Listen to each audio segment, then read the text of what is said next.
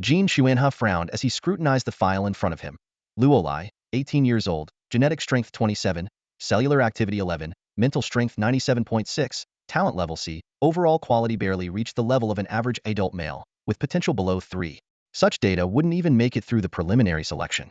Jean couldn't help but wonder, how did this standard make it here? A lieutenant beside him explained, this kid has a special case.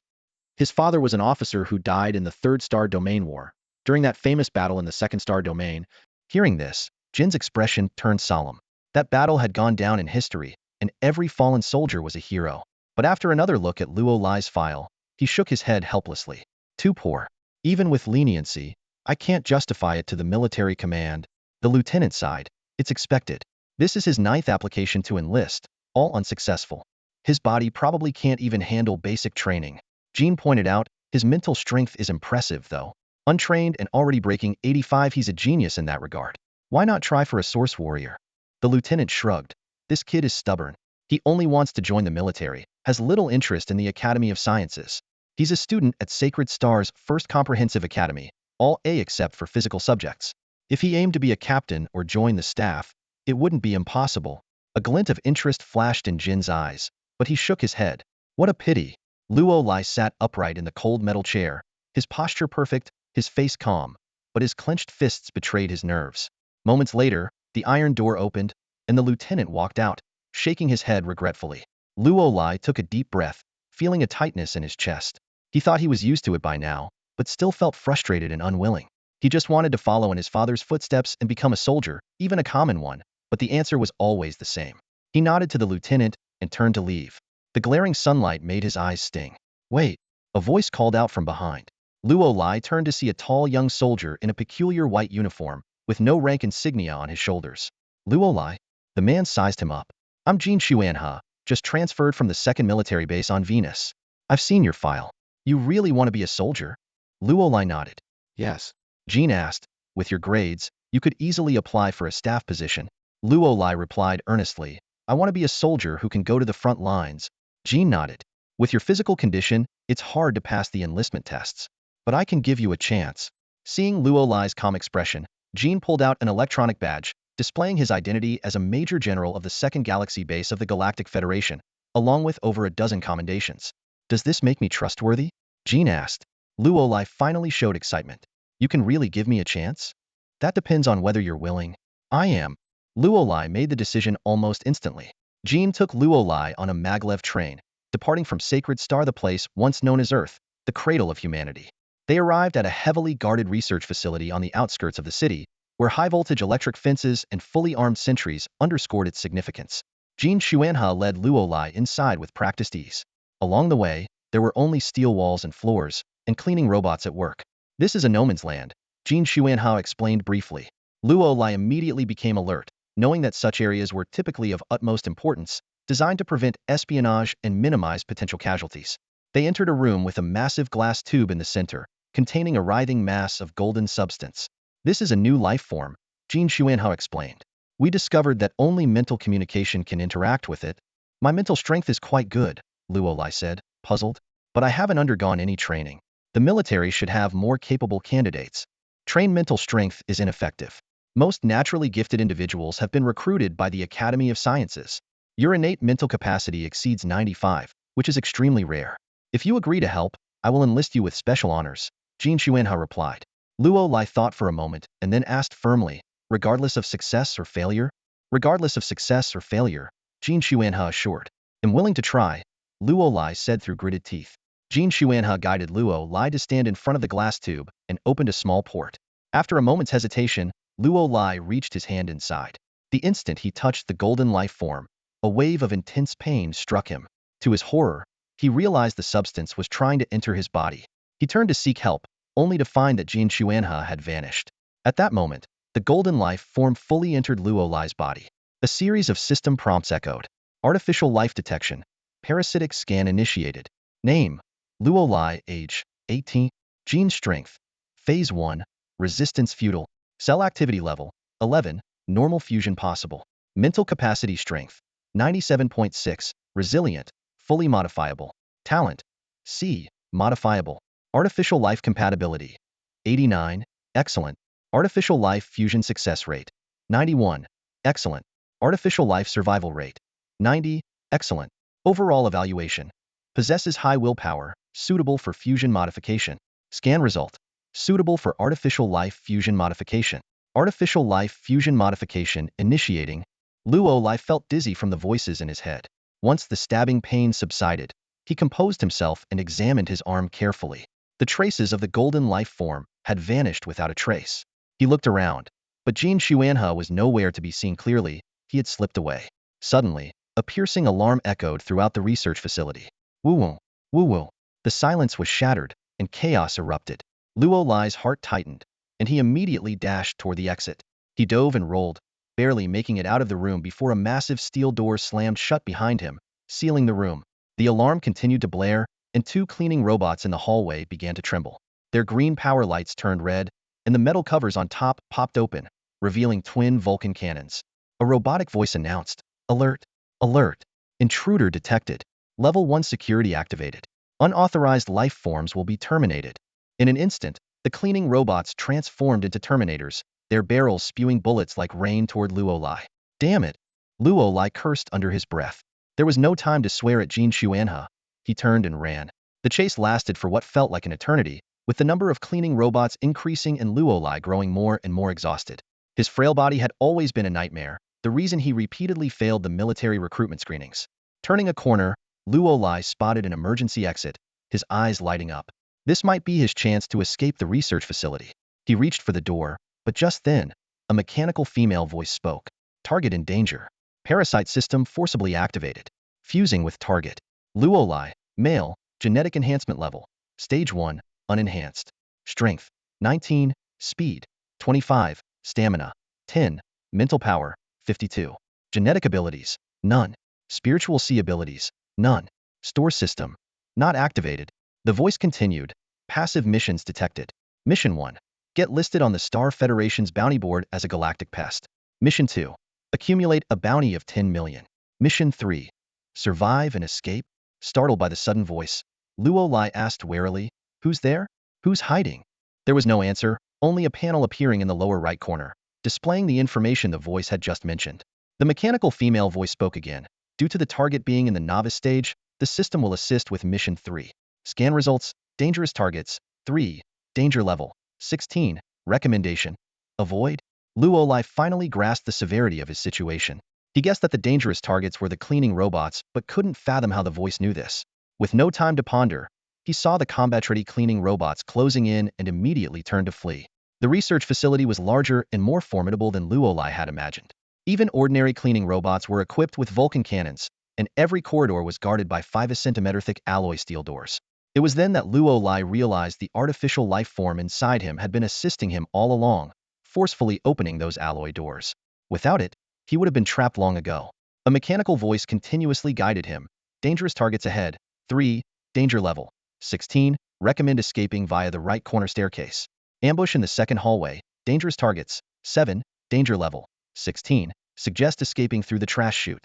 Past the first safe zone. Dangerous targets. 2. Danger level, 16. Recommend using the right wall as a blind spot for surveillance.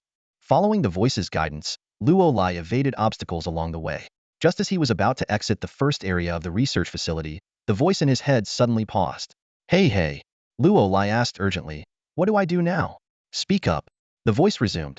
First area platform, 1 cleaning robot on each side, armed with Vulcan guns and ion short blades. Danger level, 19. Luo Lai gasped.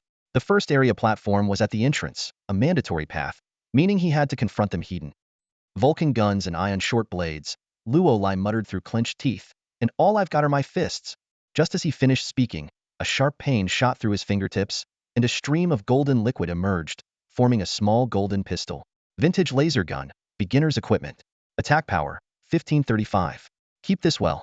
In 200 years, it will be a priceless antique, but for now, it's just slightly better than scrap metal, the mechanical voice explained. Despite the low evaluation of the gun, it was better than nothing. Summoning his courage, Luo Lai edged forward.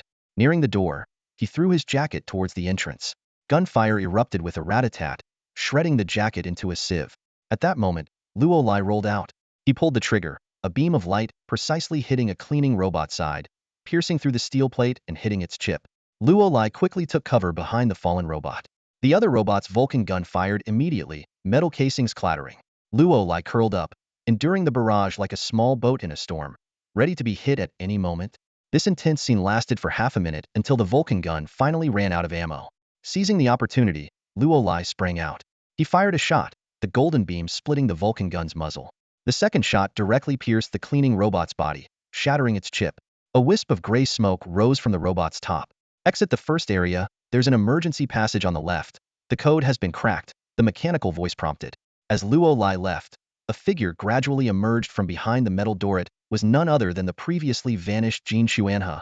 Luo Lai's home is located in the Old Town and is an old-style standalone villa, the only inheritance left to him by his father. Thanks to the government's pension for the families of martyrs, Luo Lai's life is fairly manageable. Ugh, I'm exhausted, Luo Lai exclaimed as he walked through the door and collapsed onto his bed. The events of today were more thrilling than anything he had ever experienced in his life, filling him with endless curiosity. What was that mysterious pest control system all about? And who exactly is Jin Xuanhe? These questions swirled in his mind until fatigue took over, and he quickly fell asleep. The next morning, Luo Lai was awakened by his electronic alarm clock right on time. The household robot had already toasted the bread and poured the milk. Groggy, Luo Lai finished washing up and sat down at the table, grabbing a piece of toast.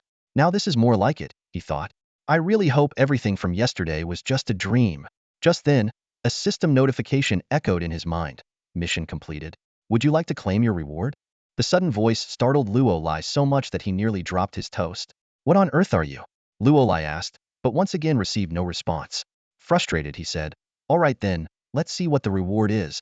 To his surprise, merely thinking about it caused the pest control system to materialize before his eyes. The system interface displayed. Mission 1. Get yourself on the Star Federation's wanted list. Take your first step to becoming the most hated pest in the galaxy completed. Mission 3. Escape alive completed. Additionally, a new option for a cubic space appeared on the system interface. It contained 32 compartments, each capable of holding an item. 3 items were already present: the golden laser gun from before, a watch, and a pair of gloves. The system introduced the newly acquired items. Electronic infiltration watch grade equipment. As long as there's a network, there's no place this watch can't infiltrate, including your favorite movie sites. However, it can only be used for 3 infiltrations per day. Ion blade gloves are great equipment. Using advanced nanotechnology, these gloves have razor-sharp edges. Just don't wear them while holding hands with your girlfriend. Luo Lai was astonished to find that 2 missions were already completed, one of which required him to get a bounty on his head. He quickly turned on the TV. This is the morning news update, the sweet voice of the news anchor said. Yesterday, an explosion occurred at a research facility on the outskirts of the city. According to police, the facility was a classified military area, and the research materials are top secret. The explosion was caused by malicious infiltration. The police have identified a suspect and issued a Star Federation bounty. According to official information, the suspect is a student at Chongqing First Comprehensive University. The screen displayed a wanted poster in the bottom right corner, featuring Luo Lai's picture and a figure that made him dizzy. 5.5 million. One night's sleep and I'm a wanted man? Luo Lai muttered in disbelief. The TV screen shifted to show a dossier, with Luo Lai's wanted poster prominently displayed. Beneath it were 2 charges: stealing top-secret federal intelligence and destroying a Level 1 covert data repository. The dossier also included detailed information such as Luo Lai's name, age, academic background, and mentor's evaluations. My biggest dream is to serve the Federation as a soldier, not to become a wanted criminal. Luo Lai's eyes were vacant, but he suddenly snapped back to reality. Jin Xuanhe. The watch, that watch.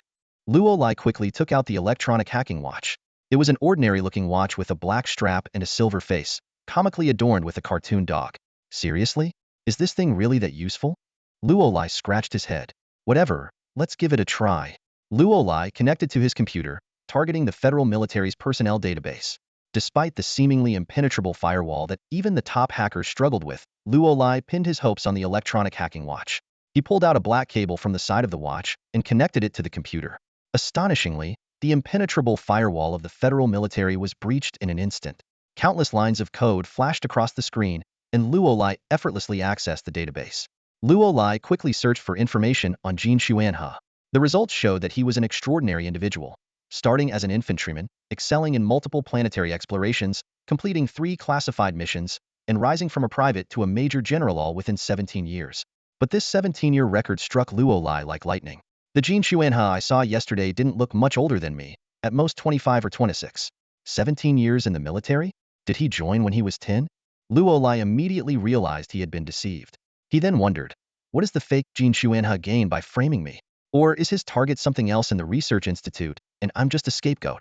Suddenly, Luo Lai snapped out of it. No, this is not the time to think about that. He realized his current situation was perilous. The house he lived in was under his father's name, whose records were in the military database. Although not classified, the police could easily find this information if they wanted to. This meant Luo Lai could be arrested at any moment. Almost instantly, Luo Lai grabbed his jacket and headed out. As he reached the entrance of the community, the piercing sound of police sirens filled the air. Luo Lai quickly dove into the greenery for cover.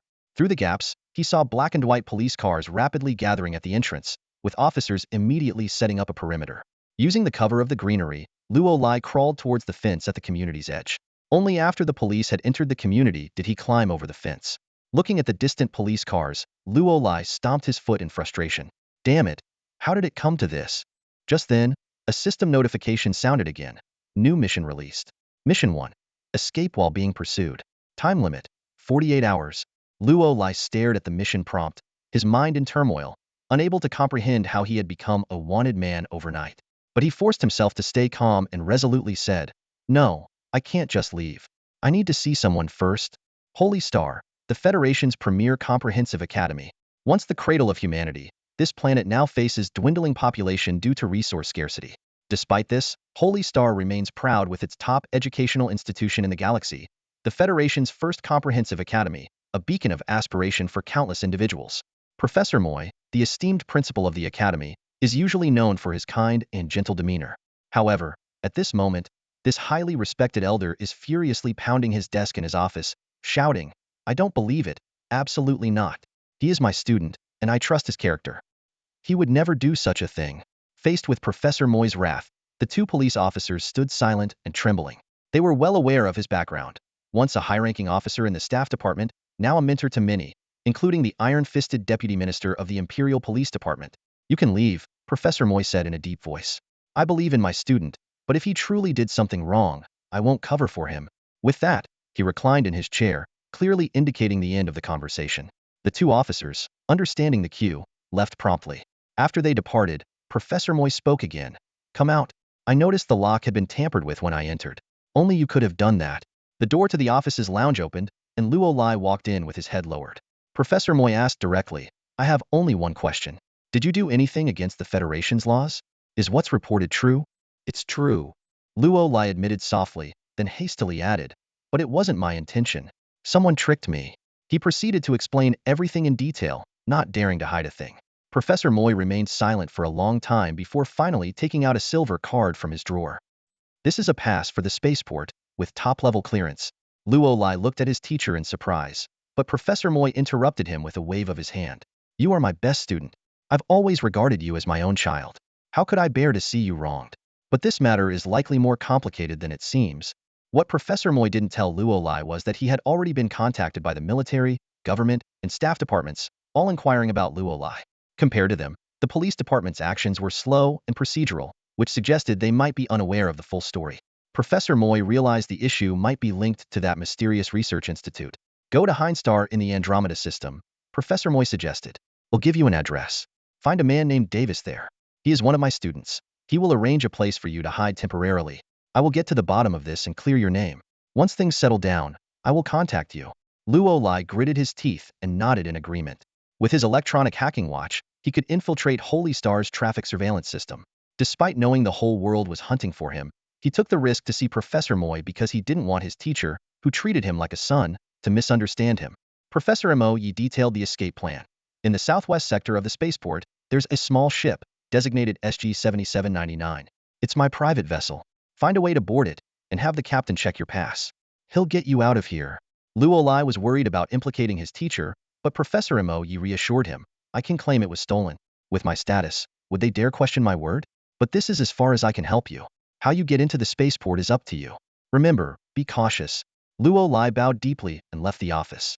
In the parking lot, Luo Lai muttered to himself, "I need a car." He quickly spotted an old mechanical car, just what he needed. Electronic locks were too complicated, but an old mechanical car could be hot-wired easily. Luolai had become a top student at the first comprehensive university through his own abilities. While his congenital limitations prevented him from excelling in combat and physical training, he maintained top grades in all other subjects. Now, after meeting with Professor Moy, he calmed down completely and began analyzing the current situation, focusing on his survival. He carefully studied the electronic map and planned his escape route: East Street, South Avenue, through the main district to the outer areas, past the buildings in Sector 12, and then through the underground mall to reach the spaceport. The problem was that the spaceport would definitely be on lockdown, with checks at all 7 entrances. Walking in openly would be nearly impossible. Luolai decided to first figure out a way into the spaceport, then deal with the other issues. Using his electronic hacking watch, Luolai successfully infiltrated the street surveillance system and the police network. He could now monitor police car movements in real time, a tool originally intended for catching criminals, which had become his escape asset. Throughout the journey, Luolai remained calm, keeping the car at a steady pace to avoid drawing attention. He reached the spaceport smoothly, but the real challenge was just beginning how to get into this heavily guarded place. The 7 entrances of the Imperial City spaceport are usually guarded by electronic locks, but now they are heavily secured by layers of police. Luolai stood among the crowd, observing the situation. He held a Level 1 access card given to him by Professor Moy and wore an electronic hacking watch on his wrist. Normally, he could pass through easily, but now he frowned. The police were inspecting every individual entering and exiting the spaceport. Although this manual inspection was outdated, it was often more challenging to deal with than electronic systems. Luolai's mind raced, and he quickly came up with a plan. He swiftly headed towards the underground mall and purchased a toy robot. Then, he discreetly followed a spaceport staff member and located the power room. Taking advantage of a moment when no one was around, Luolai slipped into the power room. Despite not being skilled with circuits, Luolai opted for the simplest and most direct method. He stripped some fixed wires and attached them to the toy robot. His goal was clear: to disrupt the power at the entrance, causing minimal commotion while buying himself enough time. Luolai ingeniously set up a simple mechanism. He connected the robot's remote control to a surveillance camera with a string and wedged the remote control by the door. This way, when the camera moved, it would pull the remote control, driving the robot forward and eventually breaking the wires to trigger the circuit breaker. After completing the setup, Luolai quietly exited the power room. He estimated that the process would take about 10 to 15 minutes, enough time for him to pass through the entrance. The only variable was the police's reaction. Would they panic due to the sudden situation? Luolai stood in the lobby, staring intently at the clock. Despite the uncertainties in his plan, he decided to give it a shot. As Professor Moy had taught him, there is no strategy with a 100 success rate. The key is to choose the one with the highest probability of success. When the minute hand pointed to 5, Luolai stepped towards the security checkpoint. He easily swiped his access card through the electronic gate, but was stopped by 2 police officers behind the door. Name, age, purpose of visit? We need to verify your access card again, one officer asked routinely. Feigning calm, Luolai answered slowly, visiting relatives in Andromeda. My name is... At that moment, the lights at the entrance suddenly went out. In the darkness, only the faint glow from the still-powered areas allowed people to barely make out their surroundings. Fortunately, there weren't many travelers, so there was no panic. The officer inspecting Luolai hesitated for half a second before the voice in his earpiece snapped him back to attention. There's an issue in the power room. Proceed there immediately. I repeat, there's an issue in the power room. The officers abandoned their inspection, hurriedly returned the access card to Luolai after a brief glance, and ran towards the power room. Luolai breathed a sigh of relief. His gamble had paid off. Luolai's plan was based on his meticulous observation. The officers at the entrance were regular police with no on-site commander. Remote command in emergencies often struggles to issue clear orders, likely causing most officers to rush to the power room. Additionally, he hoped the police would overlook a crucial point in their panic. Luolai had already passed through the entrance. Luolai breathed a sigh of relief as he walked confidently into the spaceport, following Professor Moy's instructions to find the vessel. However, the scene before him made him frown. It was far more complicated than he had imagined. Inside the spaceport, numerous police officers were patrolling and meticulously inspecting various ships. Whether commercial, civilian, or military, all vessels required proper documentation. Passengers were being directed to designated boarding channels. Damn it, Luolai muttered under his breath. Claiming he had a private vessel would undoubtedly result in a thorough check of his registration information, which would not only expose him but also potentially implicate his teacher. He glanced at his hacking smartwatch, noting that he had one last usage left within the next 24 hours. It seemed he would have to resort to more drastic measures to make a clean getaway. Sticking close to the wall, he approached a public phone booth, pretending to make a call while discreetly connecting his hacking smartwatch. Boom! A deafening explosion suddenly echoed through the spaceport, like thunder ripping through the air. causing eardrums to buzz. Luo Lai felt the ground beneath him shake, spilling a good amount of coffee from his cup. Wailing sirens immediately followed, blaring throughout the terminal. After a brief moment of shock, the entire spaceport descended into chaos. Panicked travelers rushed toward the exits, only to be blocked by electronic doors due to a power outage, sparking a chorus of shouts and curses. As soon as the explosion occurred, Luo Lai sprinted deeper into the spaceport. He had hacked into the military defense system, taking control of the spaceport's energy cannons designed to repel enemy attacks, and fired a few shots into unoccupied areas of the port. Shouts of "enemy attack" echoed from a distance, but Luo Lai had already reached the docking area. The northwest section, where private ships were docked, was his destination. It had remained untouched by the blasts, making it easier to identify. Luo Lai navigated swiftly through the chaotic crowd. "Hey, it's dangerous. Don't go in." Two police officers attempting to maintain order tried to stop him, but they didn't expect him to keep running full speed. Luo Lai barreled into one officer, snatching his stun baton, and swiftly jabbed it into the ribs of the other, rendering him unconscious. The fallen officer began to call for backup, but Luo Lai struck first, delivering another jolt and knocking him out as well. SG-7799. Which one is SG-7799? Luo Lai scanned the ship numbers until he spotted a small vessel marked with the designation SG-7799. He halted abruptly, taken aback by its appearance. It was an Explorer Type 1 vessel, a model that was once common during humanity's initial exploration of the galaxy. Now, it was a genuine relic. Even more surprising was its worn and dilapidated condition, bearing the scars of time. Professor Moy truly is a frugal man. To think he still uses such an old private ship despite his status, Luo Lai remarked, then quickly made his way toward the Explorer Type 1 vessel. Luo Lai stood at the hatch of the Explorer 1, attempting to verify his identity. "Hey, open up. Please unlock the hatch," he called out, but received no response. Frowning in thought for a moment, Luo Lai decided to take action. Though the Explorer 1 was an old model, its electronic lock wasn't very secure. He deftly removed the lock cover, cut the wires, and easily managed to unlock it. With a hiss, white vapor sprayed from the bottom of the hatch as the safety valve released, and the door swung open. Luo Lai cautiously stepped inside, his eyes scanning the familiar yet strange internal structure. Though he had seen it countless times in textbooks, seeing it in person made his heart race. The small spacecraft had only two areas, the living quarters and the main control room. The living quarters were simple and practical, with steel bunk beds, metal tables and chairs, and cabinets, all equipped with anti-gravity systems. Passing through the living quarters, Luo Lai entered the control room, only to find it empty. "Damn it," he muttered to himself. "I've studied how to pilot a spacecraft, but only in simulations. Now I have to fly the real thing. Let's hope I don't crash before leaving the atmosphere." Just as Luo Lai was feeling uncertain, he heard a noise behind him. Instinctively, he dodged to the side as a metal rod whizzed past his cheek. Turning around, he saw a burly man glaring at him, gripping the rod tightly. Behind the man, a young girl was peeking out, eyeing Luo Lai fearfully. "Damn thief! What are you trying to do to my precious ship?" the man roared. "Don't think you can mess with me." "This is a misunderstanding," Luo Lai quickly explained. "I'm not a thief. Professor Moy sent me. Hey, race the port access card. Scan it and you'll understand." "Yeah, right. What a load of nonsense," the man scoffed, waving the rod. "I'm the owner of this ship. You either get off now, or I'll beat you so badly your own mother won't recognize you, then toss you out." The man's attacks seemed uncoordinated, but were incredibly powerful. Luo Lai barely managed to block one with his arm, wincing in pain as he staggered back. At that moment, a system prompt suddenly sounded. "Mission triggered, Task 3. As a military academy student, your combat skills are quite lacking if you can't even handle a civilian. But you must resolve the current situation and neutralize the threat." "This guy doesn't look like a civilian," Luo Lai retorted angrily. "What kind of civilian is built like a gorilla and has the strength to match?" Just then, an alarm blared outside the ship. A transport vehicle zipped past the spacecraft, and a middle-aged man shouted through a loudspeaker, "The spaceport is under attack by unidentified personnel.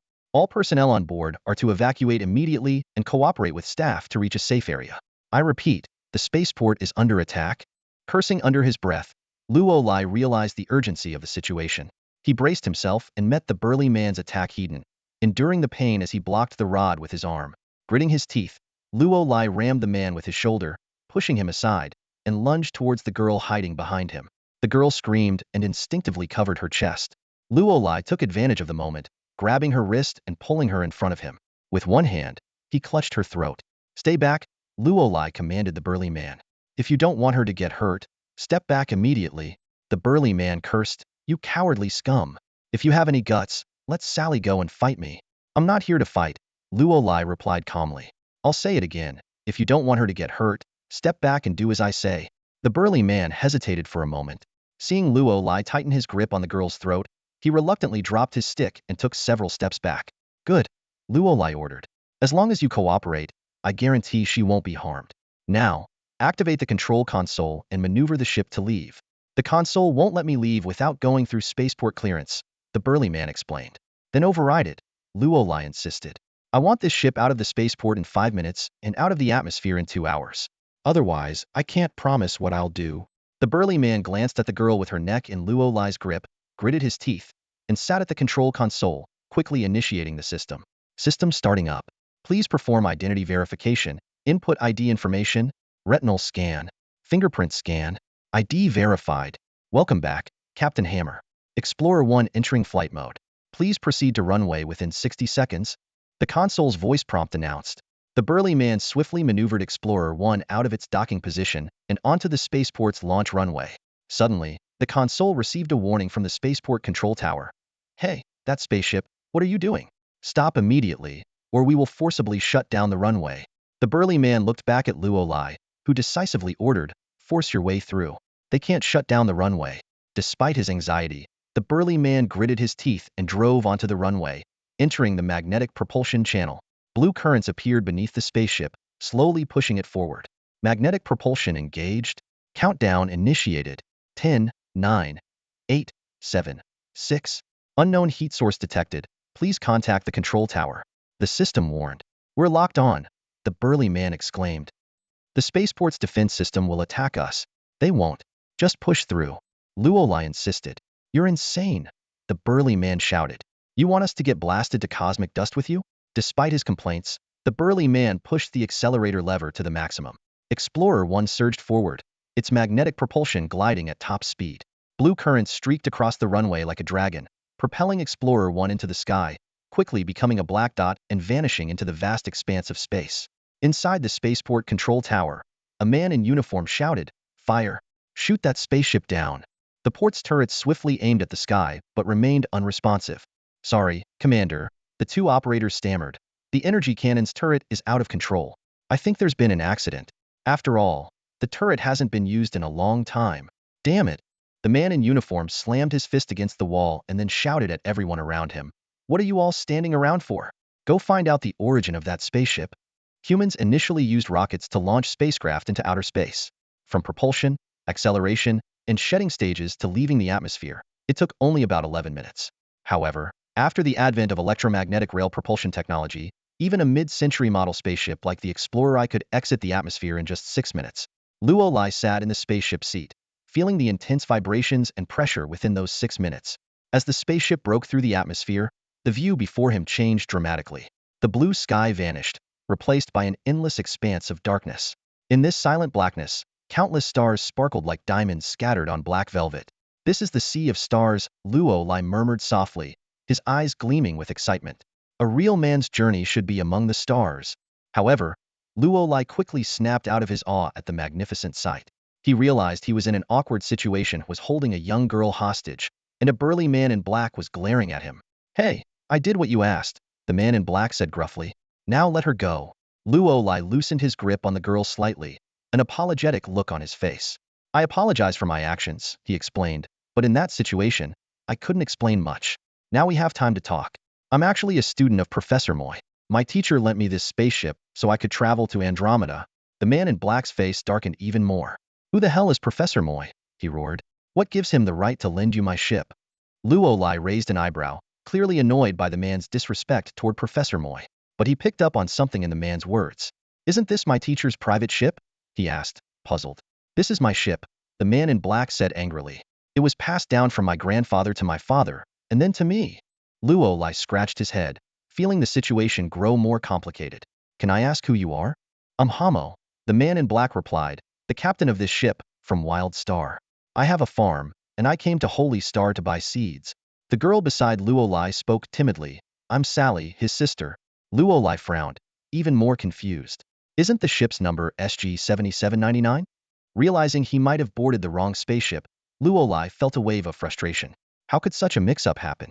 Were the spaceport staff all idiots, letting a ship with mismatched numbers dock? Just then, the control panel emitted a warning sound. Luo Lai's expression became serious. Do you know who I am now? Hamo's attitude shifted dramatically. He was no longer fierce. Instead, he began to tremble slightly. Please, don't hurt us, he stammered. I'll give you whatever you need. Just please, spare my sister. Seeing the stark contrast in Hamo's behavior, Luo Lai couldn't help but feel both amused and helpless.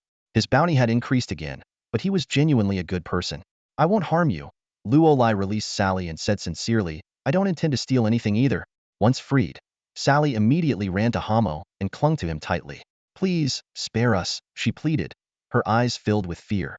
Luo Lai looked at Sally's pitiful state and realized she didn't believe a word he said. He sighed, feeling helpless, and after a moment of thought, proposed, how about this?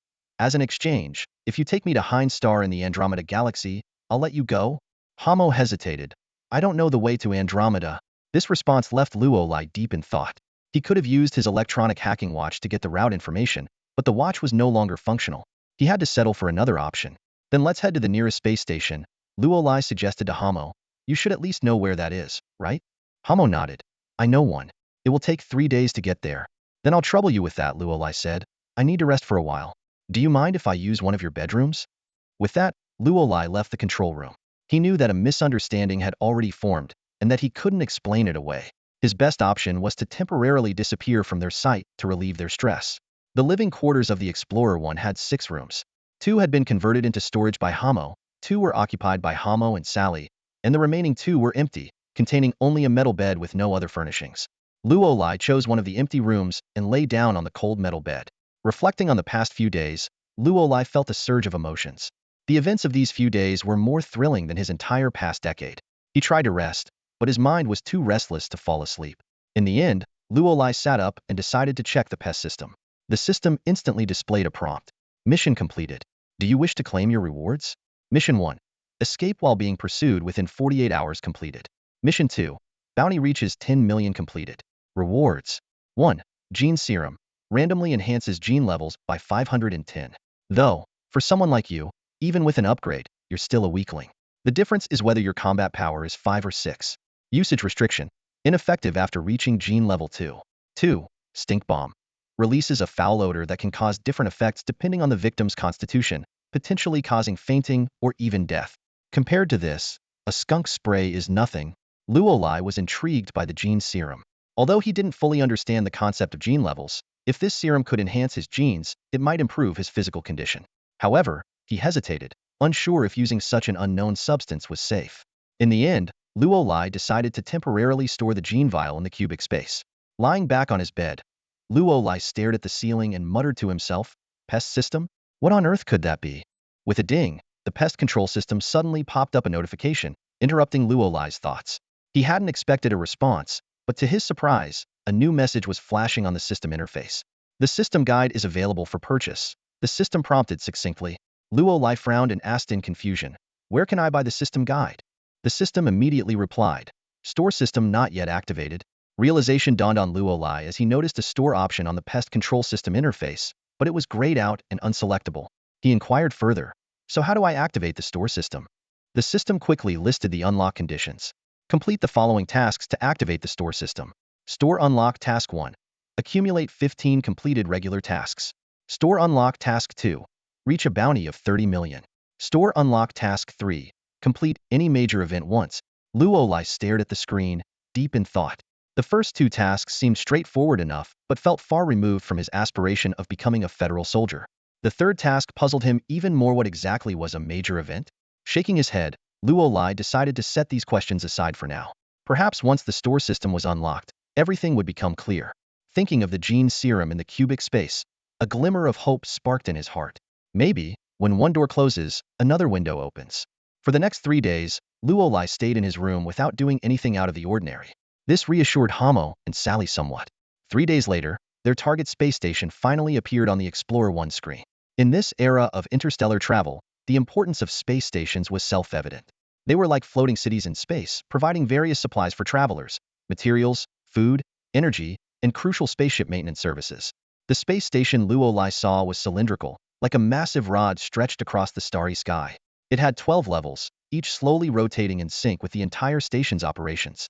Have you been here before? Luo Lai turned to Hamo beside him. Hamo nodded. I've been to Holy Star 3 times, and I always dock here. So, I'm fairly familiar with it. Luo Lai got straight to the point. I need to buy a spaceship, some food, and some medicine. Any suggestions? Hamo enthusiastically explained. Food is on the 7th level, and there's a wide variety. If money's not an issue, you can even get fresh fruits and vegetables. Medicine is on the 9th and 10th levels, where there are dedicated guides to help you. As for spaceships, it's a bit complicated. The space station only offers repair services and parts sales, not whole ships. But you have two options. One is to buy a second-hand spaceship, as sometimes people sell theirs for various reasons. The other is to go to the repair shop, find a scrapped spaceship, and buy parts to have a repairman reassemble it. However, the latter's quality is not as good as a regular product, and it's time-consuming and expensive, taking at least 2 to 3 months and possibly costing more than a new ship. Hearing that Luo Lai wanted to buy a spaceship, Hamo got excited. He calculated silently that as long as Luo Lai had his own ship, he would no longer need to board the Explorer one. This would give him and Sally a chance at regaining their freedom, although Luo Lai had never actually imprisoned them. Let's head into the space station first, Luo Lai said, unconcerned about being captured. There was an unwritten rule here. The space station never questioned the identity of those who entered, even if they were ruthless space pirates. Correspondingly, any criminal would also refrain from attacking the space station easily. This was a balancing strategy for establishing space routes. After all, if even the space stations were unsafe, the entire space route system couldn't be established, and without space stations, space pirates couldn't replenish supplies in the vast universe. Under the guidance of the control platform, they smoothly entered the docking area and received their entry and exit number tags. Throughout the process, no one asked any questions, not even about how many people were on the ship. Luo Lai turned to Hamo and Sally, speaking sincerely. Although there have been some misunderstandings, please believe me, I am not the bad person the news portrays, and I have no intention of involving you. Now is the time to part ways. You can report to the patrol team and say that I held you hostage to clear your names. After saying this, he bowed deeply to the two of them and then walked off the spaceship. Their encounter had been nothing more than a coincidence. After leaving the Explorer 1, Luo Lai followed the signs and quickly entered the interior of the space station. Although it was only a medium-sized space station, the internal space was still impressive. There were no checkpoints, no entrances or exits, no guards. Passing through the corridor led directly to the living area. 12 elevators operated simultaneously, reaching all levels of the space station. Just as he entered the 7th floor, a stylishly dressed sales assistant approached him. Sir, do you need any assistance? Luo Lai replied directly, I need some medical supplies, a large quantity, and a wide variety. In space travel, aside from water and food, medical supplies were the most important resources. There were no hospitals in space, and diseases and injuries were formidable enemies. The sales assistant suggested, if you don't mind, you can give me a list. I can directly check the warehouse's inventory for you, which will be much more convenient than purchasing item by item. However, there is a 0.5 handling fee for direct warehouse shipments. Luo Lai nodded in agreement and promptly listed a detailed inventory of medical supplies. The sales assistant glanced at the list, a flicker of surprise in her eyes. The large quantity of supplies was understandable, given the long-term needs of space travel. However, the variety of medical supplies was unusually extensive. Typically, people would prepare special medications for common diseases and a universal serum, but it was rare to see a list with dozens of different medical supplies like Luo Lai's. Nonetheless, the sales assistant quickly regained her professional demeanor. These medical supplies are quite complex. It will take about 2 hours to organize them. Luo Lai expressed his understanding. No problem. I can wander around and come back in 2 hours. The sales assistant smiled and asked, would you like me to accompany you? Luo Lai politely declined. Thank you, but I can manage on my own. I also plan to visit the repair shop. After saying goodbye to the sales assistant, Luo Lai headed back to the elevator. While waiting, he furrowed his brow slightly, almost imperceptibly. A thought flashed through his mind. Was he being followed? Luo Lai keenly sensed someone following him. Though his physical condition often deemed him unfit for frontline combat, he excelled in tracking and counter-tracking. He noticed that the person tailing him didn't seem too concerned about hiding, which puzzled him. Using the reflection from a shop window, Luo Lai carefully observed the two men behind him. On the left was a handsome blonde man in his early 30s. On the right was a red-haired, red-bearded man with faint cracks on his face, looking nothing like an earthling. Luo Lai frowned and muttered, Zhang and Bell? Both were well-known bounty hunters active on Sacred Star Earth. Zhang, an earthling, had amassed a total bounty of 39.8 million, with a single highest capture of 7.7 million. Bell, nicknamed the Savage, hailed from the B-21 planet of the Lingluo star region, with a total bounty of 52.2 million and a highest single capture of 13 million. Luo Lai thought to himself. When did they start working together? He couldn't help but feel a bit frustrated. Getting tailed right after arriving at the space station was bad enough, but having these two formidable hunters on his trail was even worse. His first instinct was to hack into the space station's defense system, but he quickly dismissed the idea. The unwritten rule within the station was no random attacks. The two bounty hunters were clearly aware of this too, as they were only following him without making a move. Luo Lai quickly formulated a plan. I need to head to a crowded place. They won't dare make a move there. Feigning ignorance, Luo Lai took the elevator directly to the level where the repair shop was located. As the elevator doors opened, he was greeted by the bustling scene of various spacecraft docked for maintenance. After waiting a moment, an elderly mechanic with a gray beard approached. I'm the chief mechanic here. You can call me Old Wong, the old man said, wiping his hands. Looking to buy parts or get a ship repaired? Feeling a bit awkward, Luo Lai replied, Grandpa Wong, I'm looking to buy a spaceship. A second-hand one would do. Old Wong shook his head, explaining that the space station usually didn't sell spaceships directly, and second-hand ones were rare. Luo Lai had no choice but to leave disappointed, thinking he needed another way to get a spacecraft. Just then, someone bumped into Luo Lai's shoulder. Looking up, he saw it was the red-haired, red-bearded bounty hunter Bell. The man didn't apologize or even glance at Luo Lai as he walked away. But Luo Lai found a palm-sized photosensitive screen in his hand. When he turned it on, he saw a video. Hamo was tied up tightly, bruised and battered. Sally had her hands twisted behind her back by the blonde man, Zanks. The video ended with a message. 5th floor training area, B-22 gravity training room. Bastards. Luo Lai cursed, using such despicable tactics. Though Hamo and Sally had nothing to do with him, Luo Lai decided to go to the designated location. He took the elevator to the 5th floor training area, found the B-22 gravity training room, and requested entry permission before pushing the door open. Zanks and Bell stood in the center of the room, with the bound Hamo and Sally at their feet. Welcome, Bell grinned. Luo Lai said in a deep voice, let them go. They have nothing to do with me. Don't worry, Bell replied. They don't have a bounty on their heads. I'm not interested in them. But you, on the other hand, are a different story. Before Luo Lai could react, Bell's figure blurred and he appeared right in front of Luo Lai, throwing a powerful punch. Bang!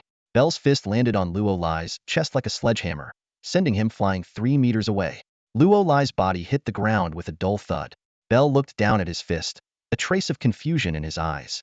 How could a wanted criminal with a bounty of over 10 million be so easily defeated? At that moment, a system notification sounded in Luo Lai's mind. Auxiliary system activated. Target non-human gene level, grade 3, 0 stage. Battle power calculation, 322. Win rate, less than 2.2. Hearing the notification, Luo Lai couldn't help but curse. You might as well just say I'm dead. Before the words had fully left his mouth, Luo Lai sprang up from the ground, his body moving with the agility of a fish as he launched an attack on Bell. His movements were swift, delivering a sweeping kick followed by 2 vicious punches. One punch aimed directly at Bell's eye socket, the other at his throat, both deadly if they connected. Bell's eyes narrowed as he crossed his arms to block the punches. He then lifted his leg and delivered a powerful kick to Luo Lai's abdomen. Although Luo Lai saw the move coming, the speed difference was too great for him to dodge. The kick sent him flying again, rolling a couple of times on the ground before coming to a stop. Bell frowned and shouted, Did we get the wrong guy? This kid is so weak. Zanks also looked puzzled. In just a few exchanges, Luo Lai's performance was not just poor. It was downright pitiful. Yet, Luo Lai got up again, stubbornly attacking Bell. This time, Bell had already figured out Luo Lai's moves. As the sweeping kick came, Bell didn't even bother to dodge. He simply raised his arm to block it effortlessly. The impact didn't cause him any pain. Bell then grabbed Luo Lai's ankle and tossed him aside like trash. Zanks analyzed, I don't think we got the wrong guy. This kid is using military kill techniques. Only soldiers and military academy students use these combat skills. The wanted notice mentioned he's a student at the military department of St. Star Integrated Academy, specializing in these techniques. Bell sneered, so, Earthlings aren't that impressive after all. This kid is worth 11.5 million? I've captured petty thieves worth 2 million who were stronger than him. Zanks retorted angrily, I'm an Earthling too. You want to try me? Maybe someday, Bell snorted, reaching out to grab Luo Lai again. Whatever the case, let's capture him first. If we get the bounty, he's the real deal. Luo Lai lay on the ground, gritting his teeth. Bell's punches felt like being hit by a sledgehammer, each blow excruciating. But seeing Bell approach again, he forced himself to stand up despite the pain. Before Bell could grab him, Luo Lai twisted his arms around Bell's, locking them in place. This move wasn't lethal but was one of the most brutal in military kill techniques, capable of breaking bones. However, As Luo Lai's arms wrapped around Belle's, it felt like trying to twist a solid stone pillar. No matter how hard he tried, Belle didn't budge. Heh, Bale sneered. With your pathetic skills, save yourself the trouble. Using just one arm, Bale lifted Luo Lai completely off the ground with brute strength and hurled him forward. Luo Lai's body slammed into the metal wall with a thunderous crash, then slid to the floor, feeling as if all his bones were about to shatter. Gasping for breath, Luo Lai tried to stand up again but found his legs trembling uncontrollably. Seeing Bale approach once more, Luo Lai gritted his teeth and retrieved a vial of gene serum from his cubic space, pouring it into his mouth without hesitation. A system notification chimed. Your level has increased. In the next instant, Luo Lai was struck by an excruciating headache. He let out a harrowing scream, clutching his head as veins bulged on his arms. The pain felt like it was tearing his skull apart, and worse, it rapidly spread throughout his body. From his neck to his chest, down to his waist and limbs, every muscle felt as if it were being ripped apart. The sudden turn of events startled Bale, who looked questioningly at Zanks. The latter merely shrugged, indicating he had no idea what was happening. Stop pretending, Bale shouted at Luo Lai. Even if you die, I'll still take your head for the bounty. As Bale spoke, he reached out to grab Luo Lai's shoulder. At that moment, Luo Lai suddenly looked up and swung a punch at Bale. Pathetic struggle, Bale scoffed, thinking Luo Lai's punch would be no more than a tickle. He casually reached out to catch Luo Lai's fist. Bang! The moment their fists collided, Bale's face twisted in disbelief. A powerful force surged from Luo Lai's punch, and within half a second, Bale was forced to take several steps back. What the hell? Bale muttered, puzzled. He immediately lifted his leg to kick at Luo Lai. Luo Lai, battling the searing pain coursing through his body, instinctively mimicked Bale's move and swept his leg out as well. Their legs clashed violently in midair. Bang! Bale felt the force and involuntarily took 2 steps back. In contrast, Luo Lai seemed unfazed, as the impact was nothing compared to the agony of his muscles tearing apart. Something's not right with this guy, Bale shouted. He's suddenly gotten stronger. From the back, Zanks wondered aloud. Is this guy some kind of masochist? Does he need to get beaten up to unleash his power? Hey, Bale called out, are you just going to stand there? Zanks took off his jacket and stepped forward. Let me have a go at him. Approaching Luo Lai, Zanks noticed that his opponent wasn't making any move to attack, so he readied his stance and launched a punch. If Bale's fists embodied power, then Zanks' fists were the epitome of speed. What seemed like a single punch was actually 3 punches and 4 palm strikes, too fast for the naked eye to see. Luo Lai barely managed to block the first punch, but then took a palm strike to the chin, forcing him to stagger back. His chest thudded with successive impacts as Zanks' rapid blows landed. Zankisi was quite pleased with his performance. He had unlocked 2 genetic restraints, and while his power and strength were slightly inferior to Belle's, he excelled in precision strikes. Repeated hits to the same spot caused more damage than a single heavy blow. He was confident that the power of his punches just now had surpassed Belle's. However, as Zankisi straightened up and exhaled deeply, he was stunned to find that Luo Lai merely swayed a bit, without even taking a step back. It was as if those consecutive heavy blows hadn't landed at all. Belle mocked from the side. What, are your punches for girls or something? Zankisi shot Belle an angry glare, and then charged at Luo Lai again. This time, he unleashed a flurry of punches, his fists raining down like a torrential storm. Luo Lai saw a blur in front of his eyes, and before he could react, he took a heavy punch to the chest. Zankisi's fists followed relentlessly, pounding him like an unending storm. The relentless barrage continued for a full 30 seconds before Zankisi finally pulled back, satisfied, and leaped away to create some distance. He was breathing heavily, his chest heaving. Looking up, Zankisi was shocked. Luo Lai's entire body was drenched in dark red blood, dripping from head to toe as if every inch of his skin was bleeding. Zankisi couldn't help but wonder when his punches had become so devastating. Just then, Luo Lai, panting, stretched his arms and, to Zankisi's astonishment, showed a look of satisfaction. That felt good. Can you hit me a few more times? It turned out that the pain from the genetic serum gave Luo Lai a near-death sensation. Genetic enhancement required transforming the density of every muscle while dissolving fat.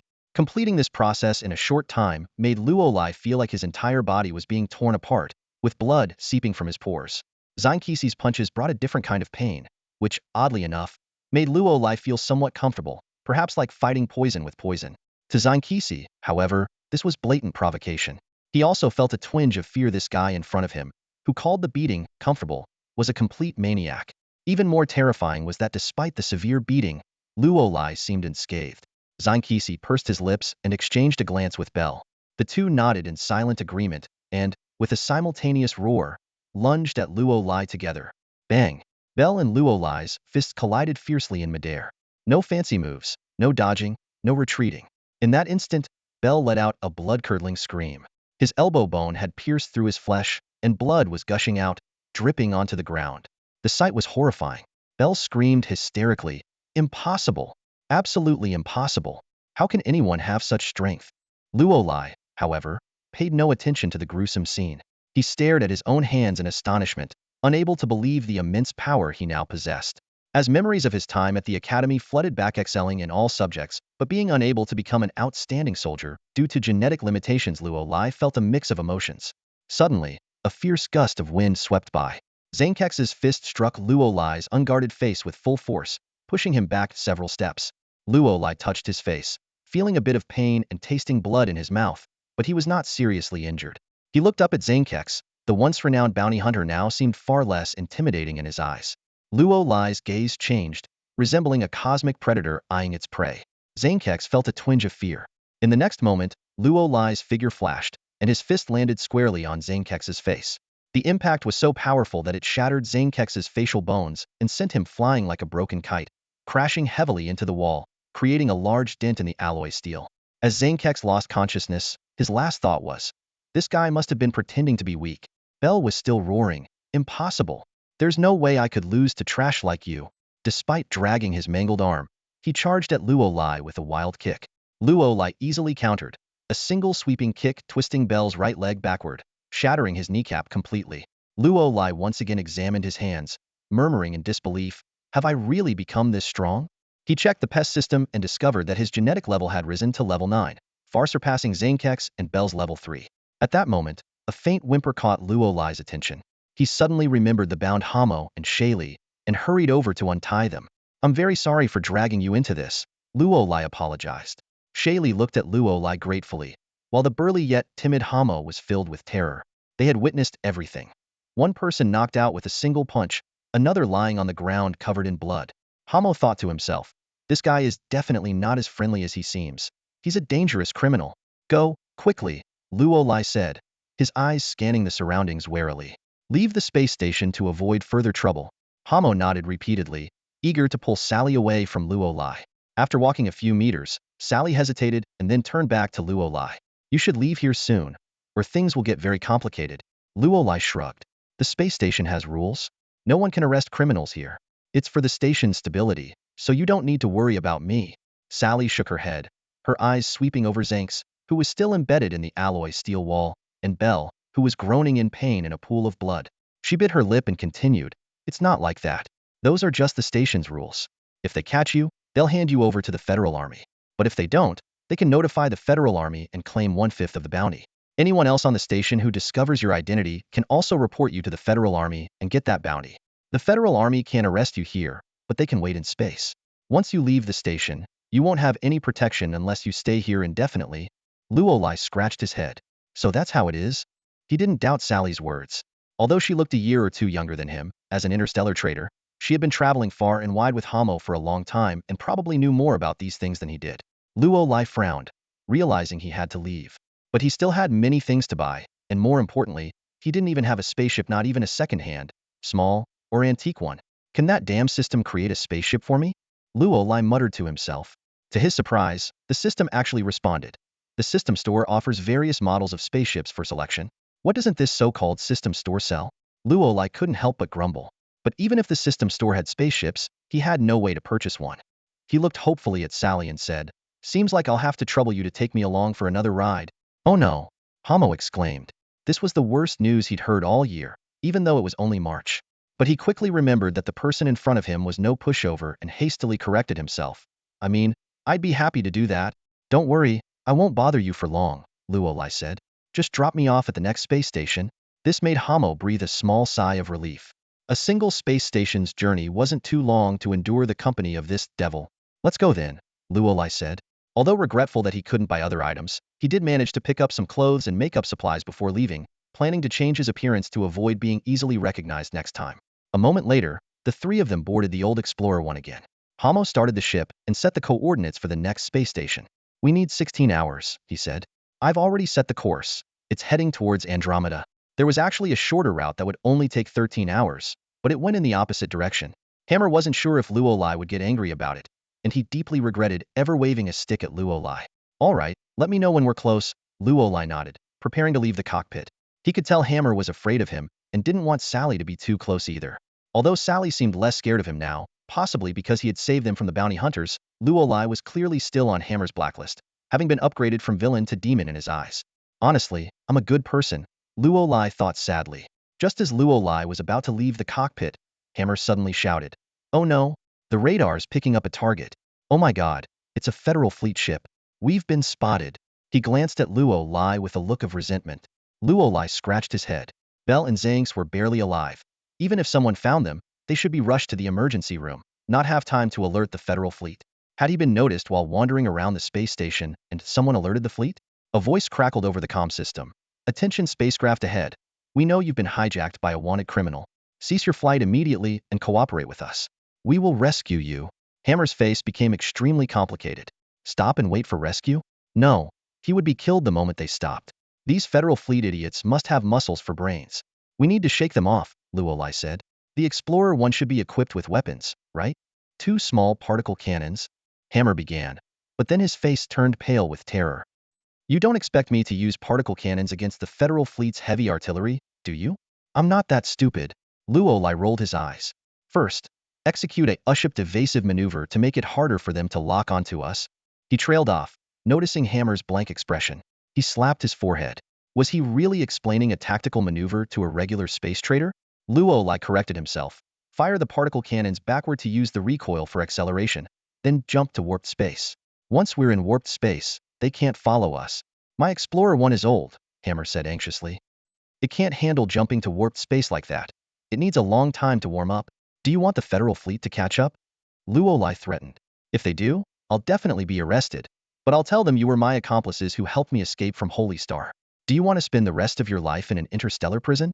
Hammer now felt Luolai was indeed a demon. No, he had always felt that way. The demon's curse just hadn't fallen on him before, but now it had. On the display screen, 3 spacecraft rapidly appeared.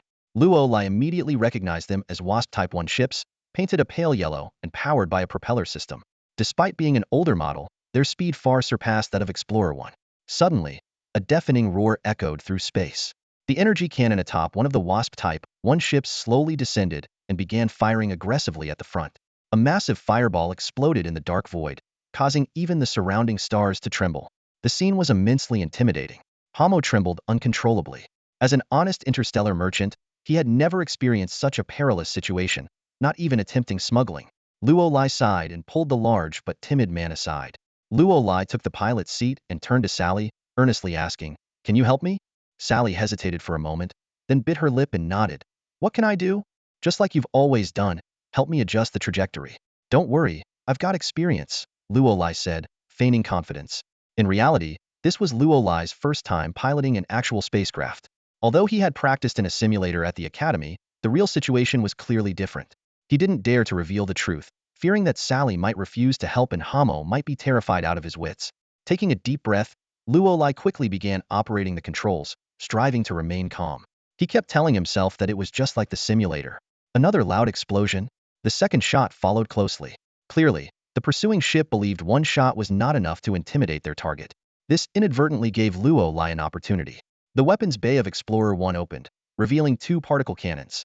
Jean-Jun, the commander of the 3 Wasp Type 1 ships and the patrol leader for this sector, was shocked to see the particle cannons on the display screen.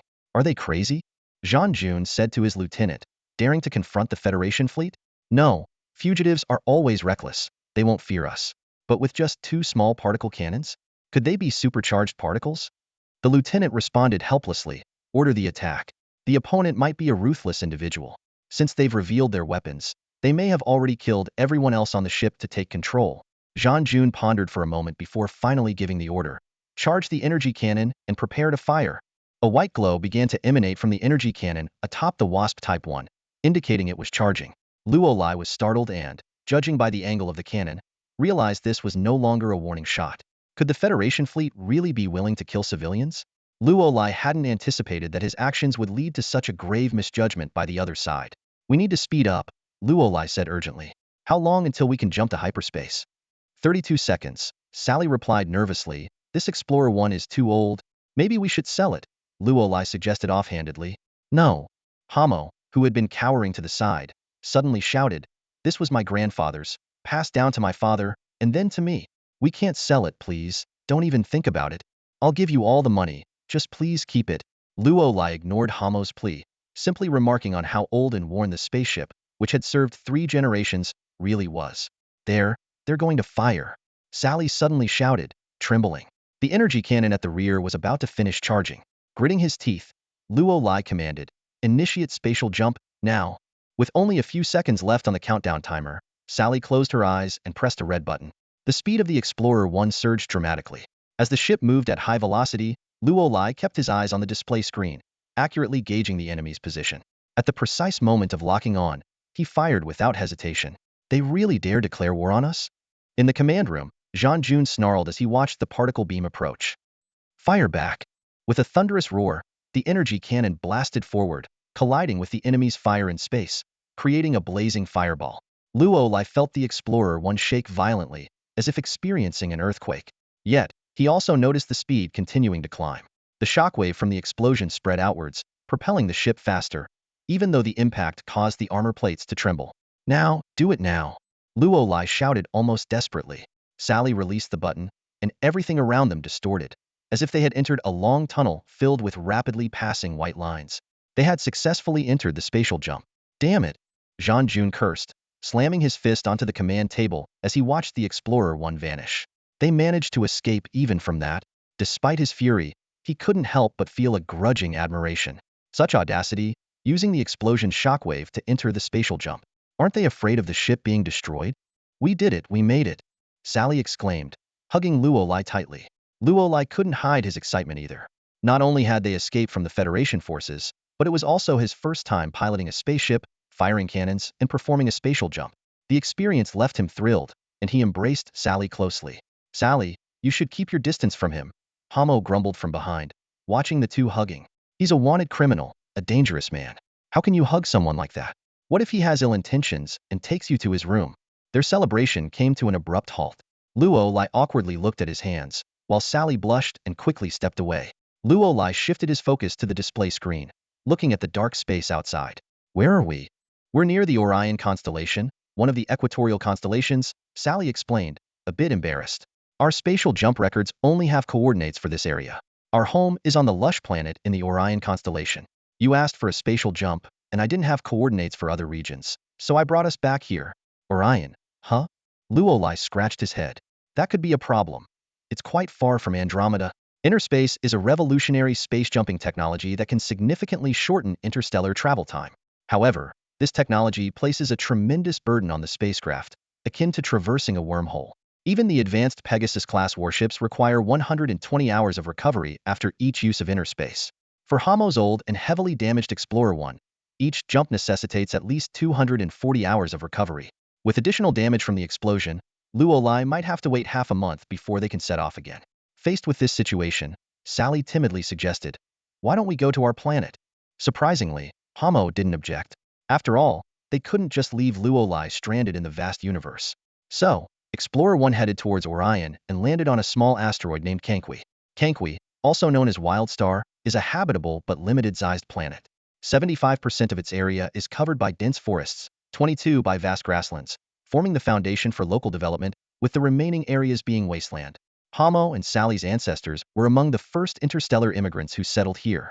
Their home was situated on the edge of the forest, consisting of several small wooden cabins surrounded by a large fenced area for livestock. As Explorer 1 landed in the clearing, Sally excitedly ran off the ship, her joy of returning home overshadowing the unpleasant journey. "Uncle Ryder, Aunt Maggie," Sally called out while explaining to Luolai, "they are Hamo's parents and my adoptive parents." Luolai asked in confusion, "Why do you call them uncle and aunt?" Sally calmly replied, "Because I was adopted by them." This fact did not stir any sad memories for her, as Hamo's family treated her like their own. The three walked towards the cabins, and just as Hamo was about to push the door open, Luolai suddenly grabbed his wrist. "There's a smell of blood," Luolai warned. At that moment, the wooden door was suddenly pushed open. A burly man with a bare chest, draping his shirt over his shoulder and fastening his pants, emerged. The scene inside was horrifying. On a wooden bed lay a middle-aged woman, stripped of her clothes, her neck twisted, and her eyes vacant. On the other side, a man dressed as a hunter was pinned to the wall with a hunting fork through his chest, blood continuously dripping. The man's eyes lit up when he saw Sally. Ignoring Luo Lai and Hamo, he reached out to touch Sally's face. Bastard, he'll kill you. Hamo roared and charged forward, but his punches were no match. The man effortlessly swung his arm, sending Hamo flying and leaving him on the ground, coughing up blood. Luo Lai quickly shielded Sally behind him. The man arrogantly said, "Kid, be smart and get lost. Let me have fun with the girl, and I might spare your life." Pointing to his nose, he continued, "Let me tell you who I am. Channers, the battle captain of the Golden Beetle pirate crew. Crushing you is like crushing an ant." Luo Lai calmly shook his head. "You can't beat me." Charles froze for a moment, then burst into laughter, clearly thinking the short guy in front of him had lost his mind. His arm was thicker than Luo Lai's thigh, and he had just effortlessly sent that big guy flying. At that moment, Luo Lai's auxiliary system began analyzing the target. Human gene level, 2. 0 stage combat power, 262. Combat power analysis. Win rate 100.00. System notification. Crush him. This flea dares to strut around? You can flick him to death with your pinky. He's worse than an ant. So what are you waiting for? Tear him apart. This was the source of Luo Lai's confidence. The pest system's evaluation of Charles was even lower than that of Bell and Zank's deaths. "If you're looking for death, I'll grant your wish," Charles sneered, lunging at Luo Lai with a swift move, his massive fist aimed straight at Luo Lai's chest. To him, this punch would be enough to end Luo Lai's life, the only question being how many bones it would break. However, things didn't go as Charles expected. His fist landed on Luo Lai's chest, but it only made Luo Lai sway slightly, as if he had been gently pushed. Indeed, much weaker than Bell and Zank, Luo Lai confirmed to himself that he had become stronger, then grabbed Charles's wrist. "I've never killed anyone," Luo Lai said calmly. "A teacher once told me that the first time you kill someone, it feels painful because taking a life is a desecration of life. But once you get used to it, it gets easier. And I think if I kill you, I won't feel any pain because you're someone who deserves to die." Luo Lai slowly twisted Charles's wrist until his elbow was nearly folded in half. Charles's face turned a liverish color as he screamed in agony. "Are you insane? I'm part of the Golden Beetle pirate crew." Charles shouted, "Our captain is the Golden Beetle god, Sinker, a wanted man with a bounty of 55 million. He's a nightmare for the entire Galactic Federation.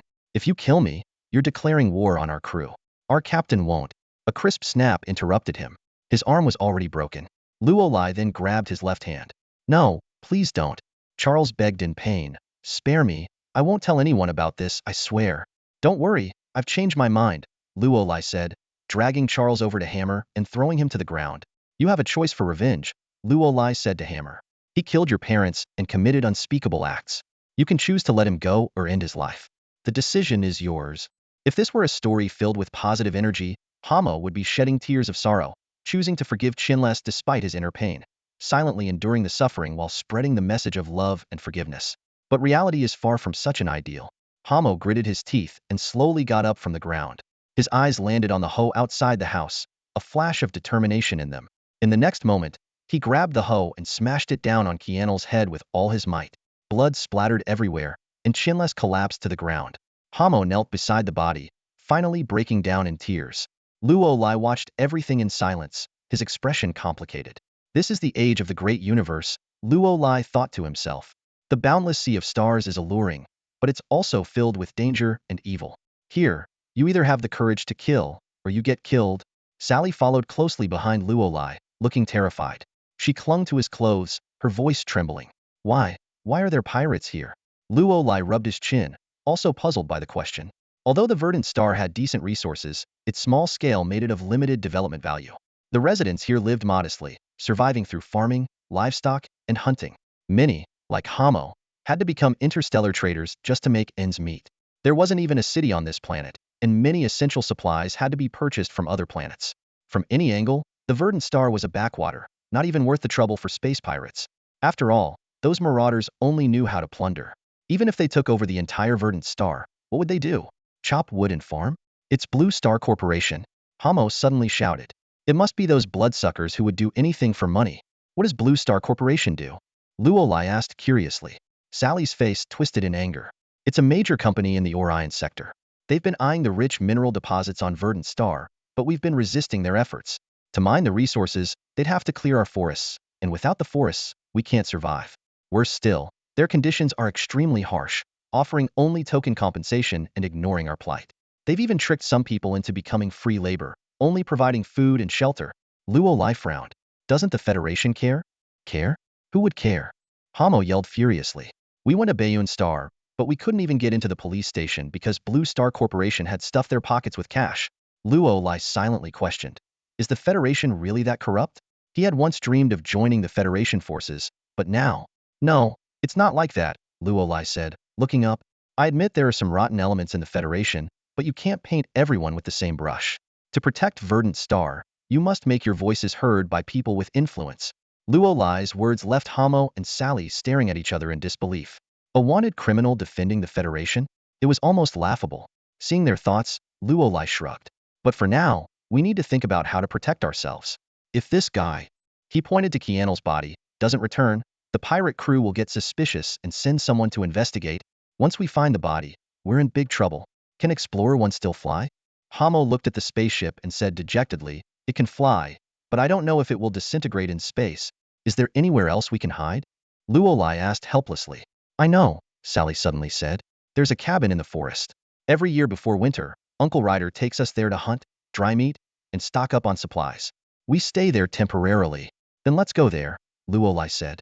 Don't worry, I'll find a way to save Emerald Star. Hamo glanced at Luo without saying a word, not taking him seriously. To him, Luo was just another villain. A demon?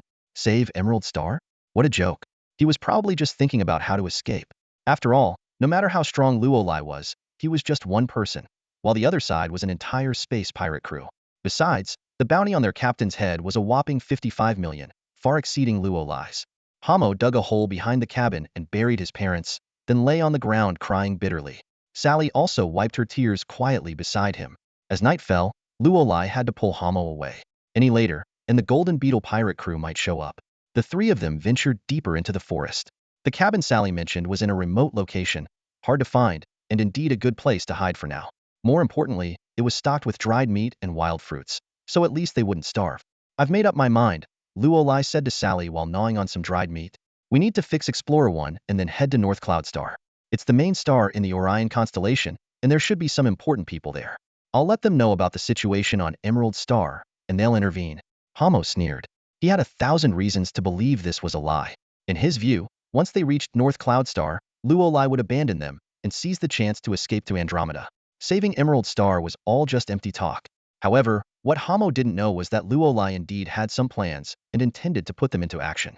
Sally still seemed to have a favorable impression of Luo and nodded, just about to speak. Luo suddenly raised a finger to his lips, signaling for silence. Someone's coming, Luo said warily. Ever since he drank that vial of genetic serum, all his abilities had improved, including his hearing. He could detect even the faintest sounds within a 30-meter radius. But why had they come so quickly? They had just arrived at the cabin. Luo didn't have time to think. He quickly extinguished the campfire and turned off the lights. The forest cabin plunged into silence.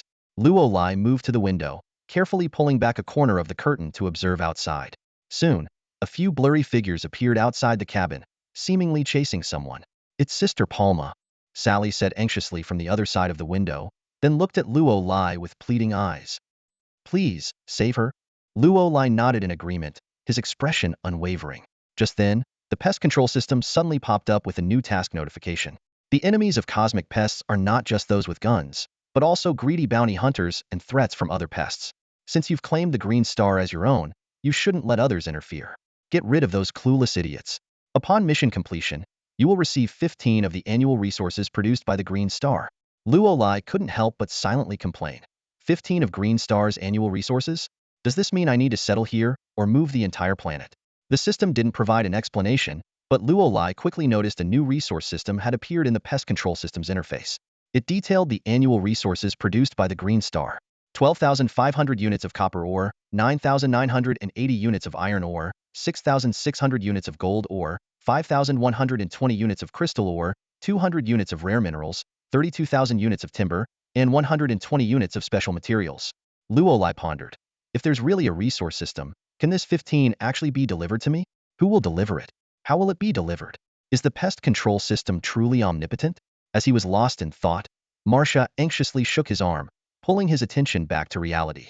Several figures had already fled to the front of the small wooden cabin. A tall woman in tattered burlap clothes, with shackles on her feet that had broken chains, allowing her to escape so far. Behind her, 3 burly men were in hot pursuit, their bodies adorned with skull insignias typical interstellar pirate attire. Little beauty, you can't escape. One of the pirates sneered, a lecherous grin on his face. Why don't you be a good girl and let us have some fun? We'll pretend we didn't catch you and let you go. How about that?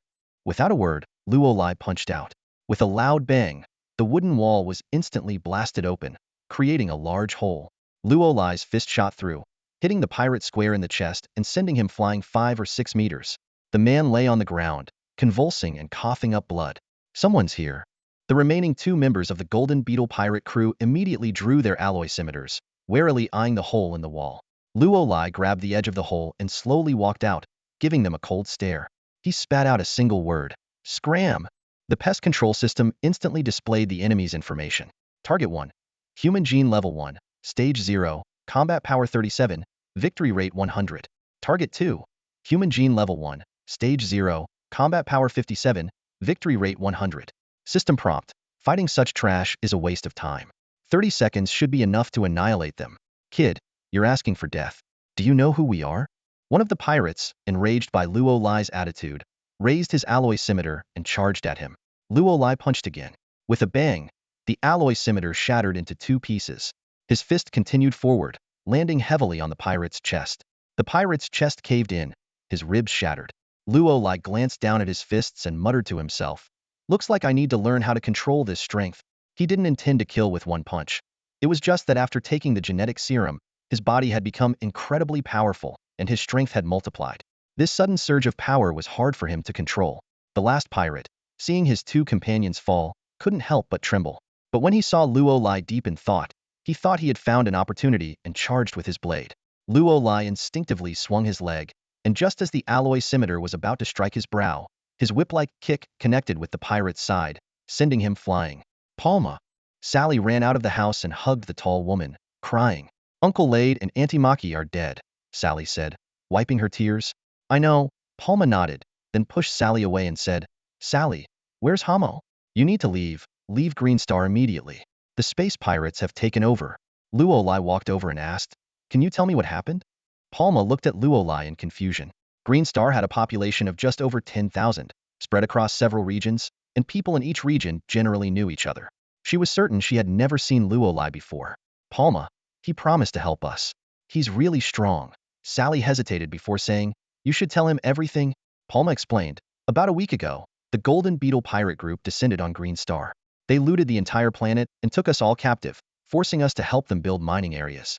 They made us work and killed many people in the process." Luolai thought for a moment and asked, "Have you seen anyone from Blue Star Corporation?" Palma shook her head. Luolai pondered for a moment, reluctantly admitting the cunning of their opponents. Only a fool would believe that space pirates were interested in minerals. Pirates crave money, women, and wine, things they can use immediately. Resource extraction is not their style because it requires a lot of time. For instance, establishing a mining operation takes at least half a year, and production could take years, even decades. Even though it could bring immense wealth, space pirates wouldn't be interested. They are like locusts, ravaging one place and then quickly moving on. This makes them hard to capture, as they never stay in one place for long. The rekindled campfire drove away the chill of the night. Hamo curled up in the corner without saying a word. Palma, utterly exhausted, soon fell into a deep sleep by the fire. Luolai, tasked with keeping watch, occasionally added wood to the fire, its light reflecting in his vigilant eyes. Sally quietly approached Luolai and whispered, "Do you really have a way to help us? Everyone would be so grateful." Luolai shook his head. "I can't." Seeing the disappointment flash across Sally's face, he smiled and added, "But the Federation army can. You shouldn't lose all faith in the Federation. Greed and abuse of power are the actions of a few. I've got a plan, but we need to head to Bayun Star first. Leave the rest to me." He pointed to himself with a self-deprecating smile. "However, this might affect your lives. You could be suspected of colluding with a wanted criminal." "I'm not afraid," Sally said firmly. "As long as we can drive away those bad guys, I'll do whatever it takes." Luolai nodded. "How long will it take to repair Explorer 1? "If we ignore the interspace system and just fix the exterior, a day or 2 should be enough," Sally replied. "Bayun Star isn't far. We just need to make sure we get there," Luolai said. "Start the repairs on Explorer 1 tomorrow and let's leave this place as soon as possible. Now, get some rest." The next day, Luo Lai took Hamo to repair Explorer 1. Although Hamo looked like a hulking gorilla, he had a knack for mechanical engineering. He had earned his intermediate mechanics license at just 16. Without him and Sally, navigating the cosmos in an antique like Explorer 1 would be a disaster. Just as they were about to leave the forest, Luo Lai suddenly raised his hand to stop Hamo and whispered, "Don't make a sound. There's someone outside." Hamo, frightened, covered his mouth and instinctively stepped back, snapping a twig. "Who's there? Come out." Outside the forest, two pirates who had been relieving themselves heard the noise. They quickly pulled up their pants, grabbed their guns, and cautiously approached the forest's edge. Luo Lai glanced at Hamo in resignation, signaling him to crouch down. He then swiftly climbed a tree. The two pirates, guns at the ready, waited for a moment. When they heard nothing, they cautiously entered the forest. Luo Lai observed through the leaves, and a system prompt appeared. Auxiliary system activated. Target: human gene level, grade 1, rank 0 combat power, 55-20 win rate, 100.00. Target: human gene level, grade 1, rank 0 combat power, 57-20 win rate, 100.00. Trash is always trash, even with a gun. Confirming that the pirates posed no threat, Luo Lai seized the moment. As one pirate walked beneath the tree, Luo Lai jumped down and snapped his neck. "Who's there?" The other pirate immediately opened fire, golden beams cutting through the air. Luo Lai quickly grabbed the corpse to block the attack and rushed forward as the pirate reloaded, twisting the gun barrel. "Get lost." Luo Lai kicked the pirate, sending him flying. Hamo rushed out and stomped on the fallen pirate, cursing under his breath. Luo Lai ignored him, sensing a third target nearby. Stepping out of the forest, he indeed saw a muscular man standing there, dressed in a black coat with a skull emblem. The system prompted again. Target: human. Gene level, 6th grade 0 stage. Combat power, 759. Win rate, 98. Though he still appears as trash in my eyes, he is somewhat powerful trash within the galaxy, even if he remains trash. "Did you kill my subordinates?" the man asked, turning around. "Yes, I did," Luo Lai admitted directly. "I'm not talking about those two just now. Yesterday, I sent a team to sweep this area, led by Qian Les." "That was me too," Luo Lai replied. "Then I found the right person." The man cracked his knuckles. "Remember my name, Augustus, vice captain of the Golden Beetle pirate crew. So when you get to hell, you'll know how to answer when someone asks." With a sudden stomp, Augustus launched himself into the air, leaving a half-meter deep crater in the ground, debris flying everywhere. Despite the display of power, Luo Lai remained expressionless as the system prompt reappeared. Famous kill list activated. Eliminate Fong Fist Augustus, ranked 1,798,670th on the famous kill list. Reward: weapon chest X1. Luo Lai quickly reviewed the list information. Fong Fist Augustus, 32 years old, ranked 1,798,670th, affiliated with the Golden Beetle pirate crew, combat power 759, potential D, bounty 17.5 million, elimination reward, not claimed. Augustus advanced step by step until he was right in front of Luo Lai. The force of Augustus's punch woke Luo Lai from his trance, and he looked up just in time to see the fist inches from his face. Luo Lai quickly crossed his arms to block, meeting Augustus's punch hidden. The impact sent Luo Lai sliding backward, leaving 2 deep furrows in the ground. Luo Lai took a moment to size up his opponent. This guy was even stronger than Zhanx and Bell. Zhanx and Bell were well-known bounty hunters around St. Star, and Luo Lai had heard of the Golden Beetle pirate crew, but Augustus was a new name to him. It seemed fame and strength didn't always go hand in hand, Luo Lai mused, as Augustus's power clearly exceeded his reputation and bounty. "Not bad," Augustus remarked, glancing at the unscathed Luo Lai before clenching his fists again, the knuckles cracking loudly. "You've got some skills.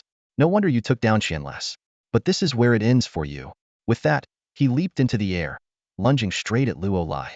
Luo Lai no longer paid attention to the infamous bounty list.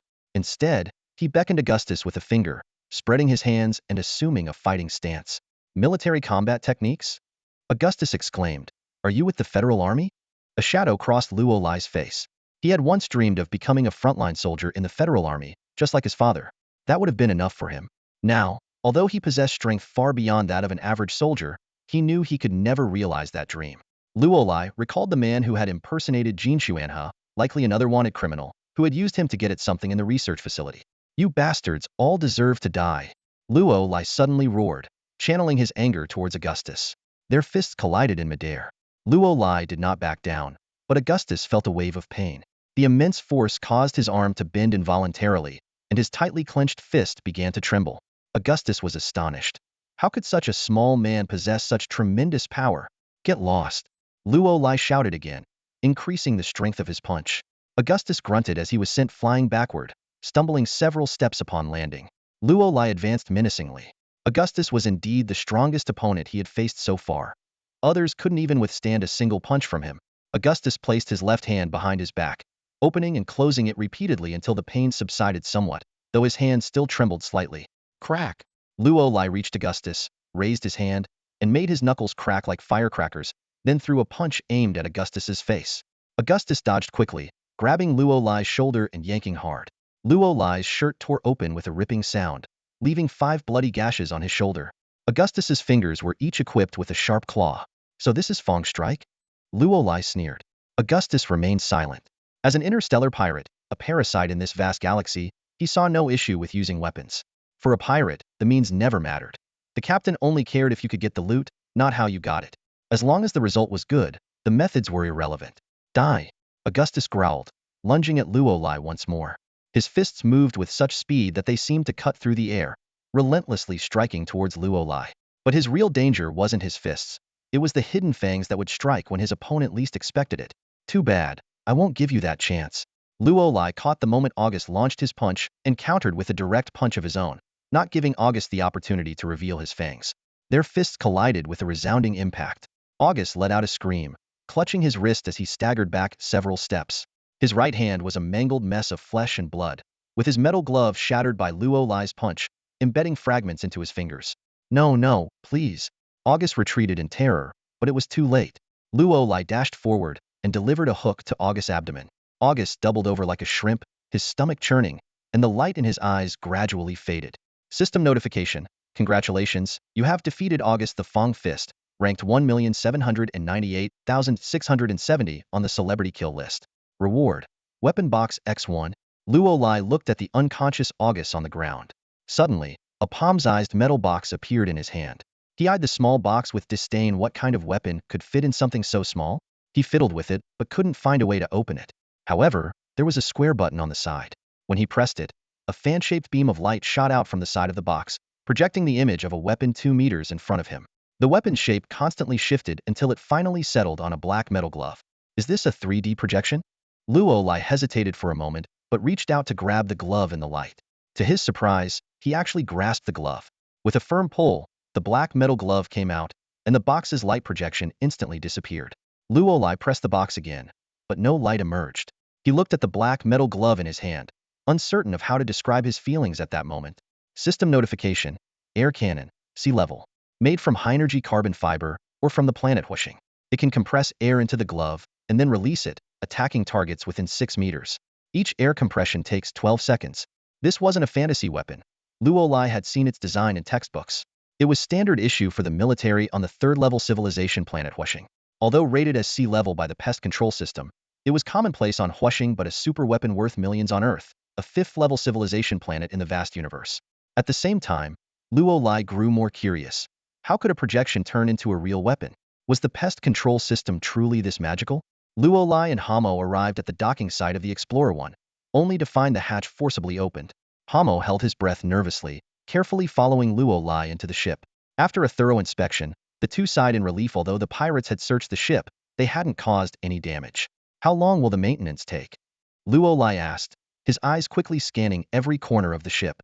Hamo frowned in thought before answering. The cannon fire only loosened some armor plates. The main issue is the excessive load on the propulsion system after the spatial jump. It should take about 2 days. Luo Lai's expression grew tense, and his tone became urgent. We can't wait that long. August holds a much higher position in the Golden Beetle pirate crew than Channels. The next group that comes won't be just a few, and they'll likely be armed with thermal weapons. We need to leave by this evening. Hamo explained helplessly. This isn't a technical problem. It's a mechanical one. A glint flashed in Luo Lai's eyes. Then replace the propulsion system. There must be other spaceships on Verdant Star besides the ones your family owns. The pirates aren't planning to leave yet, so they wouldn't have taken their ships. Hamo's eyes lit up, and he nodded. If that's the case, 6 hours should be enough. Then let's get to work, Luo Lai ordered decisively. You start with the armor repairs, and I'll find a spaceship. Meanwhile, deep within Verdant Star, a vast mountain range known to locals as Verdant Mountain loomed large. Many settlers finally understood why Blue Star Corporation was so interested in Verdant Star. It was rich in rare fluid crystal ores. In the mines, cartloads of crystal ores were being hauled out, each piece containing colorful fluid in its core. White was the most common, red was better, black was superior, and occasionally, the highest quality golden fluid crystal ores appeared. This was a massive fortune. Even for planets of third-tier civilizations and above, fluid crystal ores were scarce resources. No wonder Blue Star Corporation resorted to all means to acquire Verdant Star. Hurry up. Faster. Did you not eat? Move it. A brutish space pirate shouted, swinging a whip that lashed across the back of an elderly man. The man's thin clothing tore instantly, revealing blood marks as he stumbled and fell. Old man, you dare play dead, the pirate roared, stomping on the man's head while continuing to whip him until he was a bloody mess. In the distance, in front of a massive golden spaceship, a burly man lounged on a sofa. A table before him was laden with wine and fine food, which he enjoyed while keeping an eye on the mining operations. Draped over the back of his chair was a cloak embroidered with a large golden skull, the emblem of the Golden Beetle pirate crew's leader, Sabertooth Hinkle. A pirate hurried over, hesitating before speaking softly. Boss, the deputy leader hasn't returned yet. Which deputy leader? Hinkle turned his head. His pirate crew had 3 deputy leaders. August. The pirate responded, Deputy Captain Augustus, renowned combat leader, hasn't returned yet. He set out this morning to find someone, but there's been no news, and our communication devices are still showing no signal. Could something have happened to him?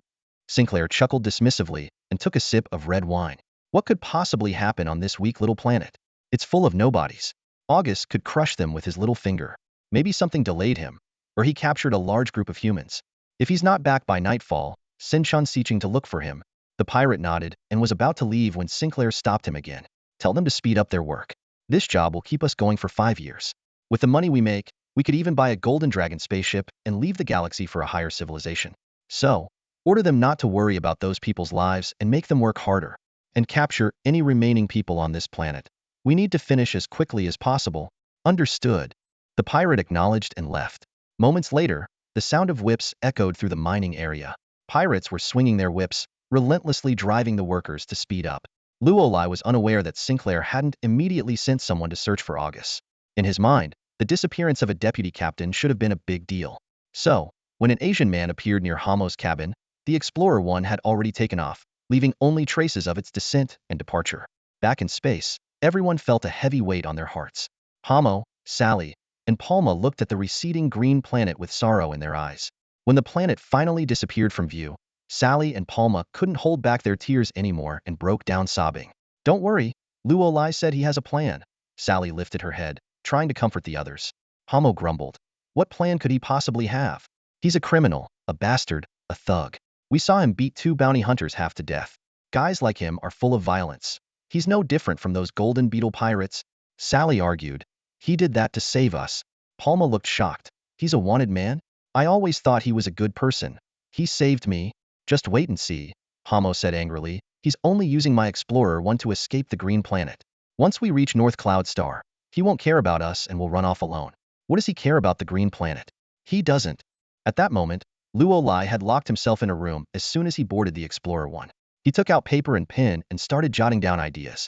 Although he already had a rough plan to help the green planet, he needed to think through the details carefully to ensure nothing went wrong. The journey from the green planet to North Cloud Star took 11 hours, and Luolai planned to use this time to refine his plan. He couldn't help but mock himself. Who would have thought he'd end up using the knowledge he learned at the Federal Military Academy to fight against the Federal Army? How ironic. The 6-hour flight seemed to pass in the blink of an eye. Luolai awoke from a light sleep, and through the porthole screen, the outline of Bayun Star was already clearly visible. Although this largest planet in the Orion constellation was only 1,000th the size of the Sacred Earth, it was a crucial stronghold for the Federation in this sector. Explorer 1 slowly docked at Bayun City Spaceport, the largest city on Bayun Star and also its capital. The largest Federation base in the Orion constellation was located here. The docking attendant, with an expressionless face, processed the ship's entry and explained. Docking Bay 21, rental period 72 hours, automatic renewal upon expiration, rent increases by 10. He tossed a metal tag to Hamo with a look of disdain, muttering, cheapskate, under his breath. Once the attendant left, Luolai turned to his companions and said, 3 days should be enough. Stay on the ship and be ready to take off at any moment. Sally frowned slightly, showing concern. Where are you going? Luolai waved his hand dismissively. Don't worry, I'll take care of the problem on Kankwi Star for you. With that, He strode towards the spaceport exit. Only after Luo Lai disappeared from sight did Hamo start his sarcastic rant. See? I told you. As soon as we landed on Bayun's star, he found a way to ditch us. He never intended to help us, let alone save Kankwi star. He just used my Explorer 1 to escape from Kankwi. Now he's given us some random excuse and left. Do you really think he'll come back? Dream on. Sally weakly defended Luo Lai. I don't think he's the type to lie. Maybe he really can help us. Hamo grabbed Sally's shoulders, his expression serious. Sally, don't be naive. Don't let him fool you. Bad men are always more charming. But don't forget, he's a wanted criminal, a bad guy, a scourge of the universe. He's no different from those Golden Beetle pirates. Why would he help us? While Hamo continued his tirade on the ship, Luo Lai had already left the spaceport and begun his mission. His goal was clear: find a bar. Starting from the spaceport's vicinity, Luo Lai quickly searched, spending only 5 minutes in each bar, clearly not there to enjoy a drink. After scouring the bars around the spaceport, Luo Lai ventured deeper into the city. He wandered through the alleys and finally found his target at the end of a secluded linear steel door with a crooked neon sign beside it, reading Bullethead Tavern. This was a criminal bar, a gathering place for those with shady backgrounds. The Federation police were well aware of its existence, but as long as there was money and connections, there were always places beyond the law's reach. On his way, Luo Lai had roughed up a few thugs bullying an old man and extracted the bar's location from them. Luo Lai knocked on the steel door, and a small window slid open, revealing a pair of fierce eyes. Who are you looking for? Came a low voice from behind the door. Without a word, Luo Lai slipped in a roll of cash. The steel door swung open. Clearly, money spoke louder than words here. As he stepped into the bar, Luo Lai was engulfed in a thick cloud of smoke. The room was filled with a diverse crowd. Some were chugging down their drinks, others were gathered around gambling tables, and scantily clad bunny girls weaved through the throng. Luo Lai walked straight to the bar, where the bartender gave him a questioning look. Luo Lai pulled out a few rolls of cash and, lowering his voice, said, I need something special. This was his 10th attempt today. He hoped this time would be different. The bartender paused for a moment before responding. What exactly are you looking for? Luo Lai traced C4 on the bar with his finger. The bartender raised an eyebrow. That's old school. Not easy to come by. I've got some electromagnetic pulsesno smoke. No fire and 5 times the impact. Luo Lai smiled. Sometimes the old school stuff works best. It's versatile, unpredictable, compact, easy to carry, and quick to use. Most importantly, I don't care about the power.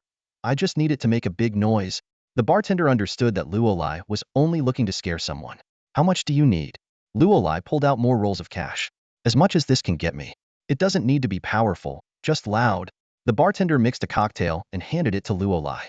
Have a drink first. Luo Lai sniffed the glass but didn't drink. He had never touched alcohol or smoked. Even though no one was around to judge him now, Luo Lai didn't want to become a reckless delinquent.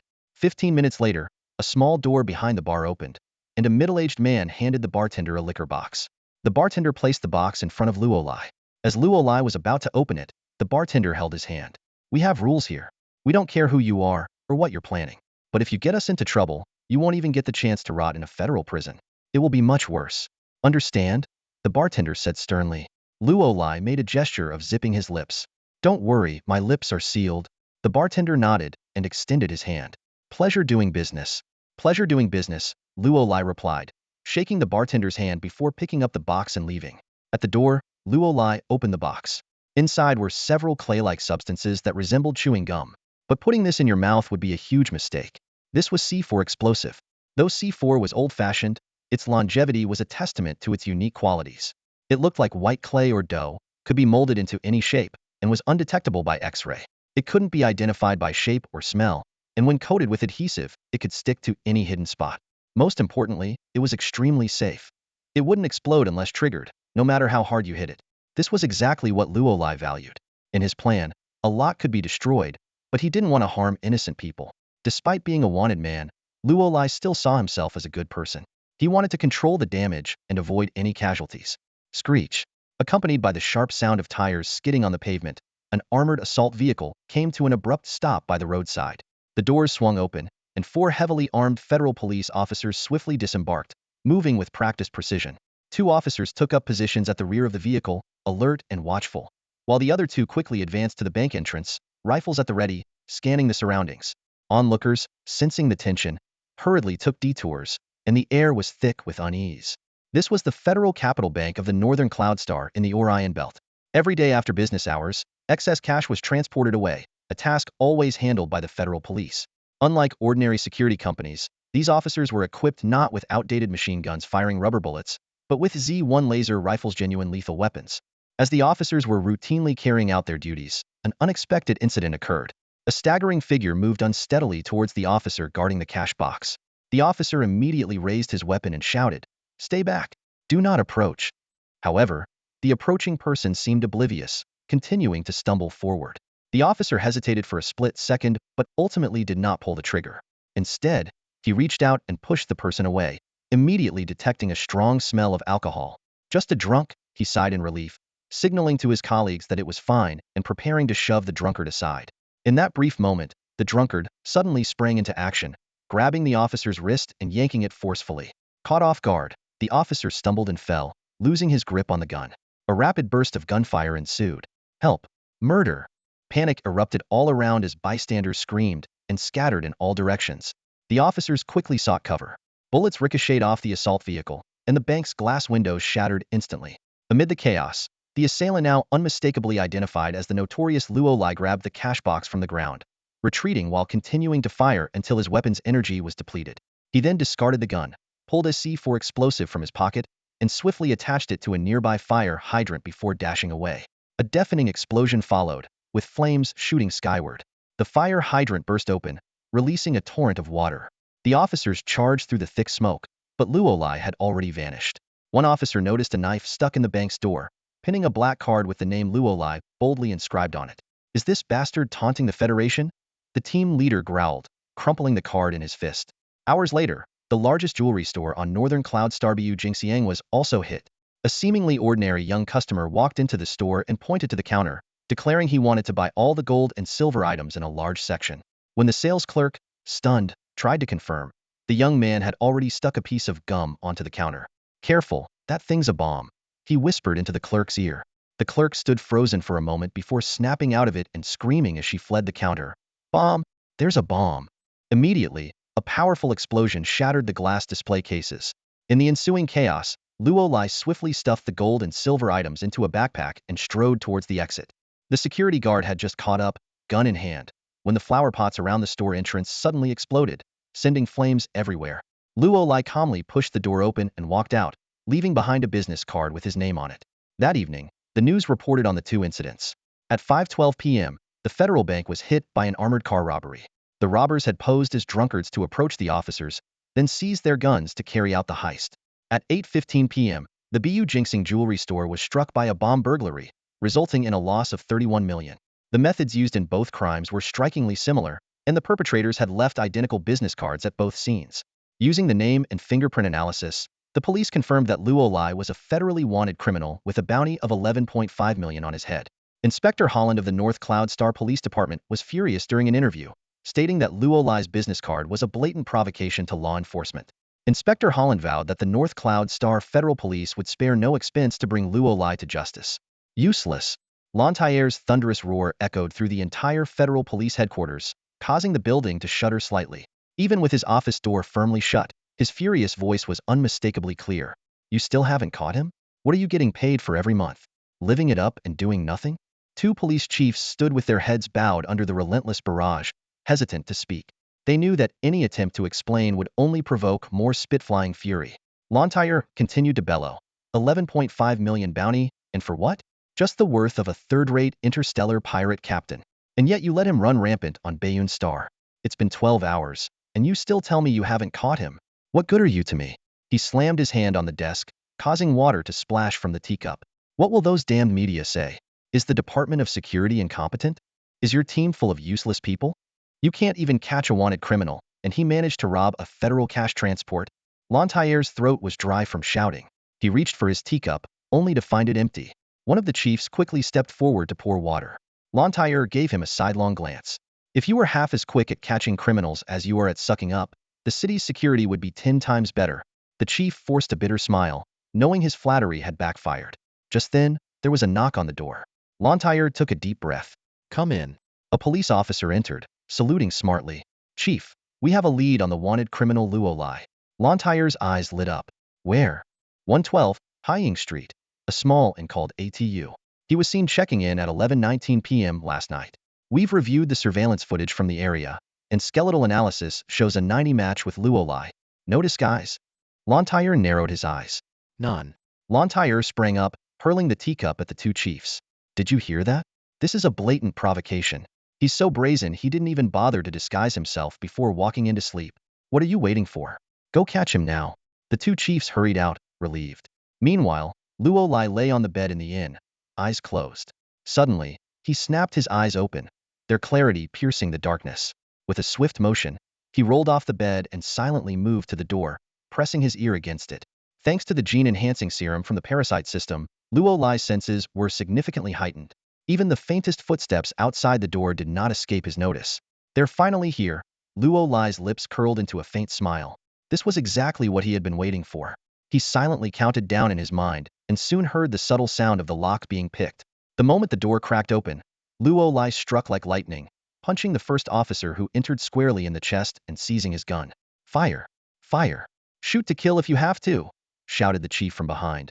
As other officers quickly stormed into the room, Luolai leapt toward the bed, flipping it over with one hand to use it as a shield. Bullets thudded against the bed frame, and he pushed the bed towards the door with all his might, barricading the police outside. I want to leave, and you can't stop me, Luolai taunted, turning towards the window. He leaped up, shielding his head with his arms, and crashed through the glass with a shattering sound. With a loud thud, Luolai landed on the roof of a car below. Using the momentum, he flipped gracefully to the ground. Catch him! Don't let him get away! The chief shouted from the window. 7 police cars were already positioned below, and officers took cover behind their doors, opening fire. Bullets ricocheted off the surrounding vehicles, sparks flying. Luolai quickly ducked into a car for cover. The gunfire gradually ceased, and an eerie silence fell over the scene. There's been no movement for a while. Do you think he's been shot? A young officer whispered. Surround the area, but don't approach. Wait for the chief to come down. An experienced officer commanded immediately. The chief soon arrived at the scene and waved his hand, ordering, move in and apprehend him. Be cautious, he's armed. If his weapon is raised above the horizontal, shoot to kill. The officers cautiously surrounded the car. After a tense standoff, a brave officer yanked the door open, only to be stunned. There's no one inside. What? The chief strode forward, stopping mid-sentence. The car was indeed empty, but the floor had a large hole leading directly to a sewer grate. Was this hole punched out? An officer gasped. Impossible. He doesn't even look 20. How could he be that strong? Another officer exclaimed in disbelief. The chief glared at them angrily. Get me more men. Notify forensics and monitor the entire city. The moment he shows up, arrest him. Meanwhile, Luolai had already navigated the dark, damp sewer and emerged above ground. He glanced back at the direction of the inn and shook his head. Not enough. As a former military academy student, Luolai knew that merely angering the federal police wasn't sufficient. His target was the federal army, because only they could leave the duty-bound planet. Luolai needed to pull off something big, forcing the federal army to deploy troops to hunt him down. Even a citywide manhunt would suffice. Only then could he draw the federal army to Kanquistar. That was Luolai's plan. Once the federal army arrived at Kanquistar and discovered traces of the Golden Beetle pirate gang, they would undoubtedly launch an extermination operation.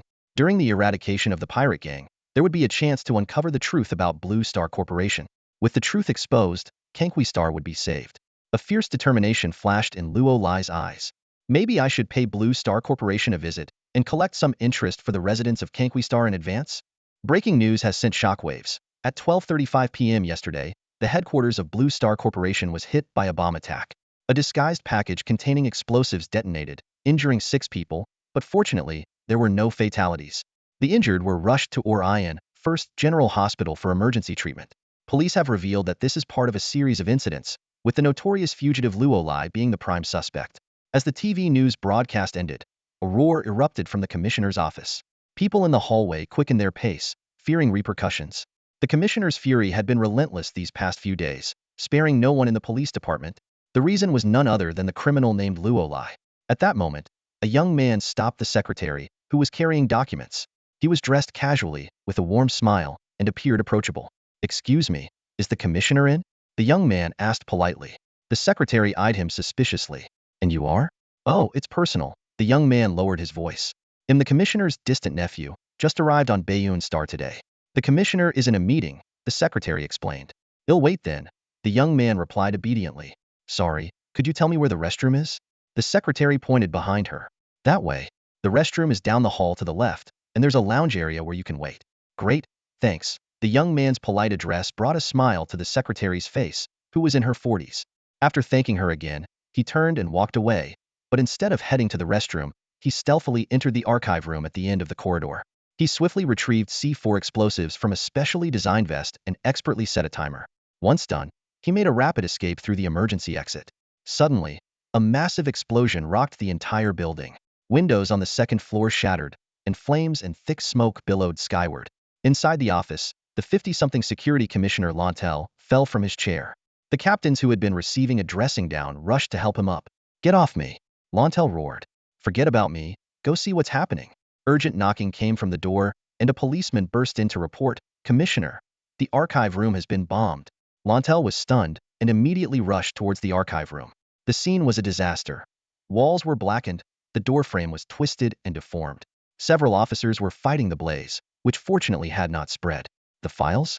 Lantel grabbed an officer and demanded. "Only about 5 are intact," the officer replied helplessly. Lantel took a sharp breath.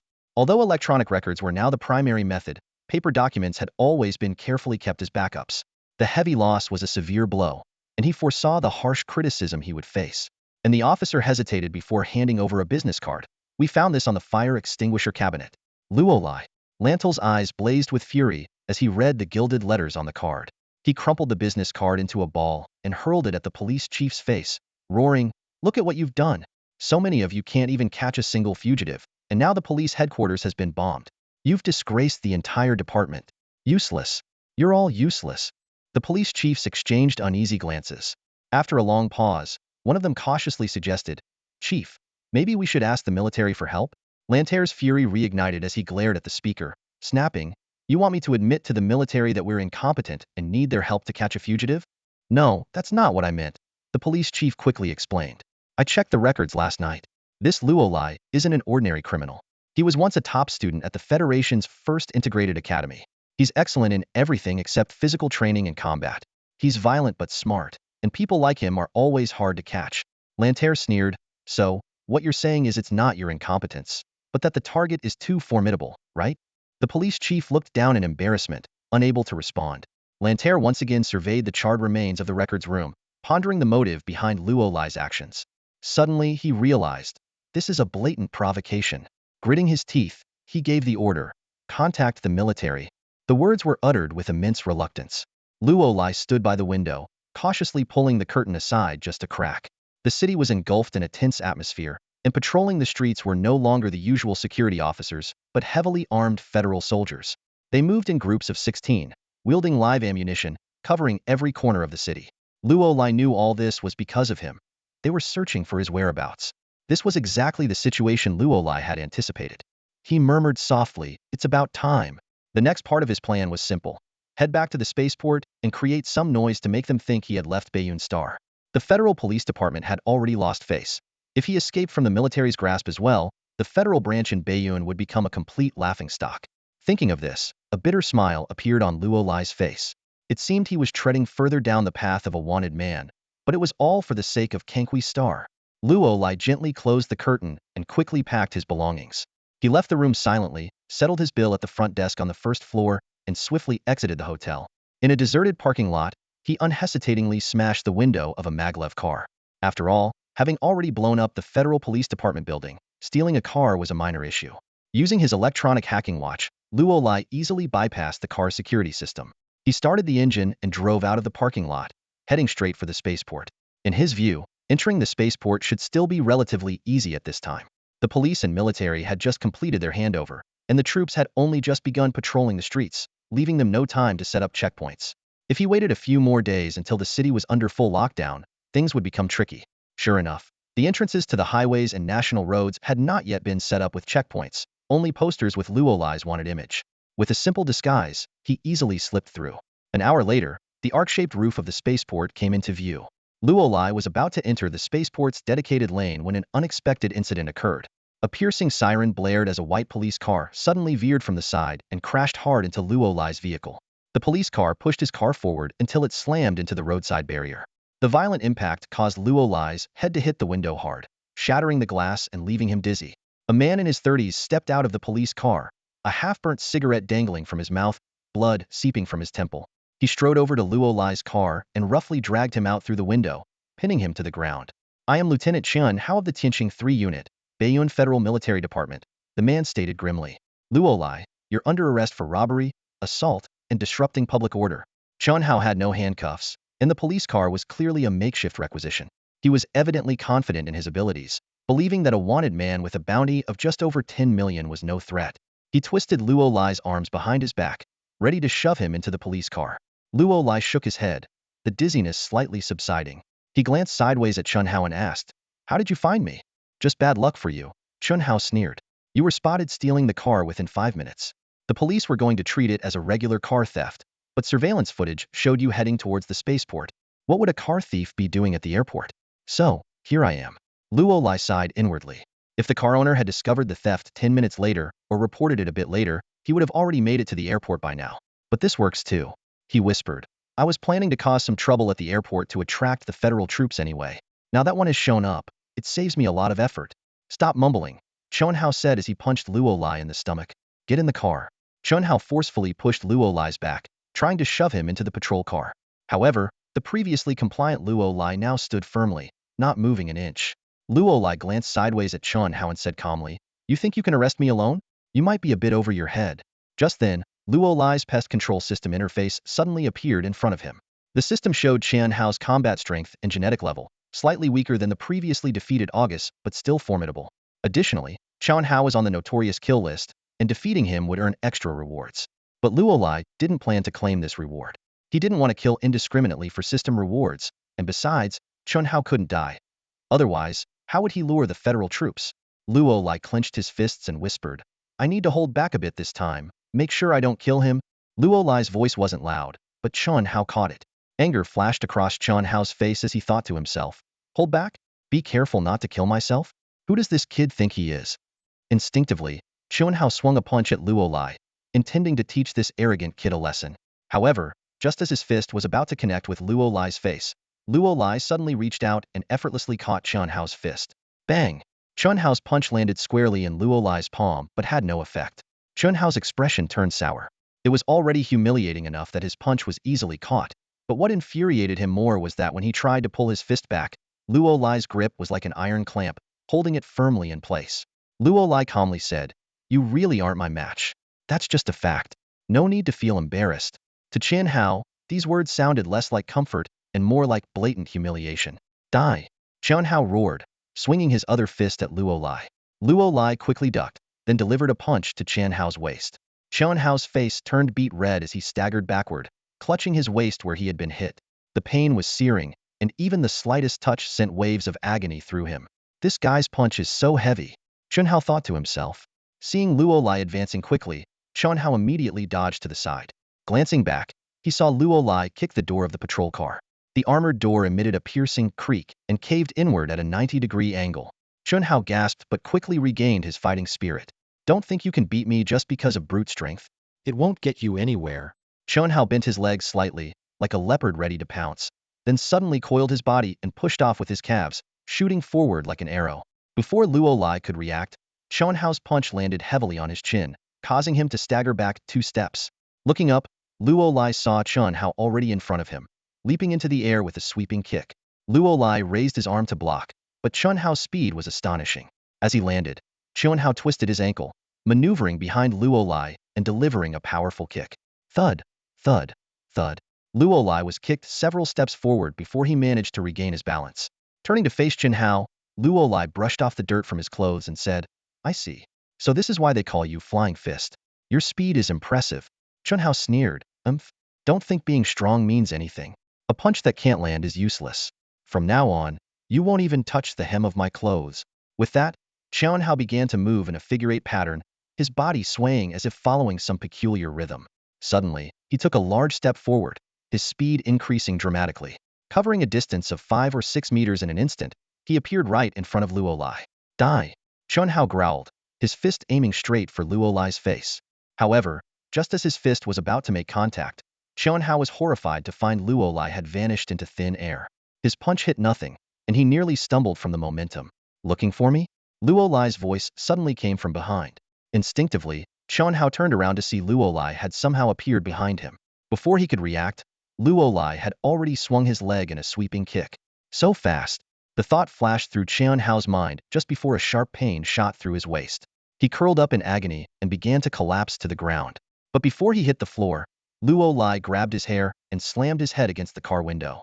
With a loud crash, the window shattered and blood immediately streamed down Chen Hao's forehead, covering his entire face. Luo Lai pressed Chen Hao onto the car hood and sneered. Flying fist, Chen Hao? Seems like I'm faster than you. I told you, you can't catch me. You're too weak. It turned out that after being enhanced by the gene serum, Luo Lai's abilities had been significantly boosted: strength, agility, stamina, and resilience. Though Chen Hao is fast, his rating in the parasite system was only a level 5 gene, whereas Luo Lai had reached level 9. This comprehensive gap couldn't be bridged by speed alone. Seeing Luo Lai's disdainful expression, Chen Hao was furious. He spat a mouthful of blood at Luo Lai, who easily dodged it and then punched Chen Hao hard in the stomach, causing him to double over again. I'm leaving now, Luo Lai said, lifting Chen Hao. Once I'm off Baiyun Star, how are you going to catch me? Heh, you can't beat me or catch me. Goodbye, weakling. With that, Luo Lai tossed Chen Hao to the ground. After glancing at his own nearly totaled hover car, he grabbed Chen Hao's car keys, got into the police patrol car, and sped away. If you have any self-respect, Luo Lai said, looking at the slowly rising Chen Hao through the rearview mirror, you'll bring people to chase me? He then floored the gas pedal, speeding away from the scene. Although Chen Hao appeared severely injured, Luo Lai had held back, causing only superficial wounds without damaging any internal organs, leaving no life-threatening injuries. Luo Lai was banking on Chen Hao calling for backup immediately, hoping the Federal Army would rush to the spaceport to pursue him, allowing him to lead them to Conquistar. With this plan in mind, Luo Lai drove into the spaceport parking lot and entered the spaceport through a secure passage. Considering Chen Hao might not be reliable, he placed the remaining 2 C4 bombs under a trash can. If Chen Hao didn't act quickly, Luo Lai would create more chaos to draw the Federal Army's attention, or lure the city defense troops stationed at the spaceport. After setting everything up, Luo Lai exited the secure passage and entered the security checkpoint. He passed through without any issues and successfully made his way into the spaceport.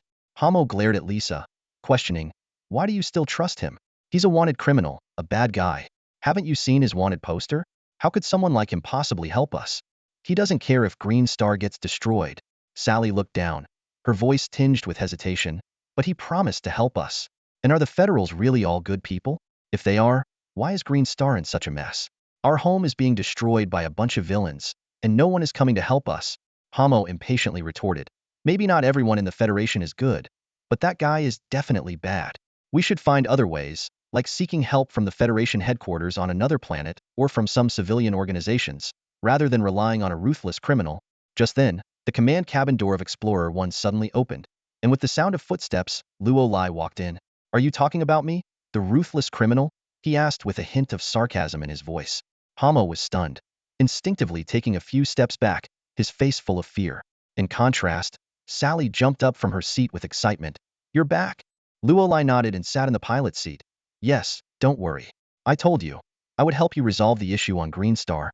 He quickly activated Explorer 1 smart system to connect to the network, then linked his electronic hacking watch. Soon, images started appearing on the surrounding screens. Sally asked curiously, what are these? Street maps of the city, Luo Lai explained. I hacked into the police department street surveillance and stole the footage. Hamo exclaimed in shock. What?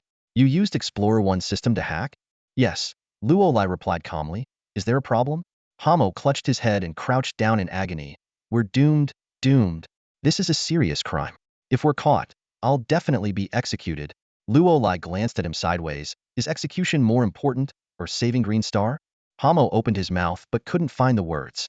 Sally continued to ask, will this really save Green Star? Luo Lai began to explain his plan in detail. Monitor the movements of the Federal troops, wait for them to storm the spaceport, then forcefully leave and return to Green Star. He believed that once the Federal troops encountered the Golden Beetle pirate gang, they would initiate a crackdown. Even if the Blue Star Corporation wasn't sanctioned, they would be too afraid of attracting Federal attention to make any moves against Green Star in the short term. At that moment, Luo Lai noticed a battalion of nearly 1,000 Federal troops appearing on the surveillance screen, heading towards the spaceport. He quickly switched to the spaceport's internal surveillance to closely monitor their movements. Sally, help me! Luo Lai shouted. Prepare for takeoff. We're leaving the spaceport. Hamo was on the verge of tears, grabbing Luo Lai's hand. No, no, you can't do this. If the Federation chases us again, Explorer 1 will definitely be blacklisted, and I might also become a wanted criminal. I don't want to live my life on the run. Luolai gave Hamo a choice. I can leave the Explorer 1. You won't have to fear being hunted anymore, but you'll also completely lose the chance to save the Green Star. What's your decision? I'll let you decide. Hamo was at a loss for words and involuntarily loosened his grip. Luolai then turned to Sally. Prepare for departure. Sally quickly checked all system statuses and confirmed everything was normal. She announced that the energy output was ready, and they could depart at any moment. Luolai decisively ordered, "Go." He pulled the control lever, and the Explorer 1 left its berth, forcing past a recently landed airship to enter the launch runway. The control tower's warnings immediately sounded, but Luolai shut off the communication device. He instructed Sally to ignore the control tower and focus on the takeoff preparations. When the energy system output reached 90, Luolai forcefully pressed the button on the top of the control lever. The thrusters of the Explorer 1 erupted with blued flames, propelling the ship rapidly along the launch runway. The acceleration caused signal interruptions, and the screen went black and white, flickering. When the image reappeared, they were in the vast darkness of space, with a brilliant galaxy stretching across the void, breathtakingly beautiful. Luolai rubbed his tired face, gazing at the magnificent view of the Milky Way outside the cockpit. He said softly, "I'm going to take a rest." Sally furrowed her brows in confusion and asked, "Aren't we supposed to wait for the federal troops to catch up? Why are we resting so soon?" Luolai chuckled lightly and explained, "Except for the space patrol, the federal ground troops need to apply before boarding a ship, which will take some time. Don't worry, we don't need to wait for them to catch up. We can head back to Conquistar at full speed. They'll definitely follow us." Sally's confusion deepened, and she pressed, "How would they know we're going back to Conquistar?" Luolai gave a knowing smile. "Didn't your Explorer 1 go through proper registration? A registered ship can have its owner and home planet checked from the spaceport." "Oh, my goodness." Hamo's eyes widened as he suddenly realized the gravity of the situation. Clutching his head, he dropped to his knees in terror, saying, "I'm doomed. This time, I'm really doomed. They'll trace it back to me, issue a warrant for my arrest, and treat me as an accomplice." Luolai glanced at Hamo, silently surprised that a man built like a bear could have such a fragile heart. He suggested, "Just tell them you were coerced." As he said this, Luolai cracked his knuckles, making a popping sound, and half-jokingly added, "Or I could rough you up a bit, make it look more convincing." "No, no, please don't." Hamo backed away in fear, frantically waving his hands at Luolai. Luolai shrugged and left the cockpit, heading back to his bedroom. He eagerly activated the pest control system, which had notified him of an alert right as they fled from Bayun Star, but he hadn't had the chance to check it. The system notification read, "You have completed a major event, blowing up the Bayun Star Police Headquarters. Reward granted." Immediately after, the perception system notified, "Store unlock task 3, complete any major event once." Completed. The system continued to explain, perception, similar to a bat's echolocation, allows you to project your mental energy and sense everything around you through the echoes. The range of perception will increase indefinitely with the enhancement of mental energy. Luolai raised an eyebrow in surprise. "Isn't this the ability of a source power warrior?" he thought. Perception wasn't a rare ability. In fact, it was a fundamental skill that all source power warriors needed to master. However, this seemingly basic ability was crucial in determining the strength of a source power warrior. Generally, the larger the perception range, the stronger the source power warrior's source energy. Luolai recalled the classification of source power warriors. Those with a range over 30 meters were called source power warriors, 75 meters, source power masters, 100 meters, source power fighters, 150 meters, source power grandmasters, and 300 meters, source power sovereigns. Beyond 300 meters, there were no limits, and such individuals were known as source power saints. However, in the galaxy, not to mention a saint, there isn't even a venerable. There are only a handful of source masters. Perhaps only in higher-tier star regions can one encounter such powerful beings. Luolai thought about his own situation. His physical assessment data often made people mistakenly believe he was highly suited to the path of a source warrior because his mental strength was exceptionally high. Luolai himself wasn't a picky person. Although his dream was to join the military and become a low-ranking soldier exploring star regions, he would be equally happy if he could become a source warrior. The military wouldn't be foolish enough to let a source warrior serve as a mere soldier, but they certainly wouldn't refuse a source warrior's enlistment. In a sense, if Luolai became a source warrior, he could still achieve his dream. Unfortunately, mental strength is divided into cognitive ability and willpower. While Luolai's mental strength was high, it leaned towards the latter. Willpower can enhance the intensity of mental strength, but is not the foundation of source power. Therefore, despite his high mental strength, tests indicated he wasn't suited to become a source warrior. Luolai smiled bitterly and said, "If that's the case, what's the use of perception for me?" Suddenly, his bitter smile froze, his eyes widened, and then he closed them again. The world plunged into darkness, but everything was incredibly clear. Luolai felt an invisible force spreading around him, like water or wind, easily passing through the gaps in the door and extending along the corridor. Although he couldn't hear anything, he could clearly perceive the shapes of the objects around him. When this force entered the cockpit, he could even sense every move of Hamathi. Big Guy was pacing back and forth, his mouth constantly moving, probably bad-mouthing him again. Is this perception? Luolai abruptly opened his eyes, and that wondrous feeling vanished, leaving him in disbelief. It's amazing. He immediately checked his attribute panel. Fusion target, Luolai. Male gene enhancement level, 9 unenhanced. Strength, 55 rookie. You finally qualify to navigate the universe cautiously. Speed, 60 for trash. Your speed is quite exceptional among the trash. Stamina, 35. Can your stamina satisfy your girlfriend? Mental strength, 80. Compared to your physical body, your mental aspect is indeed incredibly strong. Are you sure you won't suffer a mental breakdown? Genetic abilities, none. Mental C abilities, perception. Marketplace system, not activated. Equipment, old-fashioned laser gun, electronic infiltration watch, ion blade gloves, air cannon. With a thought, Luolai brought up the interface of the bug system. Sure enough, the words perception appeared under mental C abilities, confirming that the wondrous feeling indeed came from his perception ability. This left Luolai both surprised and terrified. He roughly calculated that the distance from his bedroom to the cockpit was about 55 to 60 meters. This meant he had not only become a source warrior, but that his source power was approaching the level of a source master. At the same time, a trace of fear crept into his heart. Due to genetic issues, no matter how much training Luolai underwent, his body could never surpass its predetermined limits. It was like a bottle with a fixed capacity. No matter how much effort he put in, it could only hold so much water. However, a single vial of genetic serum easily resolved this problem. Even more unsettling was the fact that although Luolai's mental strength was high, it had been tested at the Source Energy Center a long time ago. After 3 consecutive tests, the center concluded that his mental strength leaned more towards willpower rather than cognitive ability. Only less than a quarter of his mental strength could be converted into source energy, making him unsuitable to become a source energy warrior. Yet now, he had effortlessly mastered perception abilities. When the conventional is broken, beyond the initial joy, what remains is fear, the fear of the unknown power. The fear in Luolai's heart quickly dissipated. Clenching his fists, he murmured, "I once had nothing, and now I have everything. For this, I would pay with my soul if needed. I'm tired of weakness and incompetence. One day, I will carve my name into this sea of stars." With that, Luolai closed his eyes and re-entered a state of heightened awareness, trying to adapt to his newly acquired abilities. Time passed quietly until Hamo mumbled his way to the bedroom door. He hesitated, wanting to push the door open but afraid to do so. Just then, the door creaked open.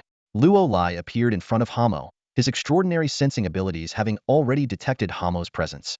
At that moment, Luolai profoundly understood the power of a source warrior. Their sensing abilities not only protected them from ambushes, but also allowed them to anticipate their opponent's moves in battle. "What's up?" Luolai asked, looking at Hamo's hovering hand. "Have the Federation troops caught up?" "Not yet," Hamo replied, "but there's new intel." The report was straightforward. Luolai's bounty had increased again. Although the Federation tried to suppress news of Luolai's actions on Bayun Star, the media had already reported it, forcing the Federation to raise the bounty to show their stance. Luolai's new bounty was 27.5 million, a figure not particularly high in the galaxy, but its rate of increase placed it among the top 10. Too bad. A bit more would have been nice, Luolai muttered, then shook his head, reminding himself not to walk down a path of no return. Hamo continued his briefing, mentioning that the Federation had sent a letter of surrender, clearly having found the registration information for Explorer 1. Although Hamo wasn't yet wanted, he felt it was only a matter of time. "How far are we from Kenqui Star?" Luolai asked. "About half an hour," Hamo responded. "We did a short-range space jump, saving about 2 hours. While you were away, I did some maintenance on Explorer 1 at the spaceport." Luolai nodded and followed Hamo to the cockpit. As the ship approached Kenqui Star, the green planet became increasingly clear.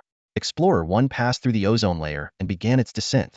However, just as they were about to land, countless figures emerged from the forest and quickly gathered beneath the ship. "It's the Golden Beetle pirate gang," Hamo exclaimed. "Have we been exposed?" Luolai frowned. "Let's go, lose them, and find another safe place to land." Hamo immediately directed Sally to retract the landing gear and piloted Explorer 1 forward. Just when they thought they could easily shake off the pirates, a loud explosion rocked the entire ship. Explorer 1 wobbled in the air as alarms blared. Warning, warning, hull damage exceeds 35, propulsion system damaged, armor damage at 27, cooling system damaged, immediate landing required, the AI repeatedly announced. On the screen, two pirates were wielding a smoking super electromagnetic cannon. It was clear this weapon had struck Explorer 1. What do we do now? Hamo asked anxiously. Land. Luo Lai ordered decisively. Explorer 1 is too damaged. We have no other choice. But there are space pirates down there. Hamo was on the verge of breaking down. They'll surround us, dismantle the ship within half an hour, and kill us. That's why we won't hide in the ship, Luo Lai said, strapping on an air cannon and tucking an old-fashioned laser gun into the belt at his waist. He glanced at the screen. Members of the Golden Beetle pirate gang were already gathering. Once we land, head east immediately and hide in the forest. This is your home turf. You know the forest well. You should be able to manage. What about you? Sally asked, worried. I'll hold them off, Luo Lai said firmly. At least until you reach a safe distance. But Sally started to say something, but Luo Lai cut her off. Don't worry, they can't beat me. Just run. Luo Lai's eyes turned cold. Besides, having so many Golden Beetle pirates here isn't all bad. As soon as the Federal Army arrives on Verdant Star, they'll spot them. Explorer 1 descended slowly, and just as it touched down, a pirate suddenly raised a flamethrower and blasted the ship with scorching fire.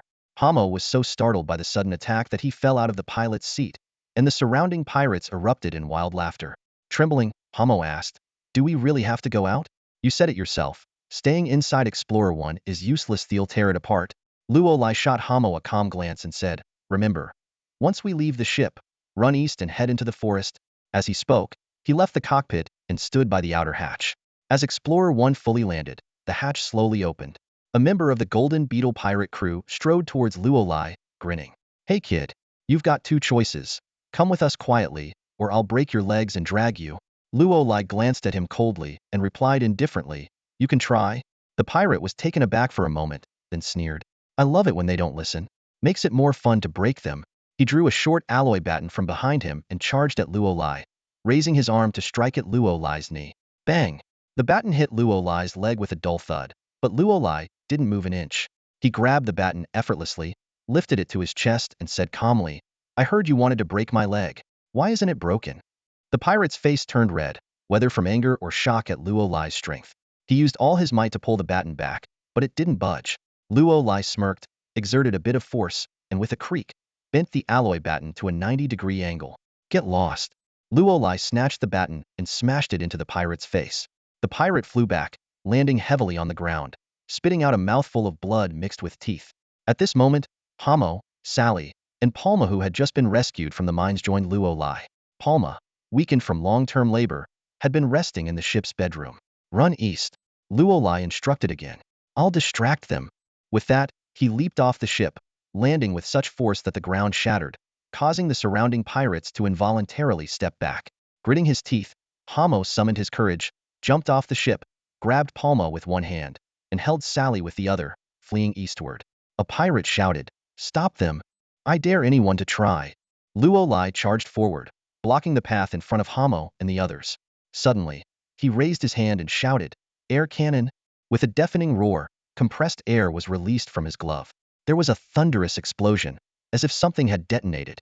The dozen or so pirates in front of Luo Lai were sent flying backward, crashing heavily to the ground. Luo Lai glanced at the air cannon, thinking it was more powerful than he had imagined, truly worthy of high-tier military equipment. However, the pirates, though knocked back, were only lightly injured. Just then, a pirate with an ion blade silently circled behind Luo Lai, ready to strike. But Luo Lai's sensing range extended to 70 meters, and he had already detected the ambush. As the opponent closed in to within half a meter, Luo Lai suddenly spun around and delivered a sweeping kick, sending the ion blade flying. At the same time, he landed a powerful kick to the opponent's chest. Ugh! The pirate spat out blood on the spot, his chest caving in, clearly indicating broken ribs, and his body was sent flying backward. Grab your guns! Grab your guns! The other pirates, seeing this, no longer dared to underestimate Luo Lai. They quickly drew various firearms and aimed at him. Air cannon! Luo Lai swiftly raised his hand, releasing compressed air to form a transparent barrier that blocked all ion and magnetic beams. Immediately, he dashed forward, reaching the pirates in the blink of an eye.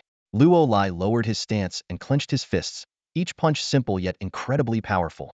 With every hit, a pirate was sent flying, crashing to the ground and groaning in pain. In just a few minutes, another large group of pirates lay defeated. Huff! Luolai exhaled sharply, staring down the remaining pirates. They instinctively took a step back, clearly intimidated by this man who was even stronger than their battle captain. Stand down. A voice suddenly came from the rear. You can't beat him. Step aside. As the words echoed, a man walked forward from behind, pushing the pirates aside. He wore black sharkskin pants and a fur vest, standing much taller than Luolai by a full head. Yet he was unusually thin, resembling a human bamboo stick. Chun Sicheng, a member of the combat squad of the Golden Scarab Pirates, stood before Luolai, narrowing his eyes with a hint of menace. He got straight to the point. I found Augustus's body. I suppose you're the one who killed him? Without hesitation, Luolai nodded. If you mean the guy with the brass knuckles, yes, I killed him. Chun Sicheng sighed, his tone tinged with a bit of helplessness. This is troublesome. Honestly, I didn't really like Augustus, but he was our vice captain, and the captain valued him. So, could you come with me so I can report back? Luolai coldly responded. That depends on whether you have the ability to make me. A smile tugged at the corner of Chun Sicheng's mouth. As you wish. Before the words had fully left his mouth, Chun Sicheng's figure was already darting forward like lightning. Luolai was taken aback, thinking, so fast. Chun Sicheng's speed surpassed even that of flying Fishchen Hao, whom Luolai had encountered on North Cloud Star. In the blink of an eye, Chun Sicheng crossed nearly 10 meters and appeared right in front of Luolai. He launched a fierce straight punch, which Luolai barely managed to block with crossed arms. But this was just the beginning. As the punch was intercepted, Chun Sicheng twisted his body and delivered a powerful spinning kick to Luolai's waist, sending him staggering backward. Luolai frowned, thinking that Chun Sicheng's strength wasn't particularly overwhelming, but his speed was astonishing. Before Luolai could regain his balance, Chun Sicheng attacked again, throwing another punch at him. Luolai decided to take the punch heed, thinking that if it lacked power, it wouldn't matter how fast it was. However, at that moment, a hidden alloy spike sprang from Chun Sicheng's sleeve, which he grabbed instantly, its cold gleam flashing ominously. Alarmed, Luolai tried to dodge, but he was a fraction too slow. His chest was slashed, leaving a bloody gash. Chun Sicheng pressed his advantage, spinning his body and delivering another sharp kick. Luolai raised an arm to block, but to his surprise, a blade extended from the side of Chun Sicheng's shoe, slicing his arm. Luolai immediately counterattacked, throwing a punch at Chun Sicheng. But his opponent seemed to anticipate this, flipping agilely to create distance. Then, Chun Sicheng tapped his leg, and hidden arrows shot out from his pants leg, triggered by a spring mechanism, flying towards Luolai. Air cannon! Luolai shouted, conjuring an invisible wall of air in front of him that deflected all 3 arrows. He glanced at his arm. Though the wound was shallow, blood had already stained his sleeve. Luolai looked up at Chun Sicheng again, and at that moment, a system prompt sounded. Target acquired. Human gene level, grade 6, stage 0. Combat power, 699. Combat analysis, 98 victory probability. System prompt. Although he is still trash in my eyes, he's at least a somewhat capable piece of trash in the galaxy. Nonetheless, still trash. This can't be happening. Luolai stared at the information displayed on the system interface, utterly shocked. Chun Sicheng's combat power wasn't as high as he had imagined. It was even lower than August's. The system's evaluation of Chun Sicheng was similarly low, and there was no reaction from the kill leaderboard or any assassination task appearing. All of this made Chun Sicheng seem like a nobody, but Luolai could clearly sense that Chun Sicheng's true strength was definitely above August's. Luolai couldn't help but wonder, could the system be wrong? Wasn't it supposed to be omniscient? As he pondered, the air barrier created by the air cannon compression began to dissipate. Compressed air could only be maintained for 6 to 10 seconds, and once released, it couldn't last long. Seizing the opportunity, Chun Sicheng launched another fierce attack, his fists whipping towards Luolai like lashes. Luolai wasn't afraid of Chun Sicheng's punches, as their force was insufficient to cause significant harm. However, Chun Sicheng's entire body was armed. Under his wrists were 2 spikes, hidden beneath his sleeve cuffs were wrist blades, his calves were fitted with arrows, his thighs concealed iron sheets covered in barbs, and even his shoes could eject small knives in 4 directions. And this was just what Luolai could see. There might be even more hidden weapons. This kind of attack was nearly impossible to defend against. Even if Luolai could sense danger, he couldn't guard against the sudden appearance of weapons at the moment of contact. In just a dozen exchanges, Luolai had accumulated over 10 wounds. Though none were deep, they made him look quite miserable, with blood streaming from his body. The other members of the Golden Beetle pirate crew erupted in cheers at the sight, eager to shout, Chun Sicheng, mighty warrior. Gasping for breath, Luolai stared at Chun Sicheng. mumbling to himself, could it be technique? After several rounds of combat, Luo Lai had begun to discern some patterns. In the system, Chen Xiqing's evaluation was clearly lower than August's, but Luo Lai was certain this guy was much more troublesome than August. Through continuous exchanges, Luo Lai realized that in terms of strength and resilience, Chen Xiqing was inferior to August. His only advantage was speed. Considering this, Chen Xiqing's overall combat capability did seem to be less than August's. So, the reason Luo Lai found Chen Xiqing more difficult to deal with seemed to boil down to one thing: combat technique. Combat technique is hard to quantify. If two people have similar physical attributes, the one with better combat technique will naturally have an easier time winning. Therefore, combat technique is undoubtedly a part of one's overall strength, but it's hard to measure and even harder to describe. Understanding his opponent's advantage, Luo Lai no longer felt fear. A glint of ferocity flashed in his eyes as he muttered, "If your combat technique is superior, then I'll make sure you can't use it." As soon as he finished speaking, Chen Xiqing lunged again, his fist aimed at Luo Lai with a spike poised to strike. Luo Lai suddenly raised his hand, allowing the spike to pierce his palm while his fingers clamped tightly around Chen Xiqing's fist. Luo Lai, enduring the excruciating pain, glared at Chen Xiqing with reddened eyes and coldly said, "So, what are you going to do now?" The next moment, Luo Lai's fierce uppercut landed heavily on Chen Xiqing's abdomen, causing his body to immediately curl up. Luo Lai's powerful punch landed on Chen Xiqing's abdomen, making him feel as if his internal organs were churning. Chen Xiqing spat out a mouthful of blood mixed with bitter bile. The force of that punch was enough to cause serious injury. "Let go," Chen Xiqing growled, suddenly lifting his leg for a sweeping kick. The spiked steel plate on his shin slashed Luo Lai's arm, leaving multiple deep cuts. Yet, Luo Lai maintained his grip on Chen Xiqing's fist, refusing to let go. Luo Lai quickly countered by grabbing Chen Xiqing's leg and giving it a fierce twist. A sickening crack echoed as Chen Xiqing's knee bent backward unnaturally, clearly broken. This was Luo Lai's strategy against Chen Xiqing, trading injury for injury. No matter how skilled his opponent was, as long as Luo Lai could get a hold of him, he could inflict devastating damage. Luo Lai was willing to endure superficial wounds to seize the chance to seriously wound his foe. Chen Xiqing looked up at Luo Lai, a flash of fear in his eyes. He realized that Luo Lai was not only ruthless to his enemies, but also to himself. This was a truly fearsome opponent. Luo Lai threw another punch, a vicious uppercut that shattered Chen Xiqing's jaw. Chen Xiqing's body collapsed backward, the excruciating pain causing him to lose consciousness instantly. Releasing his grip, Luo Lai gritted his teeth and pulled a sharp spike out of his palm. Blood gushed out, splattering the ground. He tossed the spike aside and turned to face the other pirates. Who's next? Luo Lai's face was pale from blood loss, and his steps were unsteady, but his aura remained intimidating. Seeing Chen Xiqing fall, none of the pirates dared to step forward. Someone shouted, "Run!" and they scattered like frightened birds.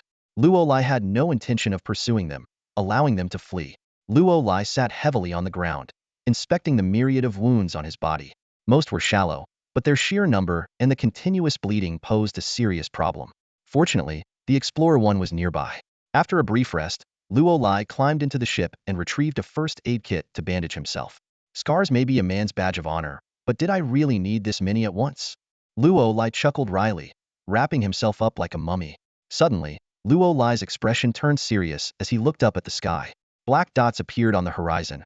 Rapidly growing larger, they were Flamingo I-class battleships, the main fleet of the Federal Army. "Finally, they've arrived," Luo Lai muttered, immediately getting up and running forward. He knew his figure would be visible on the screens of those battleships, but they wouldn't open fire. In the era of the Great Universe, there were a few unwritten rules, one of which forbade any battleship from directly attacking a planet. Even in the relatively less advanced Milky Way, the destructive power of a battleship could bring catastrophic damage to a planet. Violating this rule would result in retribution from other star regions. The Federal Army of the Milky Way, of course, adhered strictly to this rule. As expected, the battleships maintained low-altitude flight and began deploying soldiers to pursue Luo Lai. However, the deployment took time, giving Luo Lai a chance to escape. Before the Federal soldiers landed, Luo Lai had already dashed into the forest. Not long after, the sounds of battle cries echoed through the air. Clearly, soldiers had already entered the forest in pursuit. Damn it, how did they get here so fast? Could it be thermal imaging scanners? Luo Lai muttered under his breath. These scanners could detect body heat, allowing the soldiers to track any living beings within a certain range. This meant Luo Lai had little chance of escaping, especially as more soldiers flooded into the forest from all directions. Luo Lai ran swiftly, constantly searching for cover. A moving target was harder for thermal scanners to lock onto, but it also meant he couldn't afford to stop. After running for about a kilometer, Luo Lai's eyes brightened at the sight ahead. He spotted a pond, flanked by a small hill and a waterfall. Without hesitation, he plunged into the water. The icy pond provided the perfect cover, masking his body heat and rendering the thermal scanners ineffective. Once underwater, Luo Lai was pleasantly surprised to find that the pond was not a dead end. At the bottom, he saw a large opening with a continuous flow of water, indicating that the hole led somewhere else. Luo Lai surfaced to take a deep breath, then dove back down, following the current into the opening. Luo Lai's face gradually turned a bluish-purple as he realized the hole at the bottom of the pool was far deeper than he had imagined. As time passed, his lungs began to burn intensely, nearing their limit. He involuntarily swallowed a few gulps of pool water, clenching his teeth and desperately swimming forward. Suddenly, a stream of bubbles escaped his mouth, followed by a trickle of blood from his nostrils. His lungs were injured. Fighting the sensation of suffocation, Luo Lai knew he could only hold on for another minute at most. Just as he was about to give up hope, a faint light appeared in the murky depths of the pool. His eyes brightened, and he swam forward with renewed vigor. Light meant an exit was near. Half a minute later, Luo Lai burst out of the water on the other side of the pool, scrambling onto the shore. As soon as he opened his mouth, he coughed up a large amount of blood. The prolonged forced diving had caused severe damage to his lungs. He coughed several more times, spitting out blood and water, before he could finally take a moment to look around. Mountains? Luo Lai murmured to himself. The lush Xingxing was known for its forests and mountains, so the scenery didn't surprise him. But as he examined the terrain and the position of the mountains more closely, he gasped. Had he really swum through the entire mountain? The sheer distance made Luo Lai shudder. A slight mistake could have meant his death at the bottom of the pool. Shaking his head to clear his thoughts, Luo Lai forced himself to stay calm. He took off his soaked clothes and wrung them out before stepping into the forest. After walking a short distance, Luo Lai carefully checked the soil around him and found no footprints or signs of trampling. This meant that the federal soldiers hadn't searched this area yet, but it also puzzled Luo Lai. There should be plenty of animal activity in the mountains, so why were there no signs? Just as Luo Lai was pondering this, he heard voices in the forest. Hey, put some effort into it. Can't you see I'm carrying it? Nonsense, don't slack off. It feels like this dead wolf is all on me. Then let go and try carrying it yourself. I'm just saying, come on. We're almost there. Luo Lai raised an eyebrow and quickly climbed a large tree, hiding among the leaves. Through the gaps, he saw two interstellar pirates come into view. They were carrying a wooden pole with a bleeding gray wolf strung on it. Clearly, these two pirates were out hunting. An idea struck Luo Lai. If they're hunting, they shouldn't be too far from their base. Could the Golden Beetle pirate gang's stronghold be nearby? Once the pirates were about 10 meters away, Luo Lai silently slid down the tree trunk. He carefully followed the trail of wolf blood on the ground. Half an hour later, a vast mining area appeared before Luo Lai. The surrounding trees had been completely cleared, and several large holes had been dug into the mountainside. Makeshift minecart tracks extended outward. People were constantly moving in and out, carrying wood. Men dressed as pirates stood around, brandishing whips and shouting orders to urge the workers on. Some people lay on the ground, never to rise again. The pirates would whip them a few times to make sure they weren't faking, then call for the bodies to be dragged away, continuing to command others to work. Seeing the scene before him, Luo Lai couldn't help but clench his fists. Although he hadn't seen the specific minerals, the scale suggested the mine was nearly complete. Taking a deep breath, Luo Lai forced down his anger. He muttered to himself, well, the Federation soldiers might take forever to find this place. If the Golden Beetle pirate crew realizes the Federation troops have landed, they might flee, and all my efforts would be wasted. Since I've found their base, why not stir things up and draw the Federation troops here? Despite having already faced the deputy leader and the leader of the Golden Beetle pirate crew, Luo Lai remained cautious. After all, the crew's leader, Xian Kuer, was a notorious interstellar pirate with a bounty exceeding 50 million, and there could be even stronger individuals in the crew. Carefully, Luo Lai slid down the slope into the mining area, using a pile of wood for cover as he stealthily advanced. Suddenly, he heard someone speaking. Phew, phew. Let the water flow, let the water flow. Luo Lai quickly turned his back and pressed himself against the wood pile. About half a minute later, he heard the sound of water and smelled a pungent odor.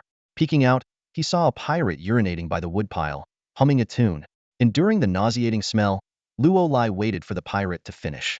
As the pirate shook himself and prepared to leave, Luo Lai sprang out, covering the pirate's mouth and nose from behind and dragging him behind the woodpile. After ensuring no one had noticed, Luo Lai breathed a sigh of relief. I'll give you two choices, Luo Lai said in a low voice, his grip like a vice. First option, I let go, and you scream. Your comrades will rush over, and I'll be dead. but not before I kill you. Trust me, I can do it. You see, you're no match for me. I can hold you down with one hand. Second option, I let go. You keep your mouth shut. I ask a few questions, and you get to live.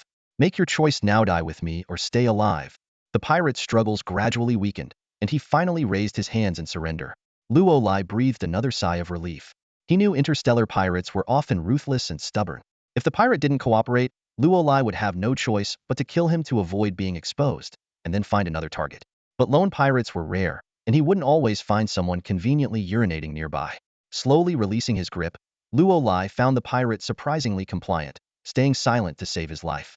Luo Lai then grabbed the pirate by the throat and threatened, "Believe me, it would only take a moment for me to snap your neck. Now, answer my questions truthfully."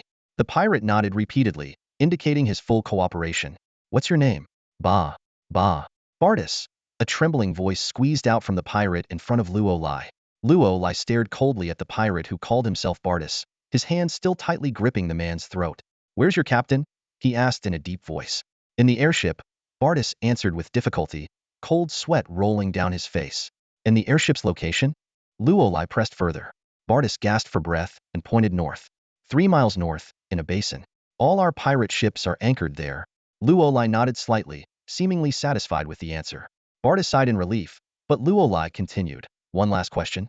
Since you're mining, you must have explosives. Tell me, where are they stored? Are they guarded? How many guards?" Desperate to save his life, Bardis divulged everything. "In a small cave to the east.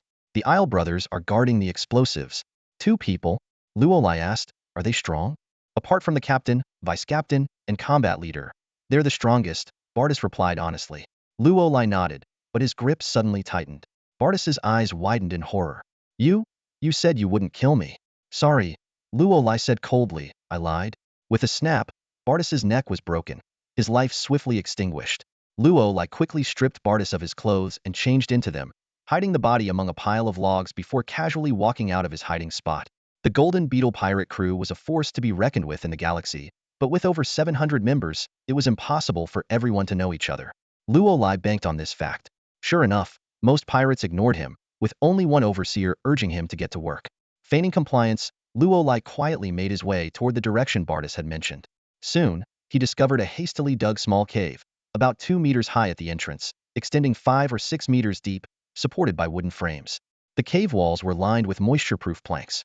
Inside, liquid oxygen explosives were piled up, and 2 burly men, each over 2 meters tall, were sitting in front of the explosives, drinking and eating meat. They were undoubtedly the Isle brothers Bardis had mentioned. The system immediately provided a prompt. Target 1. Human gene level 2, stage 0, combat power 222, win rate 100. Target 2. Human gene level 2, stage 0, combat power 237, win rate 100. System prompt, just 2 bugs. If you want to kill them, go ahead. It's not a challenge. Disposing of them is easier than eating 2 burgers. With a plan in mind, Luo Lai boldly walked into the cave. "Here to get the explosives?" one of the burly men asked. Luo Lai nodded. "Yes." "How much do you want?" "All of it." Luo Lai suddenly looked up, his eyes flashing with a cold glint. "And your lives too." Before the words even finished echoing, Luo Lai shot towards the two like an arrow released from a bow. Before they could even get to their feet, Luo Lai's knee smashed into the head of the one who had spoken. The man immediately felt dizzy and collapsed sideways. Luo Lai then spun around, delivering a roundhouse kick that connected squarely with the other man's jaw. A sickening crack echoed as the man's jawbone shattered. He passed out before he could even scream.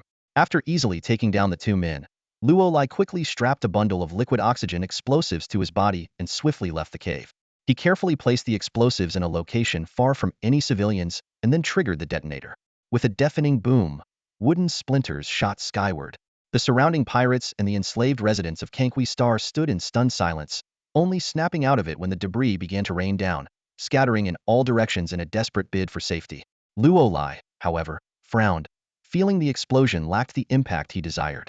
While liquid oxygen explosives were powerful, they lacked the dramatic flames and thick smoke needed to attract the attention of the Federation forces.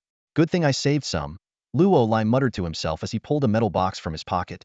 Inside were some leftover C4 explosives from his time on Bayun Star.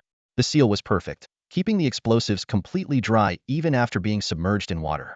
Boom, boom. Explosions echoed continuously throughout the mining area. Luo Lai deftly navigated through the tunnels, carefully placing C4 charges on the wooden supports. With each blast, the timber ignited, flames spread rapidly, and thick black smoke billowed into the sky, starkly contrasting against the blue backdrop. Amid the relentless explosions, members of the Golden Beetle pirate crew finally spotted Luolai. "Catch him! Surround him!" they shouted. But the chaos made them hesitant to fire, fearing they might hit their own. A muscular pirate blocked Luolai's path, raising a fist to strike his face. Bang! Luolai swiftly caught the punch, gripping tightly. A sickening crack followed, and the pirate screamed in agony as his wrist twisted unnaturally backward. "Fool!" Luolai growled, releasing the pirate's wrist and grabbing his jaw. Effortlessly, he lifted the man, who weighed twice as much as he did, and slammed him to the ground. He then hurled him like a javelin into the gathering pirates, knocking several to the ground. Turning to the stunned residents of Tsongsue Star, Luolai shouted, "Run! Get out of here! The Federation troops have arrived. Seek their protection." Despite the heavy shackles on their feet, the tormented residents, fueled by a newfound hope, rushed towards the exit of the mining area. "Stop! Everyone stop!" The pirate overseer brandished a whip and yelled, but was quickly overwhelmed by the surging crowd, trampled underfoot, his cries reduced to faint moans. "Shoot them!" a pirate shouted, raising his gun to aim at the fleeing residents. They intended to make an example of them, to intimidate the usually peaceful inhabitants of Tsongsue Star. At that critical moment, a massive log flew through the air, sending several gun-wielding pirates flying. Luolai stood by a pile of logs, effortlessly hoisting 3 to 4-meter-long timbers and hurling them with precision at the pirates. "Run faster!" he yelled as he continued to throw. Suddenly, 3 enormous Federation warships from Bayun Star appeared above the mining area, blocking out the sky. The ship doors opened, and countless Federation soldiers descended, opening fire the moment they hit the ground, targeting the interstellar pirates without hesitation. As one of the largest pirate crews in the galaxy, the Golden Beetle pirate crew was far more ruthless than ordinary pirates. "Fire! Fire!" someone shouted, and the pirates quickly returned fire. Energy beams crisscrossed in the air, obliterating everything in their path. Luolai nodded in satisfaction. His objective had been achieved. Even the Golden Beetle pirate crew couldn't withstand a large-scale Federation assault. With the pirates eradicated, the plight of Tsongsue Star would be exposed, and the crisis would naturally be resolved. With this in mind, Luolai didn't hesitate and made a swift escape from the mining area. He now needed to figure out how to evade capture, as his actions on Bayun Star and the bounty on his head meant that being caught would likely condemn him to spend the rest of his life in a Federation prison. "Stop, or we will shoot." As Luolai reached the edge of Tsongsue Star, several Federation soldiers spotted him, quickly surrounding him with their guns aimed. "Move aside." Luolai charged at the soldier, grabbing the barrel of the gun just before the trigger was pulled. With a swift motion, he twisted the alloy energy gun at a 90-degree angle. Seizing one of the soldiers, he used him as a human shield. "Let him go." The remaining soldiers aimed their guns at Luolai, but hesitated to fire, fearing they might hit their comrade. "Step aside." Luolai slowly advanced. "I don't want to kill you. Don't force my hand." To the soldiers, his words were a blatant insult, but they had no choice but to swallow their pride. Locked in a standoff, Luolai gradually edged to one side. Suddenly, he shoved the hostage forward and took off running. The soldiers caught their comrade and shouted, "Shoot! Shoot now!" Air cannon. Luolai thrust his left hand backward, releasing compressed air that struck the pursuing soldiers like an invisible wall. The impact sent them flying, leaving them disoriented but not fatally injured. Taking advantage of the chaos, Luolai continued his mad dash, scrambling up the slope at the edge of the mining area and quickly disappearing into the dense forest. On the third day of Luolai venturing into the forest, the Federation had already dispatched a second wave of reinforcements.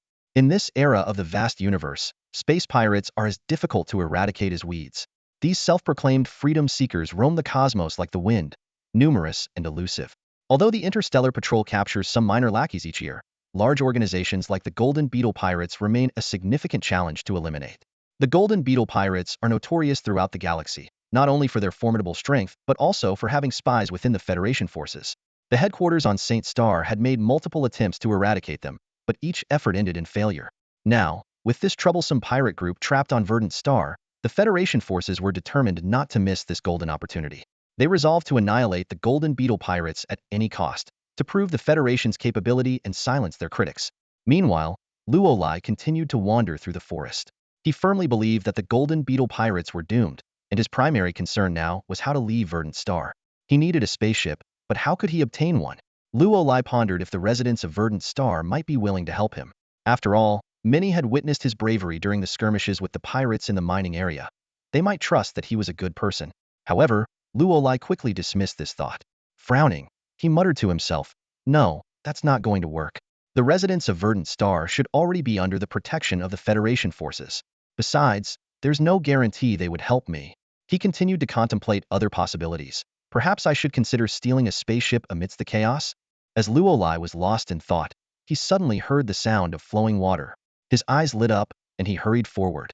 Soon, a stream appeared before him. Eagerly, he knelt by the stream, plunging his face into the cool water and drinking greedily. In this forest, food wasn't hard to find. Wild animals, mountain delicacies, and fruits could all stave off hunger. But fresh water was a scarce resource. For the past 3 days, Luolai had survived on the morning dew collected from leaves.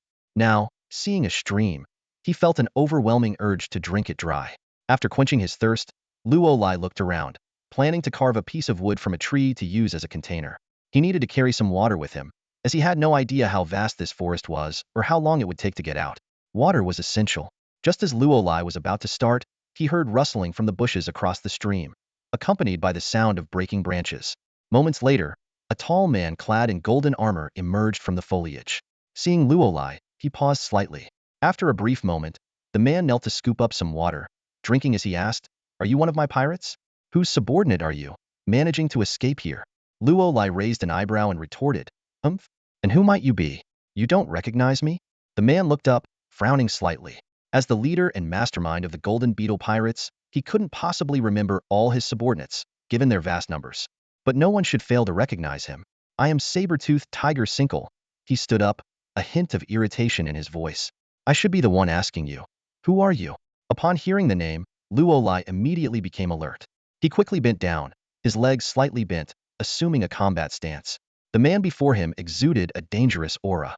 Sinkle stared intently at Luolai, suddenly recalling something. "Did you kill August?" he asked. Luolai licked his lips and straightforwardly replied, "Yes, I took down your deputy commander. I also lured the Federation troops here and caused the chaos in the mining area." Sinkle's face darkened, his eyes filled with seething anger. "Very well," he growled through gritted teeth. "You're as good as dead." Luolai sneered, fearlessly meeting Sinkle's gaze. "August said the same thing to me," he mocked. "But here I am, still alive and well, while your Golden Beetle pirate crew is on the brink of collapse." Suddenly, Sinkle leaped into the air. The small stream, though 3 meters wide, posed no challenge for him. He effortlessly crossed it, landing directly in front of Luolai and throwing a punch at him. Boom! Luolai swiftly retreated to dodge. Sinkle's fist struck the ground with immense force, instantly shattering the solid surface and creating a large crater over 1/2 meter in diameter, with cracks radiating from it.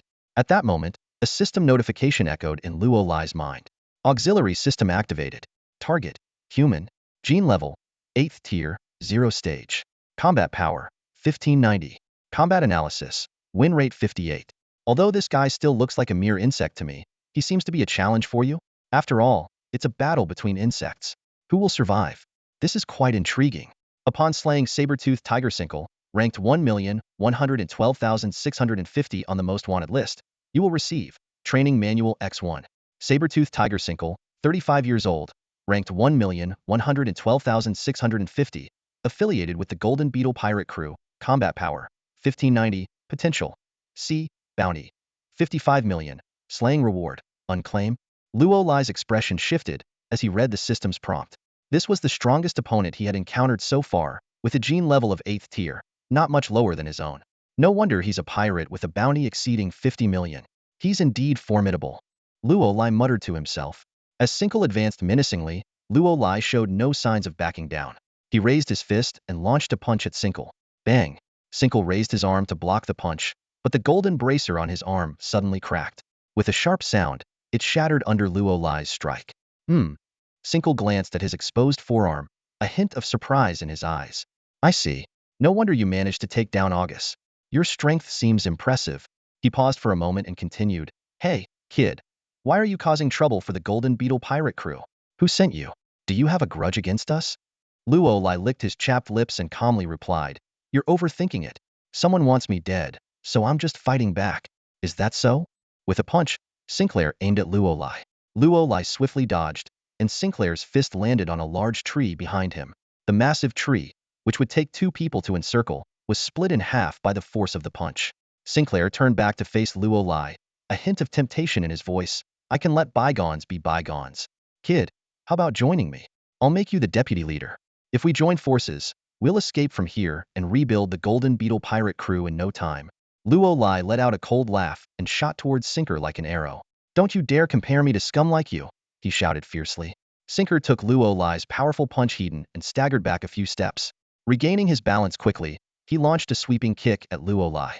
Their fists and feet collided in midair with resounding thuds. Each strike was forceful and precise.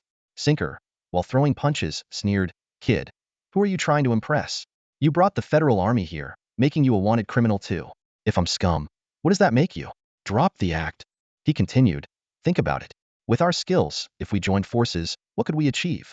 Before long, the Golden Beetle pirate gang would reign supreme in this star system again, becoming even stronger. We could even leave the Milky Way and explore higher realms. I told you.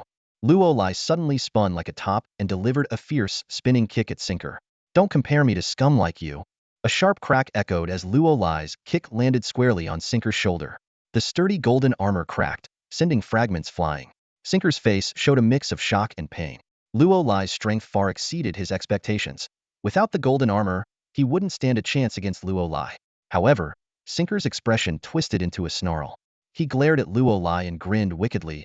Kid, fighting isn't just about strength. Before he finished speaking, his fist struck Luo Lai's abdomen like lightning. Luo Lai's face contorted in pain as he clutched his stomach and stumbled back several steps. Blood quickly soaked through his clothes, spreading from his hand. Gritting his teeth, Luo Lai glared at Sinker. Coward? Coward? No. Sinker growled. In battle, any means to win is fair game.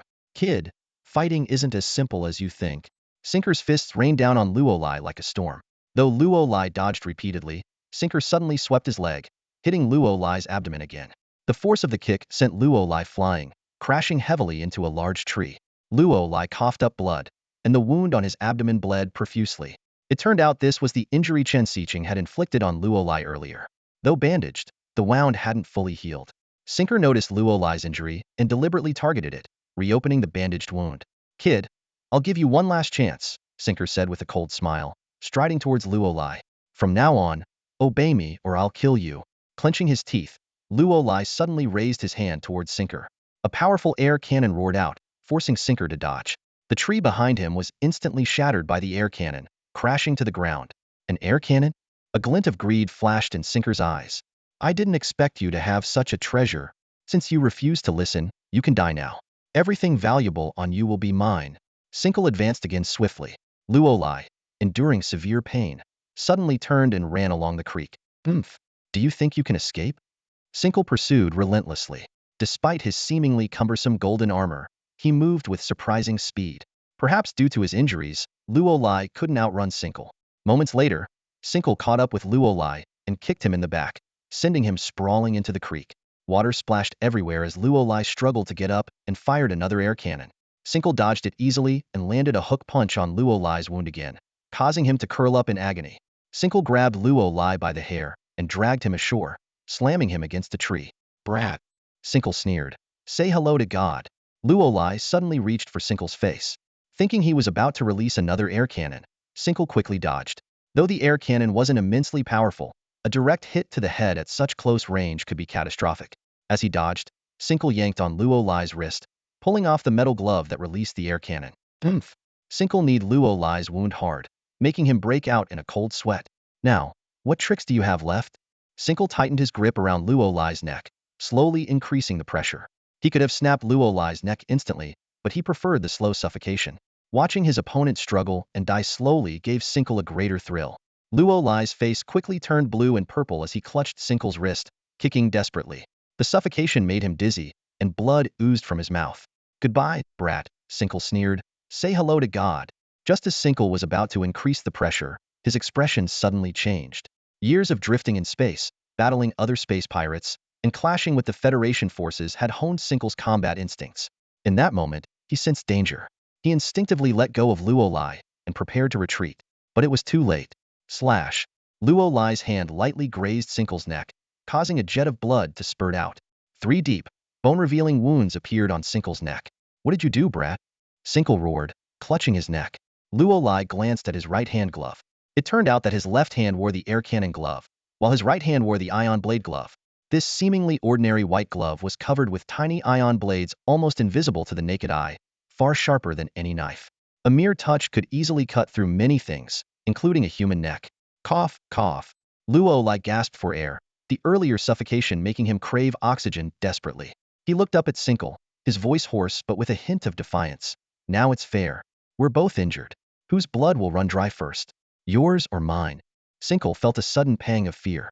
Before his eyes, Luolai seemed to transform into a bloodthirsty beast. The pain in his neck made Sinkle shudder. Though it wasn't his first injury, it was the first time he was hurt by an opponent who seemed gravely wounded. What terrified him more was that this heavily injured man appeared even more ferocious. Instinctively, Sinkle stepped back, but in that instant, Luolai lunged at him, knocking him to the ground. Sinkle could only cover the wound on his neck with one hand while barely defending himself with the other. Luolai, however, showed no mercy, relentlessly punching Sinkle's unarmored head. Thud, thud. The sound of fists landing on Sinkle's face and arms echoed dully. Enough, enough. Sinkle shouted, starting to beg. We have no grudge against each other. Let's end this. Your enemy isn't me. It's the Federal Army.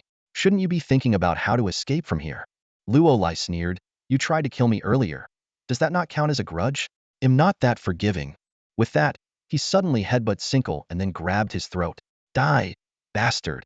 Luolai roared, as his ion blade glove sliced across Sinkle's neck, this time severing his windpipe. Blood gushed out, and Sinkle's pupils gradually lost their light, soon falling silent. A system notification suddenly appeared. Congratulations on killing Sabertooth Sinkle, ranked 1,112,650 on the most wanted list. Reward. Training Manual X1. A familiar 3D projection unfolded before Luolai, with countless books flickering. But Luolai's condition was abysmal. He grabbed a random book from the projection before nearly collapsing. He barely managed to steady himself against a large tree, gasping for breath. Just then, he heard the sound of hurried footsteps and voices in the distance. Quick, quick, it should be nearby. We heard noises from here earlier.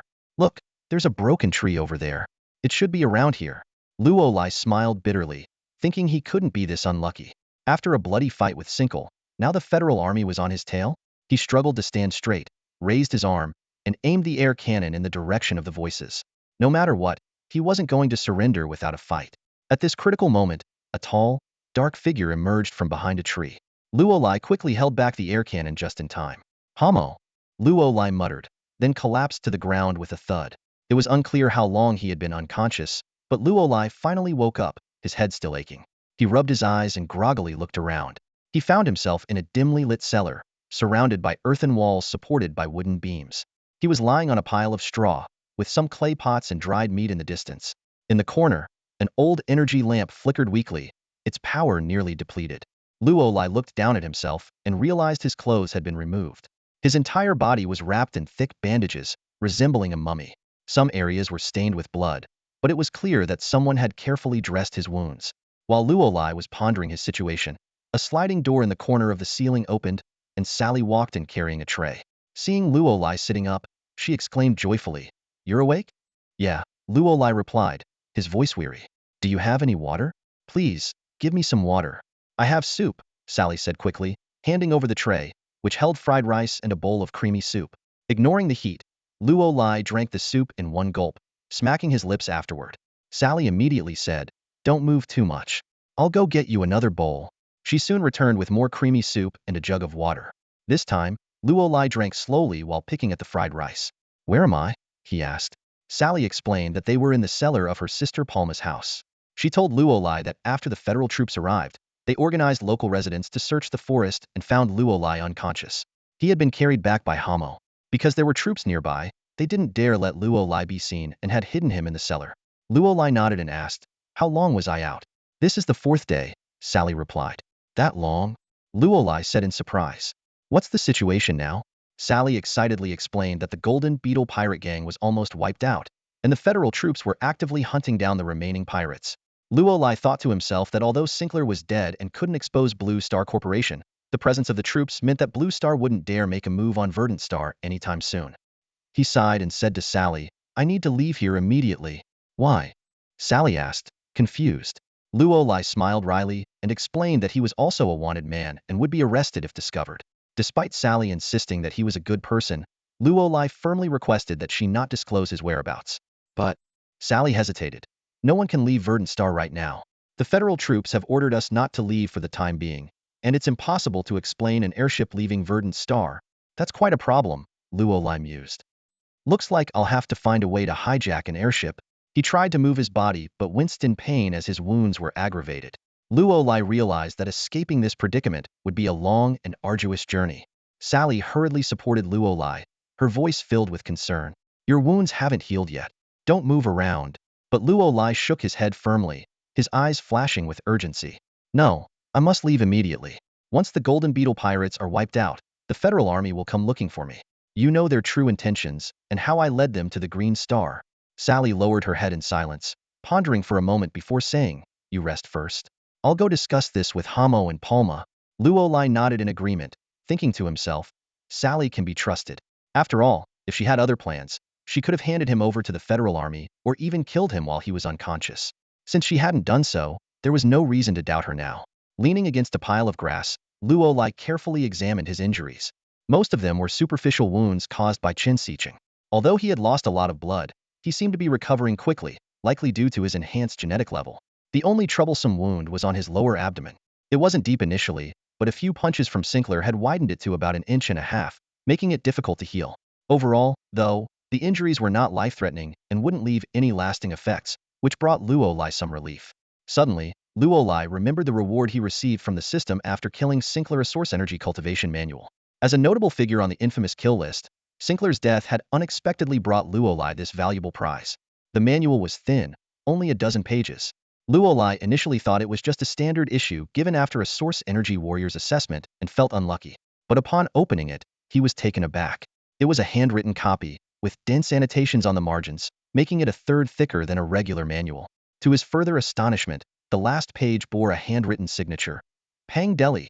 Luolai knew nothing about this name, but if he took this manual to the Source Energy Warrior Institution, the people there would likely be ecstatic. Pang Deli was a renowned figure among Source Energy Warriors, one of the 3 guardians of the Source Energy Temple in the Tyler Star region, a Source Energy Venerable, and even a potential Source Energy Supreme. This thin booklet could be worth an entire city if sold. Even though he didn't fully grasp the manual's true value, Luolai understood the significance of the annotations. They could help him avoid many pitfalls and master source energy faster and more effectively. He carefully placed the manual close to his body, significantly elevating its importance in his mind. At that moment, the cellar door creaked open, and Sally walked down with Hamo. Hamo's gaze at Luolai was complex, tinged with reluctant gratitude and lingering resentment. After all, Luolai had not only saved them but also attracted the Federal Army, which eradicated the Golden Beetle pirates, making him a hero to the entire Green Star. Yet, Hamo's initial impression of Luolai's ruthless actions towards Zinc and Bell still lingered. This conflicting mindset made Hamo dislike Luolai, but he couldn't bring himself to hand him over to the Federal Army. Hamo sat down beside Luolai and got straight to the point. If you want to leave Green Star now, there's only one way. Luolai cast a puzzled glance, and Hamo continued to explain. Currently, only a few airships can leave, and those are the supply ships. Supply ships? Luolai asked, still confused. Hamo nodded and said, When you led the Federation troops here, they clearly didn't expect a prolonged battle. They didn't bring much food and can't hunt in the forest every day, so they need to constantly bring in supplies. Luolai suddenly understood. Feeding thousands of Federation soldiers was indeed a significant issue. But he hesitated and asked, Aren't the supply ships piloted by the Federation's logistics department? Hamo smirked. That would be true if they knew how to pilot space ships. After a brief explanation from Hamo, Luolai finally grasped the current situation. The battle between the Federal Army and the Golden Beetle pirates had lasted 3 days.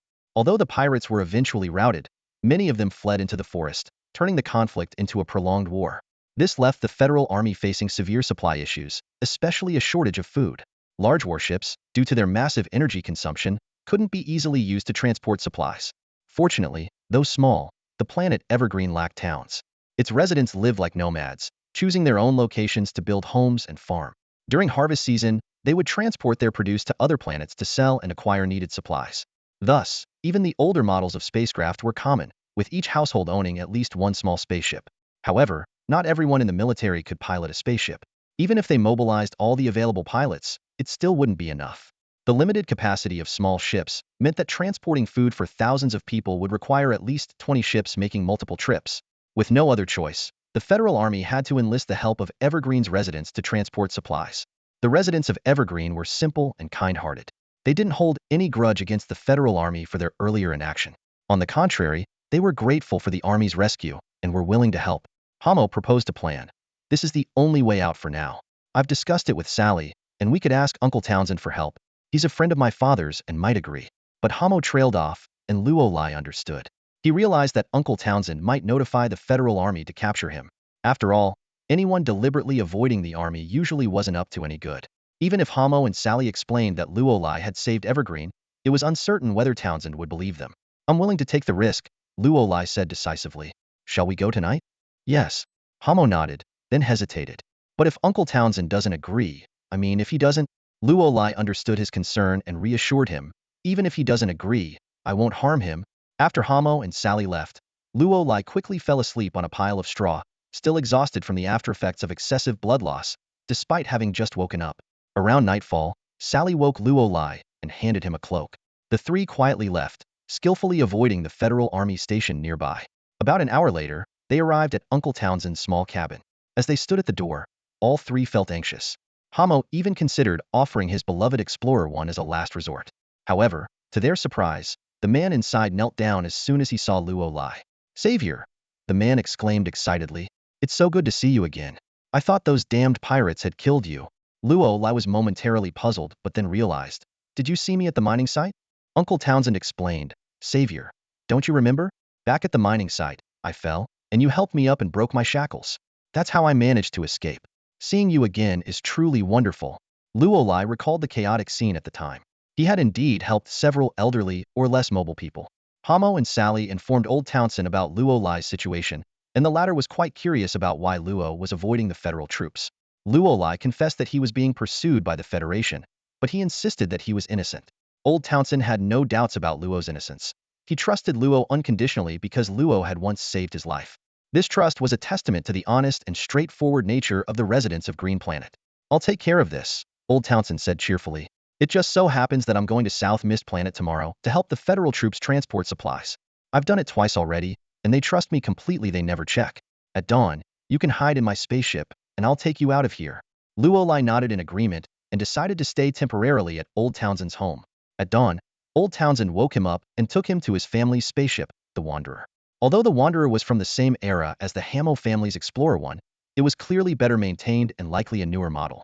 The Wanderer was renowned for its exceptional safety features and spacious storage compartments, making it ideal for long-term space travel, which required ample supplies. These characteristics also made it a favored choice of the Federal Army. By the time daylight fully broke, Old Townsend headed to the Federal Army's outpost to report. As expected, the military did not send anyone to follow up. Soon after, the Wanderer started its engines, broke through the atmosphere, and soared into the vastness of space. Speaking of Andromeda, I once visited there in my younger days, Old Townsend reminisced.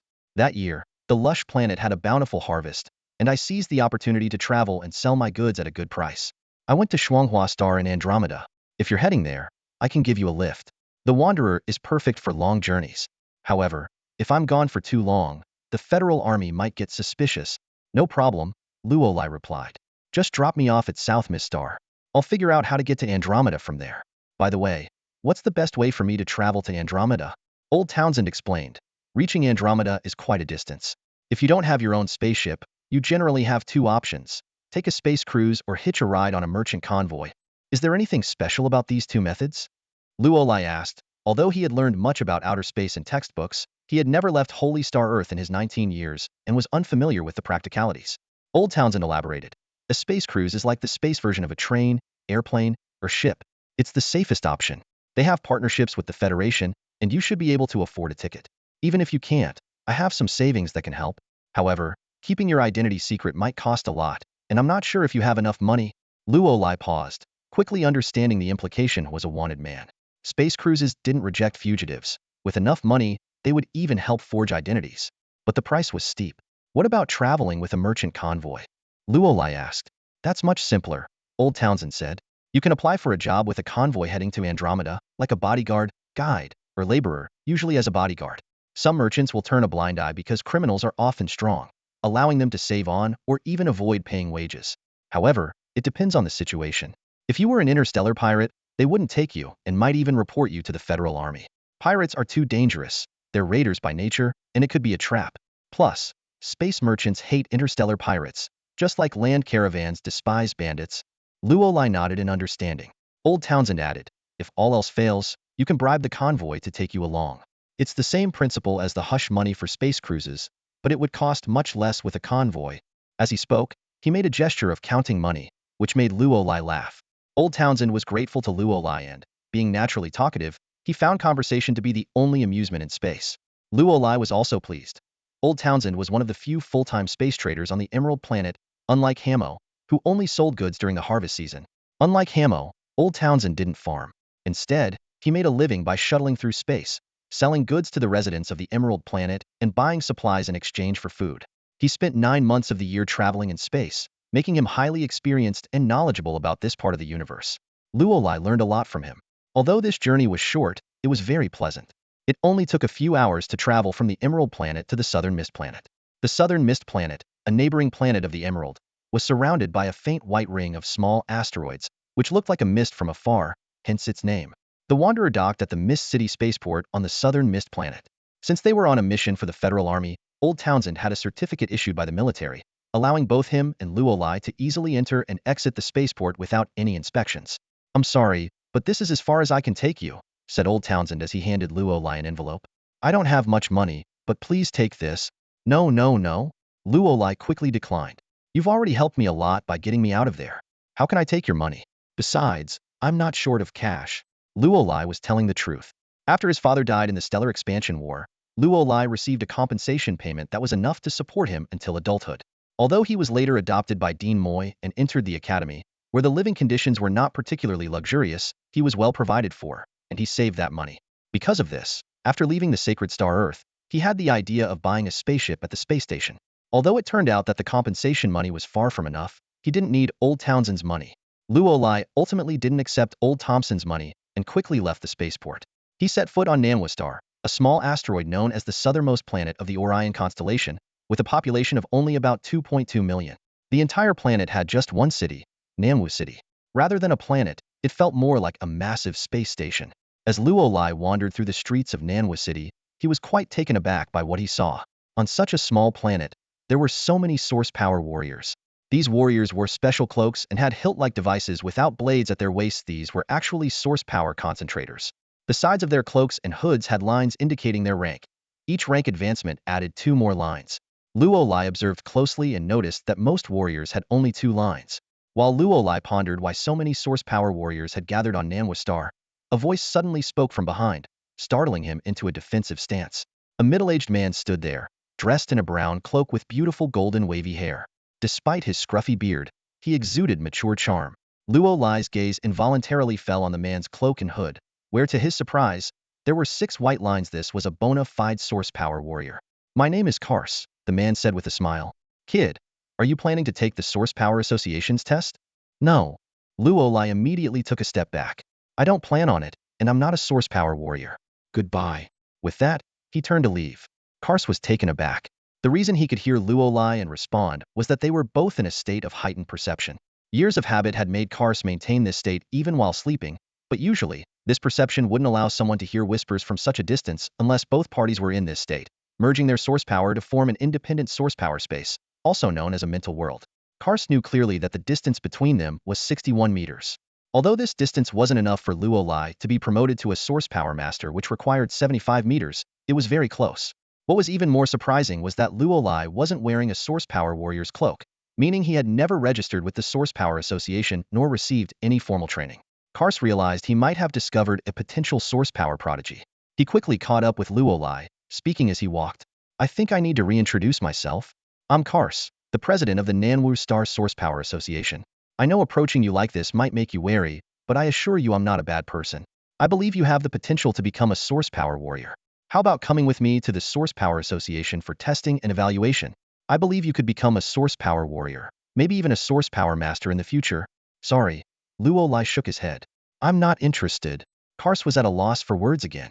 He found it hard to believe that someone wouldn't be interested in becoming a source power warrior. After all, Source power warriors were super soldiers, one in a million, regarded as possessing a power that transcended ordinary life forms. Countless people dream of becoming source warriors. How could anyone not be interested? Calls pressed on. Can you tell me why you're not interested? No reason. Luo Lai shook his head, but internally he was muttering, of course. It's because I'm afraid you'll send me straight to a federal prison. In reality, Luo Lai was very eager to test and assess himself at the Source Association. This way, he could find out his own level and learn more about Source warriors. Currently, aside from the perception abilities he gained from the PES system, he knew nothing about Source warriors. However, participating in the association's tests and assessments would require registering his personal information. Within 5 minutes, his identity as a wanted criminal would be exposed, and he could be arrested at any moment. Luo Lai definitely didn't want to invite trouble. Kals, on the other hand, assumed Luo Lai was completely ignorant about Source warriors and began to explain enthusiastically, there are 3 great mysteries of the universe: the formation of the stars, the continuation of life, and the origin of source power. The mystery of source power even surpasses the formation of life itself. Many people consider life to be a gift from the gods to the stars, while source power is seen as a gift to life from the gods. You have to understand, there are many forms of life, but not everyone can become a source warrior. Luo Lai was getting a pounding headache from Castle's incessant chatter. He fought the urge to punch the guy in the nose. After a brief internal struggle, Luo Lai reminded himself that he wasn't the kind of person to resort to violence over a disagreement. Well, he had to admit, it was mainly because he couldn't beat Castle. Completely oblivious to Luo Lai's thoughts, Castle continued his monologue. You have potential, really great potential. If you pass the tests and assessments, I will personally mentor you. No. I'll recommend you to a higher star region. How about the Lianyun star region? I know the head of the association on Zhanlan star. He's a master of source power. With his guidance, I believe you could become a source power master before you're 40. Castle's eyes sparkled with excitement. In his view, Luo Lai was a naturally gifted individual. Even without formal training, his perception range far exceeded that of an ordinary source power warrior. With some training, he might become a source power adept. In another 5 or 6 years, this young man could very well advance to a source power master. How old would Luo Lai be then? He looked just barely an adult now, so in 5 or 6 years, he'd only be in his 20s. Reaching the level of a source power master before 40 was not a pipe dream. Just as Castle was envisioning the future, Luo Lai's steps suddenly halted, and he stopped in his tracks. Castle instantly beamed, mistakenly thinking Luo Lai was moved by his words. His mouth seemed to have no off switch, and his words poured out like a machine gun. However, Castle had no idea that Luo Lai had stopped because he received a new alert from the PES system.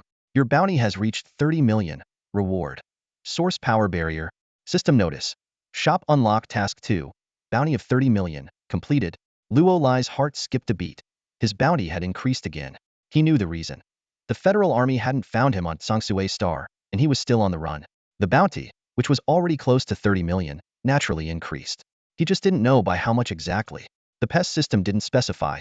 He would probably have to check the news to find out. Meanwhile, with his bounty surpassing 30 million, Luo Lai had completed 12 ordinary tasks. Some of these tasks had no rewards, like the kill task at the top of the list. This task had 3 levels, 3, 5, and 10 kills, with every 5 kills counting as one task. Luo Lai had already killed 11 people. Although he didn't intend to kill, in the chaos of the mining area, he had accidentally killed several pirates. Fortunately, they were all heinous criminals, so Luo Lai didn't feel too burdened. This kill task, though simple, offered no rewards. For Luo Lai now, killing had become an easy task. He had completed 3 tasks just from the kill task alone.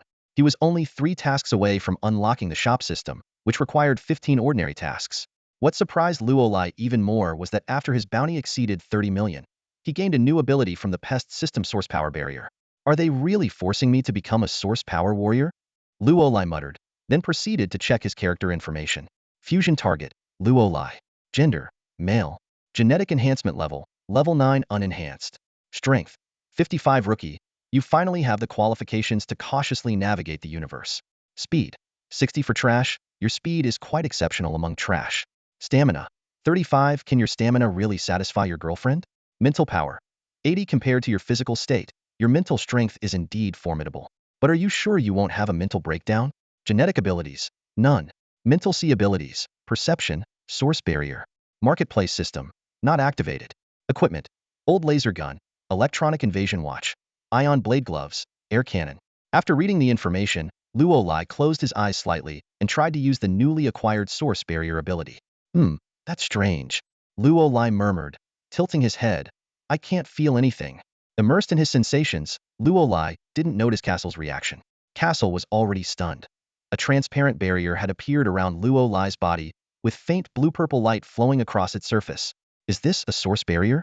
Castle said in disbelief. Isn't this a source warrior skill, and only those in the upper ranks can use it? As Castle spoke, he grew more excited and reached out to grab Luolai's shoulder. However, as soon as his hand touched the source barrier, he was instantly repelled. Fortunately, being a source warrior himself, Castle quickly used some technique to neutralize the recoil. The commotion attracted the attention of many on the street, snapping Luolai back to reality. Only then did he notice the source barrier enveloping his body. So that's it. Luolai realized. The source barrier is a defensive ability. Castle, now extremely excited, rushed to Luolai and bombarded him with questions. How can you use the source barrier? Haven't you taken the source associations tests and assessments? Who taught you how to use it? Oh, I get it. You didn't join the source association, but you have a mentor who taught you, right? No, I don't have a mentor. Luolai finally managed to escape Castle's grasp, taking a few steps back. I told you, I'm not interested in becoming a source warrior. Please, stop asking. Then how can you use the source barrier? Castle persisted. The light shield? Luolai frowned, deciding to play dumb. I don't know. I just thought you were being too noisy and wished you'd get away from me, and then it just appeared out of nowhere. Castle was stunned and awkwardly asked, has this happened before? I mean, when you encounter someone you want to keep away from you, does a source force barrier appear? It has, Luolai answered helplessly, thinking that the lie was getting bigger and bigger. Castle shouted excitedly, Genius! This is unbelievable. He explained passionately, being able to sense unconsciously is somewhat normal, like a sixth sense. But a source force barrier is a skill that source force warriors train hard to master, and you can use it without even realizing it. That's amazing. He insisted, you have to listen to me. Not becoming a source force warrior would be such a waste. Luolai sighed, feeling helpless against this insistent person. Mr. Castle, let me be honest. I haven't taken the source force warrior exam, but I have done a source force test. The association's conclusion was that I am not suitable to become a source force warrior, so don't bother. How is that possible? Castle asked in disbelief. Which association tested you? Are they blind? Stellar Earth? Luolai said, spreading his hands. Castle was at a loss for words. Although Earth had declined, as the birthplace of humanity, it still held a revered place in many people's hearts. The scale of Earth's source force association was naturally unmatched by that of Nanwu Star. Castle awkwardly touched his nose. Can you tell me your test results? What's your mental power? 92 points, Luolai answered calmly. Castle gasped. The maximum mental power for most beings was 100 points, and anything above 80 was considered excellent. Few people failed the Source Force Warrior exam. Scoring over 90 was extraordinary, destined for Source Force Warrior greatness. However, Luolai continued. Although my mental power is 92 points, over 70 of it comes from willpower. Castle was dumbfounded, mumbling after a long pause. How is that possible? It's the truth, Luolai shrugged. So I can't even pass the basic test. Please don't waste any more time. I neither want to nor can become a Source Force warrior. With that, he continued walking forward. This time, Castle didn't follow. If Luolai truly couldn't become a Source Force warrior, then all efforts were pointless. But after a while, Castle suddenly realized, wait a minute, this kid is tricking me. He stomped his foot, muttering to himself, if he really couldn't become a Source Force warrior, how could he use perception and a Source Force barrier, even unconsciously? He analyzed that although a high proportion of willpower could make it difficult for mental power to convert into Source Force, Luolai's ability to use those skills indicated that his conversion rate wasn't low. I must have been fooled by that kid, Castle thought and immediately chased after him. I can't let this Source Force warrior gem slip away. Unfortunately, Castle had been in a daze for too long. By the time he reached the end of the street, Luolai was nowhere to be found. Even using his perception abilities, he couldn't detect him. Did you really think you could get away that easily? Castle muttered to himself, glancing around. Kid, don't underestimate the power of the Source Association. Meanwhile, Luolai hadn't gone far. After shaking off the bothersome Castle, he ducked into a small inn. The place was dim and cramped, with a counter at the entrance and a few wanted posters on the walls. But aside from bounty hunters, few paid attention to those.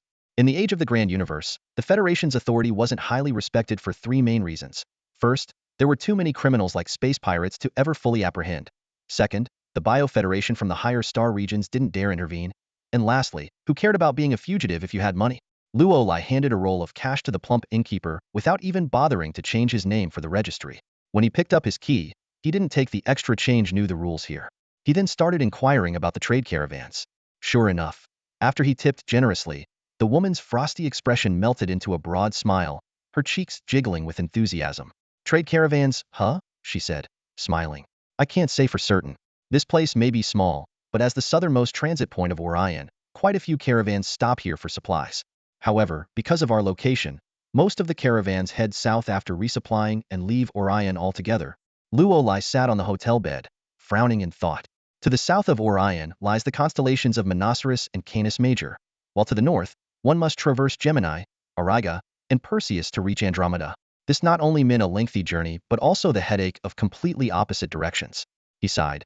This was certainly not good news for him. Despite the plump woman's enthusiasm, she didn't know much about the trade caravans.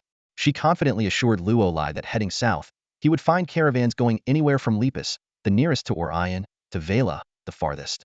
Luolai smiled bitterly to himself, thinking, the problem is, I don't want to go south. After bidding farewell to the plump woman, Luolai took the key and returned to his room. Lying on the bed, he took a deep breath and realized he had overlooked the most critical issue, the route. Although space travel seemed free, the problem of navigation couldn't be ignored. It seemed finding a caravan heading north to Andromeda would not be easy. Luolai pondered whether he should take a detour, but he lacked experience in space navigation. After a moment's thought, he decided to consult a professional star guide the next day. With this plan in mind, Luolai quickly fell asleep. His injuries had not yet healed, making him especially prone to fatigue. This was a regulatory mechanism of his genetic system. His body's energy was rapidly depleting to promote recovery, with the side effect of accelerated fatigue and metabolism. Early the next morning, Luolai was awakened by the creaking of the stairs. In this old hotel, the stairs would emit a piercing noise whenever anyone slightly overweight walked on them. Suddenly, the door was forcefully pushed open, and Castle, arms wide open, enthusiastically exclaimed, "Hey, kid, we meet again." Luolai groggily sat up, surprised, and asked, "What are you doing here?" Castle smugly waggled his fingers. Never underestimate the power of the Source Energy Association. Finding someone in South Miss City is a piece of cake for me. Now, let's continue our talk about becoming a Source Energy warrior. Luolai took a deep breath and said helplessly, "Mr. Castle, I think I've made it quite clear. It's not about whether I want to become a Source Energy warrior. I simply don't have the potential. So, even if you come to find me, it's pointless." Castle laughed. "If you're telling the truth, then you indeed aren't suited to be a Source Energy warrior. But I don't believe you. Unless you're willing to come to the Source Energy Association for a test." Luolai got up, quickly washed his face, and walked towards the door, saying, "I don't have the time. I have a lot of things to do, sorry." Luolai hurried downstairs, greeted the plump woman at the counter, and left the hotel. He casually sat down at a roadside food stall, but Castle followed him and sat opposite. Castle enthusiastically said, "What do you need to do? Maybe I can help. In South Miss Star, there's nothing I can't handle." Luolai sighed. "Is the Source Energy Association really that desperate for Source Energy warriors?" Castle replied seriously, "No, we're not short of Source Energy warriors at all. We can kick out those without potential without a second thought. But we do lack Source Energy masters." Luolai shook his head. "You're giving me too much credit." Castle smiled and said, "Just come with me to the Source Power Association, and everything will become clear." Luolai insisted, "I'm really sorry, but I just don't have the time. If you truly want to help me, leave now. That would be the biggest help you could give." Castle looked a bit awkward and reluctantly stood up. "All right, I won't bother you anymore. But know this, I won't give up until you come with me to the Source Power Association." Watching Castle leave, Luolai rubbed his forehead, showing a pained expression.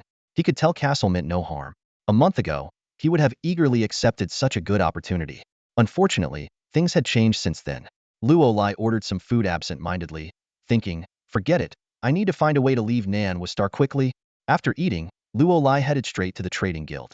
In the era of the Great Cosmos, there were many interstellar merchants, and trading guilds were everywhere. Since Luolai had no money to take an interstellar cruise, joining a trade caravan was his only option. To find a trade caravan, he naturally had to go to the trading guild. The trading guild provided a variety of services for interstellar merchants. Although the annual membership fee was substantial, it was well worth it. The most basic service was information exchange. For example, if a planet was suddenly hit by a cold wave and needed alcohol, warm clothing, and food supplies, delivering these in time could yield a hefty profit. Additionally, the guild offered recruitment services. Space travel was fraught with dangers not only from space pirates, but also from diseases and the unknown perils of alien planets. It was common for ships to lose crew members during voyages, and the guild, with its presence on nearly every inhabited planet and space station, could recruit various personnel at any time, albeit for a fee. The guild also coordinated ship repairs and parts replacements, which, although costly, saved a lot of hassle. For someone like Luolai, who needed assistance, the guild could help find a suitable trade caravan. As long as you had the money, the guild wouldn't question your identity. The scale of the business association on Nanwu Star is quite impressive. Although Nanwu Star is a small planet, its strategic location makes it a key transit point for multiple trade routes, attracting numerous interstellar merchants. As soon as Luolai stepped into the association's hall, the first thing he saw was a row of over 30 ATMs. The flashing screens made him squint slightly. These machines were from various interstellar banks, not just from the Milky Way but from other star systems as well. This alone was enough to prove the significant scale of this place. After all, if merchants from other star systems didn't visit Nanwu Star, what would be the use of these ATMs? Luolai walked straight to the counter. The receptionist looked up and gave a professional smile. "Sir, how may I assist you?" "I'd like to inquire if there's any caravan heading to the Andromeda galaxy," Luolai asked directly. "Andromeda?" The receptionist paused slightly. "Which planet are you heading to?" "Hainstar," Luolai replied. The receptionist's expression became hesitant, and Luolai gave a wry smile. As expected, the destination was quite far. Especially since Hainstar is in the inner circle of the Andromeda galaxy, close to the center, making it even more complicated. Despite this, the receptionist dutifully checked for him. After a moment, she shook her head and said, "I'm sorry, but there are currently no registered caravans heading to Andromeda. However, I've found two that have made reservations." Luolai's eyes lit up. "Oh, can you tell me more?" The receptionist explained. "The first one is actually from Andromeda. They are expected to arrive at Nanwu Star in about 45 days. Technically, they're not a caravan. They are a supply team from the Source Energy Association, bringing some trade goods along. The second caravan is currently docked at Bayun Star. They want to purchase some Nanwu fruits and have asked our association for assistance. They will come to pick up the goods in 17 days. Luolai's smile grew more bitter. Arriving in 45 days and being a supply team from the Source Energy Association meant that Castle would know immediately, and he wouldn't be able to escape. As for the caravan at Bayun Star, that was even less of an option. Going to Bayun Star would be a death sentence. Given that the Federal Police and Federal Army there were probably his worst enemies right now. As Luolai fell into deep thought, a booming voice suddenly came from behind him. "You want to go to Andromeda? I can take you there, but what can you offer me in return?" Luolai turned around to see a huge, rotund man. His size made Luolai wonder if his fat had grown sideways. The man had a large cigar in his mouth and 8 out of his 10 fingers were adorned with gemstone rings. Around his neck hung a gaudy purple-black necklace, which upon closer inspection, was made of the rare purple-black metal unique to Fallen Star. Such a necklace alone could probably buy a small spaceship. However, the combination of these expensive accessories gave off a nouveau riche vibe. Luolai frowned and asked, "Who are you?" The man introduced himself. "My name is Lin Ziqing. My caravan is called Fat Snake. If you haven't heard of it, feel free to ask around." The name of the trade association sounded familiar to Luolai even without asking. It was one of the top 3 merchant fleets in the galaxy, and also the largest chain supermarket brand in the galaxy. Back on Holy Star Earth, Luolai frequently visited it. The only question was whether this chubby guy in front of him was bluffing. Noticing Luolai's skepticism, the receptionist quickly pulled up some information. The Fat Snake Group has a total of 7 cosmic fleets, all of which are top tier. Mr. Lin Ziqing is the head of the 6th fleet. Everything is registered and verified by the trade association. Luolai nodded and said, "I want to apply for a bodyguard position with your fleet. I don't need a salary. I just want to get to Hainstar in the Andromeda galaxy." Lin, the chubby man, puffed out a smoke ring from his cigar and nonchalantly said, "Salary is a minor issue. Do you think I can't afford it? If you're really capable, I'll pay you double, no, triple. But are you really that good?" Before Luolai could respond, Lin Ziqing clapped his hands. From a nearby lounge area, a towering black man stood up. He was at least 2 meters tall, with muscles as chiseled as granite. He walked up to Luolai, making the size difference between them look like an adult and a child. In the next moment, the black man swung a punch at Luolai without a word. Thanks to his heightened senses, Luolai detected the danger as soon as the man's shoulder moved and leaped back, dodging the blow. Luolai's face darkened as he asked, "What's the meaning of this?" Lin explained, "His name is Elgard, and he's also my bodyguard. A typical bodyguard for a 30 to 60-day journey costs between 50 and 120,000. I pay him 200,000. So first, you need to prove how much you're worth before we discuss further." Luolai sneered, "So if I beat him, I'm worth 200,000? No, no, no." Lin waved his hand repeatedly. "Money is nothing to me. I can have as much as I want. I'm not a stingy person. If he can't knock you down in 3 minutes, you're worth 200,000. If you can knock him down, you're worth 400,000. If you can take him down in 3 minutes, I'll pay you triple, 600,000. Before Lin finished speaking, Elgard stepped forward again, aiming another punch at Luo Lai's head. Bang! As Luo Lai dodged, a metal bulletin board was dented by Elgard's punch. Hearing the commotion, the trade association's security guards rushed over with weapons. The receptionist also stood up, warning Mr. Lin, please restrain yourself. Lin waved dismissively, I'll pay double. You can buy new ones and still make a profit. The receptionist immediately fell silent and signaled the guards not to act rashly. The trade association had only one rule. Money makes everything possible. At this moment, a flicker of anger sparked in Luo Lai's heart. The burly man showed no intention of holding back. His first move was aimed at the head, not as a test, but with the intent to kill. At that moment, Luo Lai heard a system notification in his mind. Auxiliary system activated. Target, human, gene level, 4. 0 level combat power, 511. Combat analysis, 100 victory probability. System notification, just a slightly capable piece of trash. You have 1 minute to take him down. If you can't, you might as well end yourself because you're pathetic. System notification, celebrity kill list activated. System notification, kill the 1,951,110th ranked warrior, Elgard, and receive a reward, 24-hour virtual space training. Warrior Elgard, 28 years old, ranked 1,951,110th, affiliated with the Fat Snake Caravan, 6th Caravan, combat power, 511, potential, D, bounty, none, kill reward, unclaimed.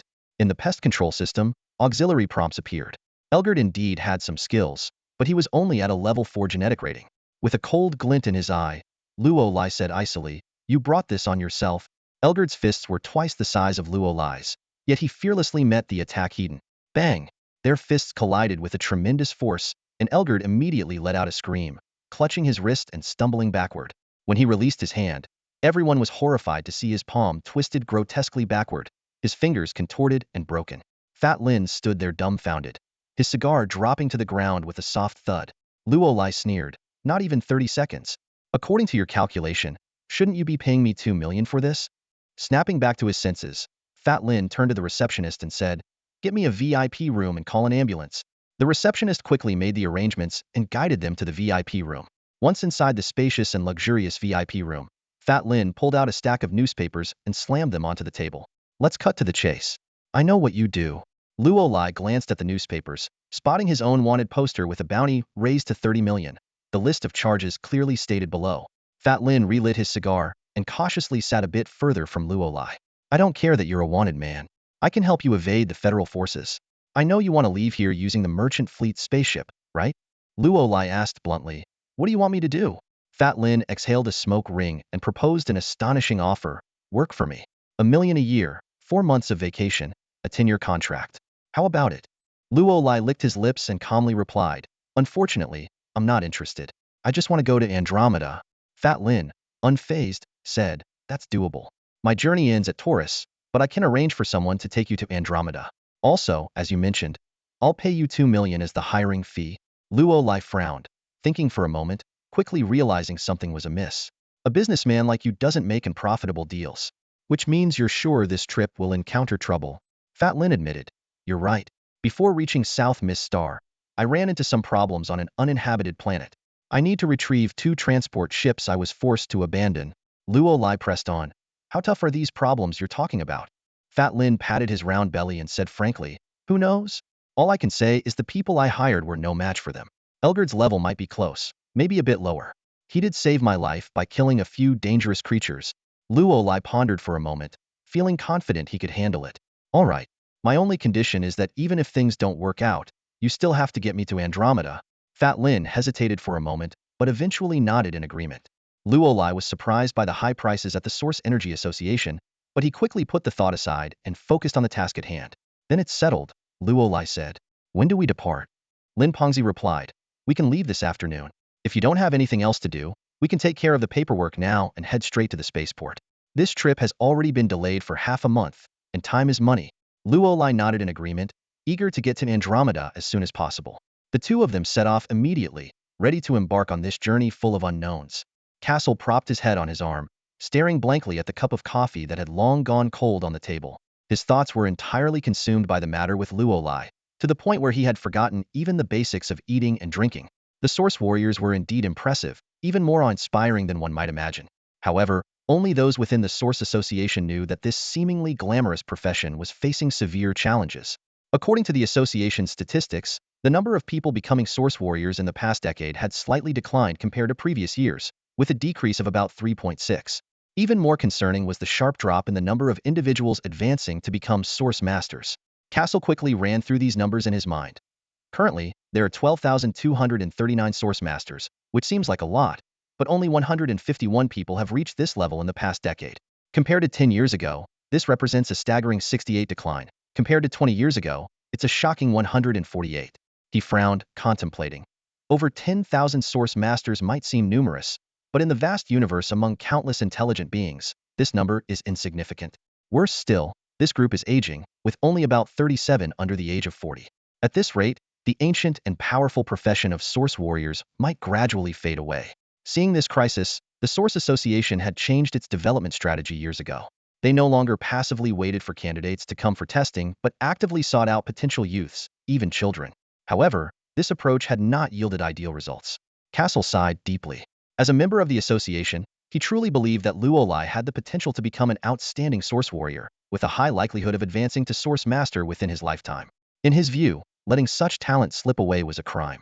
Even if the association were not facing its current predicament, someone like Luolai would be worth special cultivation. But why was Luolai so unwilling to become a Source Warrior? Castle shook his head helplessly. He knew he couldn't force anyone, although he'd entertained the thought.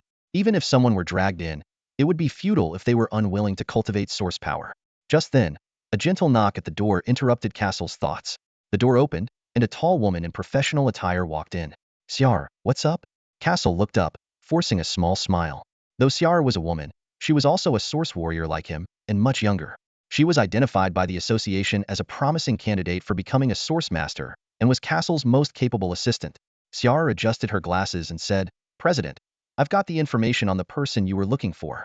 But you might be surprised as a criminal and is currently wanted by the Federation. What? Castle's eyes widened in shock.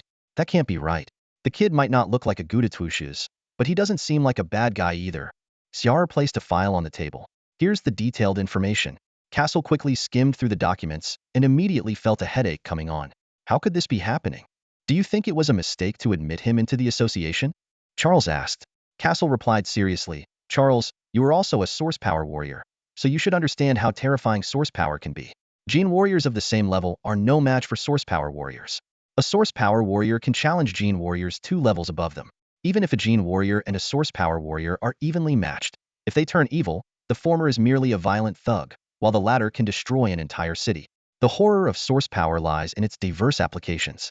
Even if a Gene Warrior goes rogue, they can't dismantle a city with their bare hands, but a Source Power Warrior can, and they have many methods to wreak havoc, not just brute force destruction. Charles suggested, I recommend you take another look at the files. There's no need to worry about that. Castle looked puzzled. Charles explained, his father was a soldier who died in the frontier regions, and he is the descendant of a martyr. He himself is a student at the Holy Star Earth Military Academy with excellent grades. He was initially wanted for breaking into a critical federal research center, but the charges were vague and didn't specify why he broke in or why the research center was important. After that, he fled to Northern Cloud Star, where he committed acts of destruction and robbery, and then escaped to Verdant Star. Interestingly, the recent events on Verdant Star, you must have seen the news reports about that, right? Castle picked up the documents again and read them carefully, then smiled thoughtfully. This is getting interesting. Did that kid intentionally lead the federal troops to Verdant Star to eliminate those Golden Beetle scum? Charles asked, if that's the case, would you still care that he's a wanted man? Castle shook his head. I don't care if he's a wanted man. What matters to me is whether he's good or bad. Many times, the bounty amount doesn't mean much. The Federation often engages in shady activities. He pondered for a moment before adding, now I understand why he didn't want to join our Source Power Association for testing. Registering would expose his identity. So, do you still want to bring him into the association? Charles asked. Castle replied, we need to investigate the Verdant Star incident first. If his intentions are as we suspect, then he's a wanted man with a sense of justice. Charles sighed. I'm afraid I have more bad news. According to the Holy Star Earth Association's records, he did undergo testing. He possesses terrifying mental strength, with a value exceeding 90, a number only seen in 12 people over the past decade. However, his mental strength is uniquely composed, with most of it coming from willpower, so he was deemed unsuitable to become a source power warrior. The person in charge of the testing was very regretful about it. Castle frowned but quickly said with determination, "That's impossible. I saw him use perception and a source power barrier with my own eyes. Compared to data, I trust my own eyes more." Charles continued, "Now for the second piece of bad news. According to the information I've obtained from Bayun Star, he's incredibly strong.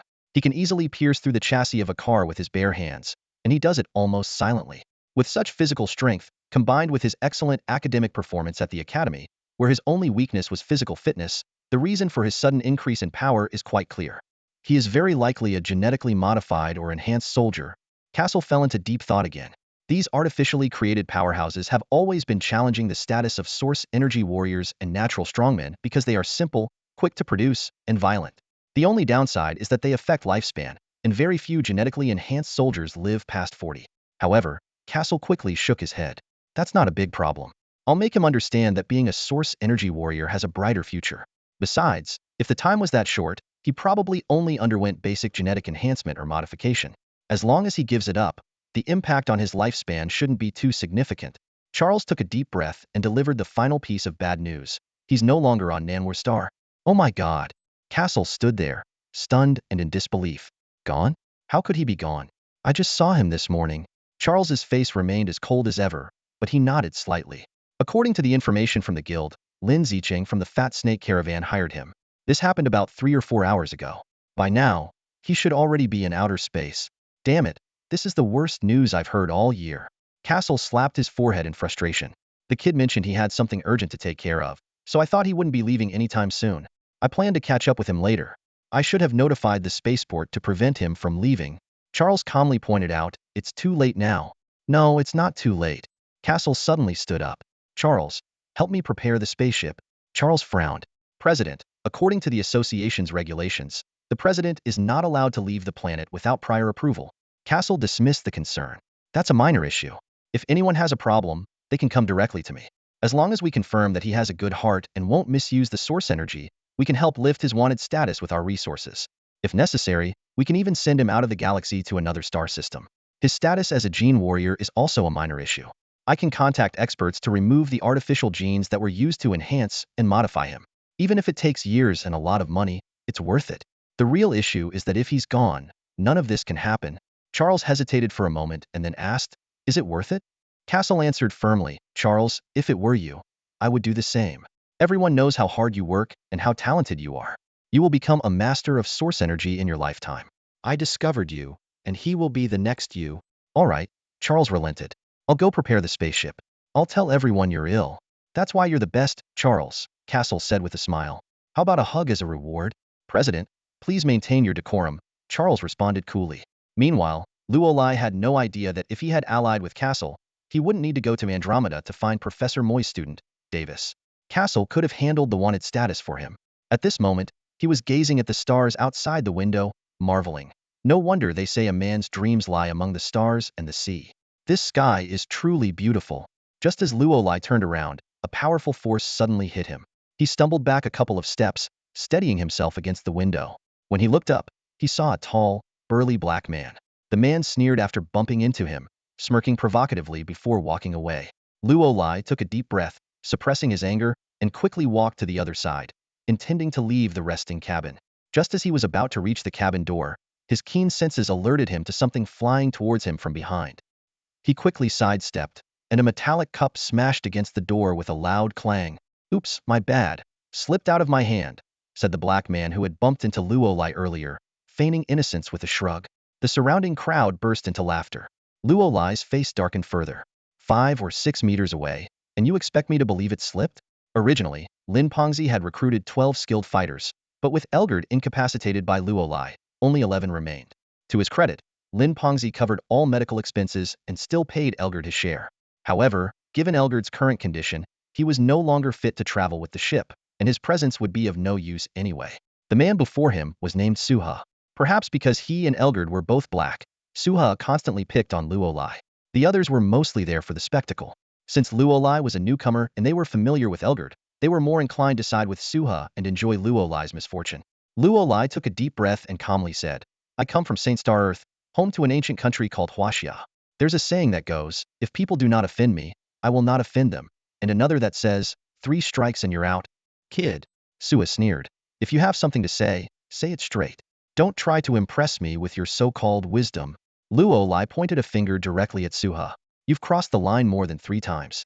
To make sure you understand my patience has limits, get over here now. Huh. Suha cracked his knuckles audibly. Kid, do you even know what you're saying? Luo Lai smirked and then pointed at the crowd that had been watching earlier.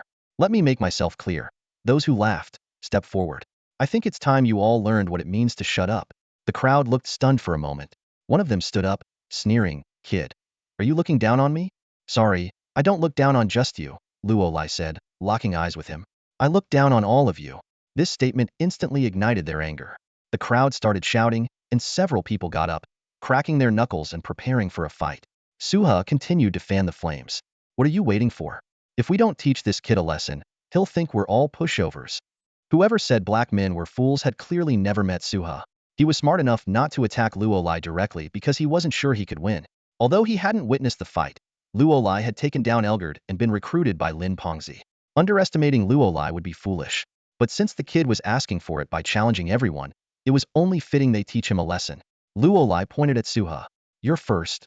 Suha sneered and stepped forward, ready to ignite the battle. He swung a punch directly at Luo Lai's head, shouting, Die, you little brat. Bang. Suha didn't even finish his sentence, nor did he see how Luo Lai moved. He just felt a sudden pain in his abdomen. His whole body was sent flying backward, crashing heavily into the metal table in the lounge. The round metal table let out a harsh creak, actually bending under the impact. A lot of people gasped. They knew that on a spaceship, the most important quality of the materials used was not luxury but durability, to prevent accidents. The tabletop of that metal table was at least 7 to 8 centimeters thick. Suha clutched his abdomen, his face contorted in pain. He pointed at Luo Lai with a trembling hand and shouted with difficulty, Get him, all of you. Luo Lai looked coldly at the restless crowd around him and calmly said, Relax, one at a time. Like I said, you're just the first. Luo Lai watched as a fist came hurtling towards his face. In an instant, he reacted, grabbing the opponent's fist. With a swift pull and twist, he wrenched the man's arm and slammed the over-12-meter brute against the wall with a resounding crash. The impact was so intense that even the luggage rack above came crashing down, scattering suitcases everywhere. Let him go. A furious shout came from behind, followed by a powerful kick aimed at Luo Lai's back. The collision of limbs produced a dull thud, but Luo Lai didn't budge, only swaying slightly. He turned slowly, coldly eyeing the assailant, and said lightly, Are you trying to scratch an itch for me? The man's face was filled with shock. Although he hadn't used his full strength, the kick had at least 70% of his power, intended to teach Luo Lai a painful lesson. To his surprise, it had no effect. This thought barely crossed his mind before he involuntarily stepped back. In that split second, Luo Lai suddenly raised his leg and delivered a sweeping kick with the same force, angle, and speed as the previous attack. The man grunted, his body flying backward, clutching his abdomen as he spat out a mouthful of blood. Luo Lai, expressionless, said, The severity of your injury depends on how much you intended to hurt me. The man's face twisted in pain, his teeth clenched, but he dared not move forward again. Luo Lai scanned the surroundings coldly and said, That's just 2 of you. Weren't you planning to gang up on me? Come on, I don't mind. As his gaze swept over them, the onlookers either backed away or swallowed nervously, but no one dared to make a move. The fate of the 2 unlucky ones made it clear Luo Lai's strength was beyond their capability. Give me a gun. Suha suddenly roared in fury, biting his lip until it bled. Suha, are you crazy? A blond man shouted in a stern voice. It's one thing to play around, but do you really want to kill someone? Huh. Suha laughed angrily. You're saying that because you can't beat him. The blond man turned pale with anger at this remark. Seizing the moment, Suha rushed to the side and pressed his thumb against a fingerprint lock. Stop him, the blond man shouted, but it was too late. As Suha's fingerprint was recognized, a crack appeared in the wall, revealing a weapon storage compartment. Suha grabbed a black energy rifle, pointing it directly at Luo Lai. Bastard! Die! Suha screamed maniacally as he pulled the trigger. Amid the rapid tat-a-tat of continuous fire, golden energy beams shot towards Luo Lai. You think a gun will help? Luo Lai extended his hand calmly. Energy shield. A humming sound filled the air as a nearly transparent barrier shimmered around Luo Lai, its surface glowing faintly. The energy beams struck the shield, creating ripples that quickly dissipated. An energy warrior! The onlookers gasped in unison. The blond man frantically shouted, Restrain him! Several people quickly tackled Suha to the ground. Let go, let go. Suha struggled wildly. You bastards, let go of me. The blond man quickly approached Luolai and respectfully said, I'm sorry, we didn't realize you were a Source Force warrior. We deeply apologize for our earlier rudeness. Luolai tilted his head, looking somewhat puzzled. He realized that merely displaying great power would make others fear him, but once he used the Source Force barrier, their attitude instantly shifted from fear to respect. Was the status of a Source Force warrior really that high? At that moment, the door of the rest cabin opened, and a chubby figure walked in. A cigar in his mouth. It was Lin Pengzi. Let him go, Lin Pengzi said as he walked up to Suha, waving his hand at the others. The moment Suha stood up, Lin Pengzi's chubby hand landed heavily on Suha's face with a resounding slap. Suha's face was still filled with anger, but he forced himself to lower his head. Lin Pengzi removed the cigar, blowing smoke into Suha's face. I don't care if you cause trouble, but you better be able to fix it. I pay you to work, not to clean up your messes. Not happy? You better get used to it, or I guarantee that from now on, no trade convoy in the entire galaxy will hire you. Don't believe me? Just wait and see. The others looked at Suha with pity. In their line of work, the last person you wanted to offend was the boss. Let's go. Lin Pengzi patted Luolai on the shoulder. Come have a drink with me. Lin Pengzi led Luolai out of the rest cabin and into his private lounge. The luxury here far surpassed that of the rest cabin. A massive wall-mounted virtual projector dominated the front. An exquisite bar stood in the corner, and behind it were 3 connected wine cabinets. In the center of the room was a set of genuine leather sofas, made from the rare space beast Longmang's hide, worth more than Luolai's bounty alone. Lin Pengzi picked up a glass, about to pour Luolai a drink, but Luolai stopped him. I don't drink. How about something else? Lin Pengzi asked. Juice, milk?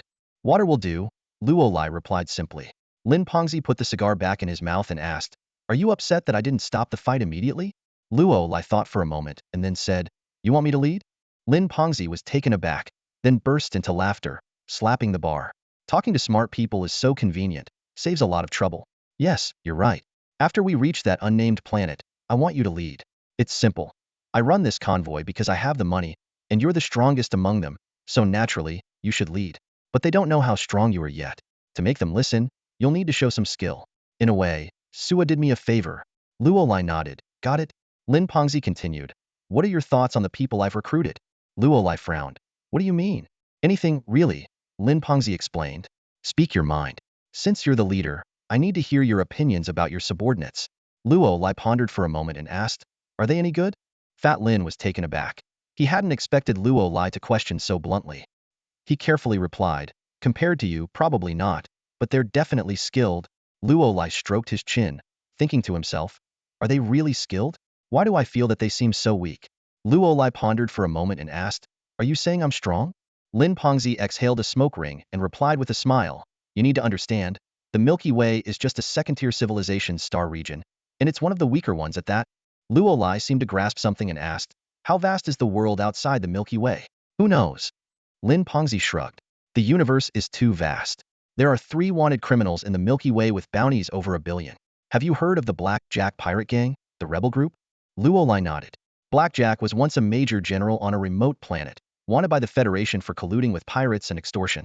After escaping, he formed a pirate gang, and within 3 years, his bounty reached 1.1 billion. Lin Pengzi continued, Blackjack once went to Huashing, a third-tier civilization star region, which is developing rapidly. He suffered a crushing defeat there, and his entire fleet was nearly wiped out by just one person. One person took on an entire fleet? Luolai's eyes widened in surprise. Lin Pengzi nodded in confirmation. That person is called Wan, from the Mercury Star clan. Also a wanted criminal, but his bounty is only 70 million. Luolai suddenly understood. I get it now. This starry sky is indeed vast. Don't be discouraged, Lin Pengzi said, extinguishing his cigar. You're already very strong in the Milky Way. Get ready. We'll reach our destination in 2 hours. Luolai stood up and left, muttering to himself as he walked out the door. Very strong? His concept of strength was still vague. The system's evaluation of him wasn't high, so he didn't take Lin Pengzi's compliment too seriously. Perhaps he would only consider himself truly strong when the system recognized his abilities. Back in the resting cabin, the atmosphere turned tense. A blond man stepped forward and said, I'm Gene Keela, and these are my team members. He briefly introduced the others. Stanson, an immigrant from Sacred Star Earth, Fei Lin from the Blue Clan of Mercury, along with 5 mercenaries and a mysterious man named Ronghe. Gene Keela lowered his voice and said, Ronghe is very strong. He once crushed an alloy laser gun with his bare hands. Luolai nodded in understanding and then asked, "You all seem quite concerned about me being a source power warrior?" Jean Keela showed a peculiar expression. "If we had known earlier, we would never have been disrespectful. Source power warriors are all over the universe, and the Source Power Association is very protective of them. Only Gene warriors dare to challenge them. We are just ordinary people, and becoming Gene warriors is a high bar to clear." Luolai suddenly understood. They were wary of the Source Power Association. He didn't know that the association had once slaughtered an entire pirate gang for an injured warrior, making no one dare to provoke Source Power warriors lightly. Shifting the topic, Luolai inquired about their destination. Jean Keela explained that their companions had previously gone to that planet and were all killed. This mission was both for a high reward and for revenge. "It's the bugs," Jean Keela said solemnly. "According to records, there are mutated bugs there. Tall queen bees, highly aggressive, and ones that can spit corrosive acid, dissolving one of my companions' bodies." 2 hours flew by, and Lin Pengzi's transport ship smoothly landed on an unfamiliar planet. The group gathered as instructed, and Lin Pengzi pointed to the dense forest outside the window, explaining, "Those dangerous mutated insects are hiding in there. We can't land directly in the forest. The noise would attract a lot of enemies. We learned our lesson last time, so this time we'll land on the outskirts. Your mission is to escort the pilots into the forest, locate the 2 transport ships, and take off." Everyone nodded silently, and Luolai was designated as the commander for this mission. Lin Pengzi clapped his hands, signaling his assistants to bring in several metal crates. "These are your combat suits, made from the latest carbon materials from Ziyun Star in the 3rd civilized star region. They are resistant to radiation and corrosion," he introduced. The group opened the crates to find lightweight, black, form-fitting combat suits that covered everything except the head. The accompanying equipment included energy pistols, alloy beam guns, communication devices, and tactical goggles. Lin Pengzi asked if anyone had additional requests. Jean Keela asked to use his own weapons, while Luolai requested an ion blade the length of a dagger. Once they were ready, Lin Pengzi led the group to the exit, where 5 all-terrain vehicles and 8 drivers were waiting. Luolai quickly assigned tasks. He would lead, Jean Keela would split into 2 groups with 1 vehicle each, Stanson would pair with Fei Lin, and Rong He would go solo. Luolai noticed that Rong He was unusually quiet, but there was no time to dwell on it. He drove into the forest first, with the others following closely behind. The dense trees slowed their progress, but it was still faster than walking. Half an hour later, Fei Lin complained, "Weren't there supposed to be dangers? Why haven't we seen any?" Jean Keela was just about to reassure him to be patient when Fei Lin suddenly shouted, "Enemy attack! Watch out above!" A dark shadow descended like lightning, crashing heavily onto Jean Keela's vehicle, flattening it. The driver panicked, and the vehicle veered into a tree. The shadow leaped up, revealing itself a massive black mantis, about 1.5 meters tall, with purple translucent wings and scythe-like forelimbs. Excited, Fei Lin grabbed the vehicle-mounted machine gun and opened fire, but the bullets only sparked against the mantis's body as if hitting steel. The mantis let out a piercing scream, causing everyone to cover their ears. In the next instant, it lunged at Fei Lin, its scythe slicing through the windshield and the machine gun. Fei Lin closed his eyes, expecting death. Suddenly, warm liquid splashed all over him. Opening his eyes, he saw Luolai had somehow appeared behind the mantis and ripped off its right limb with one hand. The mantis screamed in pain and flew into the sky. Luolai signaled Jean Keela to hold back. "Let me see how strong these creatures are." Jean Keela hesitated, but eventually nodded in agreement. For Luolai, this was not just about assessing the enemy. A new mission had just been issued by the system. Kill 50 artificially evolved creatures, with a reward of 6 hours of virtual training ground access. The mutated mantis skittered left and right in front of Luolai, its body wobbling due to a missing right limb. Suddenly, it dived at Luolai. Swiftly, Luolai drew his ion blade from behind his waist, clashing violently with the remaining scythe of the mantis, producing a harsh clanging sound. To his surprise, the scythe felt more like a metallic weapon than a part of a living creature. A system prompt appeared. Auxiliary system activated. Target: artificially evolved organism, gene level 3, 0 rank combat power 490, win rate 99. The system sneered. "It's just a mindless bug that only knows how to attack. If you can't kill something this brainless, aren't you even dumber than it?" Luolai habitually ignored the system's mockery and focused on the battle. The mutated mantis took flight again, emitting a piercing buzz as it swooped down. Luolai quickly raised his ion blade to block the attack. This time, he didn't let his opponent escape. He grabbed hold of the mantis's wing. Rip! With a forceful tug, Luolai tore off the mantis's left wing, causing a spray of pale yellow viscous fluid that smelled like engine oil. The unbalanced mantis crashed to the ground, and without hesitation, Luo Lai stomped on its head, causing the sticky yellow fluid to splatter everywhere.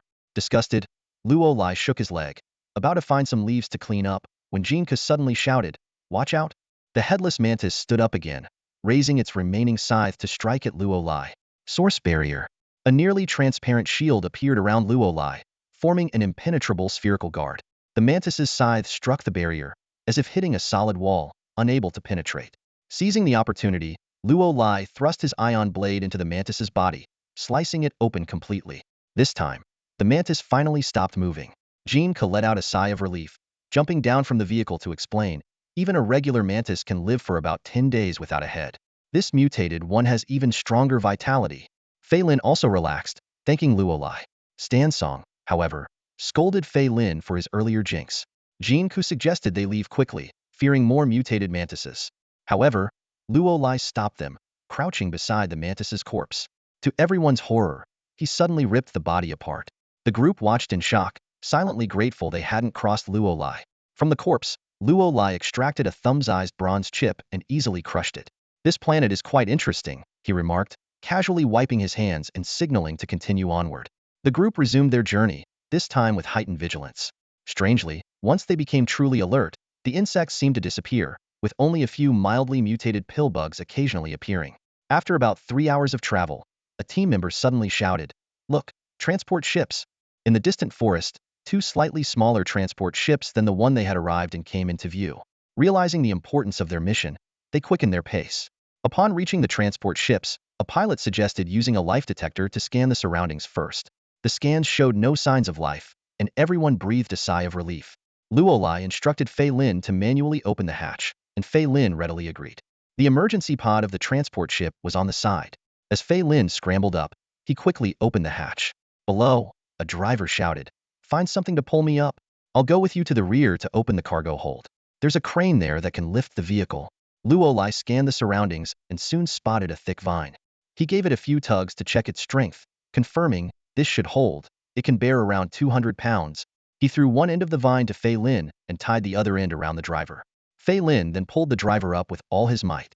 Jinkala pulled a metal cigarette case from his pocket, lit a cigarette, and gestured to Luo Lai. Seeing Luo Lai shake his head in refusal, he shrugged and said, "Let's wait down here for a bit." Luo Lai nodded briefly. "Take a rest." The team members found places to sit or wander around, feeling relatively relaxed. As long as they got these 2 big ships running, their task would be complete. Although Lin Pengzi had described the mission as dangerous, it had gone smoothly so far. For everyone, completing a high-paying task with ease was a good thing. However, after a while, Stanson suddenly frowned and said, "Something feels off. Fei Lin has been gone too long, hasn't he? It's been about 15 minutes, and he only needed to go to the rear to open a hatch. Should it take this long?" Hearing this, Luo Lai frowned. "Try to contact him." Jinkala nodded and opened his communicator. "Fei Lin, where are you? How much longer until you open the hatch? Respond if you hear this." The communicator only emitted static, with no response. Jinkala's heart sank, and he repeated the call, but still only static, as if the signal was being interfered with. "Something's not right," Jinkala said warily to Luo Lai.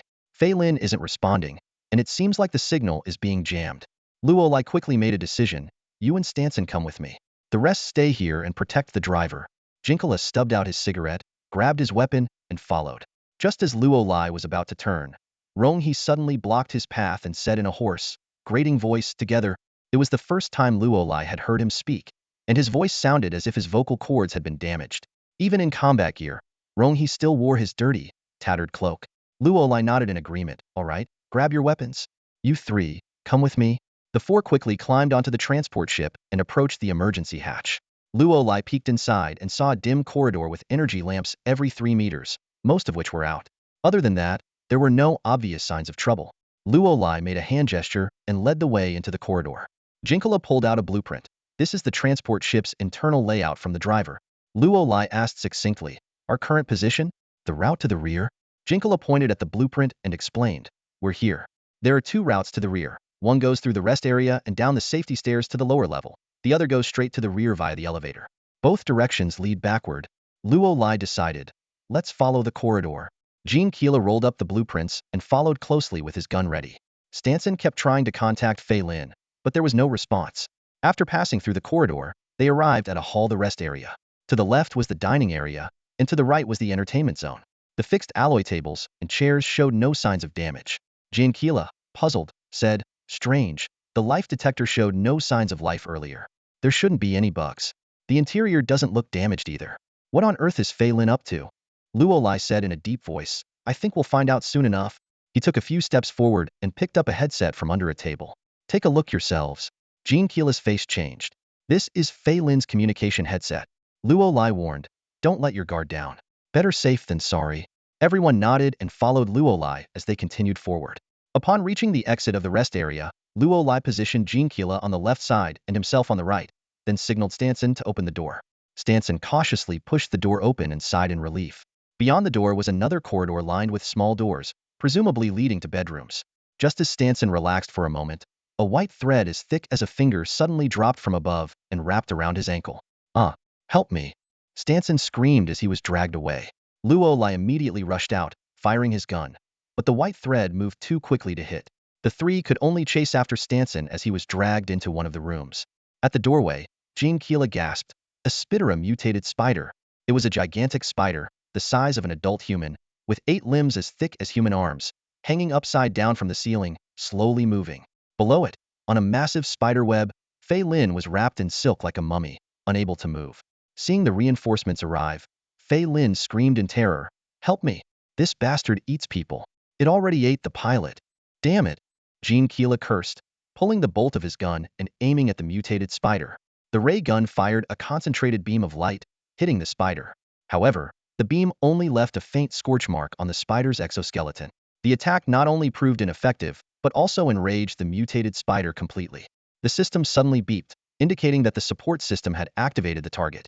The combat power calculation for the level 5, Tier 0 artificially evolved biological entity was complete, showing a combat power of 619 and a victory probability of 98.9.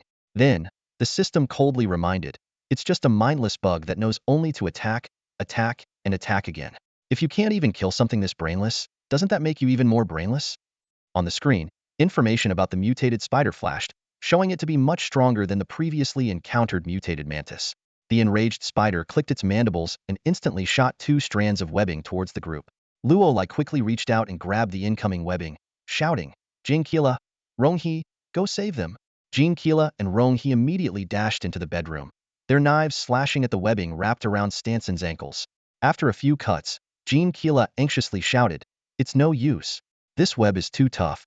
I'll handle it," Ronghe said softly, drawing an energy lightsaber from his back. With a roar, the lightsaber ignited in flames. He swung it forcefully, the fiery blade instantly cutting through the web. He then leaped forward, slicing through the spider web to free Fei Lin as well. Luolai commanded loudly, "Carry them out first." Jiankila nodded, hoisting the web-covered Fei Lin onto his shoulder, while Ronghe supported Stanson, and the two quickly retreated. The mutated spider let out a sharp screech, its pincers lunging at the group. Luolai tightened his grip on the webbing and yanked hard, shouting, "Get down here!" With a loud crash, the massive spider was forcibly pulled from the ceiling and slammed heavily onto the ground. "You guys go first, I'll catch up," Luolai told the others. Jiankila and the rest nodded, sprinting out of the bedroom. Luolai turned to face the mutated spider, delivering a powerful punch to its exoskeleton. The mutated spider was indeed much tougher than the previously encountered mantis. Luolai's full-force punch only left a crack in its shell. The spider screeched, turning to spit webbing at Luolai. Anticipating this, he quickly ducked, the webbing flying over his head. "Break open!" Luolai roared, drawing his ion blade and thrusting it into the crack, slicing it open. He then punched again, plunging his entire arm into the spider's body, soon grasping something and pulling it out forcefully, a metal chip. As the chip was removed, the mutated spider convulsed violently before collapsing, motionless. Luolai examined the chip in his hand, noticing it was larger than the one found in the mantis, about the size of 2 thumbs, pitch black, with a crystal-like coating that emitted a faint red glow, still seemingly operational. The biological scanner showed no signs of life. Luolai muttered to himself, "The pest control system calls these artificially evolved life forms, and with this chip, it seems this planet is not simple at all." This time, Luolai didn't crush the chip, but instead put it into his pocket. He hurried out of the bedroom, only to see Jiankila and the others rushing towards him in a panic. Luolai frowned and asked, "Didn't I tell you to go ahead?" With a tearful expression, Jiankila replied, "There are more monsters over there." Before he could finish speaking, the buzzing sound of beating wings echoed from the far end of the corridor. In an instant, A swarm of mutant hornets, each the size of a human head, flew into the passage, rapidly closing in on them. Jinkala fired his gun while quickly retreating, shouting, "Fall back! Fall back! We can't fight these heathen. Their venom is highly corrosive." As soon as he finished speaking, two of the hornets twisted their bodies, releasing venom from their stingers. The venom hit the ground, immediately corroding the alloy floor with a sizzling sound. Luolai looked around and his eyes fell on the metal door of the bedroom. He grabbed the door and, to everyone's astonishment, ripped it off its hinges. He hurled the door at the swarm, knocking down two hornets. Taking a few steps back, Luolai ripped off another door. Seeing the hornets getting closer, he waved and shouted, "Go!" Jinkala ran while checking the blueprint, yelling, "Turn left at the end of the corridor. There's an isolation door with a defense system." The others nodded and quickened their pace. After rounding the corner, the isolation door came into view. The five of them rushed through, and Jinkala immediately activated the door lock. The isolation door slowly descended, blocking the hornets outside. Panting heavily, Jinkala slumped against the wall and explained, "These isolation doors are made from special materials. They use a composite that can withstand heat, cold, radiation, and impact. Even the corrosive venom can't easily dissolve them." "Damn it," Jinkala cursed. "This place is a freaking hive. Those damn things have nested all over the transport ship." Fei Lin let out a sigh of relief. "At least we got away for now." "Don't be so sure," Luolai said, looking up at the ceiling. "Check the ventilation ducts." Drip, drip. Everyone looked up to see crimson liquid dripping from the seams of the duct, emitting a strong, bloody odor. "It's blood." Luolai gestured for silence and walked beneath the duct. Suddenly, he jumped up and yanked the duct cover off.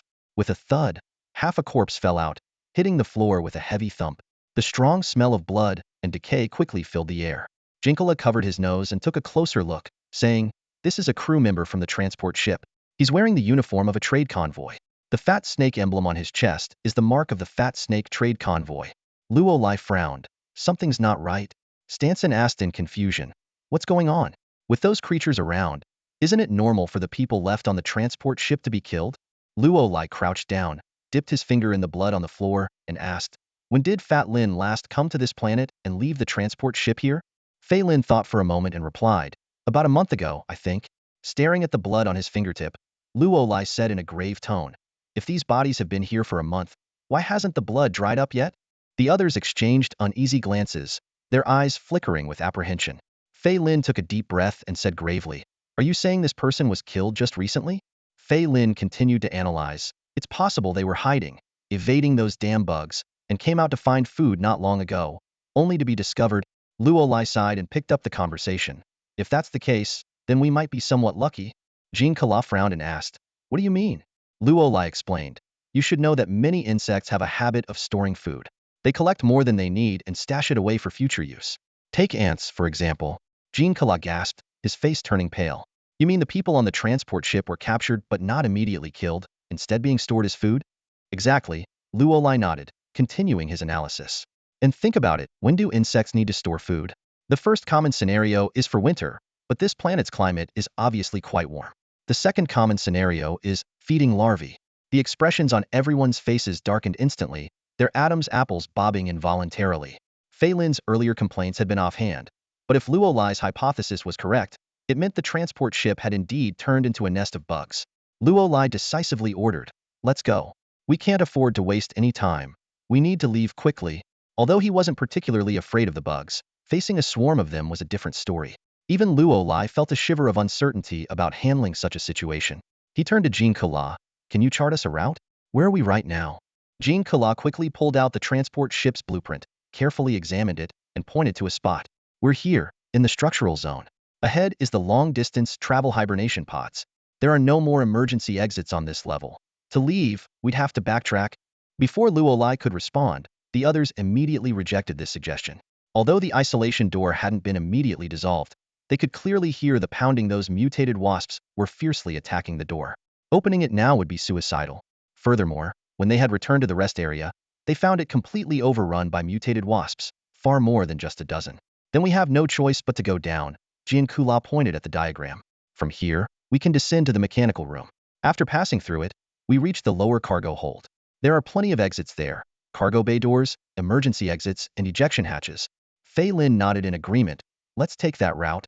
Jinkala put away the blueprint and added, One more piece of bad news. Our communicators are down. Whether it's the bugs or something else, the signal interference on the transport ship is severe. Phelan picked up the thread. I noticed that a while ago. Even before those damn spiders caught me, the communicators were already acting up. I initially thought the signal interference was due to a malfunction in the transport ship's defense system.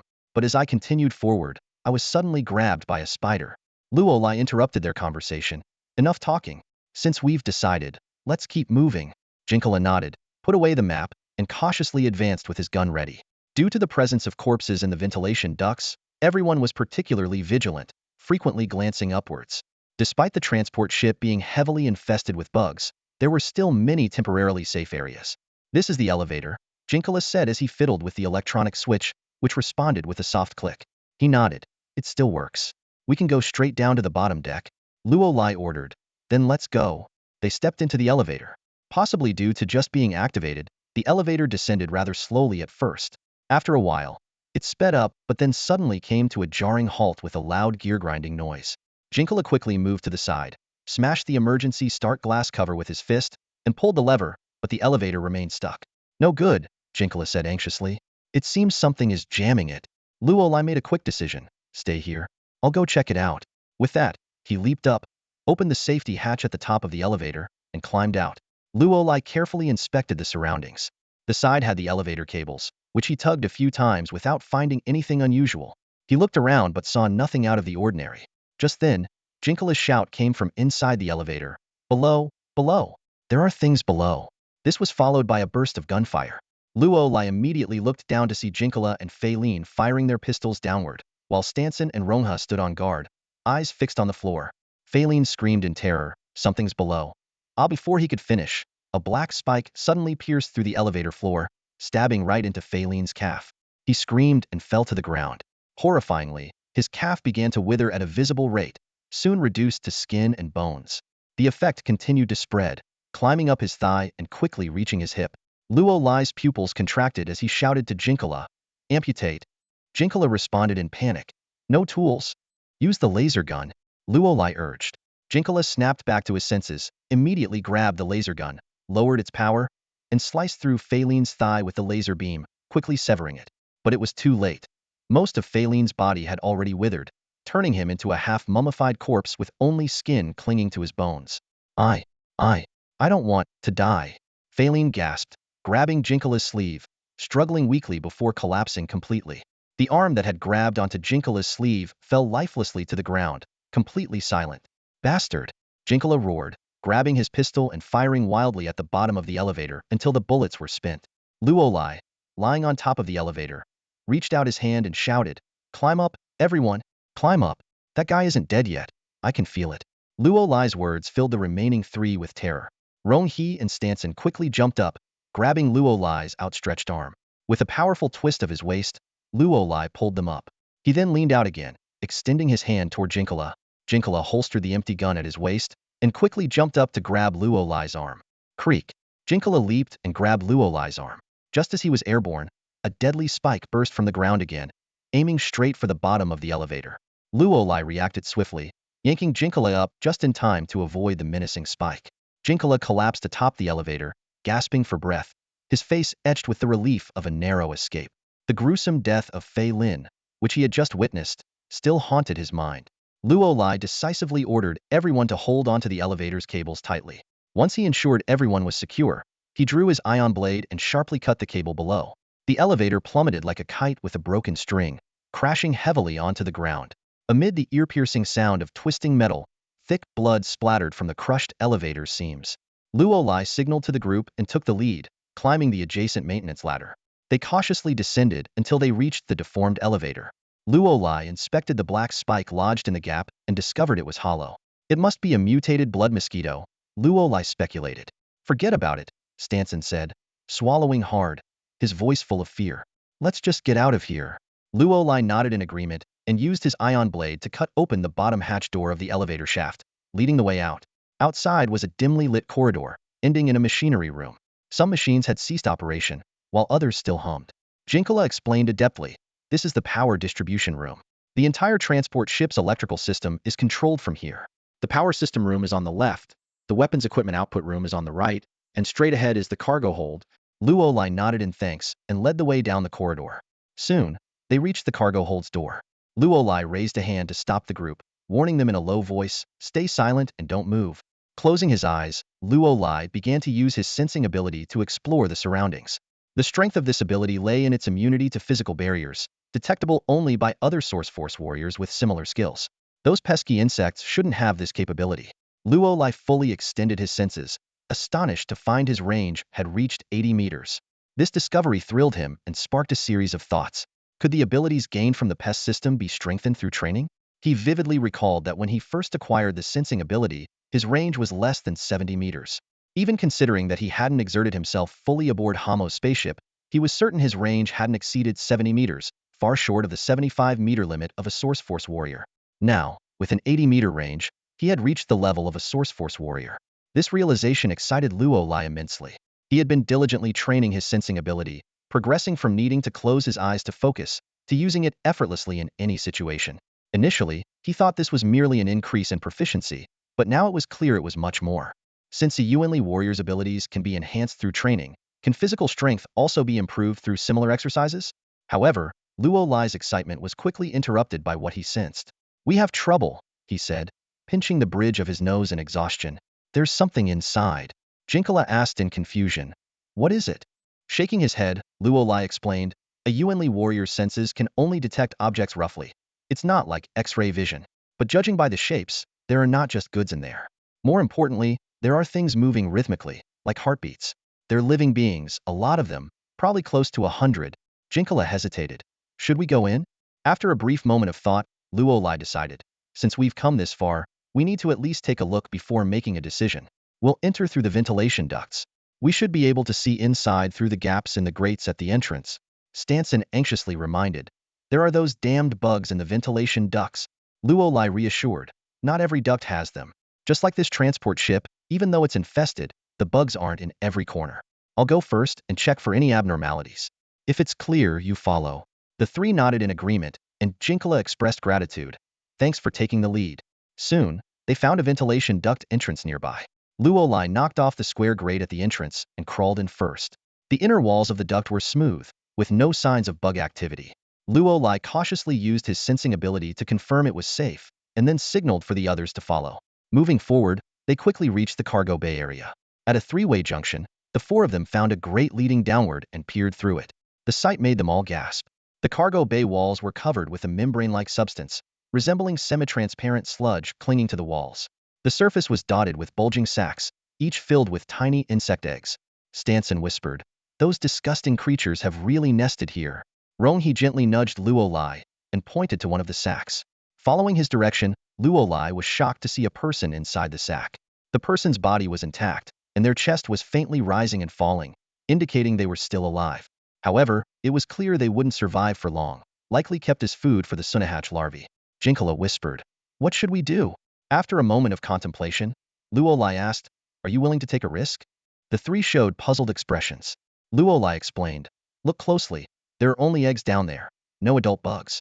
The adults are probably out foraging. If we go down now and open the cargo bay doors, we can escape. But there's no guarantee the adults aren't nearby. So, do you want to take a gamble?" Stansong's face turned grim as he hesitated, asking, "Is there no other way out?" Jean Kula pulled out the floor plan of the transport pod, examined it closely, and then sighed. All three exits lead directly into the cargo hold. All the exits were in the cargo hold. Despite his fear, Stanson had no choice but to follow Luolai's plan. Luolai made a gesture for silence, then carefully unscrewed the four bolts of the ventilation duct grill and silently descended into the cargo hold. The scene inside was revolting. Flesh-like material covered the surroundings, viscous liquid was everywhere, and bulging sacs containing insect eggs pulsed rhythmically, emitting a disturbing thump, thump sound. Jinku followed closely behind and landed quietly with Luolai's assistance. Ronghe and Stanson descended next, the latter trembling slightly.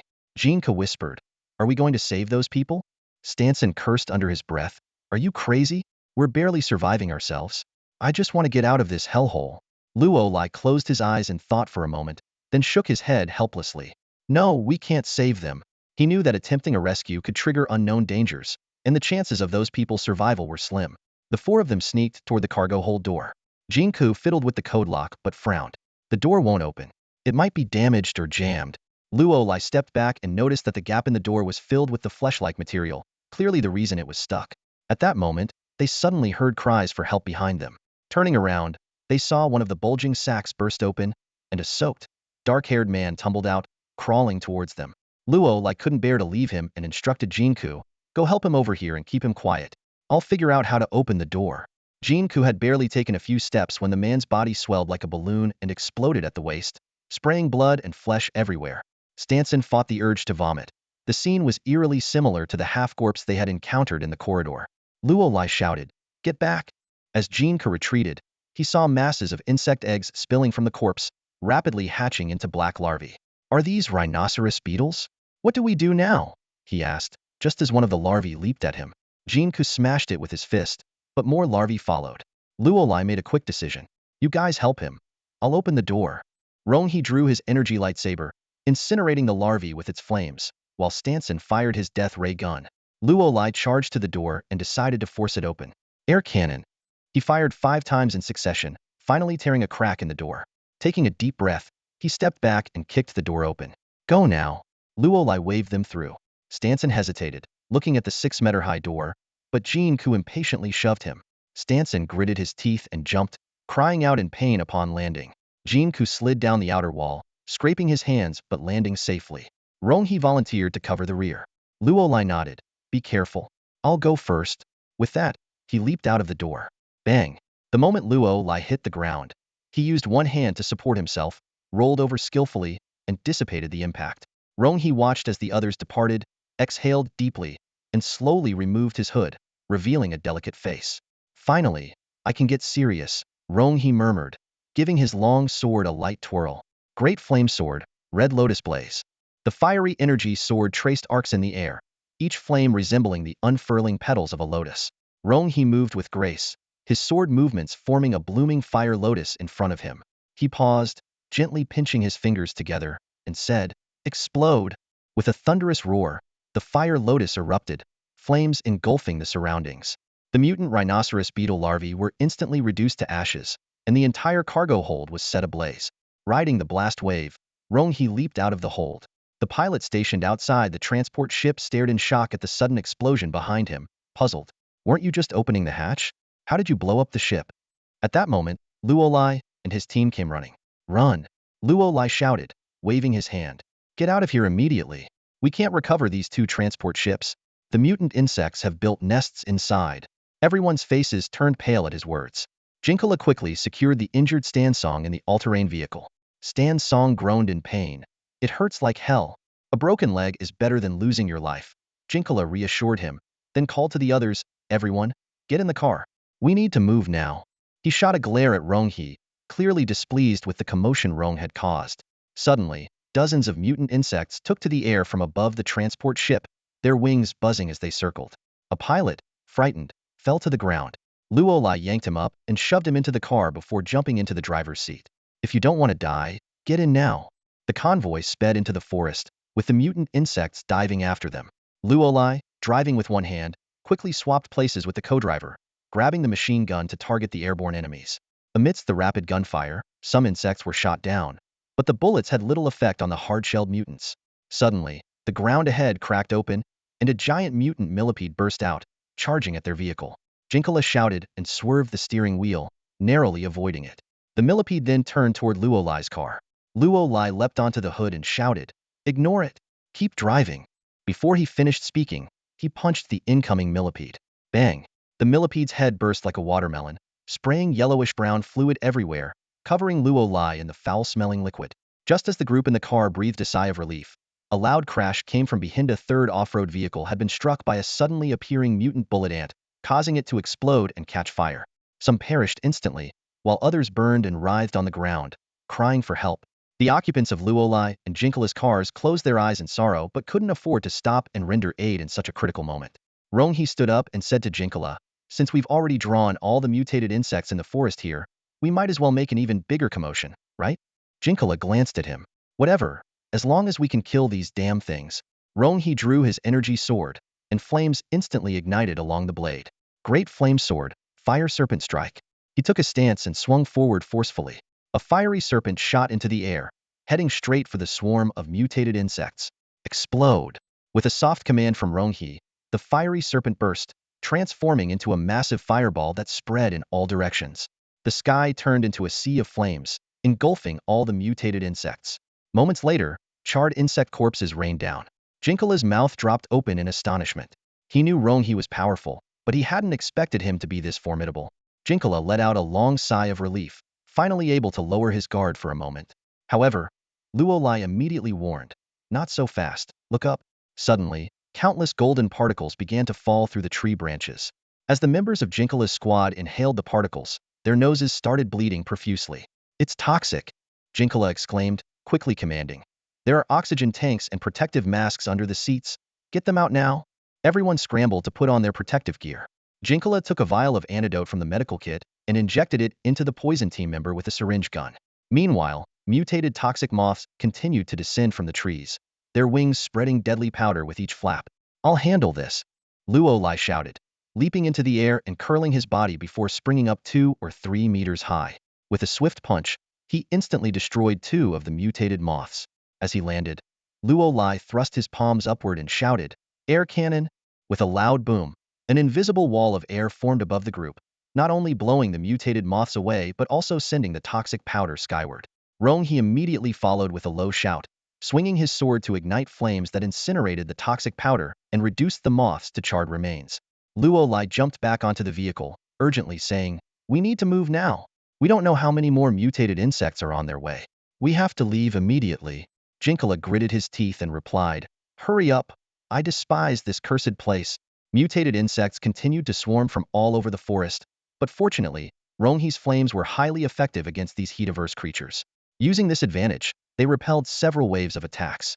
With one hand on the wheel and a cigarette in his mouth, Jinkala glanced at Ronghi and asked, "Who exactly are you?" Ronghi calmly replied, "Just a bounty hunter." Jinkala took a sharp breath. "A sword that can ignite. Are you the Flame King?" The Flame King was a rising superstar in the bounty hunter world, with a bounty exceeding 5 billion in just a few years, yet no one had ever seen his true face. Luolai eyed Ronghi warily, and the latter quietly said, "Relax, I can't beat you." Luolai didn't respond but became even more cautious.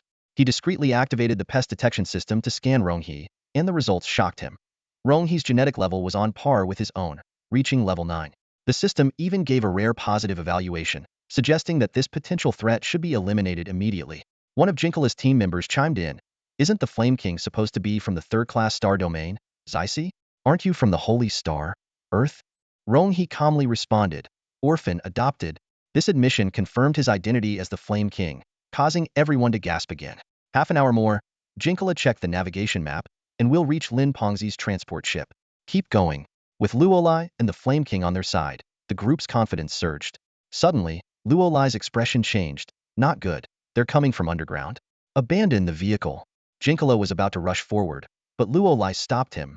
"There are too many. We can't break through." Before he could finish speaking, a shadow burst out from the ground, crashing into the front of the vehicle. Jinkala slammed on the brakes and shouted, "Abandon the vehicle." Just as everyone jumped out, several ant-like creatures the size of heads flipped the off-road vehicle over. Jean Keela's eye twitched. "It's mutated bullet ants. Be careful. They're incredibly strong and highly venomous." More bullet ants emerged from the ground, quickly surpassing 100 and blocking their path. Luolai licked his lips. "Looks like we'll have to fight our way out on foot." He turned to Ronghi. "Let's clear the path together." Ronghi silently drew his energy sword, and with a flick of his wrist, the blade burst into flames, signaling his agreement with Luolai's plan. "Attack!" Luolai shouted in a low voice, charging into the swarm of mutated bullet ants alongside Ronghi. Ronghi's blade ignited with flames, scorching the oncoming ants to ashes with each swing. Luolai was even more ferocious, his fists raining down like a storm, shattering the ants' bodies with every strike. Jinkala quickly retrieved weapons from the SUV's trunk, carrying the injured Stanson on his back while distributing the remaining weapons to the drivers. One driver, trembling, confessed he couldn't use a gun. Jinkala snapped, "Shoot or die." He started firing as he spoke, joining the battle with Stanson in tow. Luolai and Ronghi had fought their way forward about 10 meters, but more bullet ants kept emerging from the ground. Their rate of killing couldn't keep up with the ants' emergence, but retreating meant death. Luolai's fists spun like windmills, continuously blasting the surrounding ants apart, forcefully carving a path forward. The system notified Luolai that he had completed the task of eliminating 50 artificially evolved creatures, earning 6 hours of virtual training time. But the battle was far from over. They had to keep moving forward. Jinkala shouted, 800 meters more to the forest edge. Before he finished speaking, Luolai's combat suit on his forearm was torn open. Ronghe warned, watch out, don't get stung. Luolai immediately activated his energy shield, reminding Ronghe that he was also an energy warrior. As they fought and talked, Ronghe was astonished to learn that Luolai could only sense and use the energy shield, which he found laughable. But Luolai earnestly confirmed it, leaving Ronghe to accept this most peculiar energy warrior. Jinkala excitedly yelled, the forest edge is ahead. I can see the spaceship. Luolai promptly called for backup, but Jinkala found the communicator malfunctioning and urged them to press on. Suddenly, the ground shook violently, and a giant mutated bullet ant emerged from a crack, over 2 meters tall with scythe-like mandibles. Luolai stepped forward to confront it, landing a powerful punch, but the creature didn't explode. Instead, it let out a piercing shriek. The system identified it as a level 70 stage, artificially evolved creature with a combat power of 1798, giving Luolai a 73% chance of victory. The system sarcastically hoped Luolai would defeat it, or else they'd need to find another pest. Ignoring the system's taunts, Luolai focused on the formidable enemy before him. This giant mutated bullet ant was undoubtedly the strongest mutated insect they had encountered, and the battle promised to be exceptionally tough. Hang in there, Ronghe shouted as he quickly caught up from behind. I'll take him down. Luolai nodded and once again faced the massive mutated bullet ant. As the creature charged, he deftly sidestepped and leaped onto its back, gripping its mandibles firmly with both hands. Stay down, Luolai roared, his muscles bulging as he forced the creature to the ground with a thunderous crash that sent dust flying everywhere. Seizing the moment, Ronghe sprang off a nearby tree. Great flame sword, he yelled, slashing through the air with his energy sword, sending 2 intersecting fiery strikes. Cross burn. With his shout, the scorching flames etched deep marks onto the mutated bullet ant's back. The flames ignited the wounds instantly, filling the air with the smell of burning flesh. Just as everyone thought victory was assured, the mutated bullet ant unleashed a surge of power. Luolai was caught off guard and was flung into a tree, dislodging a cascade of leaves. It didn't work? Ronghe exclaimed in surprise.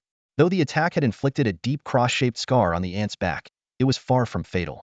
Instead, it enraged the giant creature, which charged at Luolai with increased speed, its mandibles snapping viciously.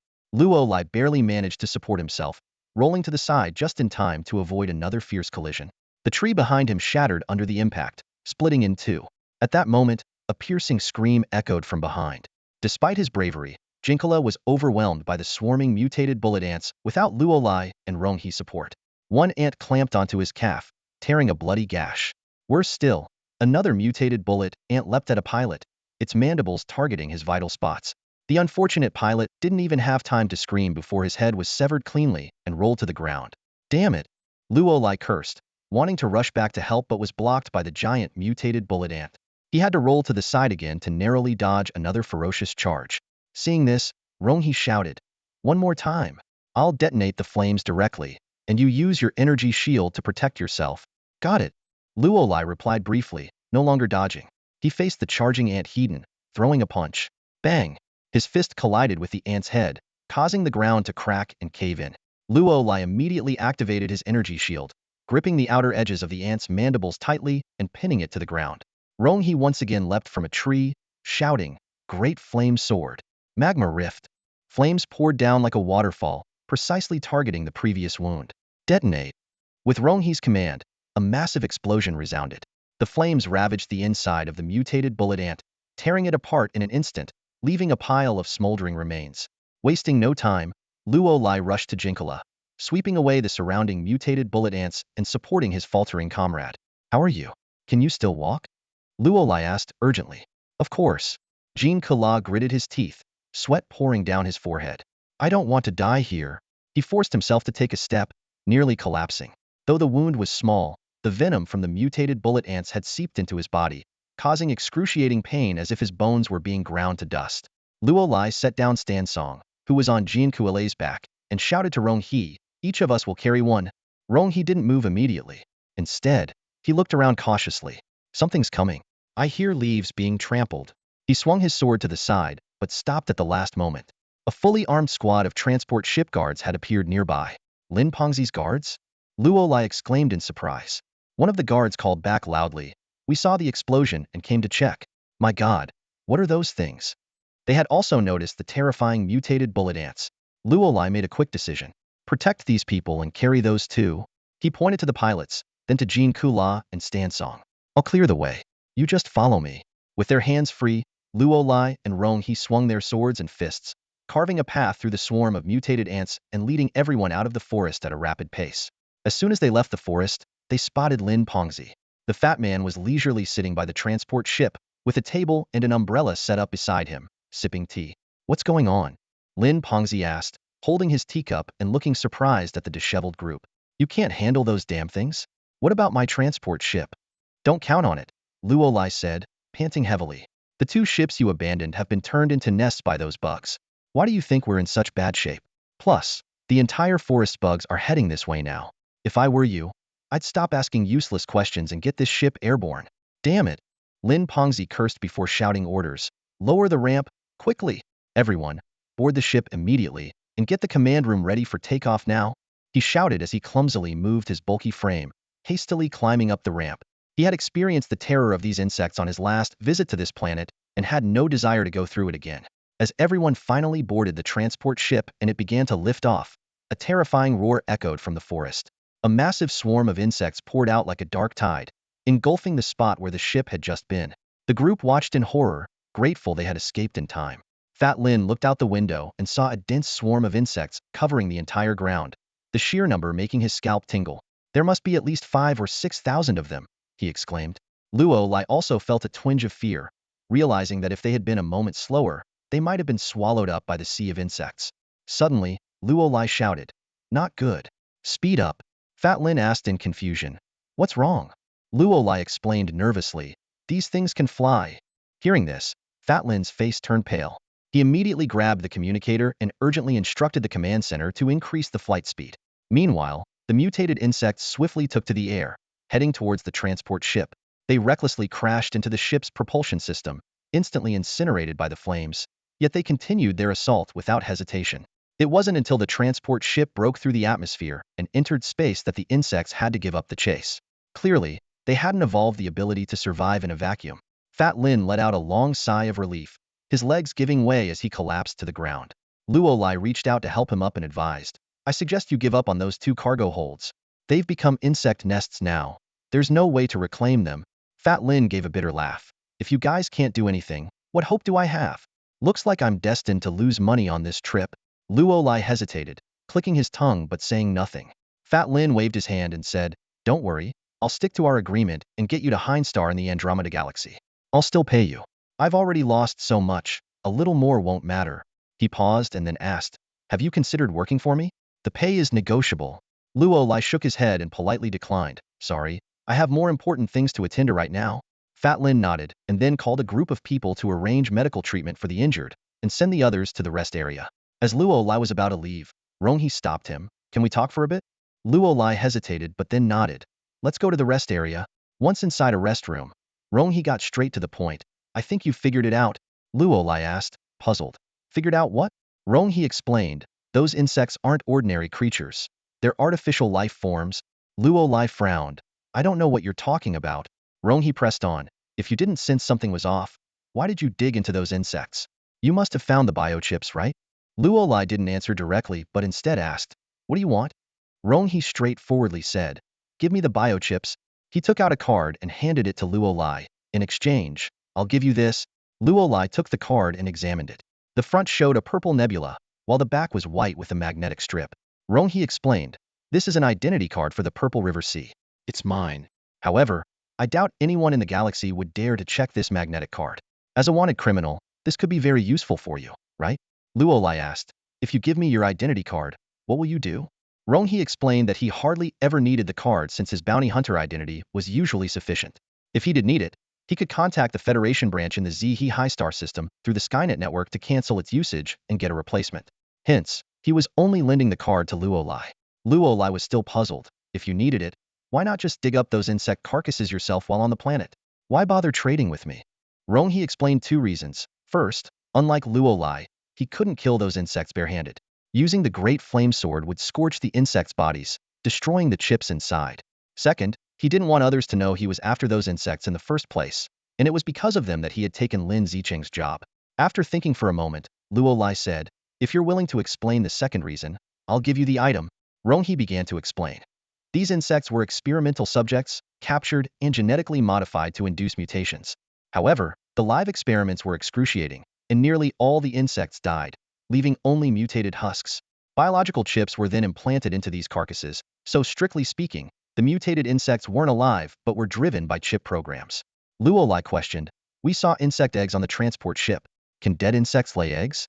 It's like saying a dead person could get pregnant." Ronghe admitted this was a point of confusion in his investigation. When Luo Lai pressed on who was investigating these insects, Ronghe said he couldn't disclose his employer's information. He could only reveal that these insects were not limited to that planet, and that he had been investigating for some time. These insects were related to the deaths of his biological parents, and completing the investigation would earn him a large sum of money from his employer, enough for him to retire in Ziyunhai. After considering, Luo Lai handed the chip to Ronghe. Ronghe stood up to leave but paused at the door to warn Luo Lai. "I know you're curious about this, or you wouldn't have taken the chip, but I advise you to stay out of it. Next time you see those insects, run away. Investigating them won't get you any money." Luo Lai watched Ronghe leave and shrugged. He admitted to being somewhat curious, but not enough to investigate further. His interest mainly stemmed from the pest system's designation of those mutated insects.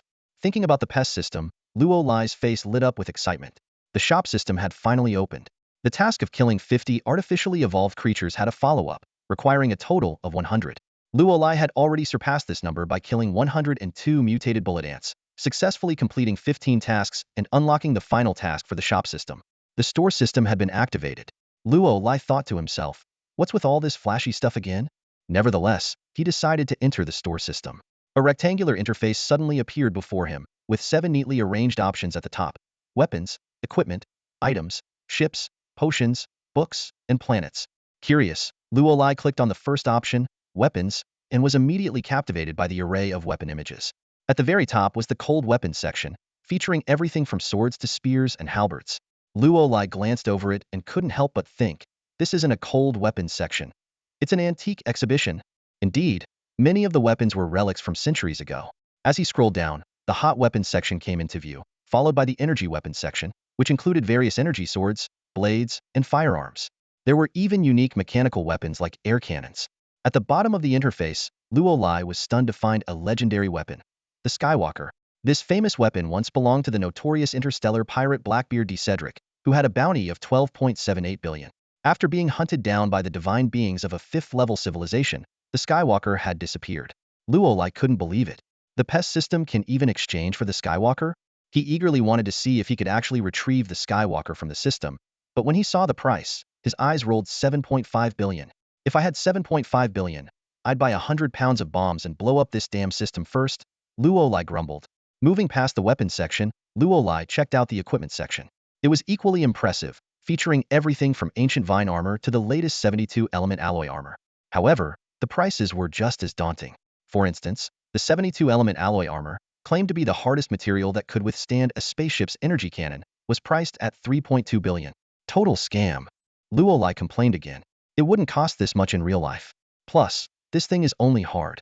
It's not very practical. Sure, it can block an energy cannon, but the impact force won't just disappear.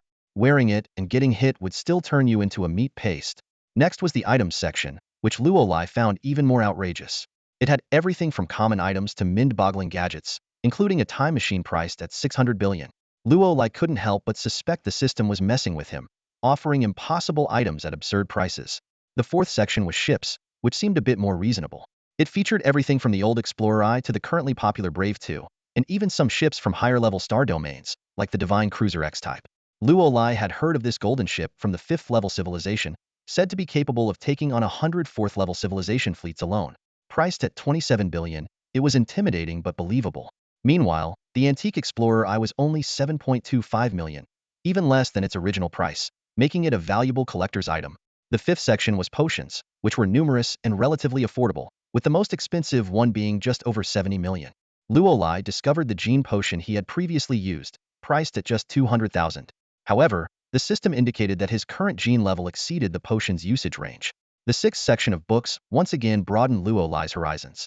The cheapest book here was priced in the tens of millions, while the most expensive, War of the Gods, was an astronomical 900 billion.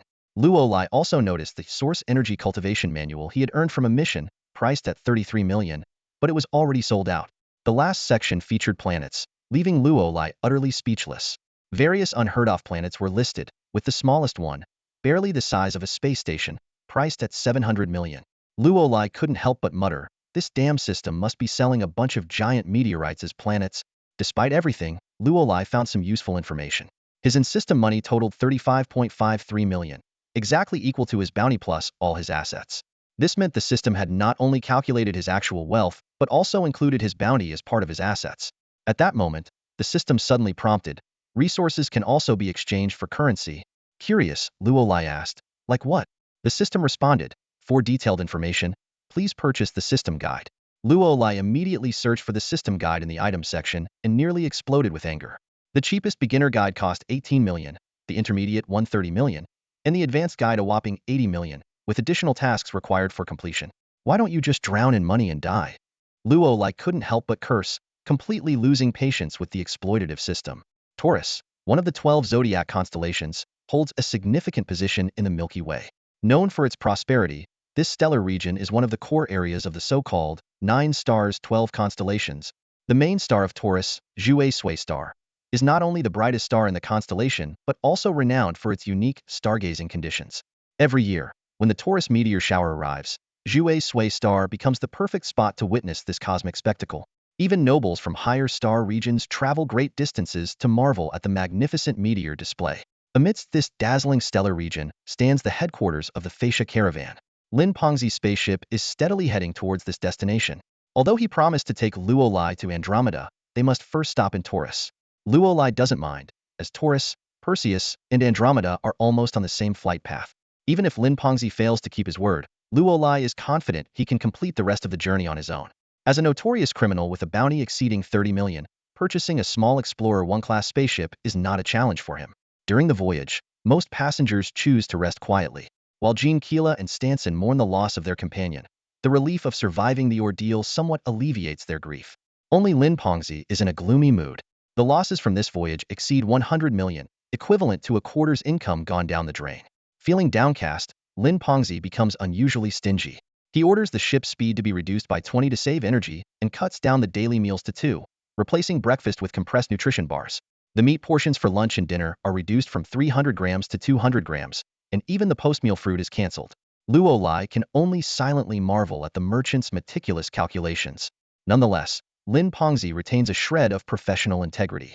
He promises Luolai that he will arrange for an anti-type spaceship to take him to Andromeda, but it will require a week to prepare.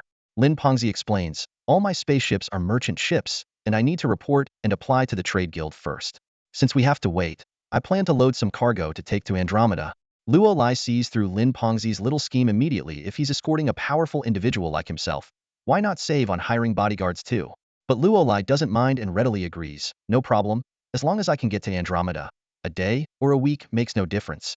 You handle it. After settling these matters, Luolai returns to his cabin and begins to study the reward he received for killing 50 artificially evolved life forms 6 hours of virtual space usage. He finds an item called virtual space in his system backpack and chooses to use it, triggering the system interface to appear. The interface displays 3 selectable areas: Violent District, Cloud Arena, and Death Maze. The system prompts that passing through any 2 of these areas will unlock the second-level area. Luolai discovers that the interface can scroll up and down, revealing up to a 7th-level area, but currently, only the 1st-level area is accessible. Among the 3 options, Luolai immediately rules out the Death Maze. It's not the word death that instills fear, but rather his lack of confidence in his own sense of direction. Ultimately, he decided to start exploring this mysterious virtual space from the Violent District. With Luolai's choice, a whole new virtual world gradually unfolded before his eyes. Where's this place? As the spaceship descended slowly and the hatch gradually opened, Castle stepped out. The scene before him took the battle-hardened warrior completely by surprise. A devastated forest lay before his eyes, with fallen trees and scattered branches silently telling the tale of a fierce battle. Castle surveyed his surroundings, his brow furrowed. Despite the absence of scorched earth and the smell of explosions, the scale of the battle almost made him think it was the work of the spaceship's energy cannon. A sense of unease rose within him as he recalled the precise intel. Lin Pengzi's transport ship was supposed to be docked on this uninhabited planet. Is that kid okay? Castle muttered, anxiety creeping onto his face. He decisively activated his prized skill, divine sense. Unlike passive perception, divine sense actively probes for nearby life forms. Although Castle was just a source energy warrior and not yet a master, his talent in manipulating source energy was exceptionally rare, capable of condensing energy into threads less than 0.5 centimeters in diameter. However, divine sense had its limitations. The moment Castle released the skill, the forest erupted in chaos. The previously quiet mutated insects were startled, emitting sharp cries and swarming out of the forest. Castle's expression shifted dramatically. Artificially evolved life forms? How are these things here? Didn't the Federation ban this research? His mind raced as he recalled a significant Federation research project halted a decade ago. Those experimental creatures, based on insects and beasts, had made breakthroughs in artificial life construction but were discontinued due to their lack of cognitive ability. They operated solely on primal instinct, sinless aggression, attacking any target without mercy. The current situation heightened Castle's concern for Luo Lai's safety. This rare genius must not be lost. Just as he was pondering, the mutated insects swarmed towards him. Get lost, Castle shouted, stomping the ground forcefully.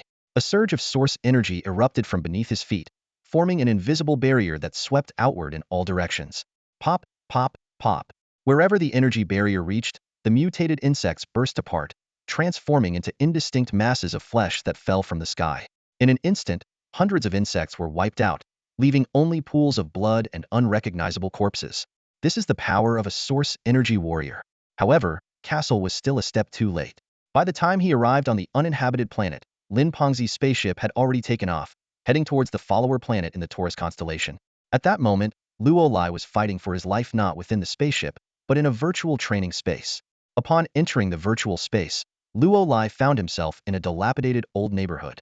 The surrounding buildings seemed to be from centuries ago, lacking modern alloy walls and towering structures.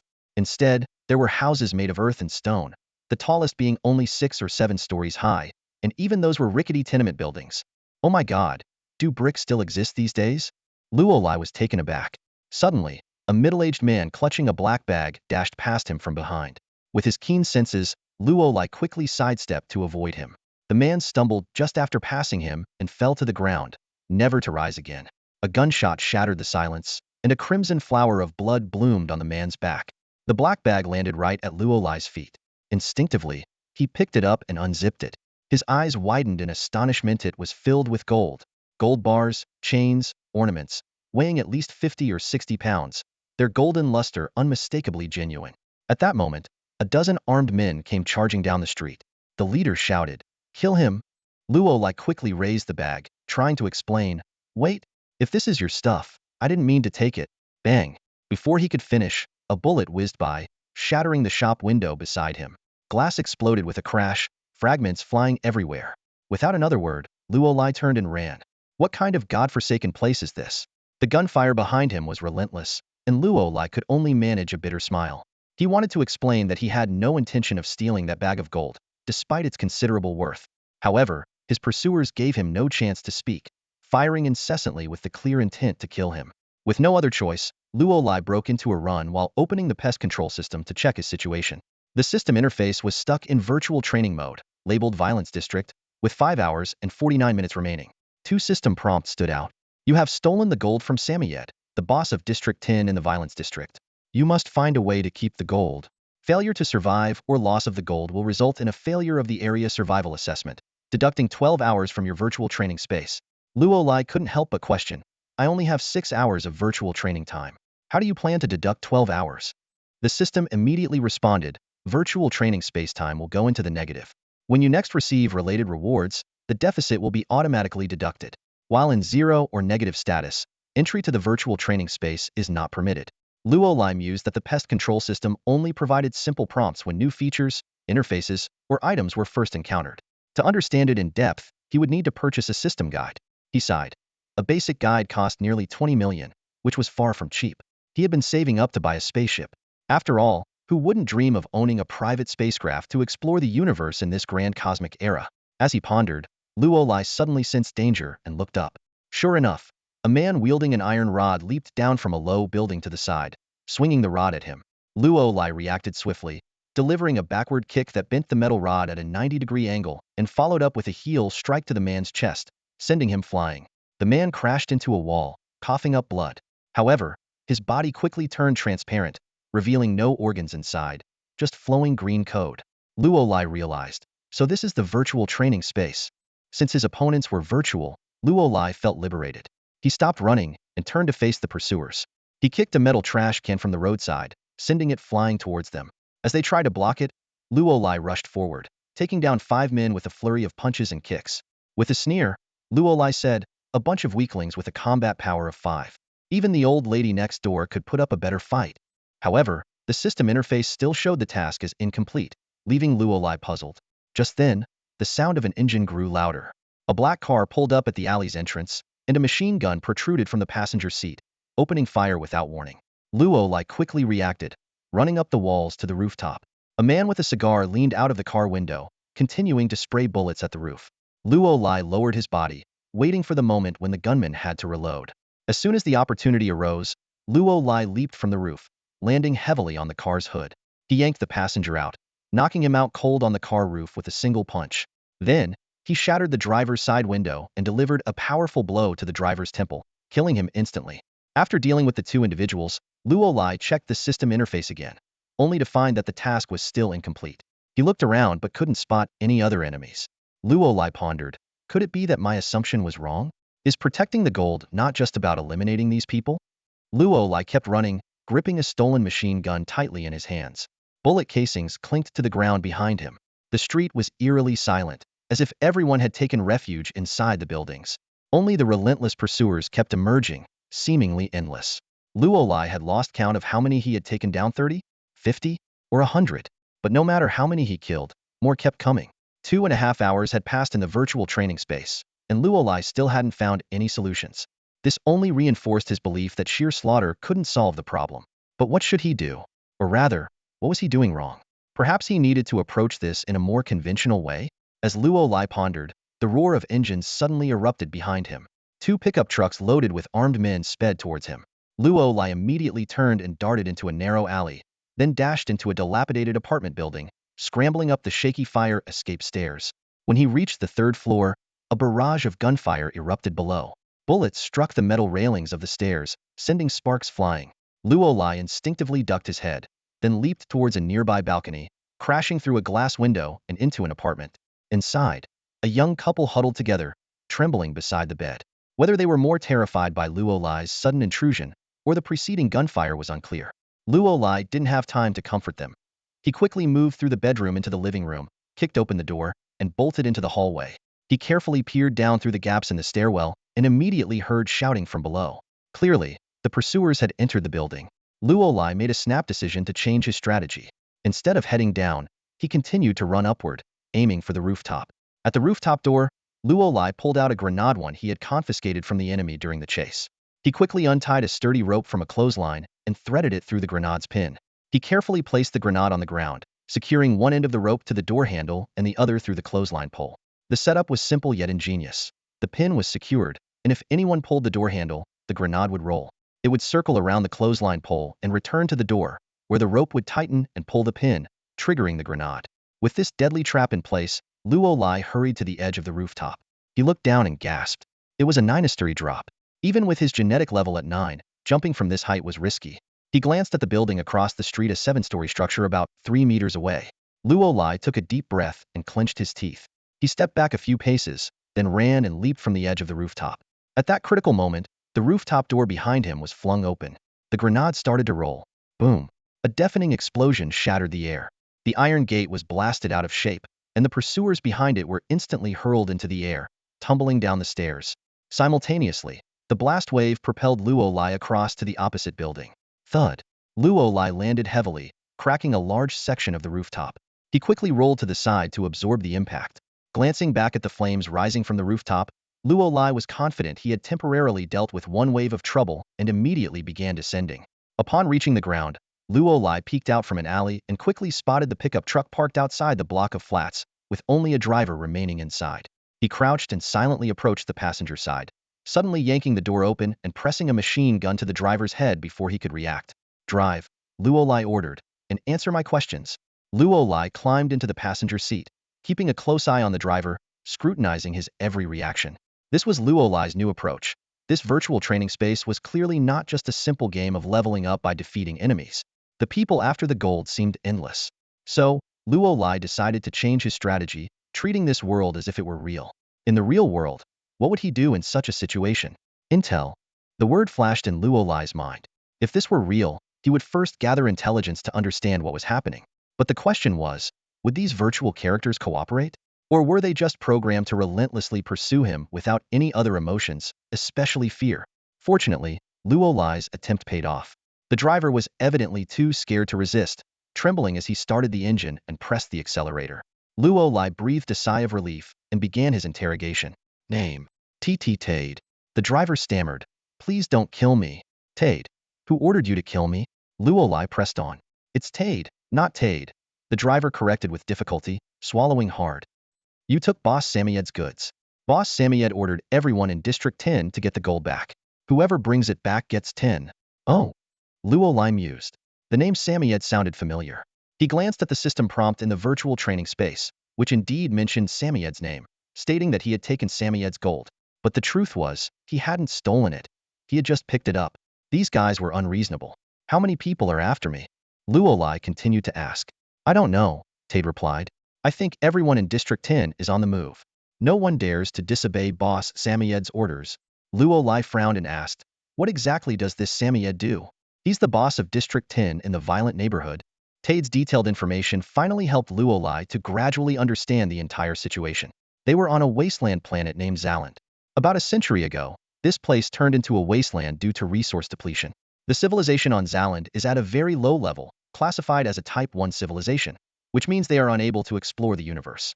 Consequently, when the planet became a wasteland, the residents had no means to migrate to other parts of the universe and lacked the ability to do so. They could only continue to survive on Zaland with great difficulty. As the wasteland expanded, the habitable areas became increasingly scarce. The city where Luolai lives is one of the few remaining inhabited places on Zaland. Most parts of the city have been abandoned, and the available electricity and water resources are insufficient to sustain the entire city. Only the last 13 districts are barely holding on, collectively known as the Violence Districts. Sammy is the boss of the 10th district in the violent neighborhood known as the 13 districts. He rules this area with an iron fist, maintaining the survival of many by using his convoy of wasteland vehicles to bring in supplies from the outside world. However, Sammy is no philanthropist. He exploits his subordinates with minimal compensation, forcing them to search for resources in dangerous underground depths or to painstakingly farm on barren land. Those who resist face friendly visits from his large gang of enforcers. While young and attractive women are spared from hard labor, they are coerced into trading their bodies for a place to live. After listening to Tade's description, Luolai coldly summarized, so, that guy's a damn bastard. Tade didn't dare respond. Speaking ill of Sammy in the 10th district was tantamount to seeking death, but contradicting Luolai could result in immediate execution. He could only remain silent, feeling deeply uneasy. Luolai pondered for a moment and then asked, where is Sammy? Since everything stems from him, taking him out seems like the most direct solution. After all, he's just a piece of scum. Tade stammered, I don't know. Luolai immediately pressed his machine gun against Tade's head, forcing him against the car window. Tade, terrified, nearly crashed into a roadside building and hurriedly shouted, I don't know, I really don't, but I do know where Sammy's base is, though I'm not sure if he's actually there. Luolai withdrew the gun and ordered, take me there. Tade screamed in refusal, no. If Sammy finds out I betrayed him, I'll be tortured to death. He once threw someone into a pool full of snakes. I'd rather die quickly. With that, Tade suddenly went berserk, wildly turning the steering wheel and aiming the car towards a nearby house. Are you crazy? Luolai growled, quickly grabbing the wheel. Using his immense strength, he easily redirected the car while delivering an elbow strike to Tade's nose, causing it to bleed profusely. Luolai then stepped on the brakes, bringing the pickup truck to a screeching halt. Luolai once again pointed the gun at Tade's head, threatening, you better not cause me any trouble. Tade, pale as death, muttered, you might as well shoot me. There's no way out for me. I don't want to be tortured by Sammy. Luolai flashed a slight smile. Maybe you won't have to die. A glimmer of hope appeared in Tade's eyes. Would you let me go? Luolai explained, that depends on your cooperation. Take me to Sammy's base, and I'll take him out. Once he's dead, you won't have to worry about revenge. If you're too scared to take the risk and just want to die, then go ahead and pull the trigger yourself. Tate hesitated, but his survival instinct eventually prevailed. After a long pause, he conceded, I'll take you there, but only to the perimeter. I can't go inside. Luolai nodded in agreement and suddenly raised his gun, firing ahead. A group of people had appeared on the street, and according to Tate, anyone out at this hour was likely looking for trouble. Luolai showed no mercy, riddling them with bullets before they had a chance to react. Then, he pulled the limp Tat up from the ground and shoved him into the pickup truck. The Samoyeds' headquarters was a villa.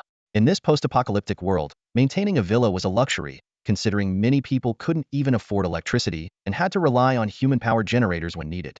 Tat only took Luolai to the back door of the villa before refusing to go any further. He would rather be beaten to death by Luolai than risk exposing his whereabouts. Luolai didn't mind.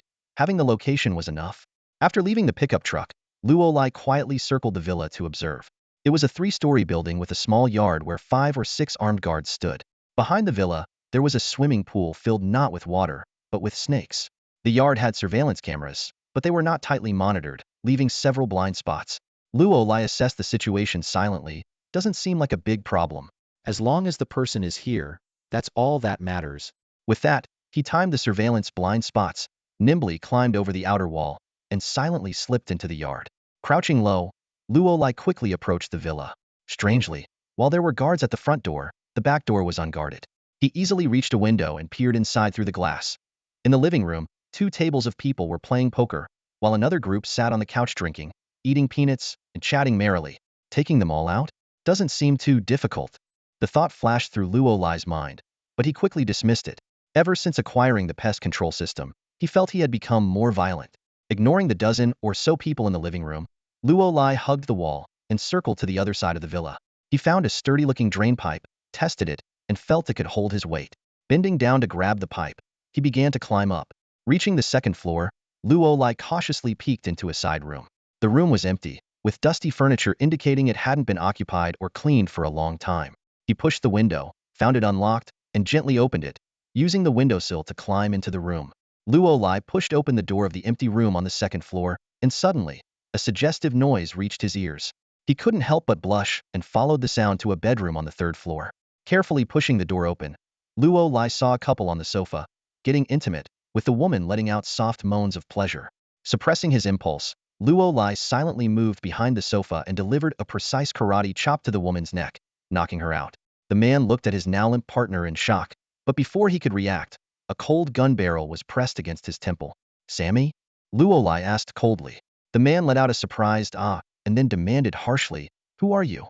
The one who's going to kill you, Luolai replied without hesitation, pulling the trigger. The man quickly grabbed a pile of clothes and threw them at Luolai, then dashed naked towards the window, intending to escape. Luolai swiftly brushed aside the clothes and chased after him, grabbing the back of his neck just before he could open the window, pressing his head against the window frame with the gun barrel against his skull. I'm not Sammy, the man screamed in terror. I'm his brother, believe me. At that moment, several cars pulled into the villa's courtyard. A group of armed bodyguards escorted a man in his 50s out of the vehicle. The man at the window pointed frantically at the newcomer, shouting, That's my brother. He's Sammy. Luolai frowned, observing the situation outside. It seemed the man might be telling the truth. In that split second of distraction, the naked man suddenly lunged, pushing Luolai away and overturning a vase to retrieve a hidden handgun, aiming it at Luolai. Bang! The gunshot rang out as Luolai quickly activated his energy shield. The bullet hit the shield without even causing a ripple. Such an old-fashioned gun was useless against the energy barrier. The gunshot alerted the people downstairs. Sammy and his bodyguards immediately looked up towards the 3rd floor. Luolai no longer hid, firing several shots at the naked man, turning him into a sieve. He then opened the window and fired at the men below, taking down 2 bodyguards instantly. With his magazine empty, Luolai leaped down, his energy shield protecting him as he landed heavily, cracking the ground like a spider web. The surrounding bodyguards drew their guns and fired, but the bullets were all stopped by the invisible shield, falling harmlessly to the ground. Ignoring the hail of bullets, Luolai walked straight up to Sammy and said coldly, Sammy, the boss of District 10? I heard you think I stole your gold and want it back. Sammy's pupils contracted sharply, but before he could speak, Luolai moved like lightning, grabbing his throat. You won't have the chance to take the gold back. With a crisp snap, Sammy's head tilted to one side. Luolai casually tossed aside the corpse, ignoring the stunned bodyguards, and quickly ran out of the villa. A system notification sounded, announcing the mission's completion and the gold reward. Immediately after, a countdown began for the end of the virtual training space. The 10 seconds flew by, and before Luo Lai could react, the surroundings began to blur. Soon, he found himself back in the restroom of the space pod. Upon checking the pest control system, Luo Lai noticed that the 6-hour time limit for the virtual training space had already been exhausted. However, beneath the image of the violent district, there was a small line of text that read in progress. It seems I'll need to get more time in the virtual training space to continue, Luo Lai muttered to himself as he closed the system interface. Feeling a bit hungry, he was about to find something to eat when he inadvertently kicked something.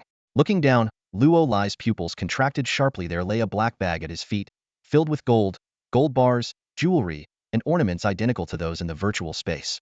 Although he was used to the wonders of the pest control system, this still left Luo Lai astonished. Could virtual items actually be brought into the real world? After some careful thought, Luo Lai recalled receiving a notification about a gold reward just before being kicked out of the virtual space. Besides, since the shop system could even sell spaceships, a bag of gold didn't seem too outlandish.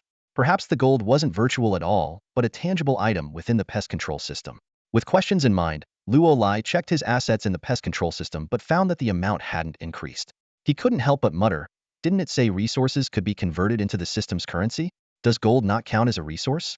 Or does it have to be something more practical? Luo Lai fell into deep thought. While gold is a hard currency, its practical use is limited. Building a spaceship out of gold might be possible, but the finished product would likely end up in a museum for people to admire. He concluded, so, gold, which is only suitable for making ornaments and jewelry, doesn't count as a resource in the pest control system? Luo Lai left the bedroom with a bag full of gold and entered the lounge area. He found Lin Pengzi lounging on the sofa, eyes glued to the live broadcast of the Galactic Football Championship. Football is a sport that humans brought from Earth to the entire galaxy. However, humans have become less capable of competing in this sport within the galaxy. One reason is the technological disparity, and the other is the significant differences brought about by species evolution. For instance, the 8-legged beings from Ares can run at incredible speeds. Unless the number of players is limited based on the number of legs, humans simply can't compete. Lin Pengzi was watching the game purely to kill time. Space travel is long and tedious, especially for those who don't have duties on the ship. Many choose to enter hibernation pods, or like Lin Pengzi, find some casual entertainment. Seeing Luo Lai approach, Lin Pengzi turned off the broadcast and patted the sofa next to him. Sit down.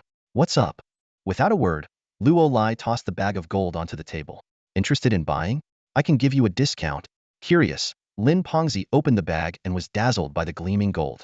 As a businessman, he naturally had a special fondness for gold, given that luxury goods are the most profitable. He examined the gold closely, a gleam of excitement in his small eyes.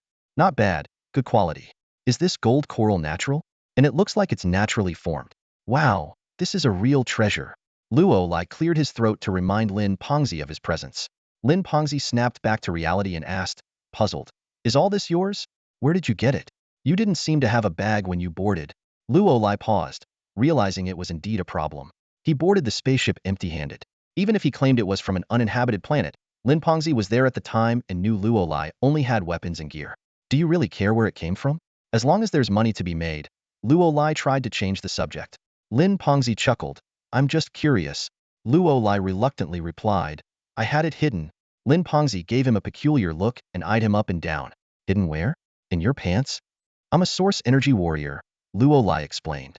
Lin Pengzi suddenly understood. Source energy warriors indeed possess some extraordinary abilities. Source energy, a power converted from mental strength, is already unfathomable to ordinary people. After a moment's thought, Lin Pengzi offered a price. For this bag of gold, I'll give you 8 million. Luo Lai frowned, clearly dissatisfied. That low?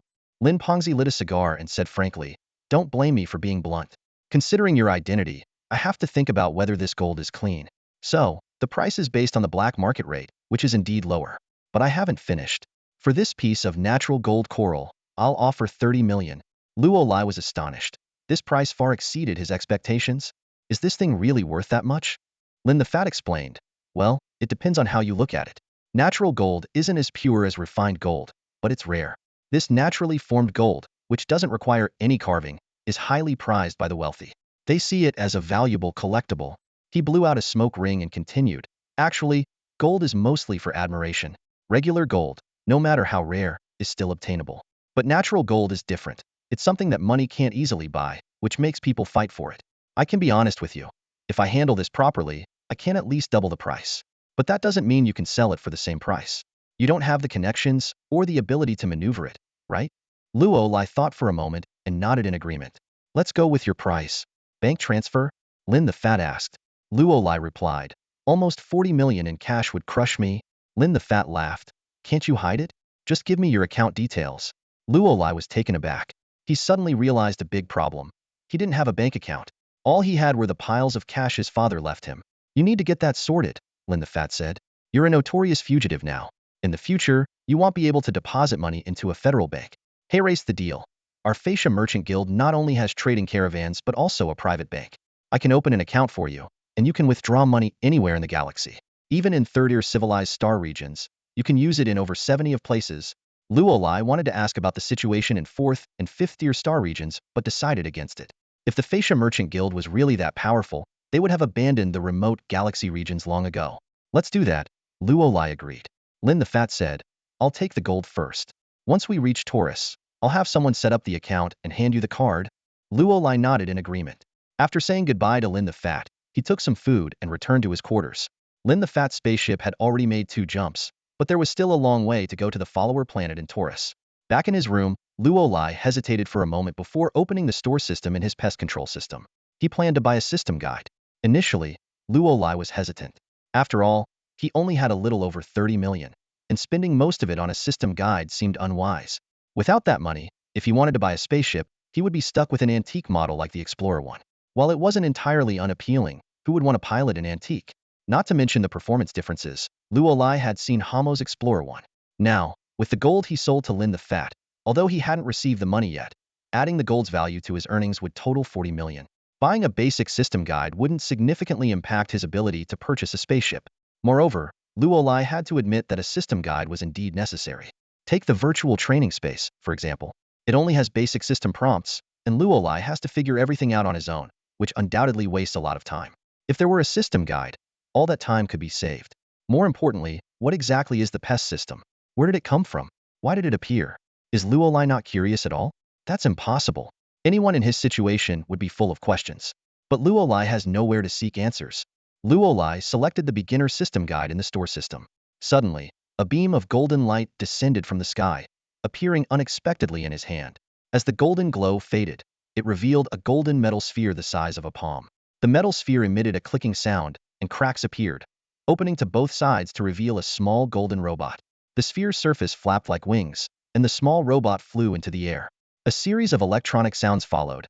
Energy system connected, AI system activated, core program initiated, scanning system started, operation program running, knowledge base activated.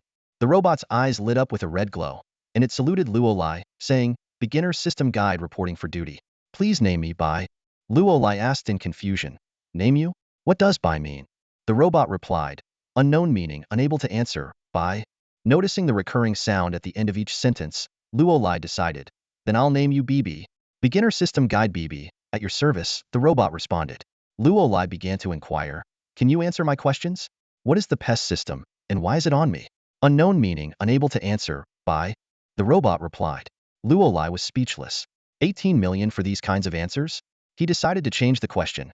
Resources can be converted into store system currency, so why not gold? BB explained. Only resources that can be traded on the resource market can be converted.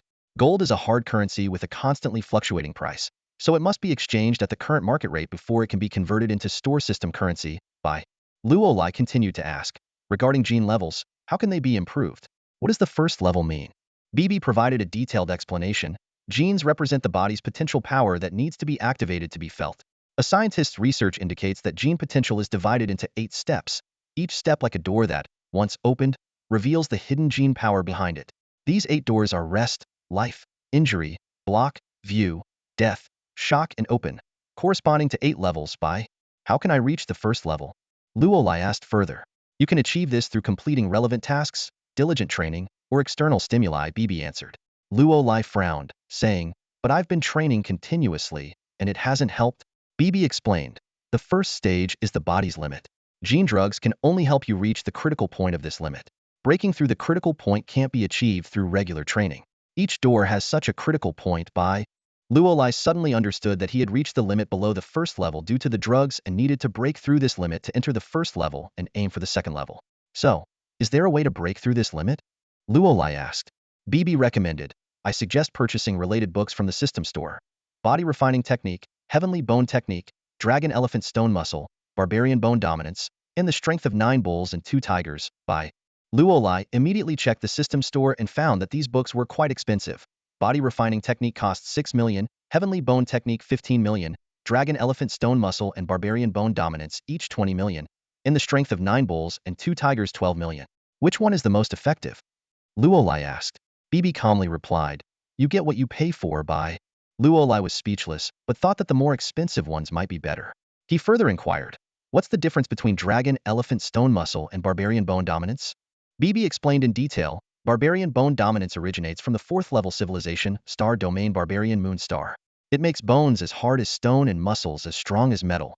Dragon Elephant Stone Muscle also comes from Barbarian Moon Star and is an ancient cultivation method with few current practitioners. Legend has it that Barbarian Moon Star has a primordial divine creature, the Dragon Elephant, capable of shattering mountains and crushing the earth.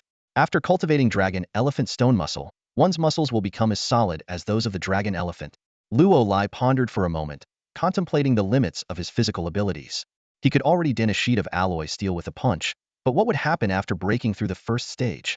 He analyzed. The body's limit mainly involves bones, blood, muscles, and cellular regeneration. The barbaric bone dominance technique trains both bones and muscles, while the Dragon Elephant Stone Skin seems to focus solely on muscle. In terms of cost-effectiveness, is the barbaric bone dominance better? The little robot explained, both body refinement techniques originate from the Barbarian Moon Star.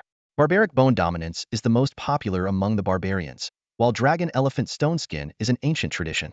It's hard to compare them directly, but Dragon Elephant Stone Skin focuses on the body and can be used in conjunction with the Celestial Bone technique. Luolai immediately grasped the key point. So, you're saying that combining Dragon Elephant Stone Skin with the Celestial Bone technique would surpass barbaric bone dominance? The robot confirmed, if successfully cultivated, yes. Luolai glanced at the price of the Celestial Bone technique, a whopping 15 million. The two manuals together cost 35 million, naturally more formidable than the single 20 million one. He took a deep breath, feeling a headache coming on. The money was spent too quickly, but he didn't want to be stingy when it came to breaking through. However, reality soon pulled him back down. He was out of money. After buying the basic system guide, he couldn't afford the Celestial Bone technique, let alone the Dragon Elephant Stone Skin.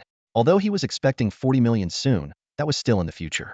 Luolai sighed and temporarily shelved the plan, deciding to wait until Lin Fatty made the payment. He closed the store system and turned to the little robot. Do you have to keep floating around? The robot replied, I can go into sleep mode. With that, it retracted its wings, transformed into a metal ball, and dropped from the air. Luolai quickly caught it and slipped it into his pocket. Since he couldn't buy the manuals, Luolai continued studying the Source Energy Cultivation Manual. Though the manual was thin, it was detailed with annotations.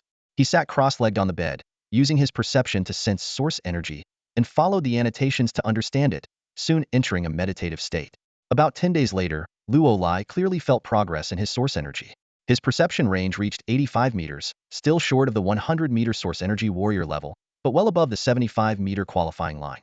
Meanwhile, Lin Fatty's transport ship, after 3 space jumps, finally approached the Taurus constellation, nearing the follower planet.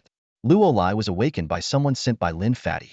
He stood by the window, gazing at the pale golden follower planet, its surface shimmering with a faint glow, breathtakingly beautiful.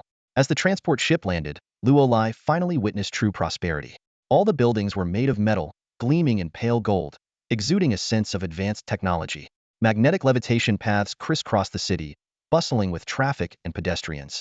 Even though he was born on Holy Star Earth, Luolai had never seen such grandeur. Lin Fatty led the way off the transport ship, and the medical team quickly took Jean Keela to the hospital for examination. A man in a suit handed a purple and gold card to Lin Pongzi, who then motioned for it to be given to Luolai. Planning to visit the Fascia Commerce Guild? He asked. Luolai glanced around and replied, no need, I'll wander around on my own and catch up with you later. Lin Pongzi nodded and instructed the suited man to give Luolai a set of documents. In a low voice he said, I got you an identity. It's legit, borrowed it for a bit. Just flash it when needed, and you should be fine for most travel. Even the bounty hunters and the Federation patrols won't bother checking if you're wanted. But if you prefer to be cautious, that's fine too. Luolai acknowledged, and Lin Pongzi patted him on the shoulder. Come find me at the Fascia Commerce Guild later. You can ask around for directions. Luo Lai agreed again. As Lin Pengzi went to handle the cargo paperwork, Luo Lai left the spaceport. Before leaving, he checked his bank card at an ATM. The 40 million credits were all there, with Lin Pengzi even covering the transaction tax. With money in hand, Luo Lai didn't rush to buy ancient texts. Since he was on the follower planet, he'd explore first and find a place to stay before making any purchases. He reviewed the identity documents Lin Pengzi had given him. An ID card stating, Jinyu Club Security Guard, name, Luo Lai. The card bore the stamps of the Federation, TNT Planet Security Company, and the Fascia Commerce Guild. There were also several pages of a contract, a short-term temporary employment agreement signed by Luo Lai, the security company, and the follower Federation Police Department. Luo Lai knew his signature was likely forged by someone Lin Pengzi had arranged. The identity setup was straightforward. TNT Planet Security Company had a partnership with the Fascia Commerce Guild to operate on Follower Planet. Lin Pengzi had them draw up an extra contract for Luo Lai, going through official channels to get it stamped and signed by someone with the same name. This made the identity entirely legitimate, even if the Federation Police Department checked their records. However, because it was a temporary employment, this identity was only valid on Follower Planet. The Taurus constellation is renowned throughout the galaxy for its 5 main features: its pacifist stance, Taurus City, the Horned Bulls, the Taurus Mountain battleships, and its second-hand market. As one of the few constellations in the galaxy that advocates for peace, Taurus stands out for its advanced technological civilization. While the galaxy as a whole is rated as a second-tier civilization, Taurus, along with Aries, Gemini, and Leo, has reached the status of a third-tier civilization. Residents of Taurus are known for their laid-back lifestyle. They enjoy sunbathing, casual conversations, and are very friendly to outsiders, even to space pirates, as long as they don't cause any trouble. This peaceful atmosphere also influences the work ethic of the Taurus Federation branch, where people work only 6 hours a day and enjoy weekends off. Taurus City, the largest city in the constellation, is located on the Star Horn. The Horned Bulls are unique warriors of Taurus, selected through an annual festival and often recruited as knights by the nobility. Unfortunately, Luo Lai arrived at the wrong time, missing this grand event and having to wait another 6 months for a chance to witness it. The Taurus Mountain Teaks-class battleships are a testament to Taurus's technological prowess, reportedly reaching the standards of a 4th-tier civilization. Although there are only 5 such battleships in the entire constellation, this is a remarkable achievement for a second-tier region. The last notable feature is the Su Feng second-hand trade market on the Follower Planet, which is the main destination of Luo Lai's journey. While Luo Lai could only marvel at the other features, this market was something he could experience firsthand. With the help of friendly locals, Luo Lai quickly found the Su Feng second-hand trade market. He was greeted by a massive gate, 5 to 6 meters high and wide enough to allow 7 or 8 people to walk side by side. Beyond the gate was a seemingly endless passage lined with shops and numerous street vendors. The market buzzed with activity, filled with the sounds of haggling, vendors calling out their wares, and small groups of people chatting, creating a typical second-hand market scene. As Luo Lai wandered through the market, he first entered the specialty area. The most eye-catching items here were the jewelry made from the unique Taurus crystal. Although not very practical, they were quite popular as decorative pieces. There were also Taurus-themed clothing and various handicrafts. Luo Lai showed little interest in these flashy but impractical items, as he was still a wandering space traveler without much room to store such things. Next was the weapons area, featuring a wide array of second-hand weapons. Some were discarded by their previous owners, lower in quality but cheaper. Others were modified and included those improved by mechanics after being discarded, reassembled from old weapon parts, or created by apprentices under the guidance of master mechanics. Luo Lai had a particular interest in weapons, especially energy swords. Although he already owned an air cannon, a small laser pistol, ion blade gloves, and a borrowed ion blade dagger, he wanted to replace all but the air cannon. After all, energy swords are a staple weapon for many, and Luo Lai also wanted to have one. With this thought in mind, Luo Lai crouched down in front of a stall covered with a carpet, carefully examining a dozen energy swords laid out there. He picked one up, and just as he was inspecting it, a sudden electronic voice startled him. Raven Type 1 Energy Sword, AX Helical Energy Output System, output value reaches 578, market value 320,000, defect. Energy output delay of 1.7 seconds, maximum output value is inflated, actual output can only reach 400, anything higher will cause overload by. Luo Lai looked around and noticed that neither the people around him nor the stall owner seemed to have heard the voice. At that moment, the electronic voice sounded again. This is the system voice function. Others cannot hear our conversation. You can directly ask the PES system, and I will respond by. Luo Lai nodded and picked up another energy sword, curiously asking, "Can you identify it?" "Kid, you've got a keen eye." The shopkeeper had been dealing with another customer, but once that person left, he turned his attention to Luo Lai. With a forced smile, he quickly said, This may be secondhand, but it's the renowned Black Warrior. Though it's a bit old, it's still fully functional. At that moment, the little robot's electronic voice chimed in. Black Warrior, a standard weapon used by the elite Dark Templar of the 4th-tier civilization, Planet Garzad. It features a special energy chip with an output value of 1980, offering 3 energy switching modes. It's a top-tier energy sword. However, this Black Warrior is defective. Its internal energy chip has been replaced, making it a counterfeit. Luo Lai felt a surge of excitement. This little robot could not only appraise items, but also detect counterfeits of fantastic feature. He silently asked, "What's it worth?" The robot immediately responded, "Between 70,000 and 110,000. Luo Lai turned to the shopkeeper and asked, "How much?" The shopkeeper held up 5 fingers with a grin. 500,000. Luo Lai shook his head and placed the so-called Black Warrior back on the stall. Seeing this, the shopkeeper quickly said, "Don't be like that, kid. The price is negotiable. Even though it's secondhand, it's still a Black Warrior. I can't afford it unless you give me a 90 discount," Luo Lai replied, effectively rejecting the offer. The shopkeeper chuckled awkwardly and said, "All right, take your time. If you see anything you like, let me know." Luo Lai nodded and began inspecting the energy swords on the stall one by one. Even with the robot's help, finding a good item still required some luck. When he picked up the last energy sword, he was stunned. This sword looked the most inconspicuous of all, appearing worn out and battered. The hilt, made of high-density titanium steel, was marred and looked like something picked up from a scrapyard. However, the robot's appraisal left Luo Lai astonished. Judicator 2 Energy Sword, a standard energy sword from 16 years ago. Modified with Tianqing 2 energy output, it has an output value of 2010 and an efficiency rate of 97.9. It can switch energy output in 0.2 seconds and features a modified chip slot with a Blood Dragon Yen Red chip. This sword was crafted by the mechanical master Yuan Chenghua of Ziyun River Dragon Star and was once wielded by Ziyun River's first knight, Yuan Xiaodong. It is named Blood Eye Crimson and is valued at 11 million. Luo Lai asked the shopkeeper in surprise, "How much for this energy sword?" The shopkeeper glanced at it nonchalantly and said, "That one? You can have it for 10,000. It's got some issues and might need repairs. Can I try it out?" Luo Lai asked. "Go ahead," the shopkeeper replied, clearly indifferent to the small sale. Luo Lai activated the energy sword, and a faint red blade emerged, semi-transparent and lacking sharpness. He touched the blade lightly and felt a slight warmth, incapable of causing harm. The shopkeeper looked a bit embarrassed and explained, "I had it checked out. The material is top-notch, and the titanium steel density in the hilt is very high, mixed with rare metals. It must have cost a fortune to make this sword. How about 8,000?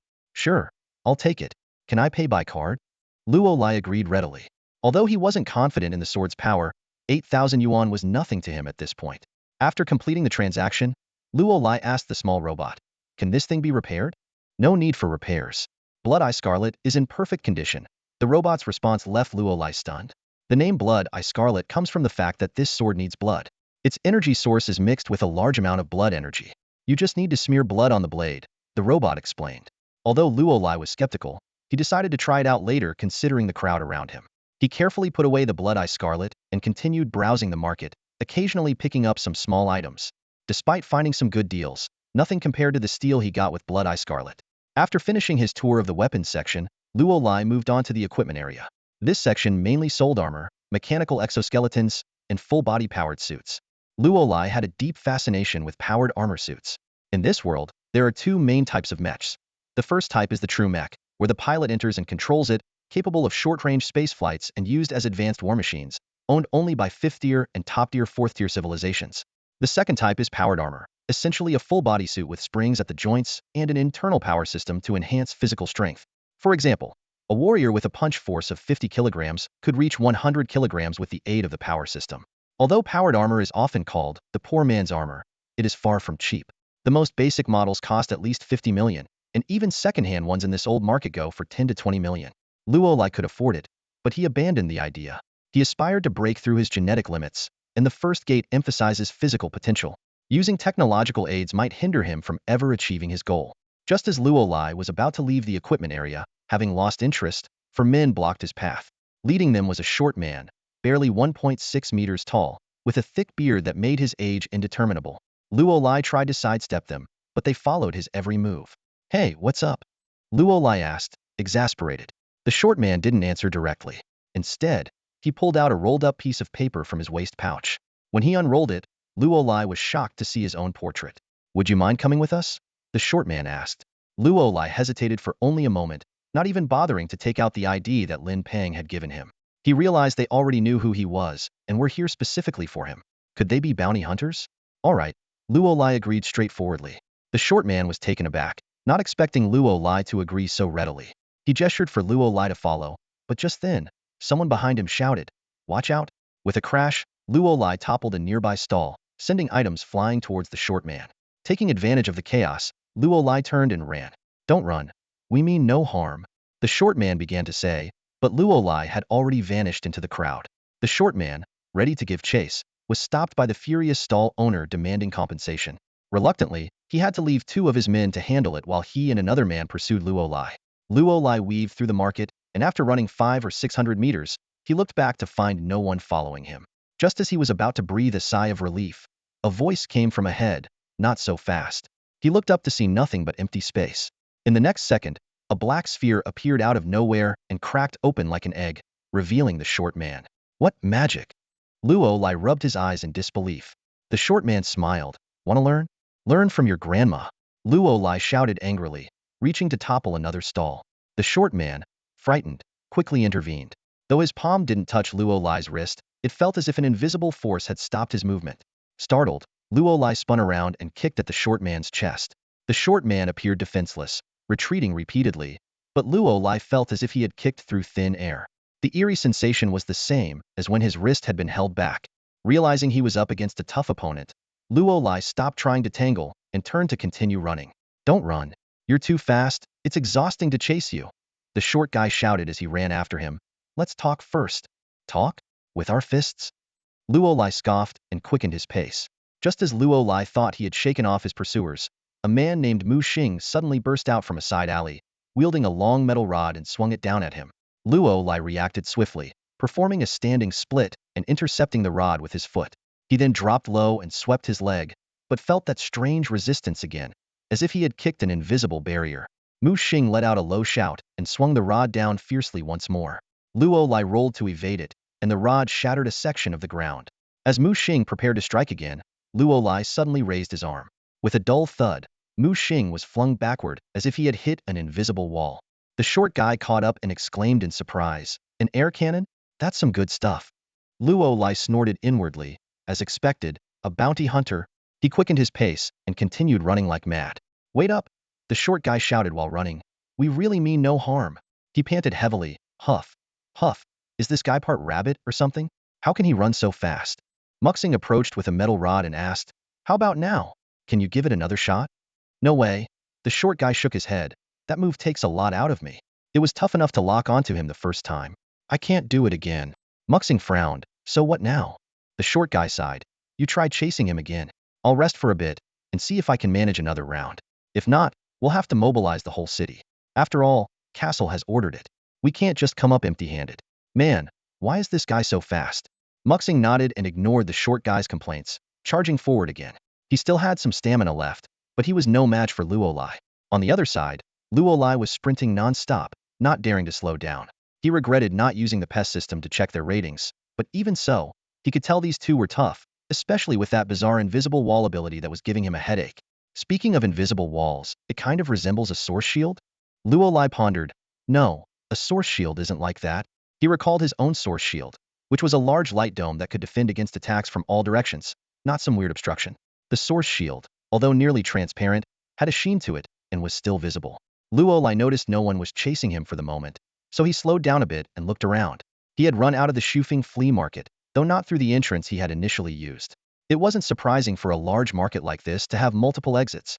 "Hopefully, I can shake off those 2 pests this time," Luo Lai muttered. "What bad luck, getting recognized before I even had a chance to browse. I need to find some disguise gear, like a silicone mask or something, to avoid being recognized so easily." Just as Luo Lai was mulling over his options, a commotion erupted on the street. Passers-by quickly moved aside as a young girl dashed out. She looked about 16 or 17, with snow-white skin and long, sea-blue hair tied into twin tails that reached her calves. The most captivating feature was her large, watery eyes, which Luo Lai was sure would draw anyone's attention at first glance. "Help me." The girl spotted Luo Lai standing in the middle of the street and immediately ran towards him, pleading with a tearful voice, "They're after me. Please help." Luo Lai looked up to see 6 or 7 burly men with murderous intent following her. He glanced at the girl and raised his arm, saying, "Do you think these scrawny arms and legs of mine can take them on?" The girl was stunned, clearly not expecting such a response. She let go of Luo Lai and continued running. "Sorry. My mistake. I shouldn't have dragged you into this." Luo Lai grabbed the fleeing girl. "I'll handle it," he sighed and walked towards the group of men. The burly men cracked their knuckles, their tone menacing. "Hey, kid, mind your own business. That girl owes us money. Paying off debts is only right." Bang! Before the man could finish, Luo Lai punched him square in the nose, knocking him to the ground. With a swift kick, he struck another man in the chest, sending him flying 2 meters away. "Ever wonder why bad guys always end up losing?" Luo Lai said, throwing another punch. "It's because they talk too much." Before he finished speaking, 7 or 8 of the burly men were already sprawled on the ground, groaning. Seeing none of them making any effort to get up, Luo Lai clapped the dust off his hands and started to walk back. As he passed by the girl, she stood there, wide-eyed and speechless. Luo Lai said, "Aren't you going to run?" "Uh." The girl snapped out of it, her eyes lighting up with joy. "You're amazing." "No need to thank me, just doing a good deed," Luo Lai replied. "You should hurry and get out of here before they get back up." Before he could finish, the sound of police sirens suddenly filled the air, and several patrol cars sped towards them.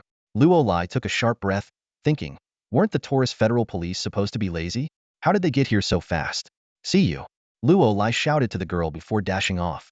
He wasn't afraid of the police, but if he had a confrontation with the Federal Police, his identity would be exposed. He still needed to stay on the follower planet for a week, and getting caught on the first day was not an option. "Hey, don't run." The girl stomped her foot in frustration, then gritted her teeth and chased after him. "Wait for me." Luo Lai watched the girl catching up to him, frowning slightly. "Why are you following me?" The girl, panting, replied, "Running away, of course. Didn't you say we should run before those people got back up?" She curiously examined Luo Lai. "And you?" Wiping the cold sweat from his forehead, Luo Lai said helplessly, "I'm running away too." They exchanged glances, suddenly feeling their conversation was pointless. After a moment of silence, the girl blinked her bright eyes and asked, "Hey, what's your name?" "Luo Lai," he answered briefly. The girl tilted her head, thinking for a moment. "That name. Are you from Shengxing Earth?" Luo Lai nodded. "Yes. And you?" The girl extended her hand with a bright smile. "I'm Lai from Neptune in the Tian High Star region. I'm from the Sea Tribe, but I have a quarter human blood. My grandfather was an adventurer from Shengxing Earth when he was young." Luo Lai shook her hand briefly, then slowed his pace, looking around. "We probably don't need to run anymore. No one's chasing us." Lai nodded in agreement. Turning to Lai Luo Lai asked curiously, "Why were you being chased?" Lai pouted. "It's ridiculous. I just went in to ask for directions and saw a lot of people playing a game, so I joined in. Next thing I know, they said I owed a huge sum of money and demanded I pay up." Luo Lai's expression turned strange. "A game? Losing money? Paying debts? What game were you playing?" Lai recalled. "I think it was called poker." Luo Lai was speechless. He thought to himself, that's not a game, that's a casino. He silently criticized tourists for boasting about peace and kindness while having casinos. Those debt collectors were probably casino thugs. In reality, Luo Lai's understanding of tourists was somewhat skewed.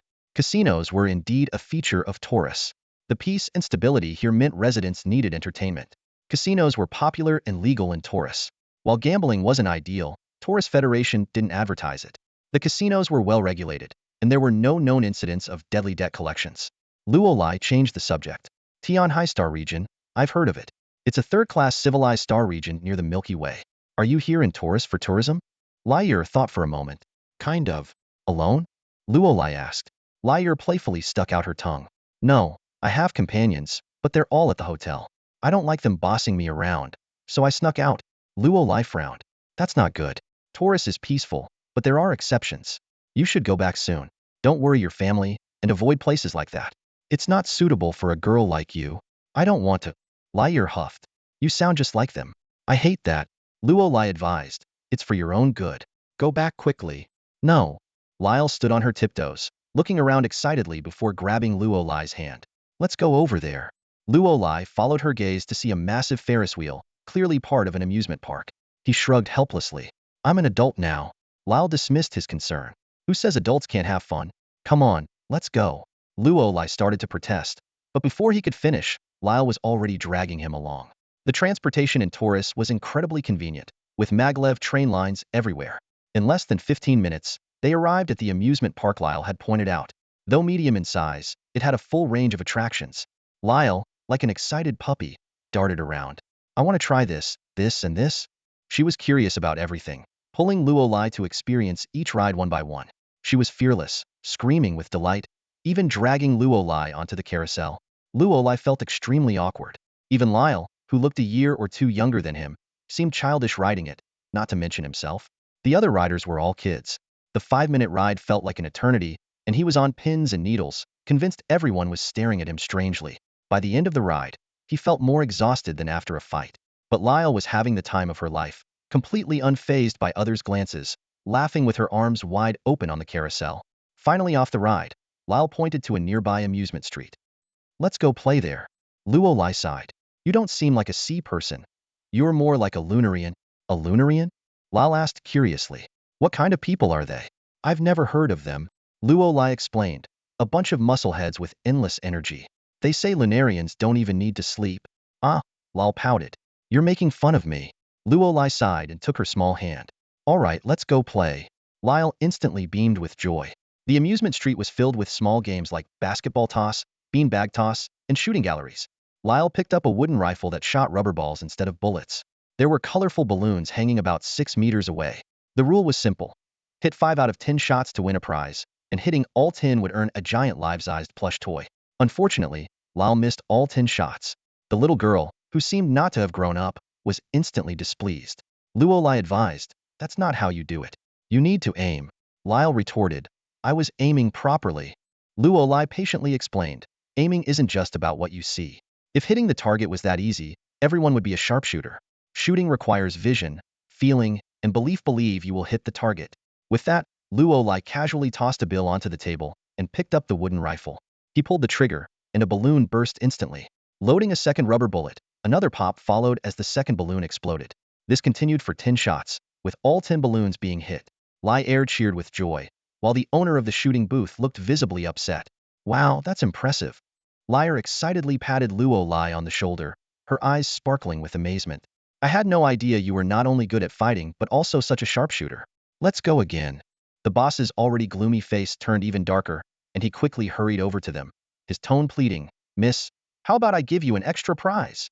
This is just a small business. Please show some mercy. Luolai knew very well that someone who could hit the mark every time was no coincidence.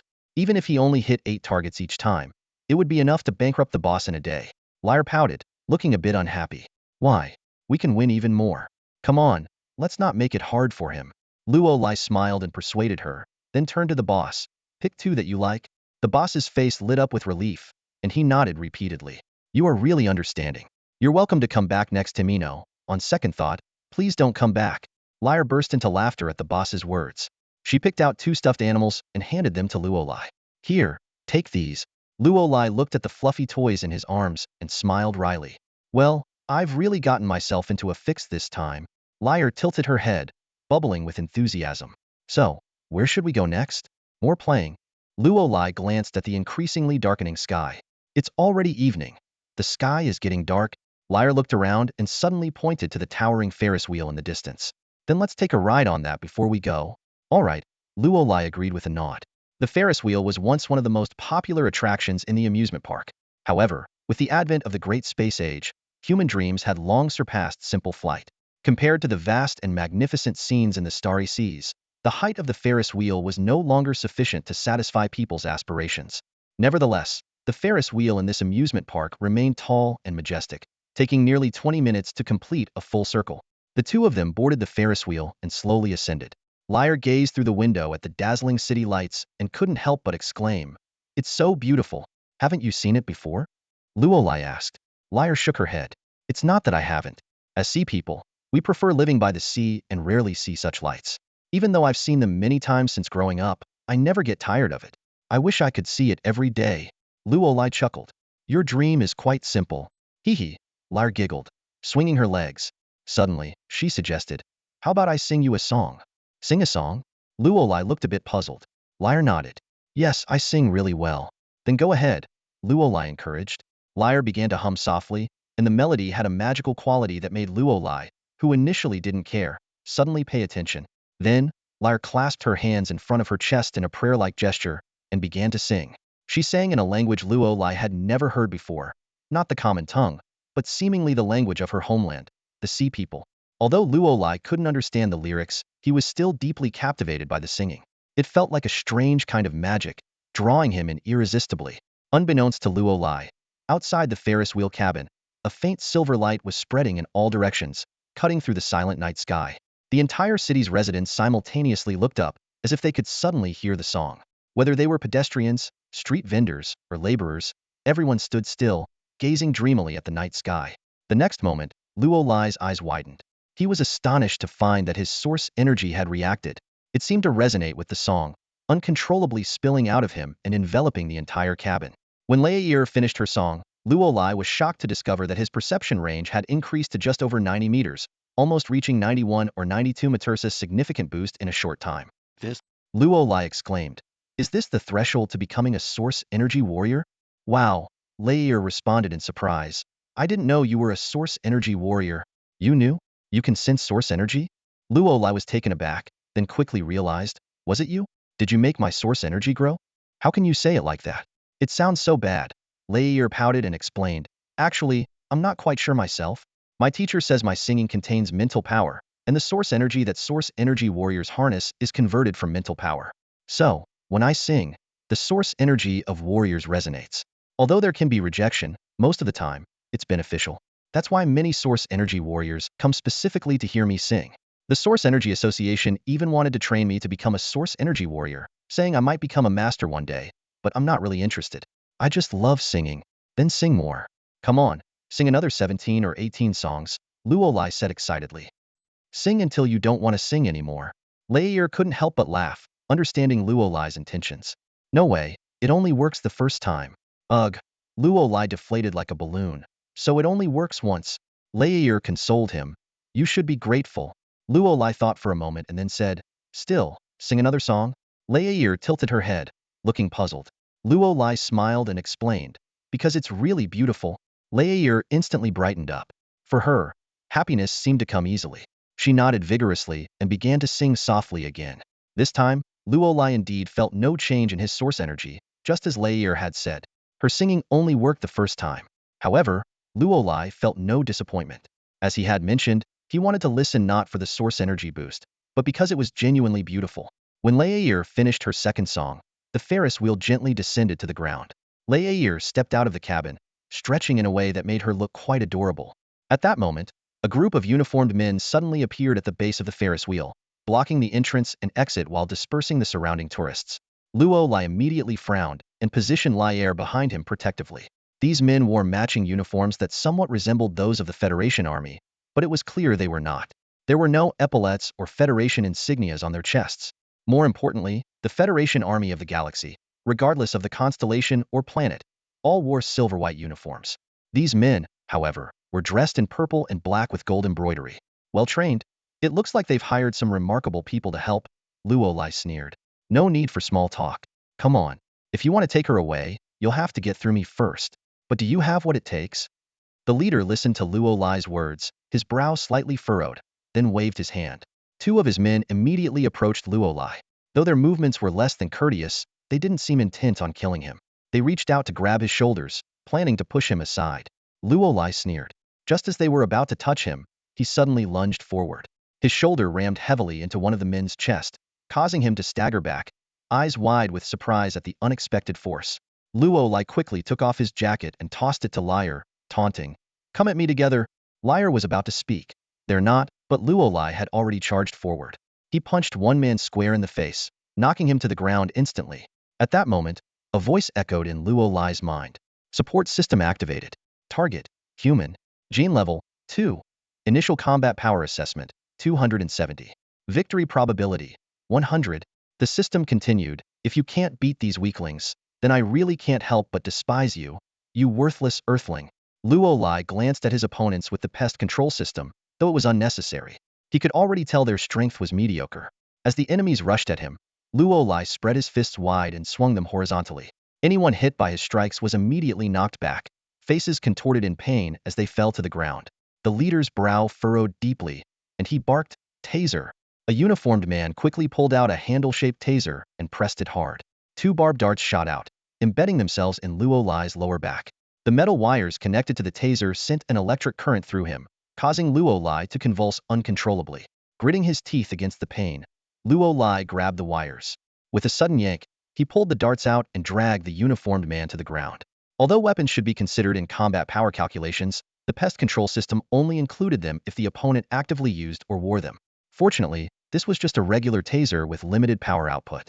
Having experienced it once, Luo Lai was naturally more cautious.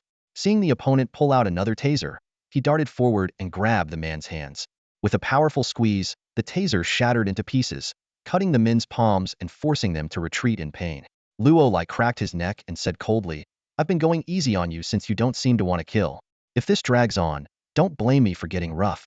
The leader scowled and commanded, "Everyone, attack together." Just then, Liar suddenly shouted, "Stop!" Her voice was so sharp and piercing that Luo Lai had to cover his ears. No wonder she was a singer. Her voice was truly headache-inducing. Liar walked over, holding Luo Lai's jacket, and explained, "Stop fighting. They're not here to capture me. They're here to protect me."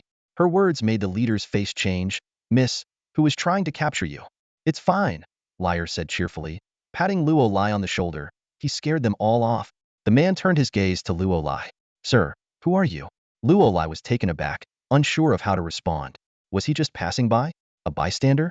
Or should he admit he was a wanted man? Fortunately, he remembered the ID Lin Pongzi had given him and quickly took it out. "My name is Luo Lai." The other man glanced at it and nodded.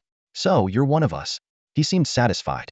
Although the young lady had managed to shake off most people, she at least had a bodyguard with her. "Huh." Luo Lai looked puzzled. "Who says I'm one of you? We just met for the first time." Layer leaned over to take a look and exclaimed in surprise, "Oh, so you're from the security company. No wonder you're so skilled." Luo Lai was even more confused. "What is this all about?" "I'm Tahim." The man who had been giving orders earlier extended his hand to Luo Lai.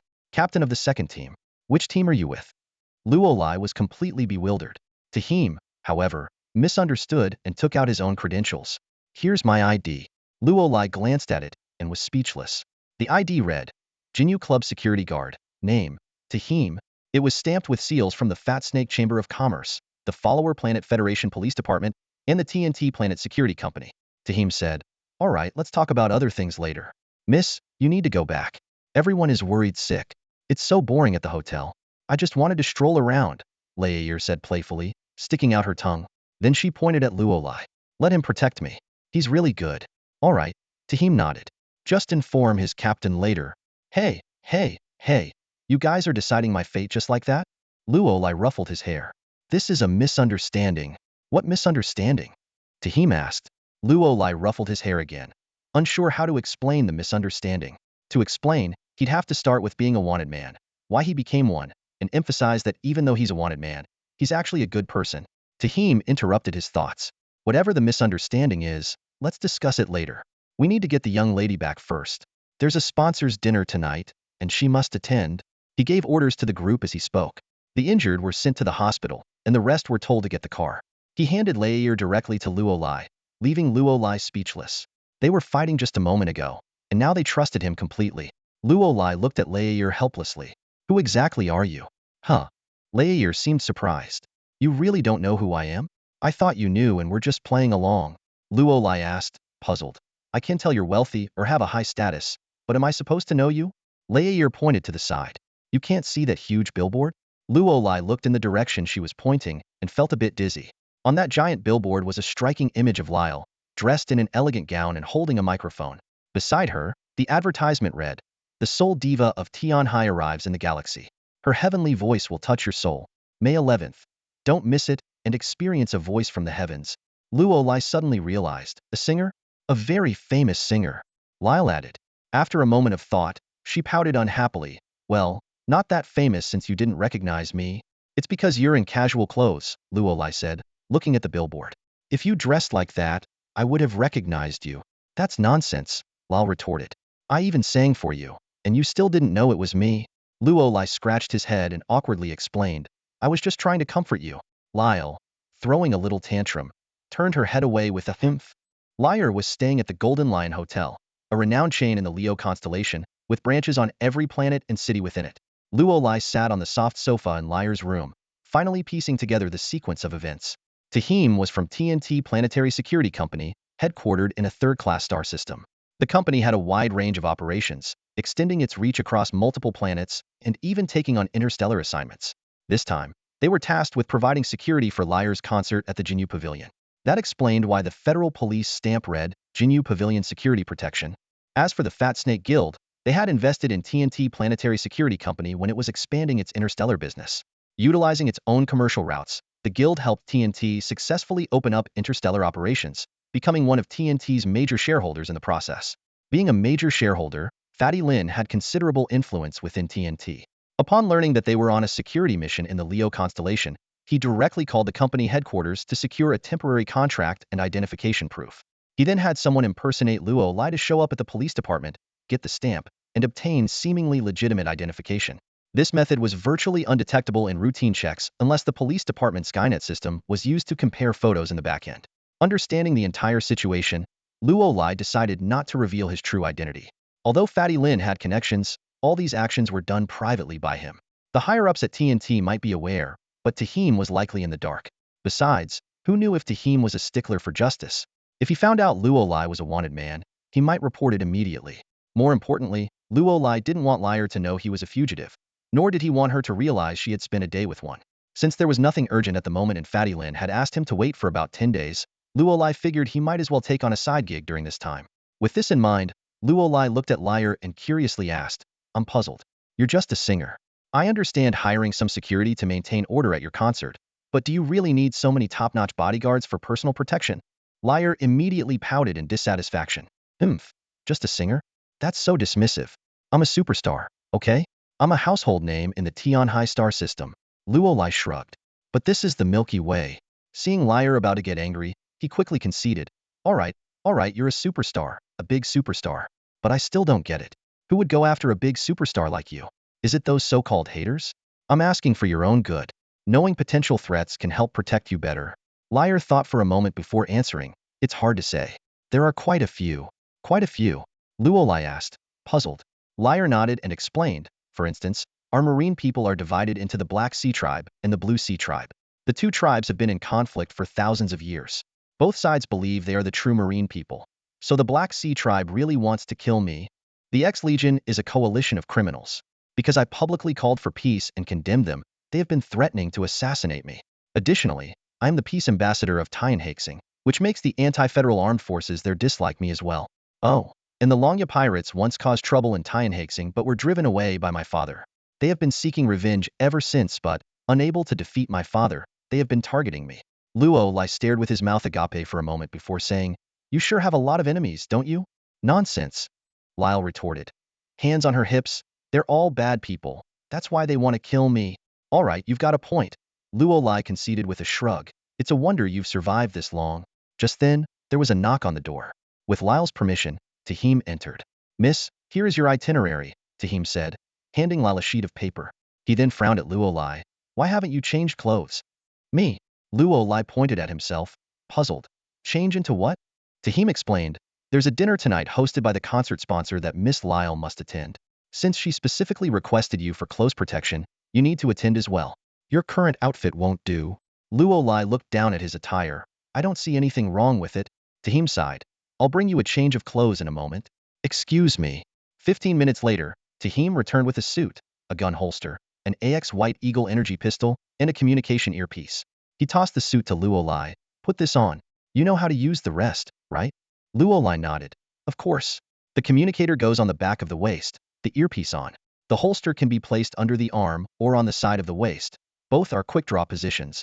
When Luo Lai emerged from the bathroom, Lal exclaimed, Wow, clothes really do make the man. I didn't expect you to look this handsome in a suit. Luo Lai replied, I'll take that as a compliment, though it feels like the suit is getting more praise than I am. Tahim began to outline the plan. We'll discuss the concert later. At the dinner, your task is simple. Never let Miss Lyle out of your sight, but don't stick too close. It will hinder her interactions with others. Having a bodyguard in close proximity can be seen as rude, so maintain a suitable distance. This could be 15 meters, 10 meters, or 5 meters, depending on the situation. Just stay close enough to respond immediately if needed. Got it? Luo Lai shrugged. Got it? Tahim continued. The security staff at the dinner are our people. I'll be in charge of the hotel's control room. We'll do a communication check every 15 minutes to ensure everything is working. If you notice anything suspicious or need assistance, call me immediately. Understood, Luolai replied, somewhat exasperated. It's just about keeping her safe. It shouldn't be this complicated. These are the rules and protocols. Do not act on your own, Tahim emphasized. Tahim shot Luolai a glare, then pointed to his earpiece and said, there's a small opening on the edge of the earpiece. Inside, there's a tracker. Make sure to open it when necessary so we can track you. Luolai sighed, got it? The grand hall for the banquet is located at the Golden Lion Hotel, with the most luxurious ballroom exclusively reserved. The dazzling lights and opulent decorations highlight the extraordinary status of this event. Lyre stood in the room, absent-mindedly adjusting her gown. She knew that this banquet, ostensibly held for her concert, was actually a commercial show under the guise of charity. In the Tianhai starfield, her name could cause a sensation, but in the vast galaxy, her brilliance seemed somewhat dim. The real star of the evening was the sponsor of the banquet, Leon Iskar. This tycoon from the fourth-class civilized starfield of the demigod race was not only a major shareholder of the Golden Lion Hotel, but also a renowned hotel magnate throughout the galaxy. His godly surname, Iskar, signified his noble lineage, and any overstep by others could potentially trigger a cataclysmic conflict. Lyre curled her lips with a hint of disdain. In reality, this so-called banquet is just a business arena, a place for wealthy people to socialize. Whether it's me or the so-called charity, we're just excuses for them to hold such gatherings. Rolly chuckled softly, stepping back a few paces. But you still have to go, don't you? Besides, you shouldn't be standing so close to me. Your date has arrived. No sooner had he spoken than Leon Iskar gracefully entered the room. Though appearing to be in his 40s, this middle-aged man was actually 65. In the demigod race, whose lifespan ranged from 170 to 220 years, he was in the prime of his youth, epitomizing a young achiever. His golden curls, slender frame, and chiseled features all exuded the charm of a mature man. Leon bowed courteously to Lyre, his voice gentle. Miss Lyre, your singing is truly enchanting. Especially the song, Galactic Drift. It's my favorite. Lyre responded with a polite smile. You flatter me. Understanding the situation, Rolly discreetly stepped aside, giving the two some space. Moments later, Leon and Lyre left the room together, heading towards the banquet hall. Tahim instructed Rolly via communicator to enter the venue through the side hall. Inside the banquet hall, the event had already begun. Guests sipped champagne, sampled exquisite hors d'oeuvres, and engaged in small talk. Some had already taken to the dance floor, moving gracefully to the music. Suddenly, the main doors of the banquet hall swung open, and Leon and Lyre entered hand in hand. The guests instinctively made way, and all eyes were drawn to the stunning couple. Leon, impeccably dressed in a suit, exuded confidence and charisma. Lyre, youthful and radiant, with her flowing hair, was the epitome of beauty. Together, they were undeniably the center of attention. Leon stepped forward and addressed the crowd with a smile. Ladies and gentlemen, I hope you are all enjoying your evening. After a brief yet eloquent speech, he announced the start of the exhibition portion of the event. One by one, the exhibits were brought out, most of which would be part of the upcoming charity auction, except for a few of Leon's personal collections. The first exhibit was a nearly 20-pound piece of natural gold, shaped strikingly like a bird.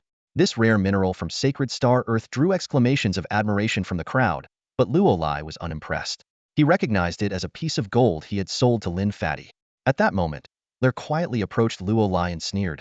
What's so fascinating about this? The azure gems from our Tianhai star are much more beautiful. Luolai rolled his eyes. Hey, I'm from Sacred Star Earth. Are you sure you should be saying this to me? And shouldn't you be by Leon's side? Lair shrugged. He's busy dealing with others.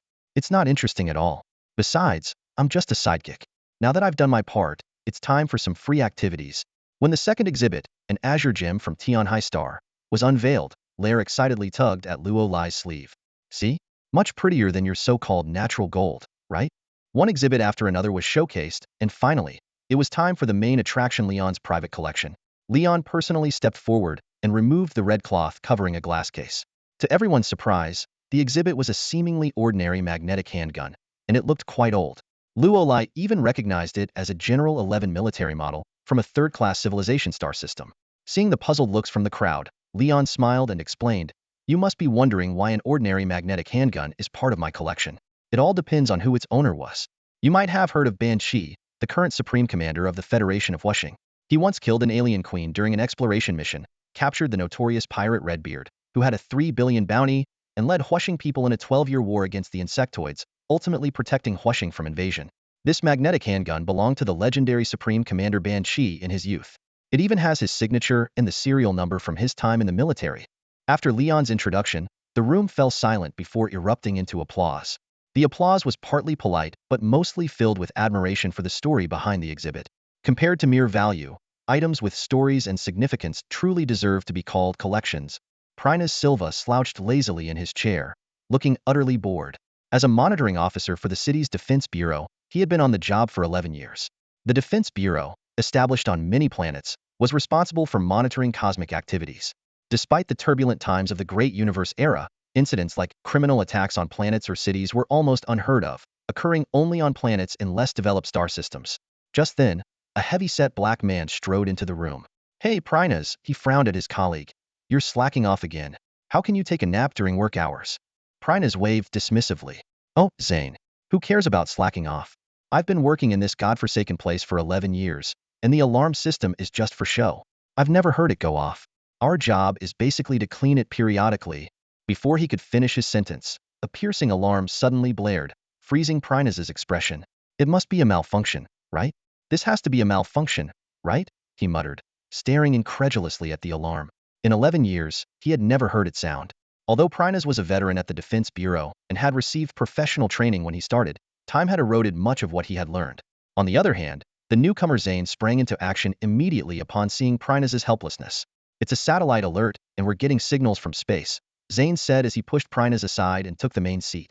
"Quick, we need to receive the footage and report it to the Defense Department. And we need to contact the military too." Zane swiftly turned on the screen and began receiving the satellite feed. When he saw the images, he covered his mouth in shock. "Oh my God, this must be a joke." The satellite images showed at least hundreds of spaceships cruising the outer space of the Taurus constellation, heading their way. Even more worrying, these ships bore skull emblems, one eye covered with a patch, a bandana on the head, crossed cannons behind, and a white banner fluttering below the skull. Although Zane didn't recognize the insignia of this space pirate fleet, the sheer number of ships was enough to send chills down anyone's spine. "Defense Department, this is the Defense Monitoring Bureau, ID 55787, name Zane Skos." Zane immediately dialed. "We have an emergency alert, estimated danger rating 4 stars, extremely dangerous." "What? You don't believe me? I'll send you a video." He then dialed another number. "Hello, this is the Defense Monitoring Bureau, security code 01002. Please connect me to the military." While the Defense Bureau was frantically making one emergency call after another, the exhibition at the Golden Lion Hotel continued in full swing. Leon was showcasing his wealth to everyone, with each piece in his collection more precious than the last, leading up to the highlight of the evening. "This item is exceedingly precious," Leon said with a smile, his tone carrying an unprecedented seriousness. "We were born under these stars. We grew up under these stars. We roamed the sea of stars, our dreams reaching for that endless horizon. What I'm about to show you comes from this very galaxy. I believe many of you have heard of it, but few have seen it. This is my most cherished treasure, one of the top 10 wonders of the universe." Leon's excitement was contagious, and everyone held their breath, eagerly anticipating the unveiling of this mysterious treasure. Sensing that he had built enough suspense, Leon decided not to drag it out any longer. He grasped the corner of the red cloth and, with a swift motion, pulled it away. Instantly, the entire banquet hall was bathed in an array of dazzling lights, so bright that people could hardly keep their eyes open. Leon, prepared for this moment, snapped his fingers, and someone cut the power to the hall. The sudden action startled the security personnel, and Tahim immediately shouted into his earpiece, "Prepare for guard duty." Roland, however, remained calm. He had seen Leon's gesture and knew there was no real danger, but he still pretended to be cautious, pulling Layla behind him protectively. "Please, everyone, stay calm," Leon called out loudly. "There's no cause for alarm. Now look up." As everyone looked up, gasps of amazement filled the room. The ceiling of the banquet hall displayed a starry river, flowing like a projection. While the sight was breathtaking, what truly astonished everyone was the absence of any projection equipment. The starry river was formed entirely from pure light. People began searching for the source of the light, and their gazes quickly focused on the display case. It was clearly no ordinary glass cabinet. The central part was made of military-grade bulletproof glass, surrounded by metal locks. 12 different types of locks, including electronic, laser, retinal, physical, and PC verification, secured Ida high-tech fortress. Inside the display case was a small black stone, no larger than half a palm. Its texture was jade-like, with tiny specks of light at its center, forming a rotating star pattern. This is one of the top 10 wonders of the universe. Leon announced loudly, the Star River Stone. Roland was equally stunned. He had heard of the top 10 wonders of the universe. The edge of the universe, the divine miracle of the God Clan, the perfect evolution of alien organisms, the source power of source power warriors, the invincible myth of highlands, the starfall or veins, the ancient sanctuary of Garland drifting in the Star River, the subspace domain of black holes, the cloaked man of the Skynet, and the Star River Stone, born from the cosmic sea. The true nature of the Star River Stone was a mystery to everyone. There were many legends. Some said it could contain an entire star river, others claimed it was the essence left behind after the destruction of a star region, and some believed it was formed by the condensation of cosmic radiation, creating a unique transformation that resulted in the Star River Stone. But regardless of which version is correct, it is undeniable that the Star River Stone is an extremely rare micrometeorite, found only in the cosmos and said to appear once in a millennium. As everyone marveled, a sudden vibration came from Luo Lai's pocket, followed by the voice of a small robot in his mind. Fake. By. What? Fake. Luo Lai blurted out just as the lights came on, drawing everyone's attention. Leon's face instantly darkened. Luo Lai quickly explained, no, that's not what I meant. To witness one of the top 10 wonders of the universe, the Star River Stone, in person feels like a dream. It's also surreal, like an everlasting fantasy. Leon, with your status, there's no need for any deception. Anyone else presenting the Star River Stone would be questioned, but when it comes from you, there's no doubt. Your stature and position speak for themselves. Leon's expression softened, thinking to himself that this young man knew how to speak. He clapped his hands and said, this young man has a point. The Star River Stone is indeed rare. Only 9 are known to exist. The gods possess 6, Fafnir the Dragon Lord has 1, and the pirate warhammer of the Carlo Star region holds 2. Such a rare item would invite skepticism from anyone, but I swear on my life that this one is genuine. The anomaly that occurred when the lights were off is the best proof. The crowd murmured in agreement. While Luo Lai's flattery was evident, the anomaly Leon mentioned was indeed convincing. It was rumored that a real Star River was contained within the Star River Stone. Leon continued, you must all be curious about how I acquired it and how much I spent, right? Well, actually, I didn't spend a single penny. He paused for dramatic effect, enjoying their astonished expressions before continuing. I was traveling through space when I discovered an unusual star river. It had no physical matter, appearing more like an illusion composed entirely of light. I had my fleet search the area for 9 months, and we eventually found this Star River Stone. Several people looked incredulous. The cost of keeping a fleet in space for 9 months could easily buy a fifth of the exhibits here. And that's supposed to be free? Truly the whims of the wealthy. However, if this really was the Star River Stone, it was certainly a valuable find. Leon spoke with excitement. Since I found it in the Milky Way, I brought it along to this exhibition in Taurus. Whenever I am within the Milky Way, I will display it. After all, this is its home. Just as he finished speaking, a loud explosion suddenly echoed through the room. Leon froze, realizing it wasn't just the noise, but also a violent tremor. The entire Golden Lion Hotel was shaking, as if it might collapse at any moment. Leia screamed and fell backward, but Luo Lai quickly caught her and moved her to a nearby pillar. Stay still, get down, and don't look around, Luo Lai instructed, pushing her head down while activating his earpiece. Tahim, what's happening? An earthquake? No. Tahim replied from the control room, tugging at his collar. It's not an earthquake. The Federation has gone mad. They've activated the city's defense shield. Luo Lai was momentarily stunned. The city defense shield was the most critical part of the defense system, made of pure energy and capable of blocking all attacks, including physical, energy, and even source power. This shield, covering the entire city, was only activated in the face of catastrophic threats. To inflict such damage on a city, one would need weapons of heavy caliber, at least those mounted on a starship. Despite the chaos of the Great Cosmic Era, there's an unwritten rule that starships must not use weapons on any planet because it causes severe resource destruction.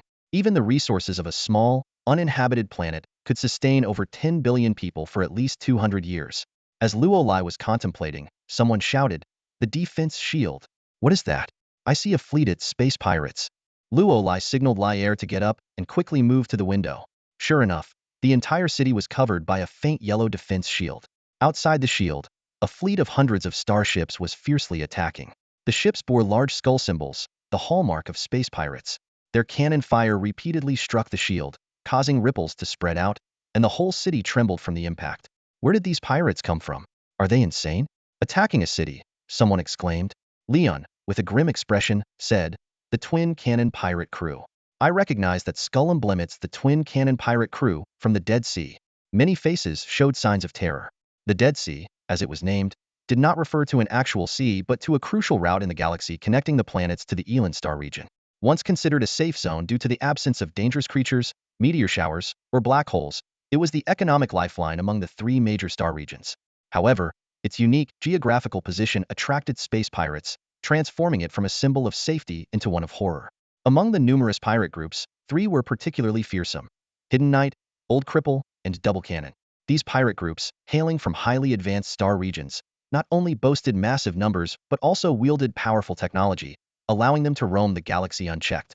The sudden attack by Double Cannon on the city in the Taurus constellation left everyone bewildered. Boom! Another round of cannon fire echoed, causing the entire city to shake as the protective shield trembled.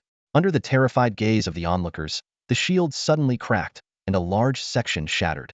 No! Someone screamed in the banquet hall. A shell fell through the gap, heading straight for the Golden Lion Hotel. A massive explosion sounded overhead, causing the entire hotel to shake violently as debris began to fall from the ceiling. The banquet hall descended into chaos, with people screaming and fleeing in all directions, pushing and trampling each other. The previous air of civility vanished, replaced by primal survival instincts. Several bodyguards quickly escorted Leon out, but he shouted to take the Starstone with him.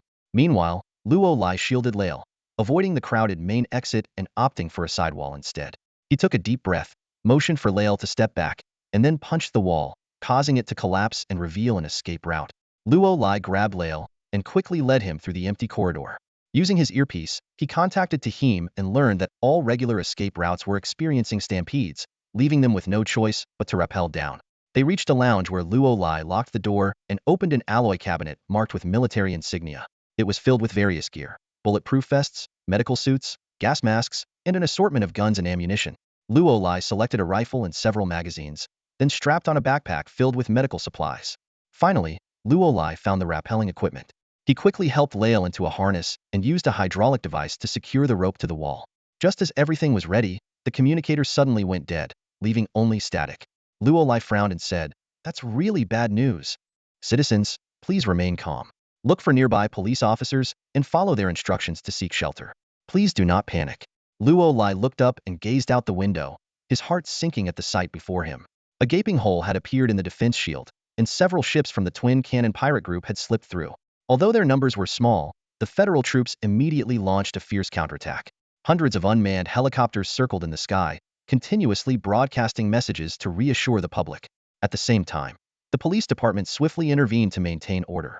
Luo Lai had to admit that, despite Taurus being known for its peace and the two major federal agencies for their laxity, they were demonstrating an impressive level of responsiveness in this crisis. However, it was far from enough. Luo Lai scanned the defense shield again. The fissure had grown even larger. The city's station troops were limited in number, and whether they could hold out until reinforcements from other cities and planets in Taurus arrived remained uncertain. "We can't wait for Tahim any longer, and we don't even know if he's safe," Luo Lai said as he quickly checked Lael's descent suit. "We need to leave now. By the way, Tahim and his team are from a hired security company. Didn't you have your own people for this concert?" Lael responded nervously. "I did. My father sent 2 Sea Tribe warriors to protect me, but because the security company was here, they didn't stay close.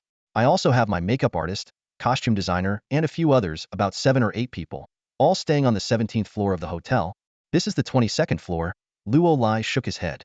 "The lower floors are probably crowded with people by now, and we can't get down there. Do you have a way to contact them?" "Just the usual communication methods," Lael answered. Luo Lai made a quick decision. "Then we'll leave first and follow the instructions to find shelter. Once we're safe, we'll figure out a way to contact them."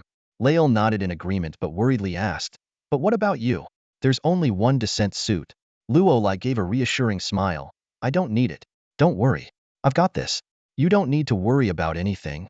As he spoke, he helped Lael onto the windowsill and pointed to the 2 descending clips, explaining, "This is to lock, and this is to release. Hold this position and follow my commands." To Luo Lai's surprise, Lael showed no excessive fear despite the height. She slowly began her descent. Luo Lai didn't follow immediately, remembering that the earlier hit on the Golden Lion Hotel was just stray fire and happened right as the defense shield was breached. At this moment, the federal troops had organized a strong counteroffensive, focusing their firepower in the city's central area. Although the Twin Cannon pirate group ships had blasted a larger hole in the shield, entering the city remained a daunting task. Lael didn't need to worry much about external attacks during her descent. The primary concern was the safety of the descent itself. Luo Lai gripped the rope tightly, carefully releasing it bit by bit to ensure Lail descended at a steady pace. When she was only 5 or 6 meters from the ground, Luo Lai judged that she was mostly safe. At this distance, Lao could easily slide down on her own. Luo Lai quickly strapped the package of medicine onto his back, leapt to the window, and jumped out without hesitation. No! Lao's face turned pale with shock as she saw Luo Lai suddenly jump out. She cried out in alarm. As Luo Lai swept past her, Lao instinctively closed her eyes, imagining the horrifying scene of Luo Lai smashing into the ground. Source barrier. A circle of energy suddenly appeared around Luo Lai. Before his feet even touched the ground, the earth beneath him cracked with a thunderous roar. As Luo Lai dispelled the source barrier, he landed steadily on the ground. Although the source barrier is relatively fragile against energy-based weapons, its defense against physical attacks is formidable. Even the highest-grade alloy weapons struggle to pierce through it. A source warrior can jump from a 20-story building and land unharmed. This is precisely why source warriors are so highly regarded. In a duel against a weapon master, a source warrior might lose, but if both were to jump from a 20-story building, the source warrior would remain unscathed while the weapon master would be severely injured. The strength of source energy is not only evident in combat, but also in performing incredible feats. Jump down! Luo Lai shouted to Lyle after landing. Gritting her teeth and closing her eyes, Lyle unhooked her rappel gear and jumped down. Luo Lai did not betray her trust. He caught her effortlessly in his arms. What do we do now? Lyle asked anxiously. Luo Lai looked around and saw that the area was clogged with vehicles. People were trying to flee by car but were stuck due to the congestion, so they abandoned their vehicles and continued on foot. Some were losing control and shouting loudly. We'll follow the crowd, Luo Lai said, leading Lyle forward.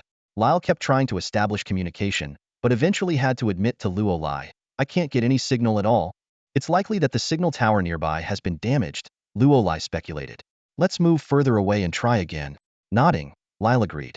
They continued following the crowd for a while until they encountered a group of police officers loudly directing people to an underground city for shelter. The so-called underground city is essentially a modern bomb shelter built directly beneath the surface. Although it is not as large as the main city, it can accommodate all the city's residents. Constructed with pure metal and reinforced with explosion-proof steel plates, its safety is extremely high. Unless the double cannon pirate gang plans to annihilate the city by continuously bombing until the surface collapses, the underground city remains the safest refuge. Even in such an extreme scenario, the defenses of the underground city could hold for about a week, enough time for reinforcements from other cities and planets in the Taurus constellation to arrive. The key lies in whether everyone can be safely guided into the underground city within the limited time. At that moment, another loud explosion echoed in the sky. The protective shield finally gave way, with nearly half of its top section shattering into countless pale yellow fragments that drifted down and vanished. The twin cannon pirate's spaceship finally entered uncharted territory. Without the protection of the defense shield, the twin cannon's pirate group spaceship easily entered the city's airspace. The hatch underneath the ship opened wide, releasing countless small aircraft that swarmed out like bees. Some of these crafts targeted the federal troops with intense gunfire, while others dispersed onto the streets, initiating an airborne assault. Luo Lai stared at the scene above and muttered, So that's their plan? Lyle, puzzled, asked, What do you mean? Luo Lai explained, You should know that causing severe damage or launching a destructive attack on any planet is a universal taboo. Every planet is a valuable resource, and anyone who dares to do so will become an enemy of the entire universe and face judgment from all factions. Take the Twin Cannons pirate group, for example. If they were to severely damage this planet, even other criminal organizations wouldn't tolerate it. It's an unbreakable rule. So, they're insane? Lyle asked. No. Luo Lai shook his head. They're not destroying the planet. They're opting for an airborne assault. Lyle suddenly understood. Directly bombarding the city would undoubtedly be seen as a destructive attack on the planet, sealing the Twin Cannons pirate group's fate. But entering the city's airspace and deploying small aircraft instead could only be classified as a terrorist attack, not planetary destruction. Luo Lai continued, This is actually well planned. The standard is the type of weapon used. Energy weapons are categorized from low to high as firearms, vehicle-mounted, ship-mounted, and aircraft weapons. These are all considered non-space weapons and are permitted for use on the surface. However, any weapon above the aircraft level is classified as a space weapon and is forbidden to fire on the surface. Simply put, any weapon that can be mounted on a spaceship is not allowed for surface use, whereas those that can't be mounted are permissible in ground warfare. The Twin Cannons pirate group is actually playing a fine line, Luo Lai frowned. They used space-grade ship cannons in a non-space zone but only targeted the defense shield, not the surface directly. Once inside the city, they switched to aircraft for the attack. Clearly, They're deliberately avoiding breaking that unwritten rule. Whether this will be accepted depends on the subsequent developments. But for the city's residents, this is undoubtedly a disaster. Just then, a small aircraft suddenly dived down, opening fire on the police officer who had been guiding earlier. Twin-energy Vulcan cannons spun wildly, unleashing a barrage of fire below. Help! Run! I don't want to die. The street descended into chaos, with people screaming in terror and shoving each other. A child was knocked down and trampled in the panic. Luo Lai grabbed Lyle, and they retreated to the edge of the crowd. Lyle clung to Luo Lai's clothes, urgently pointing to the boy being trampled. Save him! The boy, only about 8 or 9 years old, was pushed down and trampled by countless people. He didn't even have a chance to cry for help, as blood flowed from his eyes, ears, mouth, and nose. Luo Lai closed his eyes in pain and said, I can't save him. Why not? You're so powerful. Lyle asked desperately. Luo Lai grabbed Lyre's shoulder and said in a deep voice, Calm down. Tell me, how do you want me to save him? Yes, I can drive these people away, even kill dozens to clear this place. But is that the right thing to do? And look, he's already dead. It was only then that Lyre noticed the boy had stopped breathing, with blood still seeping out. She felt dizzy and was supported by Luo Lai. At that moment, wild laughter echoed from above. Luo Lai looked up, his face filled with anger. A small airship hovered overhead with its hatch wide open. 2 pirates, armed with machine guns, laughed maniacally, seemingly thrilled by the chaos below. Luo Lai gritted his teeth. Those damn bastards! Suddenly, a voice from the small robot echoed in Luo Lai's mind. Then kill them. You're a pest, a pest, a pest. Pests do whatever they want. Good guys? Doesn't matter. Bad guys? Doesn't matter. Who cares who they are? If you don't like them, just take them out by... A system notification appeared in front of Luo Lai. Kill 50 pirates from the twin cannon pirate crew. Reward: 6 hours in the virtual training space. Source power crush X1. Luo Lai's fist slowly clenched. Life is precious, and no one has the right to take it lightly. But some people just deserve to die. Kill them. Kill them. The devil's whispers seemed to ring in Luo Lai's ears, making his breath quicken. Just then, the 2 pirates who had been laughing earlier raised their machine guns and opened fire on the densest part of the crowd, mercilessly mowing people down. Help! No, please! Screams echoed all around as countless people fell, blood spreading across the ground. More people frantically tried to escape, only making the chaos worse. The 2 pirates emptied their magazines, laughing hysterically. With a grim expression, Luo Lai strode toward a street lamp. He struck the pole with his elbow, bending it, then delivered a powerful blow in the opposite direction, snapping it in half. Grabbing the broken street lamp, he hurled it at a small airship without hesitation. The pirates, caught off guard, screamed in terror as they saw the street lamp coming. Jump! They yelled. Several pirates quickly leaped from the airship. The street lamp hit the propeller deaden, shattering it. The airship lost control and crashed in the distance, erupting into flames with a deafening explosion. One pirate scrambled to his feet, firing wildly to drive people away, then shouted in anger, Who the hell did that? Luo Lai advanced quickly, then suddenly accelerated, appearing right in front of the pirate, their noses almost touching. It was me, Luo Lai said coldly. What are you going to do about it? The pirate's eyes widened in shock, and he instinctively raised his gun. Luo Lai's hand flashed out, gripping the gun. With a sharp crack, the machine gun shattered like a toy in Luo Lai's hand. In the next moment, Luo Lai's hand was around the pirate's throat. Want to find out? Luo Lai said icily. Will your neck break as easily as that gun? No, please, the pirate began, but was cut off by the sound of his bones snapping. Luo Lai didn't twist the pirate's neck. He crushed it, leaving it to collapse like soft clay. Sorry, Luo Lai said, tossing the body aside. I wasn't asking for your opinion. The remaining pirates stood in stunned silence before one shouted, Shoot him! Shoot him dead! Bullets rained down on Luo Lai, but were all deflected by a force field that shimmered around him. Luo Lai stepped closer to one pirate, grabbed his gun, and said, Do you enjoy shooting others? He slowly twisted the pirate's arm, turning the gun towards him. I wonder if you'll enjoy shooting yourself, Luo Lai said, pressing the pirate's finger to the trigger. In the pirate's terrified eyes, the gun fired, killing him instantly. Luo Lai looked up to see 3 pirates left. Terrified by his actions, they began to retreat, screaming before turning to flee. Luo Lai picked up a gun from the ground, aimed at their backs, and pulled the trigger, riddling them with bullets. Their bodies fell, blood pooling beneath them. Oomph! Luo Lai snorted, tossing the gun aside and preparing to return to Ryer. Just then, the sound of rotors filled the air as 3 more airships flew over the buildings towards him. Damn it! Luo Lai immediately realized that the explosion from the airship crash had attracted nearby airships. Without hesitation, he turned and ran back to Lael, hoisting her onto his shoulder before ducking into a nearby alley. The crowded streets were not conducive to escape and offered little cover. The narrow alley, however, provided temporary concealment from the airships.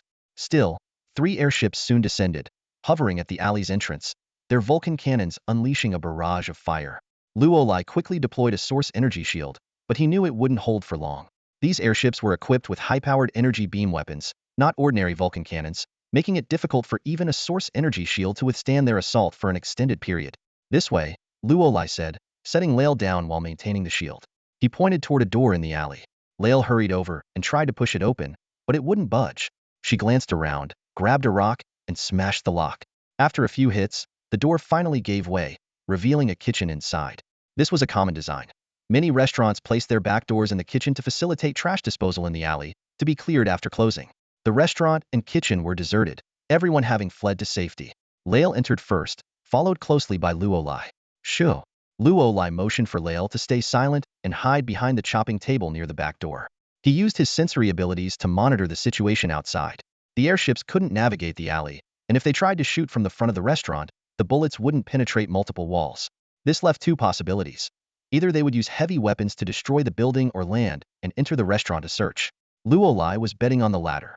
Although airships could be equipped with rocket launchers or small energy cannons, the airships from the Twin Cannons pirate crew didn't seem to be outfitted with such armaments.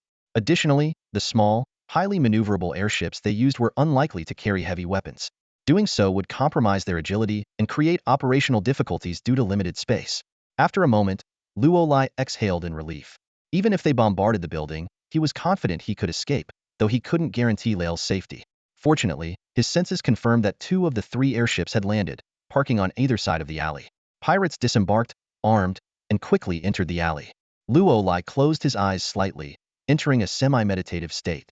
This focus sharpened his senses, and he felt his perceptive range expand. Training according to the Source Energy Cultivation Manual, his progress had noticeably accelerated. Though he hadn't reached the level of a Source Energy Warrior yet, he was nearing the pinnacle of a Source Energy Master. 3, 2, 1. Luolai counted silently. As soon as he reached 1, the back door of the kitchen was violently pushed open. A pirate stepped through the threshold, and Luolai struck like lightning, delivering a powerful elbow to the pirate's head. The pirate was instantly dazed. Using the pirate's body as a shield, Luolai raised his gun and fired outside. Rat-a-tat-tat. Gunfire erupted, bullets pouring out like rain. 2 or 3 pirates outside were hit, blood spraying as they collapsed to the ground. The remaining pirates pressed against the walls for cover. Once Luolai's magazine was empty, they swarmed in, only to be met with Luolai's furious fists. Bam!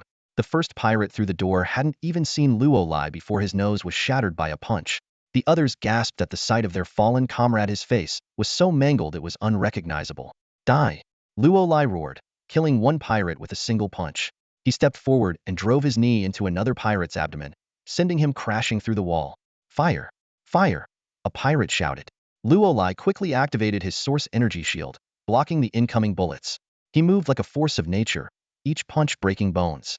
In moments, nearly 10 pirates lay on the ground, writhing in pain. Luolai grabbed 1 pirate by the hair, lifting him up for questioning. Double cannon pirate crew? The pirate whimpered in fear. Luolai punched him in the stomach again, saying coldly, "When I ask a question, you answer honestly. You're from the double cannon pirate crew, right?" "Yes," the pirate managed to say. Luolai continued, "What's your name?" "Cammy," the pirate answered. "Why aren't you in the Dead Sea? Why attack Taurus City?" Luolai pressed. "I don't know." Cammy's response was cut short by another punch to his abdomen, doubling him over in pain. Luolai's voice was icy. "I'll say this once. When I ask you a question, your only option is to answer truthfully. I don't want to hear "I don't know." Otherwise, you better think about how many more punches you can take. "But I really don't know," Cammy pleaded. "All I know is the boss gave the order, said it was a big job." Luolai's eyes narrowed. "What kind of big job?" "I don't know the details," Cammy quickly added. "I'm just a low-level grunt. The boss doesn't tell me these things. But I heard that if we pull this off, we'll rule the Dead Sea. I also heard the deputy leader mention that we could get a lot of super battleships from the 4th class star region. Even if the Federation pursues us, we can escape into the unknown Star Sea without any problem." Luolai frowned in thought. Clearly, the Twin Cannon pirate crew had a significant motive for this mission, and the benefits were substantial enough to risk attacking the city. However, this small fry obviously didn't know the specifics. "Get lost." Luo Lai waved his hand, tossing Cammy aside. He walked over to Lei Isle and helped her up. The moment he touched her arm, her body trembled slightly. What's wrong? Luo Lai asked, puzzled. Lei Isle hesitated for a moment before quietly saying, You looked a bit scary just now. Luo Lai was taken aback, then became somewhat agitated, slamming his fist onto the kitchen counter. Lei Isle was startled and quickly tried to calm him down. Don't be like this, I was just saying. Those space pirates all deserve to die. Luo Lai shook his head. He wasn't agitated because of the pirates. It was an inexplicable unease within him. Was it because he had witnessed the harsh realities of the great cosmic era and become cold-hearted? Or was it due to that pest system? He couldn't help but wonder if one day, he might really become a cosmic pest hated by everyone. Let's go, Luo Lai said. We need to get out of here. He pulled Lei Isle towards the other side of the kitchen. Looking out through the restaurant's main door, the situation was worse than he had imagined. Members of the twin cannon pirate crew had already descended to the ground, recklessly firing at the fleeing crowd. Although the Federation troops quickly organized a counterattack, the entire city had turned into a battlefield, chaotic and disorderly. Outside the restaurant's main door, the landing of several airships also drew the attention of the Federation troops. Soon, a unit arrived on the scene, and a firefight broke out immediately. Luo Lai motioned to Lei Isle to return to the back door. He carefully peeked out, ensuring no one was around, then pulled Lei Isle through the back door and into an alley, returning to the street. The crowd had already scattered, likely continuing to flee forward. This way, Luo Lai said as he reached a manhole cover, forcefully prying it open and calling to Lei Isle. Lei Isle hesitated. The sewers are really dirty. Luo Lai gave a wry smile. Are you really worried about dirt at a time like this? Which do you think is more important, safety or cleanliness? Lei Isle hesitated for a moment, but eventually followed Luo Lai's advice, grabbing the ladder and climbing into the sewer. Luo Lai waited until she reached the bottom before jumping down himself, closing the cover as he landed. However, neither of them noticed that as soon as they entered the sewer, several cloaked figures emerged silently from a nearby crate. They looked up, revealing their faces, eyes gleaming with dangerous intent. The sewer was dark and damp. Luo Lai turned on his flashlight, illuminating the narrow passage. He couldn't help but admire the thoroughness of Tahim's preparations. Signaling Lyre to follow, Luo Lai walked on, contemplating their next moves. Their primary objective was to escort Lyre to the underground city for refuge. Luo Lai knew there were multiple entrances to the underground city, usually sealed off. These lift-style entrances only activated during emergencies, hidden beneath the surface, unknown to the average person. Finding an entrance required a map or an internet connection. One could even hack into the federal network using a smartwatch to access city schematics. But now, Luo Lai had neither a map nor a functional computer and network. Just then, Lyre exclaimed excitedly, "The comms device has a signal." Luo Lai was taken aback, then heard Tahim's voice coming through the communicator. "This is the scheduled check-in. Do you copy? Do you copy?" Loud and clear, Luo Lai responded. "Did you leave the hotel?" Tahim's voice sounded relieved. 10 minutes ago. I thought the mission was a total failure. How about you? We're out too. Where are you now? Just left the hotel. We need to figure out an immediate exit strategy. Luo Lai frowned. Aren't we heading to the underground city for refuge? No. Tahim said firmly. Who knows if the double cannon pirate gang would go as far as attacking the underground city? Their motives are unclear. The best move is to get out of here directly. The spaceport must be closed by now, right? Then we won't use the spaceport, Tahim explained. The Federation has blocked roads to guide people into the underground city, but it won't affect us much. Head to the southern highway, and they'll let us through. I'll give you the exact location later. A spaceship will be there to pick us up. Luo Lai didn't question why they had special privileges. The wealthy, officials, and those with status naturally enjoyed such benefits. The Federation's roadblocks were for safety reasons. If everyone tried to flee, they might be shot down by pirate ships. But a few spaceships leaving might not draw attention. After ending the communication, Luo Lai started thinking about how to rendezvous with Tahim. The streets were either filled with evacuees or pirates looting around. Skirmishes were everywhere, and pirate airships and federal armed helicopters were battling in the sky. There was no safe place, above or below ground. Tahim planned to find a safe location first, and then have Luo Lai bring Lyre over. But for now, the only clear direction was to head south. Luo Lai looked around and shook his head. It's too convoluted here. I can't make out the direction. What do we do then? Lyre asked nervously. We need to find an exit to get back to the surface, Luo Lai was saying when he suddenly became alert. Careful, someone's here. Before he finished speaking, a splash of water surged towards them from the nearby waterway. Though he couldn't see anyone, Luo Lai could feel the aggressive intent within the water. He quickly released a source energy barrier. The water collided with it, creating ripples. Do these pirates really have such power? Luo Lai muttered to himself. They're not pirates. They're Black Sea people. Liar exclaimed. Just as she finished speaking, a shadowy figure shot out from the waterway, cloaked and landing in front of Luo Lai. The figure raised a hand and pressed it against Luo Lai's chest, instantly forming two black water spheres in his palm. With a thunderous boom, the water spheres exploded, sending Luo Lai flying and crashing heavily into the wall. The wall crumbled, burying Luo Lai under the rubble. Ah! Liar screamed. It's me you want. Come at me. The Black Sea person turned and advanced towards Liar. As she retreated, she suddenly manipulated the water in the canal, shooting a water arrow. The figure didn't dodge, letting the water arrow hit and turn into countless droplets. Is that all the holy maiden of the Blue Sea people can do? I'm disappointed. The Black Sea person sneered. Where are your two inseparable bodyguards? My wounds still ache from last time. He pulled back his hood, revealing a horrifying scar that ran from his right brow down his entire face to his chin. Liar recognized the Black Sea person who had attempted to assassinate her twice before. The scar was left by someone her father had sent. Who could protect her now? Hey! A large hand suddenly reached out from the side, grabbing the Black Sea person's head firmly. Luo Lai had appeared beside him without warning and said coldly, if you don't leave, I can heal that wound for you, ensuring you'll never feel pain again. The Black Sea person was startled, swatting Luo Lai's arm away and leaping back 2 meters. You're not dead? Dead? Why would I be? Luo Lai looked down at his chest. Just got bumped a little. Is that fatal? The Black Sea person's face changed drastically. He quickly raised his hands, summoning 2 water columns from the canal. At the same time, an auxiliary interface from Luo Lai's insect system appeared before him. System notification. Auxiliary system activated. Target: Black Sea people. Innate gene level, level 6. 0-stage combat power calculation, 1182. Combat power analysis, win rate 79.9. System notification. The Black Sea people from Tian High Star, though not physically strong, possess commendable innate abilities. I'll reluctantly elevate them from the category of insects and refer to them as chicks. Luo Lai stared at the information displayed by the support system, his brow furrowing slightly.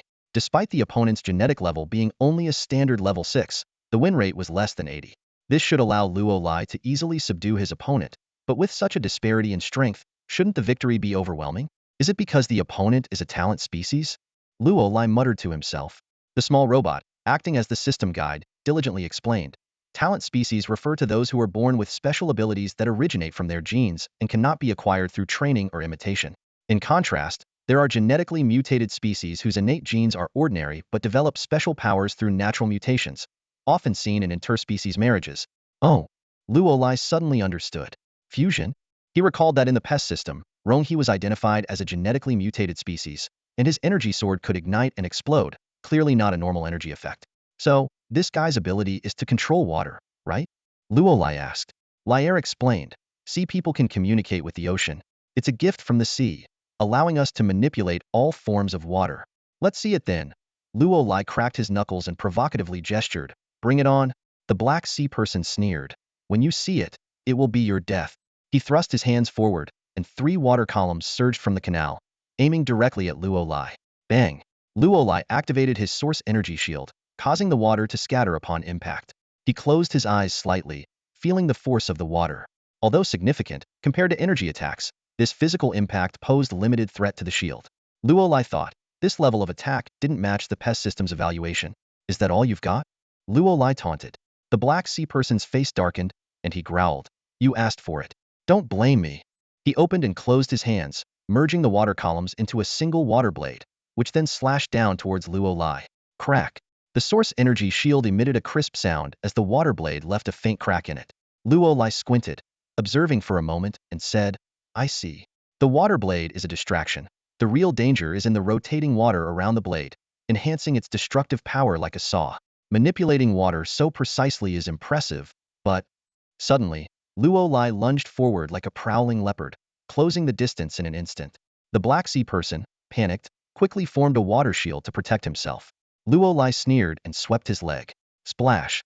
The water shield was shattered, and his foot struck the opponent's chest. The Black Sea person was sent flying back, spitting out dark purple blood. If we were at sea, I would tear you to pieces, the Black Sea person roared. Too bad. Luo Lai advanced again, delivering a punch. We're not. Bang. The Black Sea person's blocking arm twisted unnaturally, clearly broken. He gritted his teeth in pain and, seeing Luo Lai coming at him again, quickly flipped into the canal. Don't chase him. Liar called out to stop Luo Lai, who was about to give chase. They never come alone. Don't fall for it. Luo Lai nodded. This guy has nothing to do with the double cannon pirates. He's here to cause you trouble, isn't he?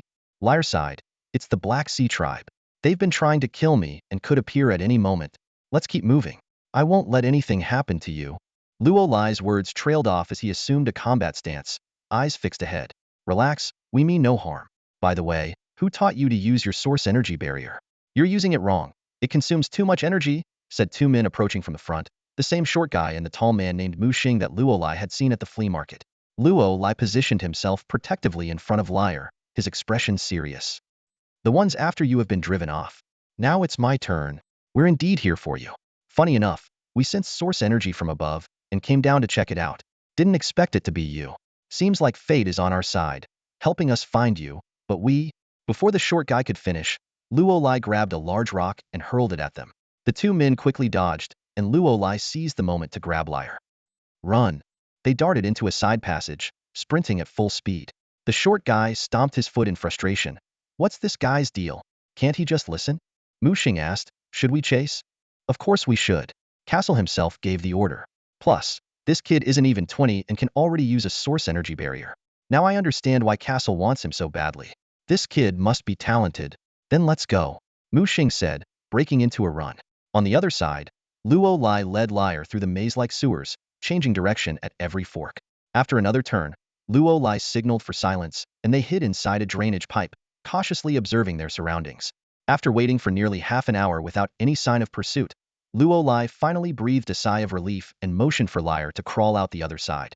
Luo Lai and Liar had been climbing for a long time when they finally saw a vertical iron ladder. This meant the exit was near. Luo Lai motioned for Liar to follow, and they quickly began to ascend.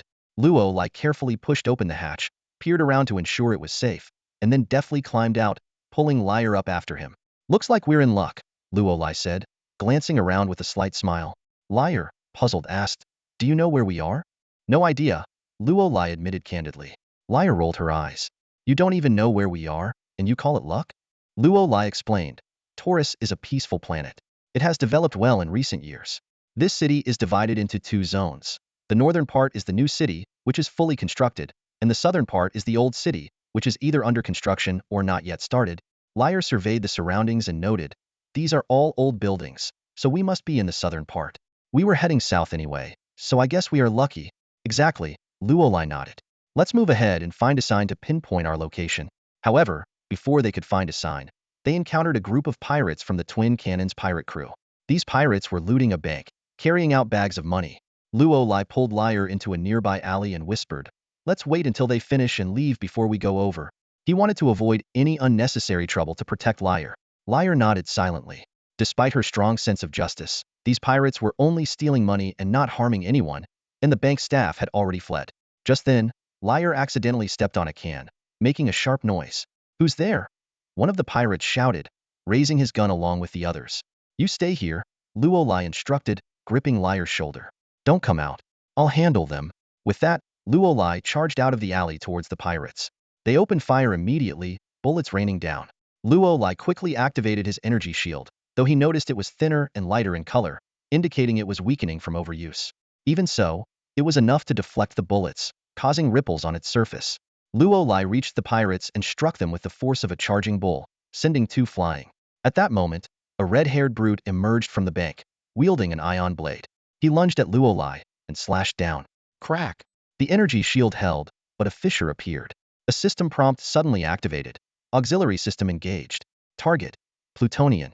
Jane level 6. 0-tier combat power calculation 709. Combat analysis 7 victory probability. Though still trash in my eyes, this one has some strength in the galaxy, albeit still trash. Luo Lai fixed his gaze on the opponent and asked, are you a lieutenant in the Twin Cannons pirate crew? The red-haired man sneered. A lowly human like you could never comprehend the power of our boss. I'm not even qualified to be an officer's deputy. However, killing you is more than enough. He swung his blade towards Luo Lai once again. Luo Lai retreated while pondering, how could someone of this strength hold such a low position in the Twin Cannon pirate crew? But then it dawned on him the Twin Cannon pirate crew was one of the 3 major pirate groups dominating the Dead Sea, far surpassing the well-known Golden Beetle pirate crew in the galaxy. Crack! The energy barrier took another hit, and the crack widened from half an inch to 3 inches. Frowning, Luolai muttered, "Looks like I need an energy sword." Suddenly, the guidebot chimed in. "The fact is, you do have an energy sword. Bye."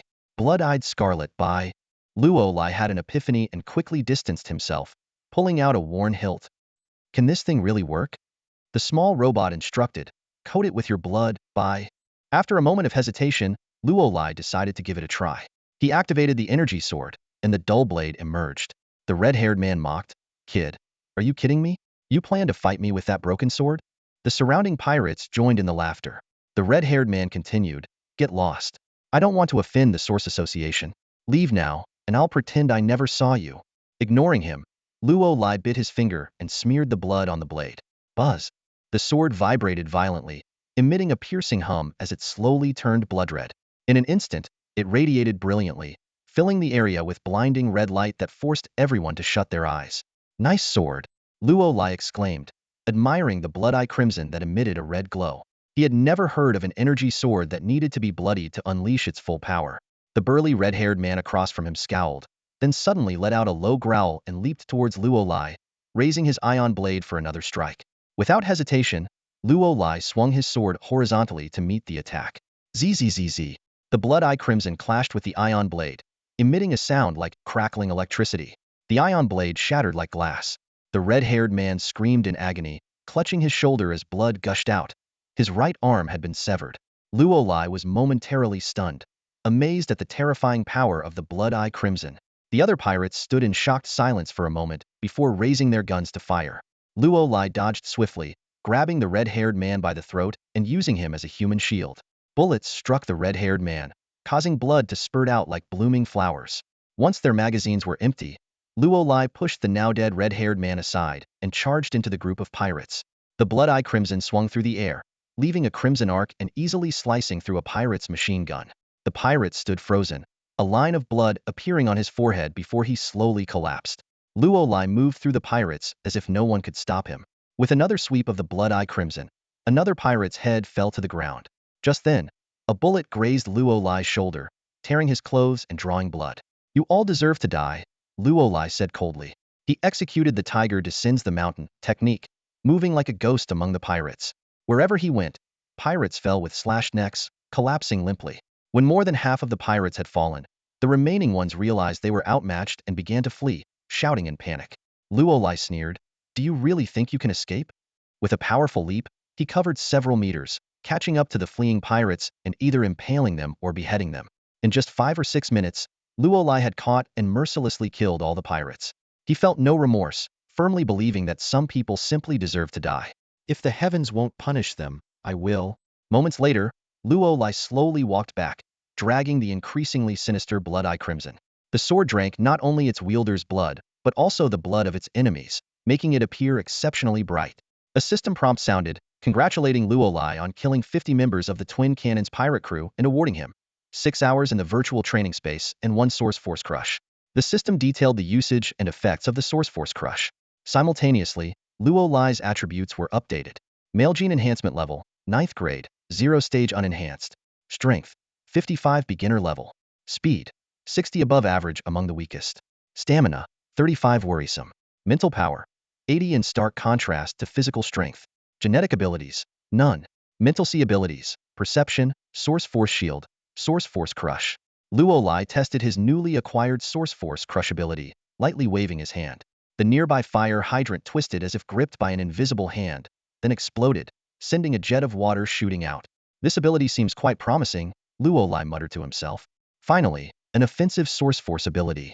"It seems like this pest system is forcing me to become a Source Power warrior. Why do I always get Source Power abilities?" A small robot suddenly appeared and explained, "Because you can't learn genetic abilities by..." Luolai pressed for more details, and the small robot elaborated on the differences between genetic abilities and Source Power abilities, as well as the system's reward principles.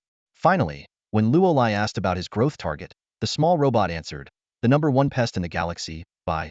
Luolai's eye twitched. That joke was not funny at all. The small robot responded in a mechanical electronic voice, "This is not a joke." Luolai listened to the emotionless voice, and for a moment thought it might be telling the truth. But he quickly realized that the system was designed to answer questions in an electronic voice and was just a basic guide, incapable of answering complex questions, like why he was destined to become the galaxy's #1 pest. Ignoring the small robot, Luo Lai turned back to the alley where Lei was hiding. Hearing footsteps, Lei tensed up and raised the beer bottle in her hand, but relaxed when she saw it was Luo Lai. Is it solved? Lei asked. Luo Lai shook his head. Let's head the other way. The view over there isn't pretty. The two left the alley from the other end and continued moving forward.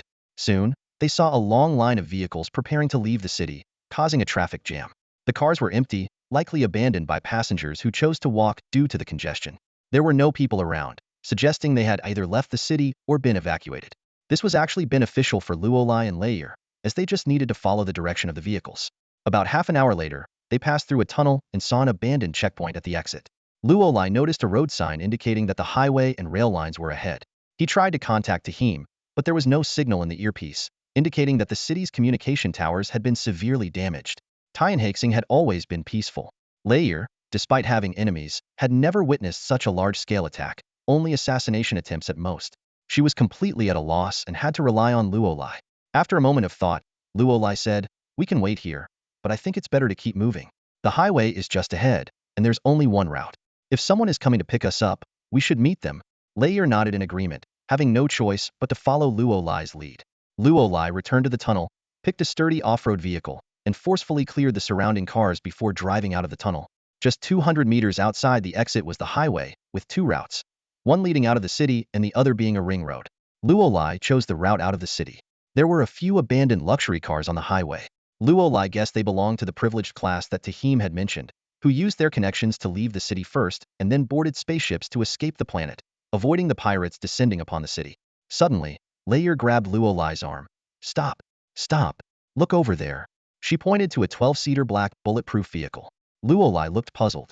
Lei explained, "That logo on the vehicle belongs to TNT Planetary Security Company." Luo Lai, posing as a security personnel, wasn't familiar with these details, but his expression quickly turned grim. A security company's vehicle being here was not a good sign. Luo Lai got out of the car and motioned for Lei to follow. He walked to the vehicle and tried to look inside. The windows were tinted, so he reached out and opened the door. Tahim. Luo Lai's pupils contracted sharply. Inside the vehicle were two corpses. The one closest to Luo Lai was Tahim, lifeless with his neck broken. On the other side stood a middle-aged man in a suit, about 30 or 40 years old, with light blonde hair. Lei immediately recognized him. "That's Mr. Moda, my agent." How could this happen? Is he really dead?" Luo Lai nodded in confirmation. Mr. Moda had gunshot wounds, with a bullet to the heart. There were 3 bullet holes in the back of the car, one of which was fatal. "It's a bit strange. Might not be the work of pirates," Luo Lai analyzed. "Did you notice a few things? First, there's no driver in the car. Tahim and your agent were both sitting in the second row. Where did the other security personnel go? More importantly, the fingerprints don't match." As Luo Lai spoke, he carefully turned Tahim's neck, his brow furrowing even more. "The fingerprints are reversed. Normally, if you strangle from the front and break the neck, it should twist outward. But Tahim's neck was twisted to the right, meaning the killer twisted it inward. This position is very awkward, almost impossible to achieve, not due to strength but due to joint limitations. So there are only 2 possibilities. Either the killer is left-hand, making an outward twist to the right, or the killer was sitting behind Tahim, suddenly grabbing his neck from behind and breaking it with force." Luo Lai stood at a crossroads of possibilities, and the scales finally tipped towards the latter. He recalled the data on Tahim he had seen at the amusement park, aided by the pest control system's scan. A level 6 genetic rating, yet boasting a combat power close to 1,000 points. This unusual combination likely stemmed from Tahim's exceptional marksmanship. In a confined car, breaking Tahim's neck without any signs of struggle? Luo Lai mused to himself. An ambush seems more likely, but how to explain the agent's gunshot wound? Luo Lai pondered deeply until a sudden realization struck him, and he slammed his fist into his palm. "What's up?" Lal asked curiously. Luo Lai explained, there were indeed bullet holes at the back of the car, but the bullets might not have been shot from behind. If the driver turned around to fire, it could accurately hit your agent's heart and explain why the bullet penetrated the body and then the car. Lyle was incredulous. "You mean, an internal conflict?" "Who knows?" Luo Lai shrugged and then touched the 2 bodies. "Let's go. The bodies are still warm. They haven't been dead for long. We need to catch up." The 2 quickly got into the car. After driving about 100 meters, Lyle suddenly shouted, "Stop!" Luo Lai slammed on the brakes, and Lyle immediately rushed to a body lying in a pool of blood by the roadside. She turned the body over and recognized her cousin Yaya, bursting into tears. Luolai asked softly, "He is?" Lyle, choking with sobs, explained that he was one of the people her father had sent to protect her. Luolai checked for a pulse and shook his head helplessly. "My condolences." Lyle's cries grew even more heart-wrenching, but after just half a minute, she lifted her head and looked at Luolai with determined eyes. "We must catch up. I need to know who did this." Luolai nodded silently, and they got back on the road. After driving for a while, Luolai tried to comfort her. "Don't be too sad. Even if they get away now, you'll have your chance for revenge." Lyle wiped her tears and said firmly, "No, I don't want to wait. They came for me, and I can't let anyone else get hurt. Let them come for me." With that, she began to sing a mournful song in her native language, the sorrow in her voice palpable. Luolai stopped the car and listened quietly. Just as Luolai was about to urge Lyle to stop, he suddenly heard an engine. A hovercraft descended from the sky, landing in the middle of the road. A blue-haired young man jumped out of the cabin, shouting excitedly, "Miss, I'm so glad you're safe." Lyle responded with equal excitement, "Xiaoxi, you're alive." As Lyle was about to run over, Luolai pulled her back, shielding her behind him. Xiaoxi's face darkened. "Who are you?" "TNT Planet Security's temporary hire," Luolai said sternly. "Don't come any closer, or I'll have to act."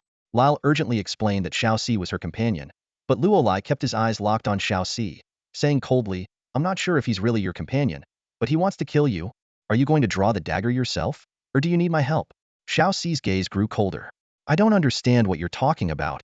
Luolai turned to Lyle and explained. "Yaya's fatal wound was in the back, a stab through the heart.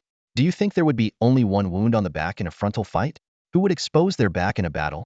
Lyle's face turned pale. Xiaoxi roared in anger, defending himself and questioning Lyle if he would trust an outsider.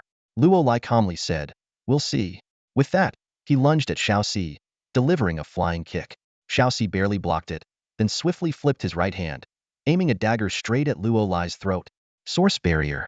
Luolai muttered softly, and a faint blue energy shield instantly appeared around him. He took a direct hit from the opponent's blade, and then leaped back to create some distance. Squinting his eyes and curling his lips into a smile, Luolai said, "Do you dare take that dagger and come with us to examine the body? Just compare the blade to the wound, and we'll know if you're the killer." "Die!" Shower roared, charging at Luolai like a fierce tiger, dagger aimed straight at his throat. Luolai quickly bit his finger and smeared his blood on the blood-eye crimson sword. In an instant, the blade glowed with a brilliant red light, meeting Shower's dagger Hedon. Clang! The sharp sound of metal clashing echoed through the air. Shower's dagger was made of an extraordinary material. It didn't shatter under the blood-eye crimson sword's glow, clearly far superior to the weapons of the previous pirates. The impact forced both of them to take several steps back. Liar looked shocked. "Shower, why? Are you trying to kill me?" Luolai said gravely, "He's not your comrade. He's from the Black Sea tribe." A system notification popped up. "Assist system activated. Target Black Sea tribe. Genetic talent level, grade 7. 0 level combat power, 1319. Combat analysis, 75 victory chance." System note: the Black Sea tribe from Tianhai Star, although not physically robust, possesses considerable innate abilities. So, let's generously exclude them from the category of lowly creatures and call them chicks instead. Hee hee, Shower sneered, rubbing his neck a few times before suddenly pulling off a layer of skin. With the skin removed, his true face was revealed. Luolai frowned. "A silicone mask? No wonder you're a source warrior. You have some bizarre abilities," the Black Sea tribesman said smugly. "This silicone mask was custom-made for me, and no one has ever seen through it. That gives me more reason to kill you," Luolai said coldly. The Black Sea tribesman taunted. "That depends on whether you have the skill. Don't end up like the last one. What if there are 4 of us?" Accompanied by sneers, 3 more people stepped out of the hovercraft. One was the person they had seen earlier, shirtless and bandaged. Besides him, there was another man and a woman, both staring coldly at Luolai. Luolai's expression darkened. He wasn't afraid of an unknown fight, but facing 4 opponents, the odds weren't in his favor. He looked around and felt a bit relieved at least there was no water on this highway for them to manipulate. Luolai slowly retreated to stand in front of Liar and asked in a low voice, "Can you drive?" Liar nodded. "Yes." "Then you drive away first." "I'll hold them off," Luolai said. "No way," Liar said anxiously. "You want me to leave you behind?" "I can't do that." "I won't. I won't die," Luolai assured. "These 4 aren't my match, but I can't deal with all of them at once. So you need to go first. I'll take them down and then come find you." "Quite the bold words," a female Black Sea tribeswoman scoffed. Let's see who takes down whom. Dressed in black combat gear, she let out a low growl and leaped into the air. She pulled a water flask from her waist, poured out a small amount of liquid, and with a flick of her fingers, the water transformed into a sharp arrow, shooting straight at Luolai. Energy barrier. Luolai immediately activated his defense, but the water arrow pierced through the barrier, leaving a small hole. Ugh! Luolai clutched his shoulder, retreating as blood seeped through his fingers. The water arrow had penetrated his shoulder. Luolai's face was filled with disbelief.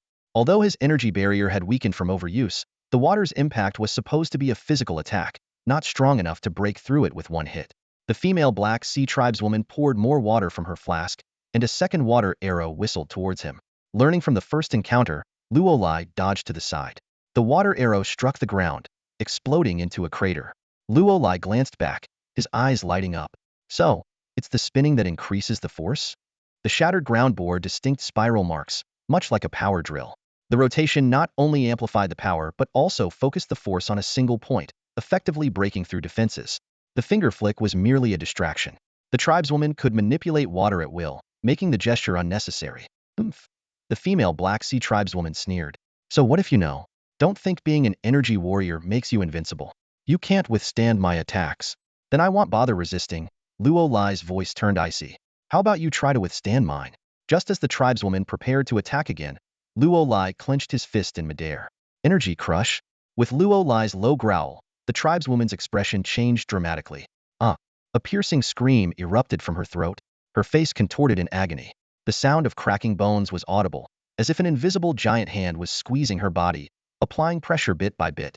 The other three Black Sea tribespeople's faces turned pale, and they quickly gathered around. Naza, are you all right? It hurts. It hurts so much. Naza screamed. Something's grabbing me. My bones, it hurts. The three tribespeople tried to help but were at a loss. Nothing was visibly holding Naza, yet her body twisted as if under immense pressure. Her clothes wrinkled, and her flesh seemed to twist together. Another heart-wrenching scream.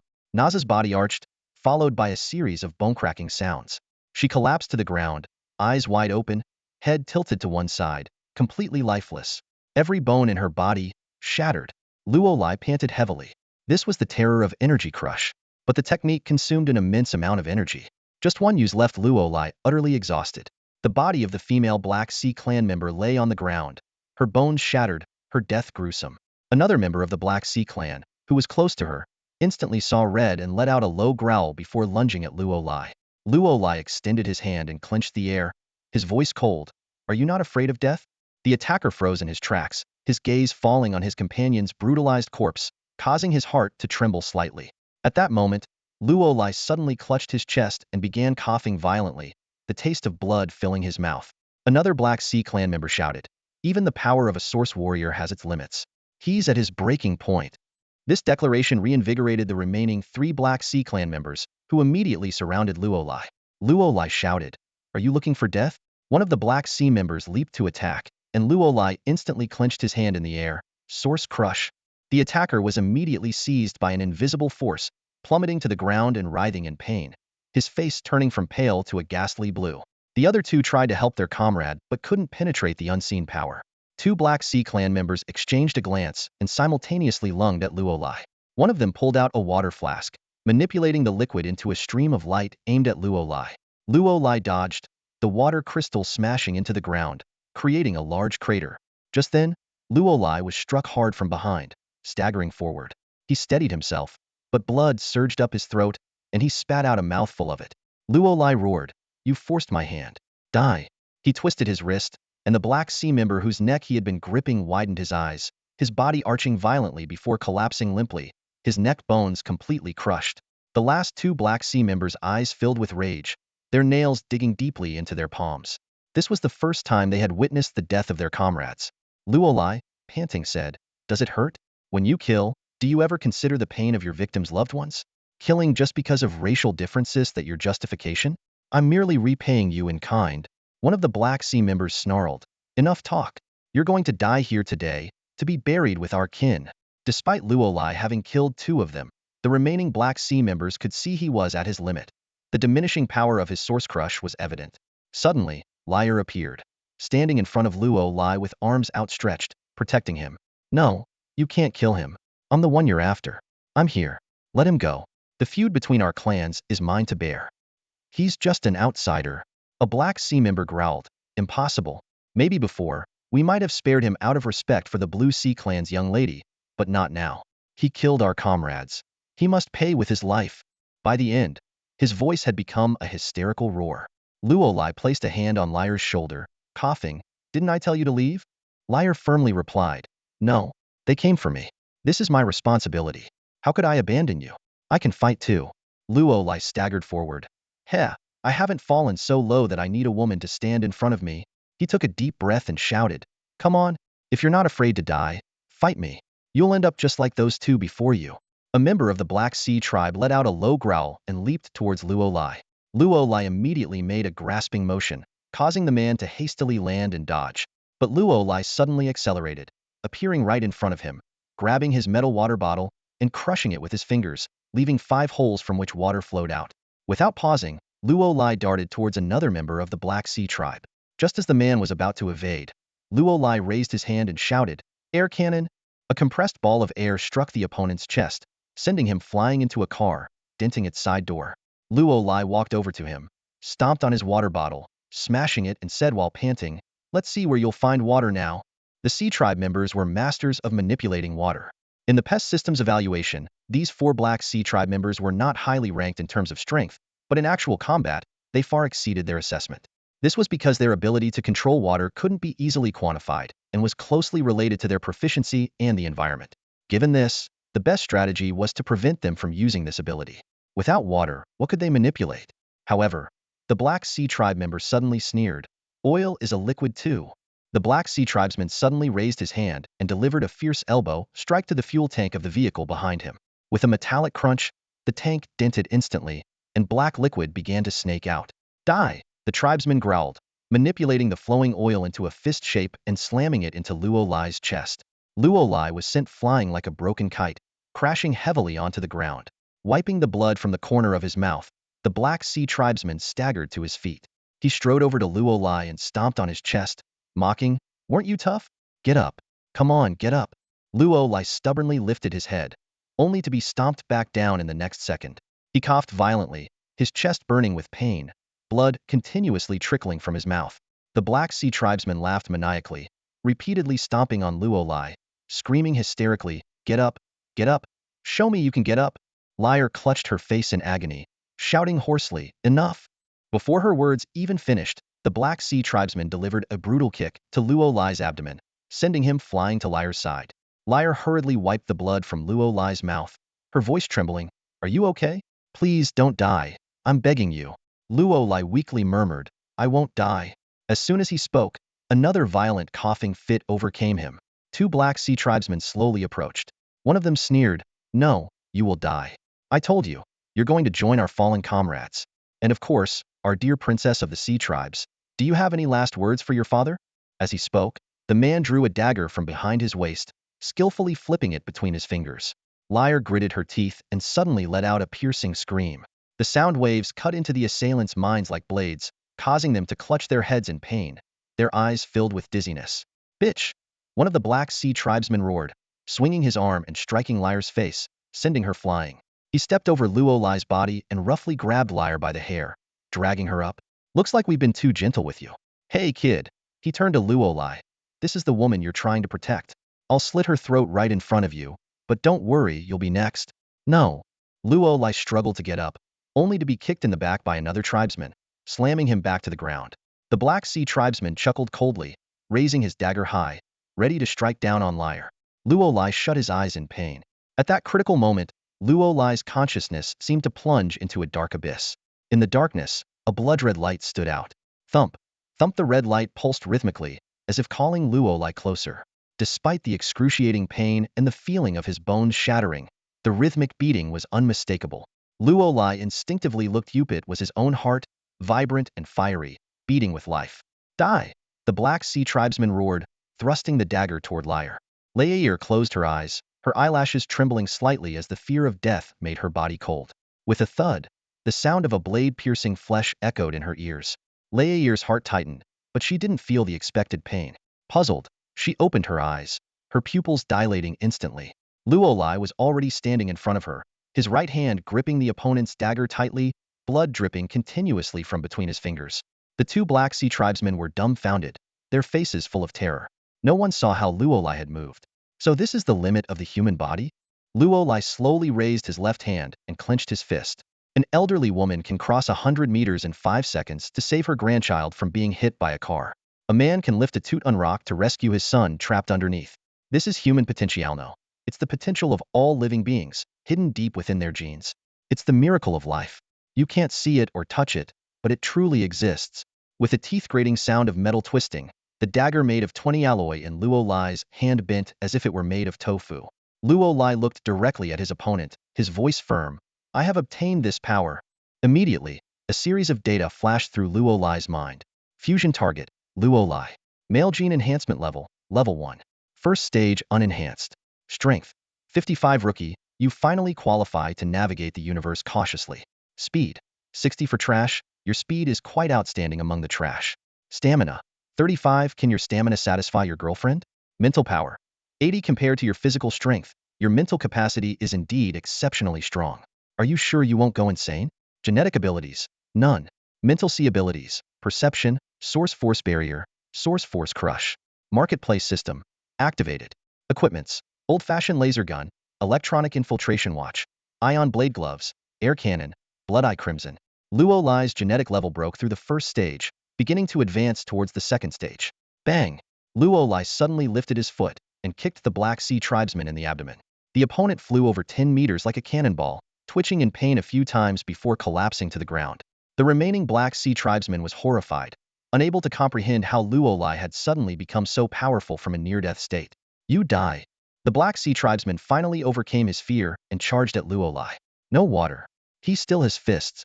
The Black Sea tribesman's punch landed heavily on Luolai's face, but it only made Luolai's head tilt slightly. Luolai turned his head, calmly looking at his opponent. Not very painful, is it? The Black Sea tribesman looked horrified and instinctively stepped back. Bang! Luolai suddenly punched, hitting the opponent squarely in the abdomen. The tribesman's pupils contracted sharply as he slowly fell forward, collapsing to the ground with a thud, his condition uncertain. Liar looked at Luolai, fear evident in his eyes, and asked shakily, Are you okay? I'm fine. Luolai started to say, but then coughed up a mouthful of blood. Liar quickly got up to support Luolai, urgently saying, You don't look fine at all. Luolai gave a bitter smile. Even though I've broken through the first genetic level threshold, my injuries haven't healed. Genetic potential doesn't have a healing effect. Don't worry, I won't die just yet. He glanced at the nearby drift boat. At least we have a way to get out of here. Help me over there. The drift boat was fully equipped, stocked with emergency medical supplies and compressed food, enough to sustain 3 or 4 people for a week. Luolai entered the command cabin and sat on the floor, picking up the first aid kit. Take us up, he instructed Lier. But I don't know how to pilot this, Lier said, looking at the complex control panel with a grimace. Luolai explained. The drift boat only needs piloting for low-altitude flight. Once we're in space, it can't be piloted and we'll just drift in the Star River. Look for the red start button and press it. Lier quickly found the red start button. Upon pressing it, the bottom hatch of the drift boat opened, spewing red flames that propelled the boat into the air. The surrounding scenery blurred as the sky turned from gray to black, and they entered space. Exhausted, Luolai closed his eyes and gradually fell asleep. Lier got up, covered Luolai with his jacket, hesitated for a moment, then sat beside him, leaning on his shoulder and closing his eyes. It was unclear how long they had slept. When Luolai woke up, he had a headache from oversleeping. He tried to get up, but winced from the pain of his wounds. You're awake? Lier came out from the cabin door and helped Luolai up. I'm not so badly off that I can't walk, Luolai said with a forced smile, pointing at the bandage on his chest. Did you bandage me up? Yes, Lier nodded. Is it uncomfortable? Your technique is good, Luolai said with a bitter smile. But I don't have any external injuries. Huh. Lier scratched his head awkwardly. I thought humans always needed to be bandaged when they're hurt. Luolai asked curiously, Don't sea tribesmen need bandages for external injuries? We go into the sea, Lier explained. Different wounds need different seawater, and then they heal quickly. That's really convenient, Luolai remarked, then looked at the screen. Where are we now? I don't know, Lier said, embarrassed. I'm not really good with these things. That's okay, let me take a look, Luolai said, sitting in the pilot seat and analyzing their position.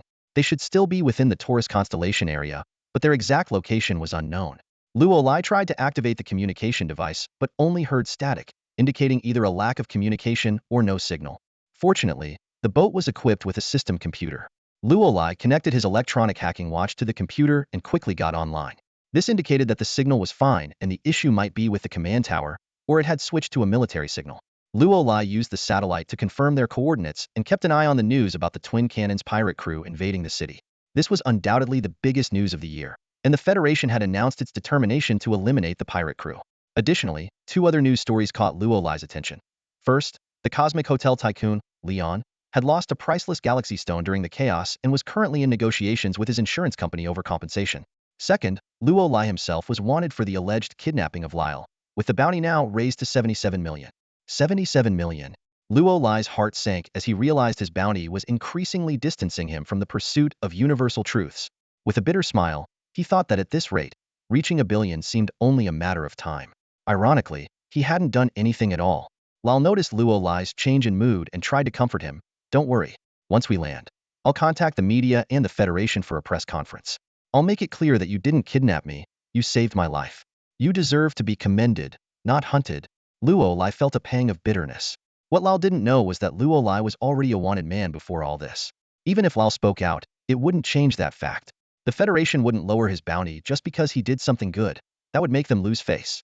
Luo Lai forced a smile at Lyle, accepting his kind gesture. But his thoughts had already drifted to Leon's situation. Are you sure that piece of galactic stone is fake? Luo Lai asked the little robot in his mind. Absolutely certain, the little robot replied. Galactic stones are formed from meteors that have undergone long-term cosmic radiation, resulting in crystal-like formations resembling starry skies. Though rare and beautiful, they have no real value. It would never be made of glass. What? Glass? Luo Lai exclaimed, startling Lyle. He quickly explained, sorry, my head's still a bit fuzzy. I just thought of something weird. Don't mind me. Luo Lai tried to stay calm, but his mind was racing. It wasn't surprising that Leon would present a fake galactic stone, given how hard it is to authenticate such rare items. But if it was really made of glass, it couldn't pass any verification. More importantly, how could glass exist in space? This meant Leon was lying, and the galactic stone was likely fabricated by him. Luo Lai recalled the enormous insurance money in the Twin Cannon pirate gang's attack on the city, and suddenly gasped. Could it be that the Twin Cannon pirate gang's assault was orchestrated by Leon? If true, everything made sense. The massive insurance payout would be enough to drive the pirate gang to attack the city. Moreover, a pirate had mentioned a fourth-level civilization's worship in front of Luo Lai, and Leon happened to be from the fourth-level civilization region of the Asgardian race. Finally, the fake galactic stone was the key. As one of the top 10 wonders of the universe, there were fewer than 10 genuine galactic stones in existence, each worth as much as a planet. This explained the enormous insurance payout. Yet, Luo Lai remained puzzled. With Leon's wealth, buying a planet outright wouldn't be difficult. Why resort to such a scheme to swindle money? As Luo Lai was lost in thought, the escape pod suddenly flashed with blinding red lights, accompanied by a piercing alarm. Damn it! Luo Lai quickly scrambled to the control panel. How long was I unconscious? About 3 days, Lal replied. Luo Lai shook his head in exasperation. The Black Sea tribe had provided food and medicine but hadn't checked the energy reserves of the escape pod. We have to make an emergency landing, Luo Lai said, staring at the energy display. We only have 10 power left. We won't last much longer. I need to check for any nearby planets suitable for landing.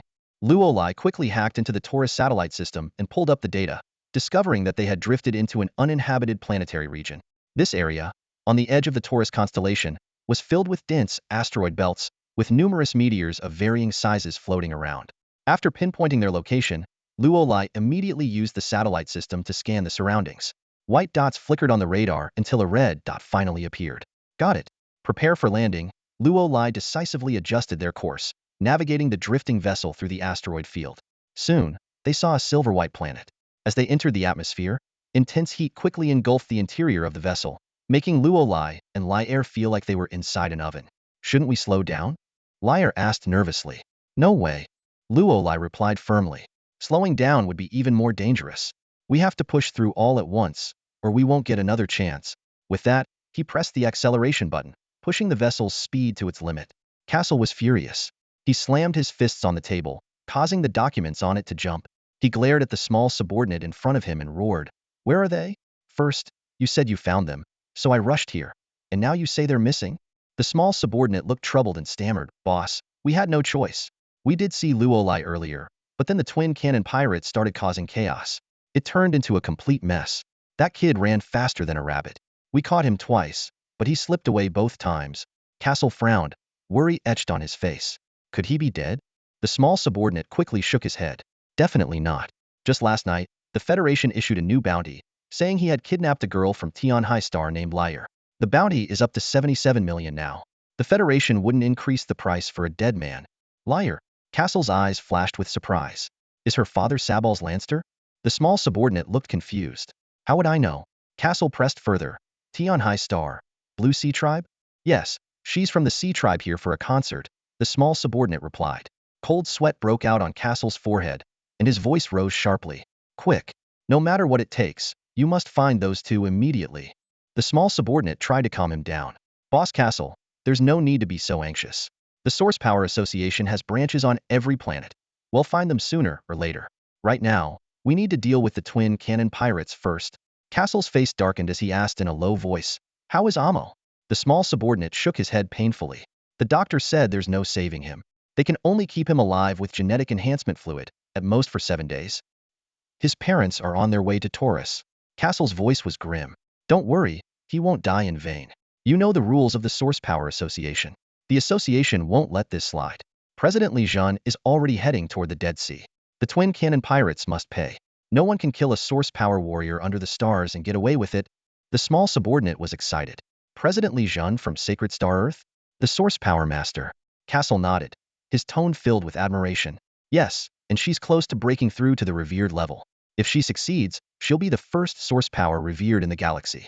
Achieving this at just 30 years old, it's truly enviable. He then turned serious. President Li Jun will handle this matter. Your task now is to find those two. It's not just because I have high hopes for that kid. If anything happens to that girl, the entire galaxy will be in trouble. The small subordinate was shocked. Is that girl really that important? Castle smiled wryly.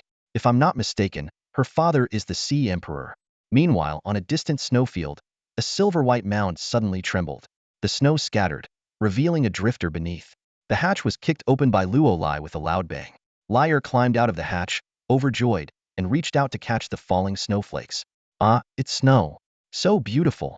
Luolai jumped off the drifter and asked curiously, You've never seen snow before? Lyre tilted her head and explained, I've seen it, but never in such large amounts.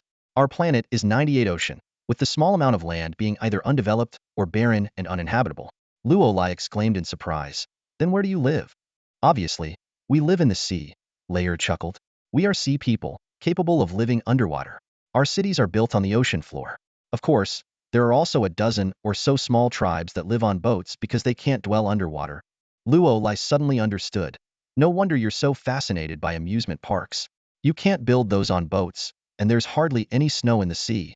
Lyre nodded excitedly. Yeah, this is my first time seeing a snowfield. Luolai sighed. Too bad we don't have time for fun. This place might be worse than we thought. Seeing Lyre's puzzled expression, he explained. Snow is beautiful but also deadly. Blizzards and cold are harsh conditions. This planet is only designated as JN 7776, without a name. Do you know what that means? When Lyre shook his head, Luolai continued. Planets that are undeveloped, unknown, or abandoned usually only have a number. In the prosperous Taurus constellation, an undeveloped planet typically means it lacks resources and has a harsh environment. The snow here might never stop. Luolai understood how dire the situation was. Continuous snow meant a lack of food, with plants unable to grow. Without any signal, they couldn't call for help, making it difficult to leave. When their compressed food ran out and the cold set in, they would truly experience the terror of this place. You should rest first, Luolai said. I'll go check the drift boat and try to contact the outside world. He climbed back into the drift boat and activated the computer system, only to be met with disheartening results. The 3D model showed most areas in red, a few in yellow, and none in green. Red indicated severe damage, yellow signified some damage, and green meant no repairs were needed. Clearly, the condition of the drift boat was abysmal. Luolai contemplated for a moment, his gaze sweeping over the damaged drift boat. Repairing it was out of the question, especially since he lacked the necessary skills. He turned to the small robot beside him, BB, and asked, Can I buy a spaceship now? Of course. BB responded cheerfully. We have all kinds of models for you to choose from. With the bounty increasing, Luolai's available funds in the store system had also risen significantly. He was no longer limited to old models like the Explorer one. and a longing for the vast expanse of space ignited within him. However, the specific model of the spaceship was not his immediate concern.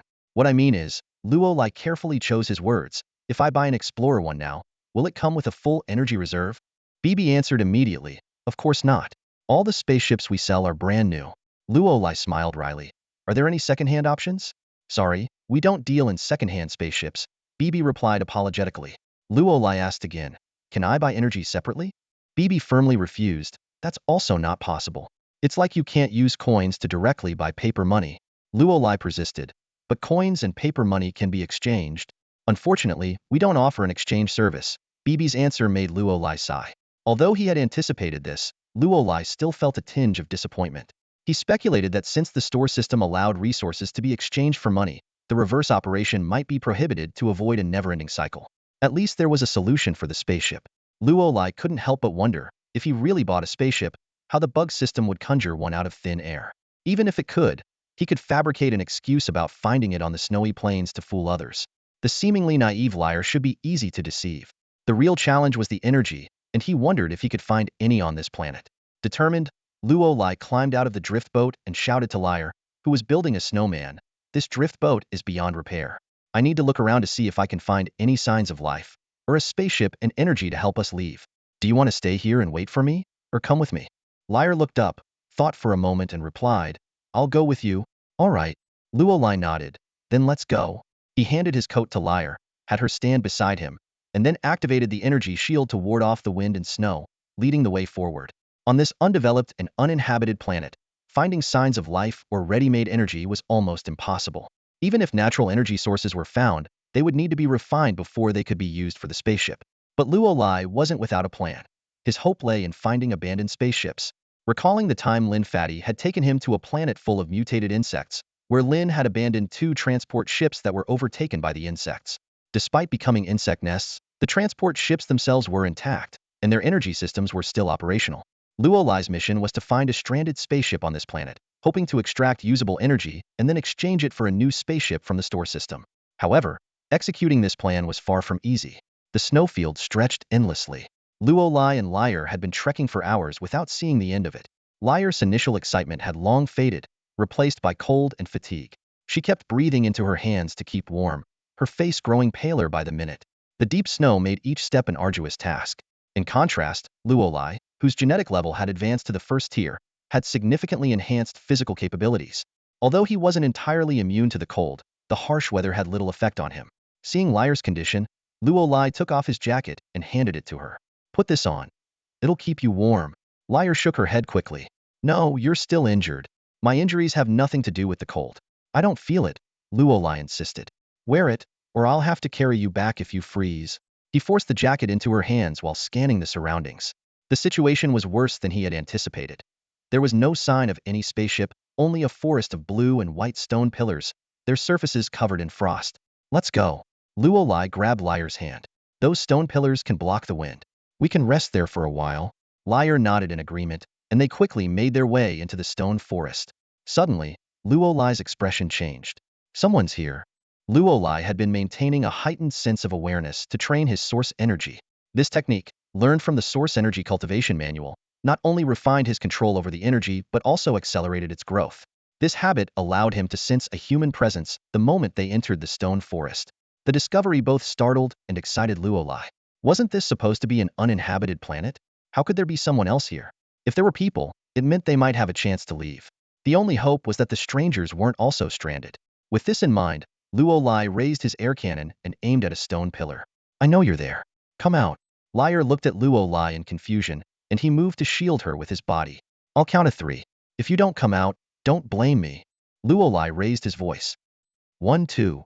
Just as he reached 2, the stone pillar suddenly made a loud noise and toppled towards Luo. Get back. Luo quickly pushed Liar aside. As the pillar fell, a figure emerged from behind it. The person was bundled up in thick clothing, looking like an Eskimo, with a heavy fur mask covering most of their face, leaving only a pair of wary eyes visible.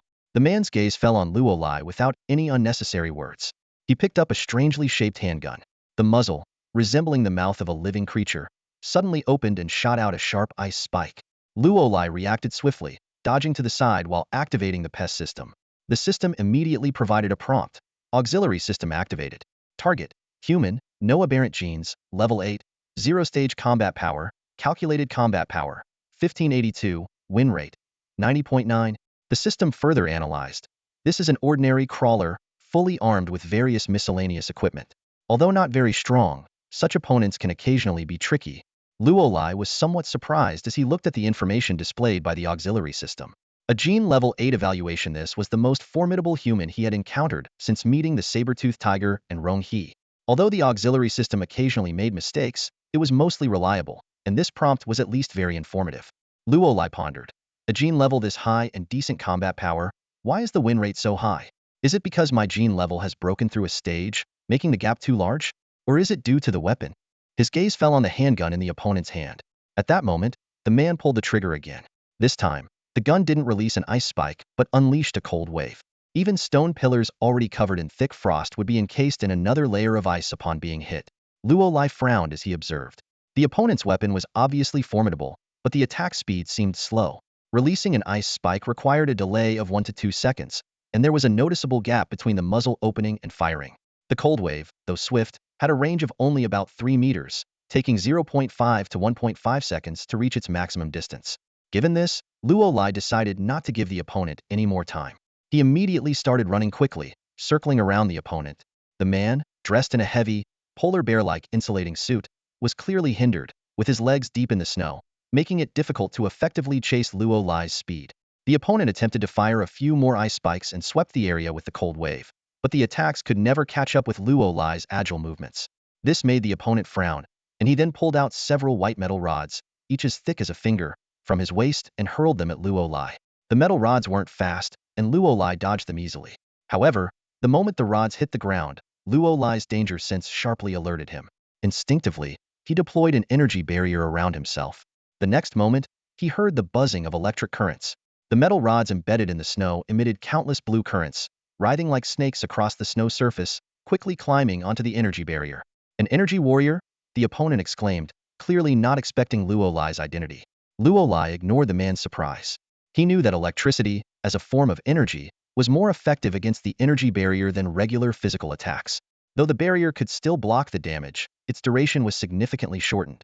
Weighing his options, Luolai decided to go on the offensive. He suddenly dashed forward, leaving an afterimage in the air, and aimed a punch straight at the opponent's face.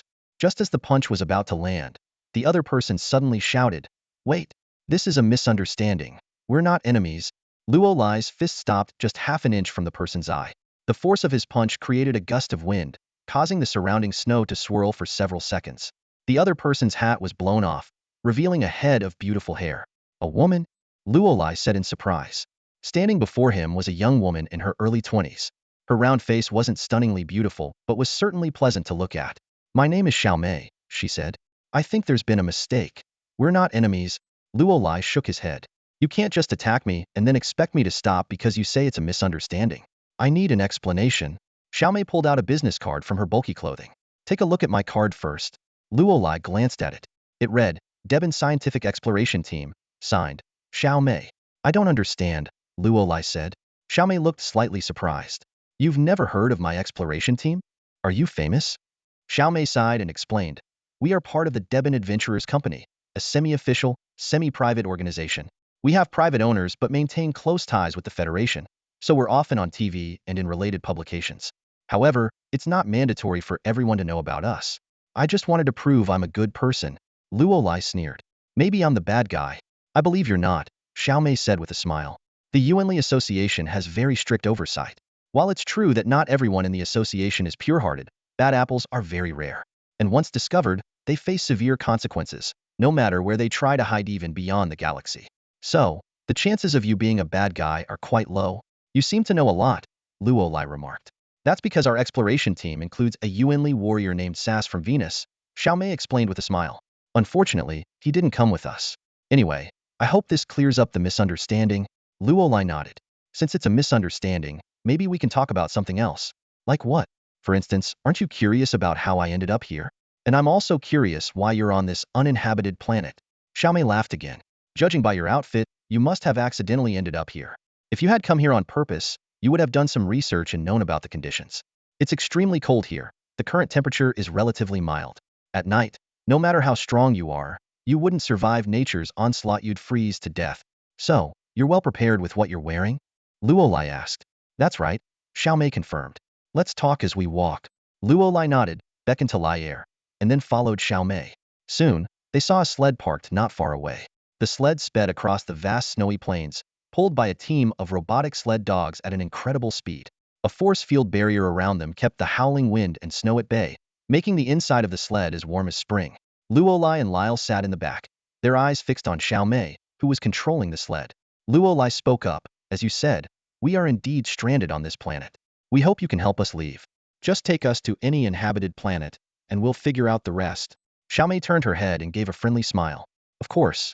It's everyone's duty to help those in distress in the universe. But I'm afraid I have some work to finish on this planet. If you don't mind waiting, it might take a few days. Luolai and Lyle exchanged a glance. Although he was eager to head to Andromeda, a few more days wouldn't hurt. He was more concerned about Lyle, a well-known singer with many commitments. However, Lyle smiled and said, I'm not in a hurry either. Going back means a ton of work waiting for me. I'm happy to stay here for a few more days. Luolai shrugged helplessly, thinking that this singer didn't seem very dedicated to her job. Xiao Mei laughed at the sight and said, then it's settled. Curious, Luolai asked, if you don't mind me asking, this is supposed to be an abandoned or uninhabited planet. What kind of work do you have here? Planet exploration, Xiao Mei replied succinctly, then elaborated. This planet is designated JN 7776. It was initially deemed unsuitable for development for two reasons. First, as you might have guessed, it's an extremely cold planet. Over 75% of its surface is covered in ice and snow, with snowstorms occurring 80% of the year and blizzards forming 30% of the time. As she continued to control the sled, Xiao Mei added, but that's not the main reason the Federation abandoned it. In fact, this planet has rich mineral resources, with surveys indicating 18 to 22 of rare metals. The cold doesn't deter humanity. While it can't support human settlement, resource extraction is still feasible with the right measures. The real deal-breaker for the Federation was the large number of floating debris fields around the planet. Floating debris? Luolai asked, puzzled. Xiao Mei explained. Floating debris fields are regions formed by the remnants of exploded meteors. These areas are extremely hazardous, making it difficult to chart safe flight paths. The debris can explode at any time. Occasional traversals are manageable, but frequent travel through them leads to numerous accidents. Luolai recalled. But when we crash-landed on the planet, we didn't see much debris. Exactly, Xiao Mei nodded. That's why the Federation is taking another look at this planet. About 2.5 months ago, the Space Monitoring Bureau discovered through satellite imagery that over 95% of the floating debris around this planet had mysteriously disappeared. It's as if they vanished into thin air, which is baffling. Regardless of the reason, the disappearance of the debris means the biggest obstacle to developing this planet is gone. So, after some discussion, the Federation decided to proceed with its development. Luolai frowned and said, if that's the case, shouldn't the Federation be sending people to investigate? Xiao Mei explained. The Federation already sent people. Over 2.5 months, they sent 2 teams totaling 35 explorers. The first team lost communication after half a month, and the second team lost contact even faster, in just 6 days. The Federation suspects that the first team encountered danger, resulting in significant casualties. The second team, following the tracking beacon of the first, met the same fate. Lyle suggested, then we should strengthen our forces. Maybe deploy the military to establish a base and conduct a thorough search. Is that how you do it in your galaxy? In Tianhai, that's our usual approach. We do the same, Xiao Mei responded. That's why the Federation needs us. They can't pinpoint the exact danger. If it were just dangerous creatures, it would be simpler. First, determine if the creature is intelligent. If so, we try to communicate. If not, the military would drop in and eliminate the threat. But it's more complicated with special hazards like toxic substances or lethal radiation. Dropping troops directly into such conditions could result in massive casualties. Our value as explorers is in identifying these dangers and specifying the threats. Lyle scoffed. That's inhumane. Aren't they disregarding your safety? Xiao Mei paused, then smiled. Even if we don't do it, someone else has to. So, it's better for professionals like us to handle it and minimize the risk. When I decided to become an explorer, I was prepared for this. As she spoke, Xiao Mei halted the sled. All right, we've arrived. This will be your new home for now. She pointed to an igloo. The igloo was clearly her own construction, a simple dome made of frozen rocks. Metal frames around it formed a basic windbreak, and an electronic fire at the entrance emitted a warm glow. Luolai asked curiously, are you here alone? Xiao Mei explained. I have a partner named Rastal. We divide the work and explore different areas. Our mission is to detect dangers, not to combat them. More people aren't always better, especially if the threat is a creature. More people could mean more risk. She pointed to a pile of ice and stone nearby, smiling. Come on, let me help you build your igloo. Then we'll be neighbors. Luolai volunteered. I'll do it myself. This kind of heavy work should be done by a man. Xiaomei nodded. I'll get the clothes. This little girl can wear mine, but your clothes are more complicated. We'll have to wait for my partner Ras to come back and lend you some. Oh, I don't need that. Luolai waved his hand casually. What I'm wearing is fine. This level of wind and snow doesn't bother me much. If it gets colder tonight, just give me a warm sleeping bag. Xiaomei paused for a moment, then suddenly realized. I almost forgot you're a source warrior. She chuckled. Source energy truly is one of the top 10 wonders of this galaxy, mysterious and formidable. Sometimes I really envy you source warriors. Since you're sure it's okay, I won't insist. Xiaomei led Laier into the igloo to change clothes, while Luolai began moving ice blocks. Building an igloo wasn't complicated. You just needed to select ice blocks of similar size, shave the sides flat with a tool to ensure a tight fit, and then stack them piece by piece. Inside the igloo, Laier was changing clothes and chatting animatedly with Xiaomei. Their conversation wasn't limited to this planet. As an explorer, Xiaomei had visited more than half of the planets in the galaxy, even though she hadn't left the Milky Way. She vividly described those uninhabited planets, some dreamy and strange, others perilous and life-threatening. Laier was entranced, feeling as if he were there himself. While building the igloo, Luolai thought to himself, this girl is wasting her talent as a singer. She clearly has the makings of an adventurer. But adventuring requires skill, or it's just a death wish. As for Laier's abilities, Luolai decided not to comment. Although he hadn't used the insect system to scan him, he guessed Laier's level wasn't impressive. Once the igloo was finished, Xiaomei took Laier on a tour of the area and brought back a string of silver fish. These are a specialty of this planet, Xiaomei explained with a smile. About 2 kilometers ahead, there's a massive ice lake filled with these fish. I've done biological tests, theory non-toxic and delicious. They're best as sashimi. Just clean them, slice them thin, and they melt on your tongue. They also make a great soup, though it's a pity we lack seasonings. With this many, we can eat them any way we want, Luolai laughed. Exactly, Xiaomei said enthusiastically. Let me show you what I can do. She quickly cleaned the fish with snow, scaled and gutted them, removing the inedible parts. Then she cut out the most tender sections from the fish's belly. Finally, she used a sharp knife to slice the fish into paper-thin pieces, each about 2 to 3 millimeters thick. Even though it's just sashimi, your culinary skills are impressive, Luolai praised. Of course, Xiaomei said proudly.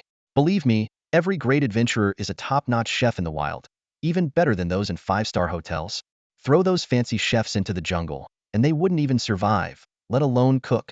That's true, Luolai agreed with a smile. Laier picked up a slice of sashimi and, after tasting it, couldn't help but praise. This is fantastic, just as good as the sashimi on our Tian High Star. Curious, Luolai asked, since Tian High Star is an ocean planet, your seafood must be abundant, right? But aren't you sea creatures? You live in the water and eat seafood too? Laier scoffed. You live on land with pigs, but you still eat pork, don't you? That's the difference between intelligent beings and non-intelligent ones.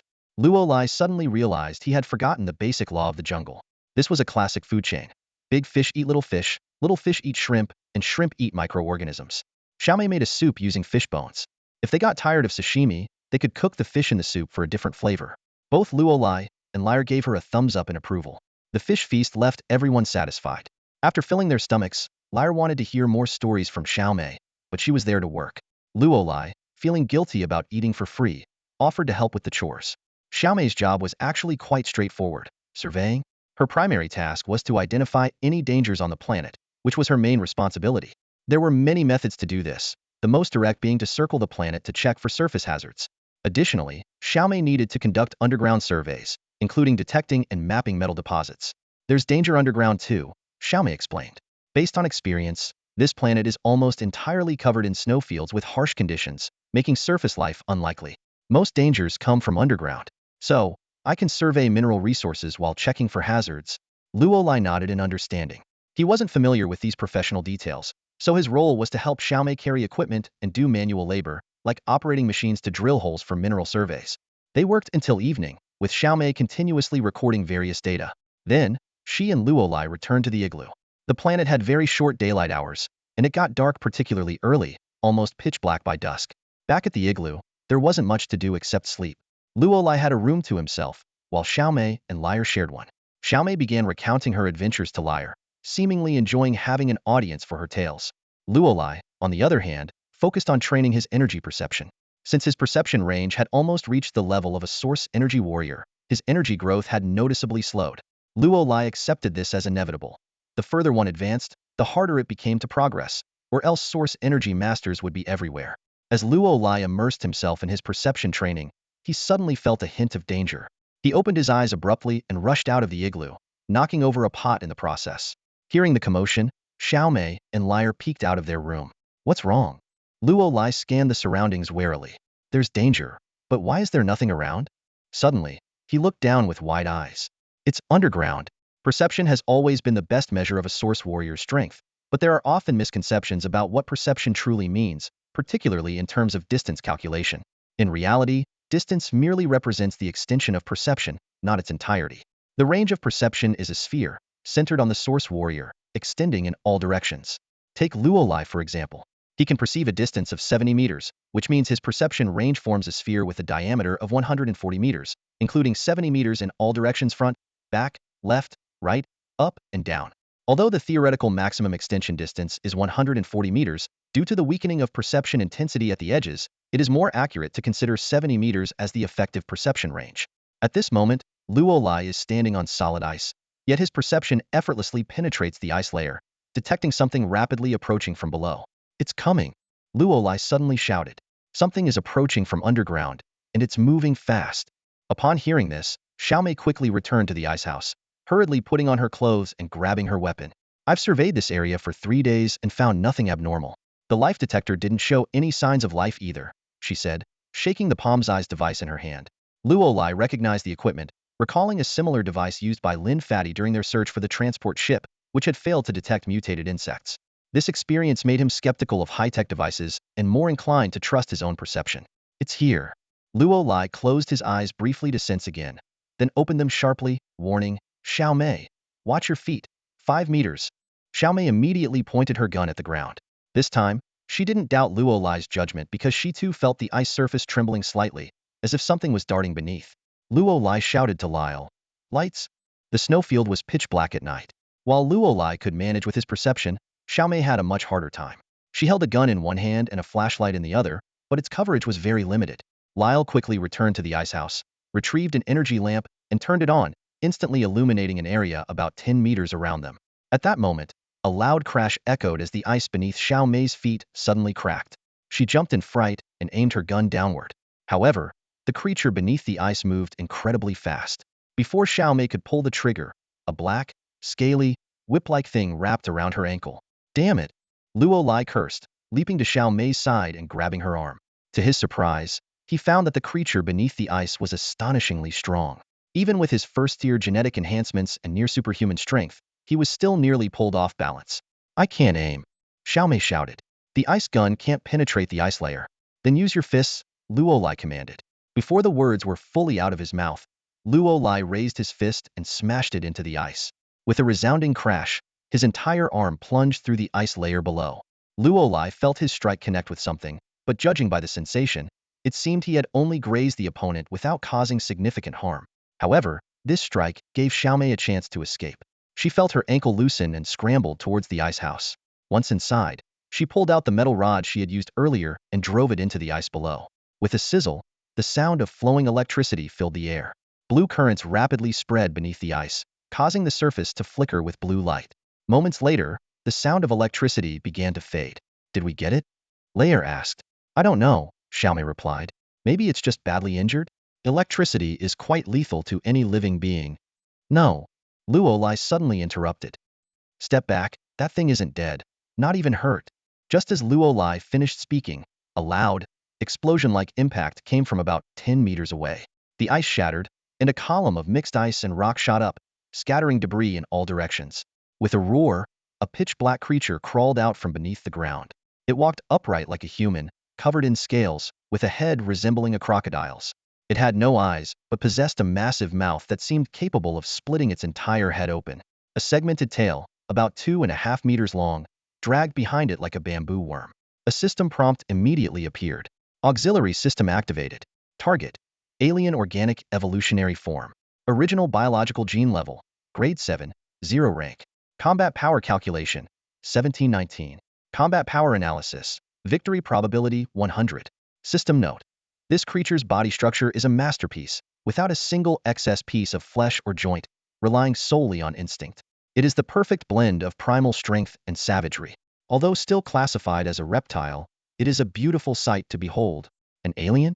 Luolai exclaimed in surprise. Xiaomei quickly pulled out a handheld computer and swiped her fingers across the screen. A green beam scanned the alien. She analyzed, this is an alien species we've never encountered before. Judging by its body structure, it seems to be an incomplete evolutionary form or has undergone reverse evolution. Xiaomei continued to explain, aliens are a vast group in the galaxy, though species might not be the right term since it usually refers to intelligent beings, and aliens lack any form of intelligence. These creatures are incredibly resilient, often referred to as cosmic cockroaches. Even in the vacuum of space, they are hard to kill. So, it's not surprising to encounter them in any star system. Additionally, Xiaomei added, these creatures exhibit typical evolutionary traits. Currently, 87 types of aliens have been documented, but that's not all. New and bizarre alien species frequently emerge. Xiaomei quickly activated the camera function on her handheld device and captured an image of the alien. This photo was highly significant. Firstly, it confirmed the existence of dangerous extraterrestrial life on this planet, fulfilling a major part of Xiaomei's exploration mission. Secondly, as a recognized subject of universal study, a photo of a newly evolved alien species was inherently valuable. However, the flash evidently angered the alien. It let out a piercing screech and charged at the trio. As she retreated, Xiaomei quickly recorded with her voice pin. Suspected incomplete evolution or retrogression. Lightweight body, humanoid torso, extremely fast. Luo Lai gave a wry smile and said, so dedicated, taking notes even now. Xiaomei smiled slightly, discarded her ice gun, and pulled out 2 metal rods from her waist, swiftly assembling them into a long staff. As a gadget expert, she already had a plan. Come on in, Xiaomei shouted, swinging the staff. The end of the staff released a large net, ensnaring the charging alien. The metal balls at the net's edges instantly tightened, trapping the alien securely. Done. Xiaomei sighed in relief. Watch out, Luolai suddenly yelled. The alien opened its mouth and spewed a highly corrosive saliva, dissolving the net instantly. Despite her surprise, Xiaomei didn't forget to record. Saliva corrosion level 7. Far exceeds that of ordinary aliens, Luolai said helplessly. Let's deal with it first. He then lunged forward, punching the alien in the chest, creating a large hole with green mucus splattering everywhere. Just as Luolai was about to strike again, Xiaomei shouted, capture it alive. This hesitation gave the alien an opportunity. It violently knocked Luolai aside and burrowed underground, disappearing from sight. It's gone, Luolai said with a bitter smile. No problem, we'll pursue it, Xiaomei said, leading the way to the sled. After a long chase, the alien's trail vanished. Xiaomei jumped off the sled, carefully observing the surroundings. Luolai tried to use his sensory abilities to locate it, but to no avail. At this moment, Lar demonstrated his unique abilities as a sea dweller. Placing his hands on the ground, he said after a moment, 120 meters ahead, 80 meters deep, there's a hollow area. Xiaomei immediately began drilling. 15 minutes later, the drill suddenly stopped, indicating it couldn't operate normally. It's indeed hollow below, Xiaomei said excitedly. I'll go down and take some photos as evidence. Luo Lai decided to accompany her and instructed Lyre to stay on the surface. Before leaving, Luo Lai solemnly told Lyre, I may not be able to protect you. Wait for us here. Though dissatisfied, Lyre nodded in agreement. Xiaomei laughed and said, looks like I need to pay you guys. Luo Lai replied, just looking out for ourselves. If something happens to you, who will get us out of this place? The rope was swiftly lowered into the seemingly bottomless pit. Xiaomei led the way, with Luo Lai following close behind. The depth of the hole was unfathomable. Even the drill had already reached 80 meters, but still needed to go further down. This is a fiber tinsel rope, Xiaomei explained. It retracts to 150 meters, but can stretch up to 350 meters. Beyond that, we won't be able to go any deeper. Luo Lai shone his flashlight downward, frowning. It's not looking good. Let's give it a try, Xiaomei suggested. Luo Lai nodded in agreement, and they continued their descent. Xiaomei's instrument, which she carried with her, constantly displayed changing values, indicating the increasing danger level. The underground environment was inherently perilous. Even without encountering aliens, the risks of oxygen shortage, cave-ins, and other hazards were significant. This explained why mining accidents were so frequent. There were too many unpredictable and insurmountable dangers below the surface. Wait, Luo Lai suddenly exclaimed. Something's not right. What is it? Xiaomei looked up inquiringly. Luo Lai wiped the wall with his hand, feeling a sticky substance that emitted a strong, fishy odor. He secured himself with the rope, then opened his palm and examined it closely under the flashlight's beam. Look, Luo Lai indicated to Xiao Mei. It's alien saliva. Xiao Mei gasped. Oh no. Is your hand okay? That stuff is highly corrosive. Don't worry, my hand is fine. Luo Lai pondered for a moment, rubbing the liquid between his fingers. It seems the corrosive effect doesn't last long. After a while, it becomes as harmless as human saliva. Xiao Mei looked puzzled. Records state that alien saliva should maintain its corrosiveness, especially against metal. Although it dilutes and eventually loses potency after continuous corrosion, I've never heard of it weakening over time. Luo Lai explained, you mentioned earlier that this alien might be incompletely evolved, or undergoing reverse evolution. Reverse evolution means evolving traits in the opposite direction. Typically, creatures get stronger, but reverse evolution might enhance a particular trait, like intelligence or speed, at the expense of strength, size, or vitality. He continued, but that's not what I wanted to show you. Look at what's revealed where the saliva wiped off. Xiao Mei scrubbed the wall a few more times and was astonished. Silver ore? This deep underground? How extensive must this vein be? Luo Lai solemnly stated, this isn't ordinary silver ore, it's Aria silver. The special metal from the northern star region? Xiao Mei was taken aback again. The one known as military-grade silver? The rare mineral that fetches 2 million for just 500 grams? Luo Lai nodded in confirmation and elaborated on the properties of Aria silver. It's a rare alloying metal, ideal for making firearms due to its excellent ductility and tensile strength, along with its extreme heat resistance, ensuring that gun barrels never overheat. This property resolved the common issue of overheating and explosions in energy weapons. At that moment, Luo Lai suddenly felt a twinge of unease. He couldn't pinpoint the exact reason, but his intuition was quickly validated. After descending about 60 meters, they finally saw the ground. However, to their surprise, the area was filled with scaffold tunnels. Is this a mine? Xiao Mei's eyes widened. Obviously, Luo Lai walked up to one of the tunnels and touched the scaffolding. You didn't think this was naturally formed, did you? Xiao Mei was momentarily speechless. They had come here tracking the alien creatures and expected to find their nest, but instead stumbled upon a mine.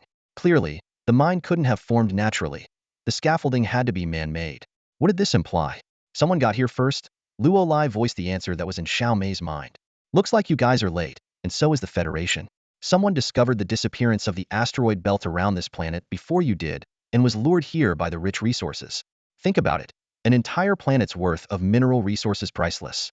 As for those missing people, Luo Lai made a throat-slitting gesture. Money talks. Xiao Mei's face darkened.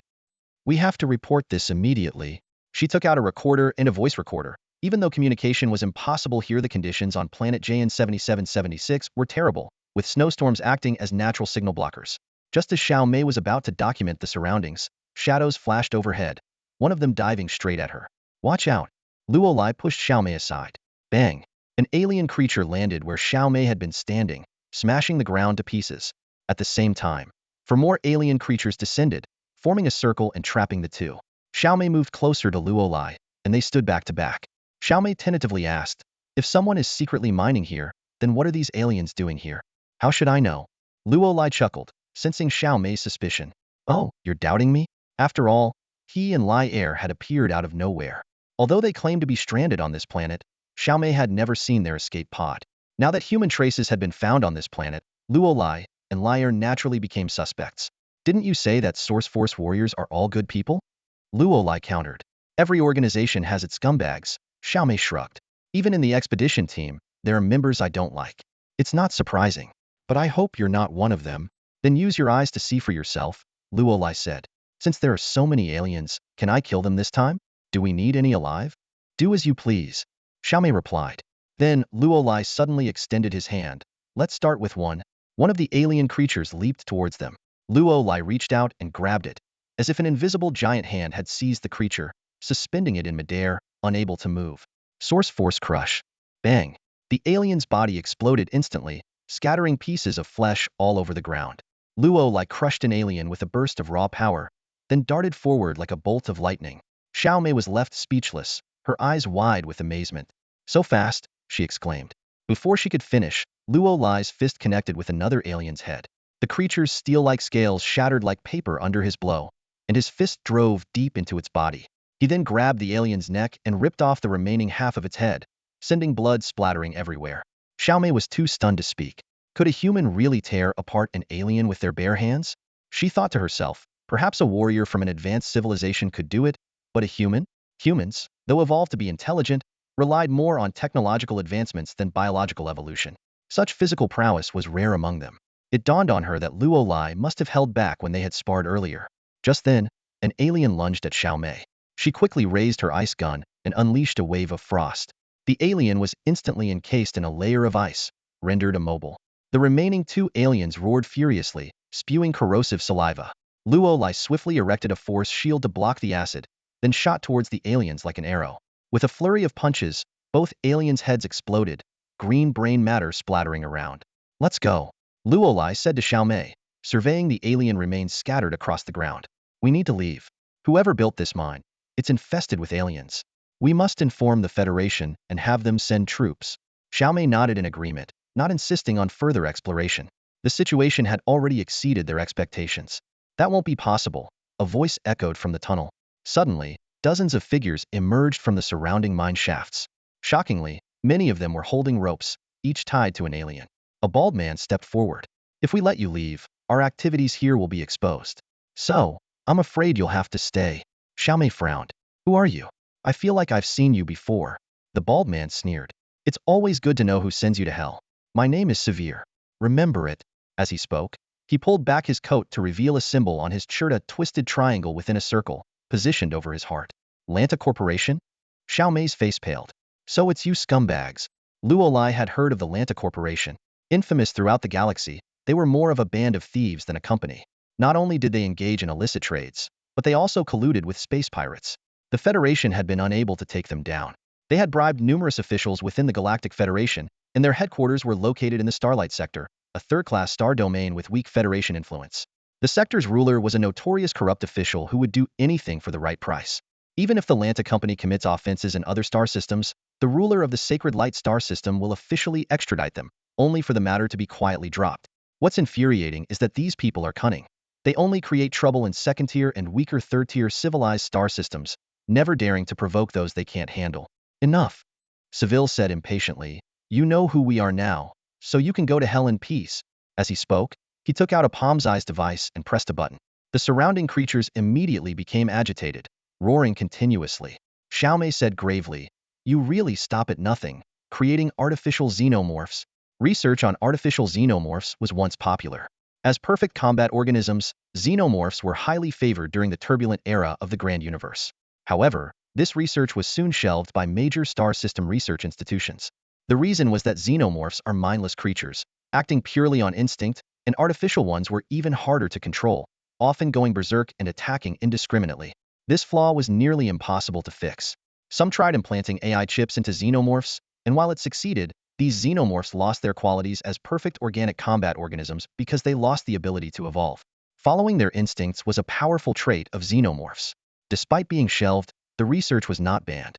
Some continued to conduct research and create xenomorphs in secret, bearing the consequences themselves. For non-sentient beings, especially aggressive species like xenomorphs, no one would show leniency. Luo Lai glanced at Xiao Mei, thinking her comment was pointless. These people dared to seize entire planets. Would they care about creating some artificial xenomorphs? Besides, it wasn't explicitly prohibited. Seville sneered and ordered, Kill them. Those handling the xenomorphs immediately released the restraints, and a dozen artificial xenomorphs lunged at the two of them. Luo Lai stood still, waiting until two xenomorphs were close before grabbing their heads and slamming them into the ground. With a loud crash, two deep pits appeared on the ground, and the xenomorphs were embedded into the earth. So, they're just cheap knockoffs. No wonder they're weaker than real xenomorphs. Luo Lai casually tossed the two xenomorphs aside as if discarding dead dogs. Seville was stunned. Each xenomorph had a chip implanted for control. He knew 5 xenomorphs had been killed earlier, in a gruesome manner, but he assumed it was due to heavy weaponry. Seeing Luo Lai's actions, could it be he tore them apart barehanded? Even artificial xenomorphs are still xenomorphs. Could a human's physical strength surpass that of a xenomorph? Bang! As Seville pondered, Luo Lai flew forward and kicked, dislocating a xenomorph's head, leaving it hanging by a thread of skin, swinging like a pendulum. Luo Lai looked at Seville and said seriously, Your little pets don't seem strong enough. Xavier instinctively stepped back a few paces and shouted, Miley, Cammy, take this guy down. Hurry up. I'll pay you extra and throw in an extra meal if you get rid of him. Miley was a young woman, stunningly beautiful with an air of aloofness that made her seem unapproachable. However, When the topic of money came up, even this icy beauty's eyes would soften noticeably. In stark contrast was Kaimi, an astonishingly large man. Standing at 2 meters tall, his body seemed to sag like melting wax, and every step he took sent ripples through his flesh, causing the ground to tremble with a dull thud. Suddenly, a system prompt appeared. Assist system activated. Target: human gene mutation, gene level 8, base combat power 1690, win rate 88. Then, another message followed. I detest those with gene mutations. They always gain power in inexplicable ways. But to me, they're just insects. Do you think there's a difference between crushing a regular insect and a strong one? Luolai pondered quietly. Despite Kaimi's high gene level, his combat power was actually lower than that of artificial mutants. Though the combat power of mutants is generally high, being the perfect combat form is reasonable, but perfection doesn't equate to true strength. In fact, Luolai believed the combat values of artificial mutants were somewhat inflated. Genuine mutants might be formidable, but artificial ones? Not so much. At this moment, Luolai's focus was entirely on the large man in front of him. Hey, Seville, Kaimi called out in a surprisingly soft voice that didn't match his hulking frame. An arm for 3 pounds of meat, a leg for 5. If I tear his whole body apart, that's 20 pounds. Luolai's eye twitched slightly before he coldly replied, Fatso, looks like you'll go hungry today. Consider it a diet. With that, he strode forward and aimed a punch at Kaimi's abdomen. To his surprise, Luolai's expression turned strange as he felt his fist sink into what felt like a massive sponge, trapped within the layers of fat and unable to pull free. As Luolai struggled to break free, Kaimi raised his massive hand and slapped Luolai's face hard. Smack! The sound echoed as Luolai was sent flying, crashing into the wall of the mine, causing a shower of debris. Xiaomei, who was dealing with an artificial mutant, asked with concern, Are you okay?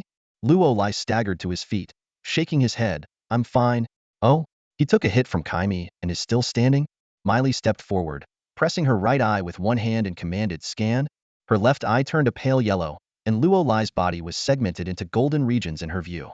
Impossible! Miley exclaimed. This guy's body is perfect. Every muscle is at its peak. Whether it's density, fat content, or flexibility, it's all top tier. Is he a humanoid mutant? She excitedly told Kaimi. I want him alive. You can't kill him. Such a perfect man, such wonderful muscles, he's valuable for research. I must dissect him while he's still alive. Miley's words sent chills down everyone's spine. Seville grinned and said, Haha, the sadistic Dr. Miley. Though she isn't well known in the Milky Way, she is infamous in the Lando sector as a murderous fiend. The number of live specimens she has dissected is countless. Luolai sneered. Too bad I don't plan on becoming one of them. With that, he made a quick step forward and launched himself into the air, delivering a sweeping kick towards Kaimi. However, the attack was ineffective. Luolai's calf sank into Kaimi's fleshy mass once again, rendering him immobile. Kaimi responded with a swat, like swatting a fly, sending Luolai crashing to the ground. Lying on the ground, Luolai grimaced, thinking how annoying that mass of fat was. At that moment, a voice echoed in Luolai's mind. You need your own combat skill. You are obviously stronger than him, but you can't defeat him because he is a genetic mutant. Thus, you need your own ability. Although you can't have mutated genes, you can possess ancient martial arts techniques. Bye. Luolai responded in his mind. Do you think I can call for a timeout and pull out a book to study for a few days? Don't worry, the little robot said. You don't need to learn the techniques yourself, you just need to remember them. As long as you're willing to pay double, you can master it instantly. Bye. While rolling on the ground to dodge Kaimi's attacks, Luolai said, Do I have any other options? The little robot replied, I cannot answer that question. Bye. Then give me a move. Luolai said, raising his arm to block Kaimi's attack. Don't make me choose, I don't have the time. Anything that can blow him up will do. With that, he leaped back to create some distance from Kaimi and attempted to crush him with source energy. However, even the source energy couldn't compress that mass of flesh. The elasticity of the fat was astonishing, almost like rubber, not flesh. Understood, the little robot said. Based on a random selection within your financial capability, the most suitable combat skill is Fong's split strike. This technique originates from the third-level civilization in the Dosher system, and at that time, Luolai interrupted. I don't need a history lesson. The little robot responded. Understood. Bye. As soon as the words finished, Luolai suddenly felt a sharp pain in his head, as if he had been punched hard. He found himself in a strange black space. A golden figure appeared, moving its body and demonstrating a clear sequence of punches. Each time it completed a sequence, the golden figure grew larger until it reached the size of a normal person. Suddenly, the golden figure lunged at Luolai, delivering a punch. Ah! Luo Lai screamed, jolting awake. Seeing Kaimi charging at him, he instinctively threw a punch at Kaimi. Bang! Luo Lai's fist landed on the chubby Kaimi, but the blow was absorbed by the layers of fat, sinking into the folds of flesh. Luo Lai silently cursed the small robot and the pest system. Despite mastering the combat techniques, he still couldn't deal with this fat guy. As Luo Lai pondered his next move, Kaimi suddenly let out a scream. A large burst of blood exploded from his back, splattering onto the person behind him, Meili, turning her into a blood-soaked figure. Meili's pupils contracted, showing a mix of horror and a strange allure. Kaimi collapsed with a thud, blood still seeping from the hole in his back, lifeless. Luo Lai was stunned, realizing the power of the Fong split strike. He quickly checked the pest system's attribute interface and saw that the combat technique section had added Fong split strike. Who's next? Luo Lai suppressed his excitement, scanning the opponents coldly. Anyone not afraid to die. Step forward. Kaimi's gruesome state made everyone hesitate. Meili retreated repeatedly, while Severe yelled at her to act, but she flatly refused. Seeing no one dared to step up, Severe sneered and ordered, "Bring the hostage." Two burly men dragged the bound liar to the front. Luo Lai's pupils contracted, and he angrily called Severe despicable. Severe smirked and threatened that if Luo Lai made a move, they would snap Liar's neck. Severe tossed a dagger to Luo Lai, demanding he end his own life. Luo Lai gritted his teeth and picked up the dagger. Xiaomei urgently shouted that it was a trap. One of the burly men immediately grabbed Liar's throat, causing her to cough in pain. Luo Lai slowly moved the dagger towards his own neck, as Severe smiled triumphantly. Suddenly, a silver flash streaked by, and one of the burly men fell to the ground with a dagger lodged in his forehead. Severe froze, then roared, "Kill that woman!" The other burly man reached for Liar, but was repelled by a sudden energy barrier. "An energy warrior!" Meili exclaimed. Severe bellowed orders for his men to block Luo Lai, while he released all the artificial aliens and fled into a mine shaft. Luo Lai easily fended off the attackers and chased into the mine shaft. Severe reached the depths, uncovered a tarp, revealing a 6 to 7 meter tall black mecha. "No matter how strong you are, with this big guy, let's see how you fight me." Severe sneered, quickly climbing into the cockpit. The mecha's eyes glowed red as it slowly stood up and took a step forward, causing the entire mine to tremble. Luo Lai swiftly swept aside a few of Lanta Corporation's thugs and reached out to support Lei Ear. "Are you okay?" he asked with concern. Lei Ear nodded shyly, her eyes showing a hint of apology as if she had caused trouble again. Just then, a deafening roar echoed through the mine tunnel. The entire underground cavern shook violently, as if some colossal creature was charging towards them. Luo Lai looked in the direction of the sound. His eyes flashing with shock. A black steel giant was rushing out of the tunnel. "Mech!" Luo Lai exclaimed in disbelief. "Kid, you're dead," came the menacing voice of Xavier from within the mech. Before the words had even finished, two gun barrels sprang from the mech's right arm, unleashing a barrage of bullets. "Boss, no. Mr. Xavier, we're still down here. No, please." The screams of terror were drowned out as Xavier lost all sense of reason, completely disregarding the safety of his own men. Xiaomei quickly ran to the front, aiming her ice gun at the ground. "Ice wall, rise," she commanded. An ice wall shot up instantly, blocking Xavier's mech. However, the barrier only held for a moment before the mech's fist shattered it into pieces. "Kid, die," Xavier roared, maneuvering the mech to bend down, its iron fist crashing towards Luo Lai like a tidal wave. At the critical moment, a force field suddenly appeared around Luo Lai, barely absorbing the deadly blow. "Go! Get out of here, quickly!" Luo Lai shouted. Xiaomei nodded in agreement, pulling Lei Ear back towards the rope. She called out to Luo Lai, "Hurry over!" Luo Lai followed closely, reaching up towards the mine's ceiling with a sudden grasp. Force crush. In an instant, the mine's ceiling collapsed with a thunderous crash, sending a shower of debris down. Xavier had no time to react as his mech was buried under the rubble. Seizing the opportunity, Luo Lai dashed back to Xiaomei and Lei Ear. The three of them grabbed the rope together. Xiaomei immediately activated the pulley system, pulling them back to the surface. Back on the snowy plains, the trio quickly boarded a sled. Xiaomei steered the vehicle away at high speed, but not in the direction they had originally come from. "Where are we going?" Luo Lai asked, puzzled.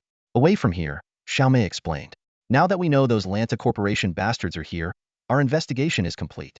Plus, with them around, this planet is very dangerous." Luo Lai nodded in agreement, silently thankful that Xavier was not a professional mech pilot. His lack of skill had spared them from greater trouble. "Oh no!" Lei Ear suddenly cried out, "They're following us." Looking back, they saw several black sleds rapidly closing in. Luo Lai urgently asked, "Can't we go any faster?" Xiaomei gave a wry smile. They're using the latest models with airflow acceleration systems. This one is an old model. Before she could finish her sentence, the thugs from Lanta Corporation leaned out of the pursuing sleds, machine guns blazing. Bullets struck the rear of their sled, sending sparks flying. That's just too much, Ryer exclaimed indignantly, then knelt on the seat and turned to face their pursuers. Before Luo Lai and Xiaomei could react, Ryer let out a piercing scream. This wasn't an ordinary scream. The surrounding snow seemed to respond to Ryer's call, surging up in waves and crashing down onto the pursuing sled cars. One of the drivers, caught off guard, swerved into the neighboring vehicle, causing both sleds to flip over. As the snow waves settled, a sudden explosion echoed through the air, scattering flames and debris. Yes, Ryer cheered, making a victory sign. Luo Lai stood stunned for a moment, then remarked, "Looks like you're pretty powerful where there's water around." "Of course, I am from the Sea Tribe," Ryer said proudly. "I just don't like fighting, so I didn't learn too many techniques. But controlling water or snow, no problem at all." Just as Luo Lai was about to nod, he suddenly lunged towards Ryer. "Watch out." A missile whizzed past, barely missing the top of their sled car, and exploded on the ground ahead, sending snow flying everywhere. Amid the thundering footsteps, Seville's mech was rapidly closing in from behind. "Damn it!" Luo Lai cursed under his breath. "How are we supposed to deal with that thing?" In this critical moment, a small robot in Luo Lai's mind reminded him, friendly reminder, the shop system has mechs available for purchase. Once bought, they will appear instantly for use. Go to hell. Luo Lai cursed internally, feeling conflicted. If he really summoned a mech out of thin air, how would he explain it to Ryer and Xiaomei? Claim it was magic? As Luo Lai hesitated, Xiaomei shouted excitedly, "We're here. That's my spaceship." In front of them was a classic Hornet 11 small spaceship. This type of military combat ship was usually hard to come by, but Xiaomei's Deben Adventure Company had connections with the Federation, giving her semi-official status to own such a vessel. Xiaomei quickly put on her headset and gave orders. Alpha system, activate. Weapon systems, engage. Xiaomei anxiously manipulated the remote calling system, trying to contact the spaceship.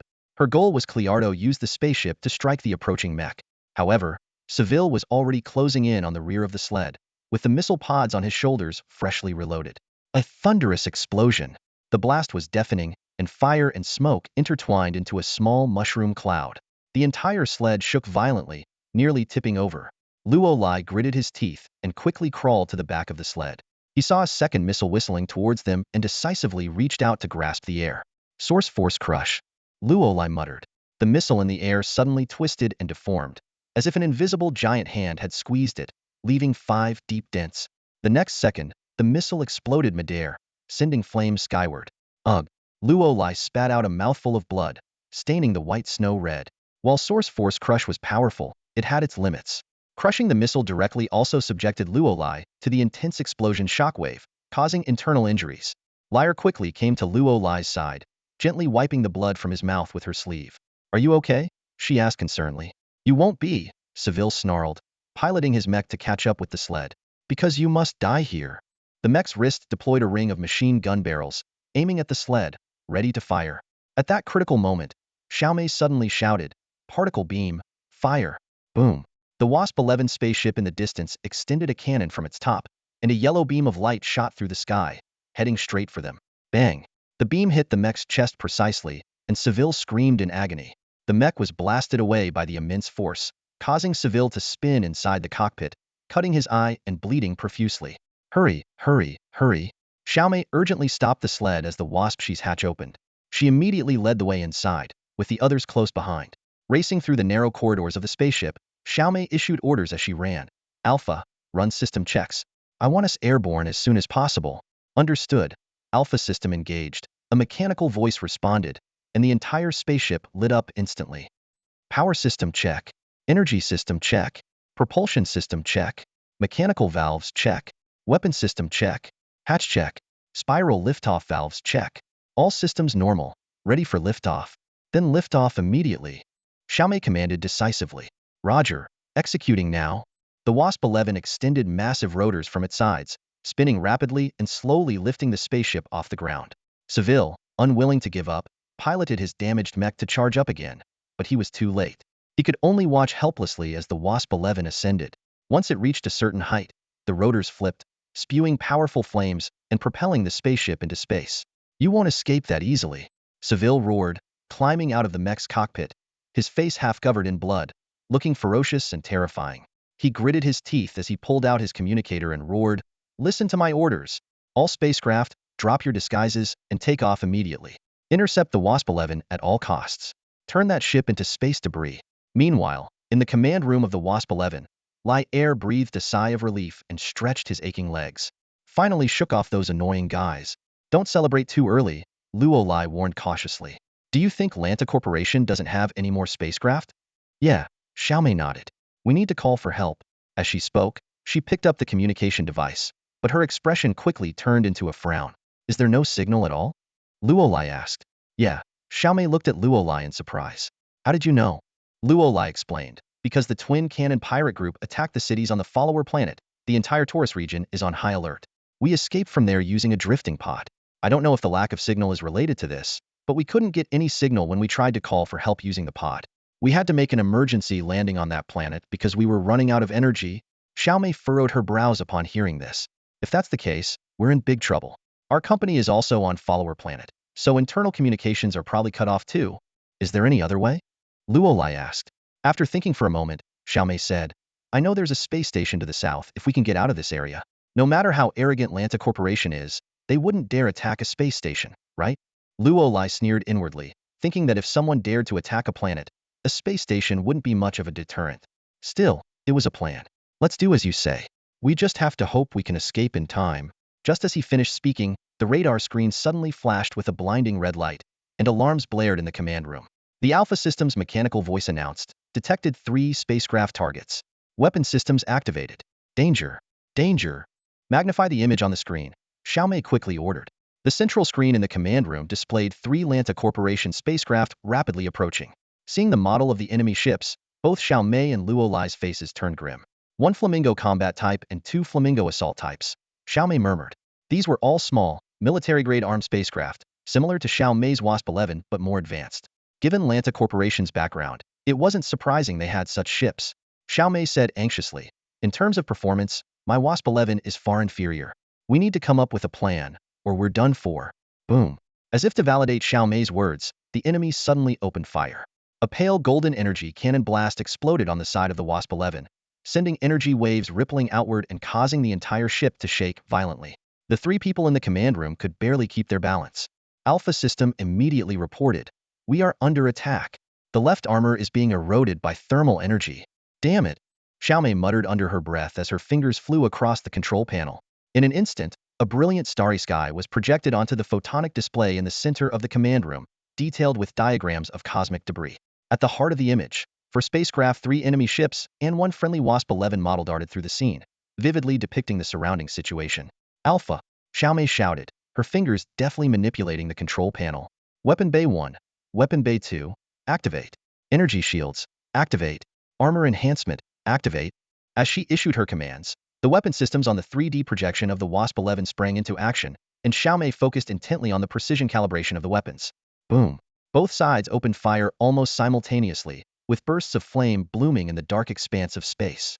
Luolai watched the interstellar battle with unblinking eyes. Though he had encountered space attacks before, witnessing such intense combat firsthand was a new experience. The 3D projection on the photonic display was incredibly lifelike, with the ship's hull trembling from the explosive impacts, far more realistic than any Academy simulation. "It's not working." Xiaomei shook her head in frustration. "Their firepower is overwhelming." Luolai frowned and asked, "We can't outrun them, can we?" "No," Xiaomei explained. "Even though both are military-grade small ships, the enemy has clearly undergone significant upgrades. Our WASP-11 is just a stock model. The company equipped it for emergencies, not for space combat." Taking a deep breath, Luolai said gravely, "If it comes to it, we might have to make an emergency landing." Xiaomei quickly scanned the surroundings, analyzing the options. "There's no suitable planet nearby, but there are some large asteroids we could dock on. However, that carries risks like abnormal gravity or the asteroid being too fragile." "No matter," Luolai decided decisively. "Pick a large one so the enemy can't just bombard us directly. Force them to land and engage in ground combat." Xiaomei nodded in agreement and immediately commanded, "Alpha System, scan the nearby star field for a suitable docking location." A mechanical voice responded promptly, 1125 meters ahead on the left, there is an uninhabited planet, designated JNZ 88780, a barren red rock planet unsuitable for development. Xiaomei turned to Luolai. her eyes questioning, will that work? If it came to ground combat, Luolai would undoubtedly be the strongest fighter, though Xiaomei was proficient with various weapons. The enemy's firepower advantage remained a significant threat. Luolai gave a brief nod of approval. The Red Rock planet was composed mainly of red rock, lacking minerals and water, making it uninhabitable and devoid of exploitable resources. Its surface was fragile and easily shattered, essentially considered a wasteland, no different from a floating asteroid. But these characteristics did not deter Luolai's battle plan. He was prepared to shatter the entire planet if necessary. With his approval, Xiaomei immediately altered the ship's course towards the Red Rock planet. However, they had barely progressed when Xiaomei's expression changed dramatically. Alpha, respond, she asked urgently. Why isn't the propulsion system functioning? Were we hit? Propulsion system diagnostics complete. All systems normal, no signs of attack. The system responded calmly. Xiaomei slammed her hand on the control panel in frustration. Why can't we move? Look, Lyre suddenly pointed to the 3D projection. The enemy's spacecraft have also stopped. Xiaomei and Luolai turned their gaze to the sensor display. Sure enough, not only was their Hornet 11 suspended in place, but the enemy's 3 spacecraft were also eerily still, as if they had lost the ability to give chase. Luolai pondered for a moment and said, can we open the exterior hull? Or is there an observation window? Xiaomei hesitated for a moment before following the instructions to open the outer armor around the command room, revealing transparent crystal panels that offered an unobstructed view of the outer space. The dazzling stars were breathtaking, but no one had the heart to admire them at the moment. Against the inky black background of the universe, a massive black rift had appeared, stretching for kilometers with jagged edges like a menacing mouth. It was this rift that had immobilized the 4 spacecraft. From the rift, countless white streams of gas emanated, wrapping around everything nearby like tendrils, firmly trapping the 4 ships. Xiaomei felt a chill run through her body and collapsed into her chair. Luolai's smile turned strained, while Lyre looked bewildered, not understanding the significance of what they were witnessing. With a bitter smile, Luolai said, you mentioned earlier that you came to investigate because the debris field around that planet suddenly disappeared. So, why did a large field of debris vanish into thin air? Xiaomei's expression grew even more pained as she stared intently at the rift, struggling to utter 2 words, twisted void. The term twisted void isn't widely known, but most people are familiar with black holes. In the universe, there's a type of celestial object with infinite density and 0 volume, where all physical laws break down. This is a black hole, also known as a space rupture zone. The twisted void is similar to a black hole, both being types of space rupture zones. When a twisted void appears, everything around it gets swallowed up. However, unlike the absolute destruction caused by a black hole, the twisted void functions more like the warp space feature of a spaceship. It forcibly transfers objects from one space to another. This might sound less dangerous, but the risks are still immense. Warp space can pinpoint coordinates, merely shortening the journey. The twisted void, however, randomly opens a space, and the destination is entirely unknown. You might be transported to a desolate part of space, where drifting aimlessly to your doom is your only option. Xiaomei's face turned pale, her voice trembling as she said, actually, we were too reckless. When we learned that a large cluster of shattered stars had disappeared out of thin air, we should have guessed that something like a black hole or twisted void was involved. Only something like that could make such a large area disappear in a short time. Unfortunately, we were blinded by money. Luolai shook his head, leaning against the wall with a grave expression.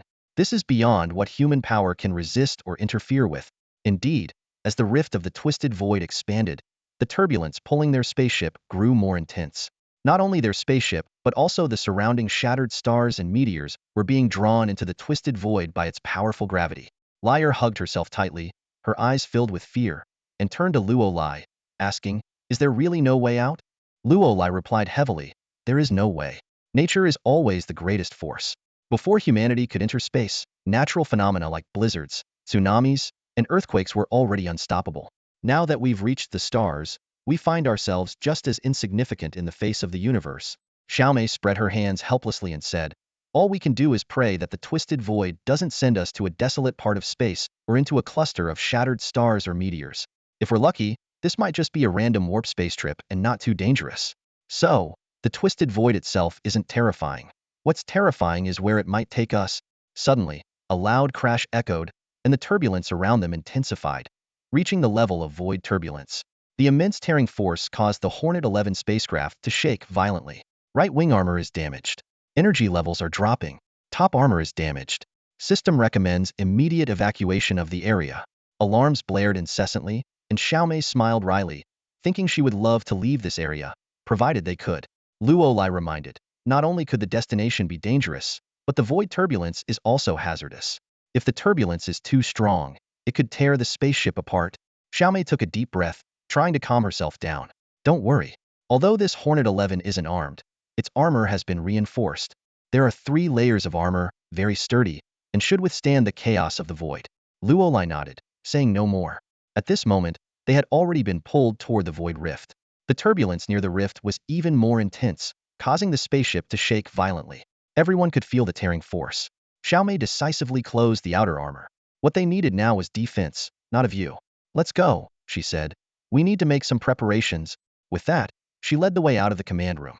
There was nothing more they could do now, so staying in the command room was pointless. Xiaomei led the 2 of them to the hibernation pods. The hibernation pods were essential for long-distance travel, as they could slow down metabolic rates and ensure long-term hibernation. The sponges inside the hibernation pods are specially made, Xiaomei explained. They can absorb shocks and provide some protection. We'll be much safer inside.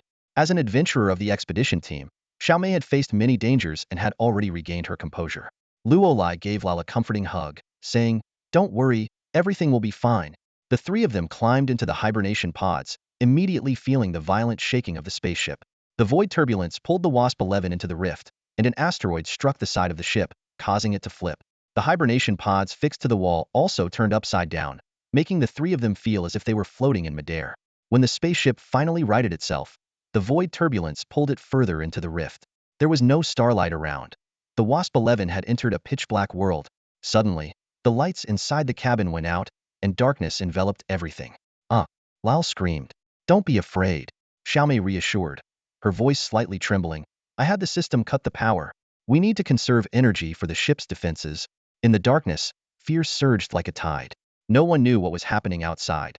They only felt the WASP-11 shaking continuously, with occasional loud impacts. Everyone worried that the ship might suddenly get a hole punched through it, despite Xiaomei's repeated assurances of its defensive capabilities. After an unknown amount of time, Luolai silently asked the guide robot in his mind, "Is the pest control system really omnipotent? If so, can it help me get through this crisis?" "Of course," the little robot cheerfully responded. "Just buy a super battleship and you'll be fine." Luolai was speechless. While it was true a super battleship wouldn't fear void turbulence, had enough energy reserves for 1 or 2 years of space travel, and even if it ended up in a desolate area, it had a good chance of escaping. Its powerful weaponry also increased its survival odds in dangerous space regions. But could he afford one? Luolai waved his hand impatiently, no longer wanting to deal with the incessant chatter of the small robot. Just then, Lars suddenly spoke up. "It seems like it stopped shaking." Luolai immediately extended his senses to carefully assess the surroundings. Sure enough, the Yellow Jacket 11 had ceased its trembling. This discovery brought a wave of relief to the 3 of them. Could it be that they had made it through the void fissure? "Let's go. We need to check it out," Xiaomei said eagerly. She quickly headed towards the hibernation pod, attempting to wake up the ship's AI system. "Alpha, activate the power and lights." "Alpha? Alpha?" After several unsuccessful attempts, Xiaomei frowned and said, "It seems the system is more damaged than we thought." Luolai pulled a flashlight out of his pocket. He had grabbed it from Tahim's stash of gear while escaping the hotel, and had kept it with him ever since. "Let's go," he said, "to the command center. It feels stable, like we really did pass through the void fissure." The 3 of them cautiously made their way down the dimly lit corridor and finally returned to the command center. Fortunately, the control panel still flickered with faint power lights, indicating that the ship's control system was intact. In the midst of this disaster, this was a small stroke of luck. Using the flashlight's beam, Xiaomei skillfully operated the control panel. "It looks like Alpha's AI system is indeed damaged," she said as she worked, "but I can control it manually." Soon, the command center lights came on. "This is emergency power," Xiaomei explained. "Let's see where we are." With the emergency power engaged, the command center screens lit up, projecting the surrounding environment. Xiaomei let out a sigh of relief. "It looks like our luck isn't too bad. No meteor showers, no asteroid fields, and no debris clouds. In terms of space environment, we should be relatively safe. My only concern is that we might be in a void of uninhabited space." The term uninhabited space refers to regions without any planets suitable for docking, forcing a ship to continue navigating through the cosmos. Such areas are not a major issue for super battleships with ample energy and supplies, but for a small spacecraft, it could be fatal. They might end up lost in the vast universe, eventually running out of energy and food, and losing everything. 6 hours, Xiaomei said. "I've initiated a scan to determine our location. Plus, I have both good news and bad news." Luolai raised an eyebrow. Worse news than encountering a distorted void?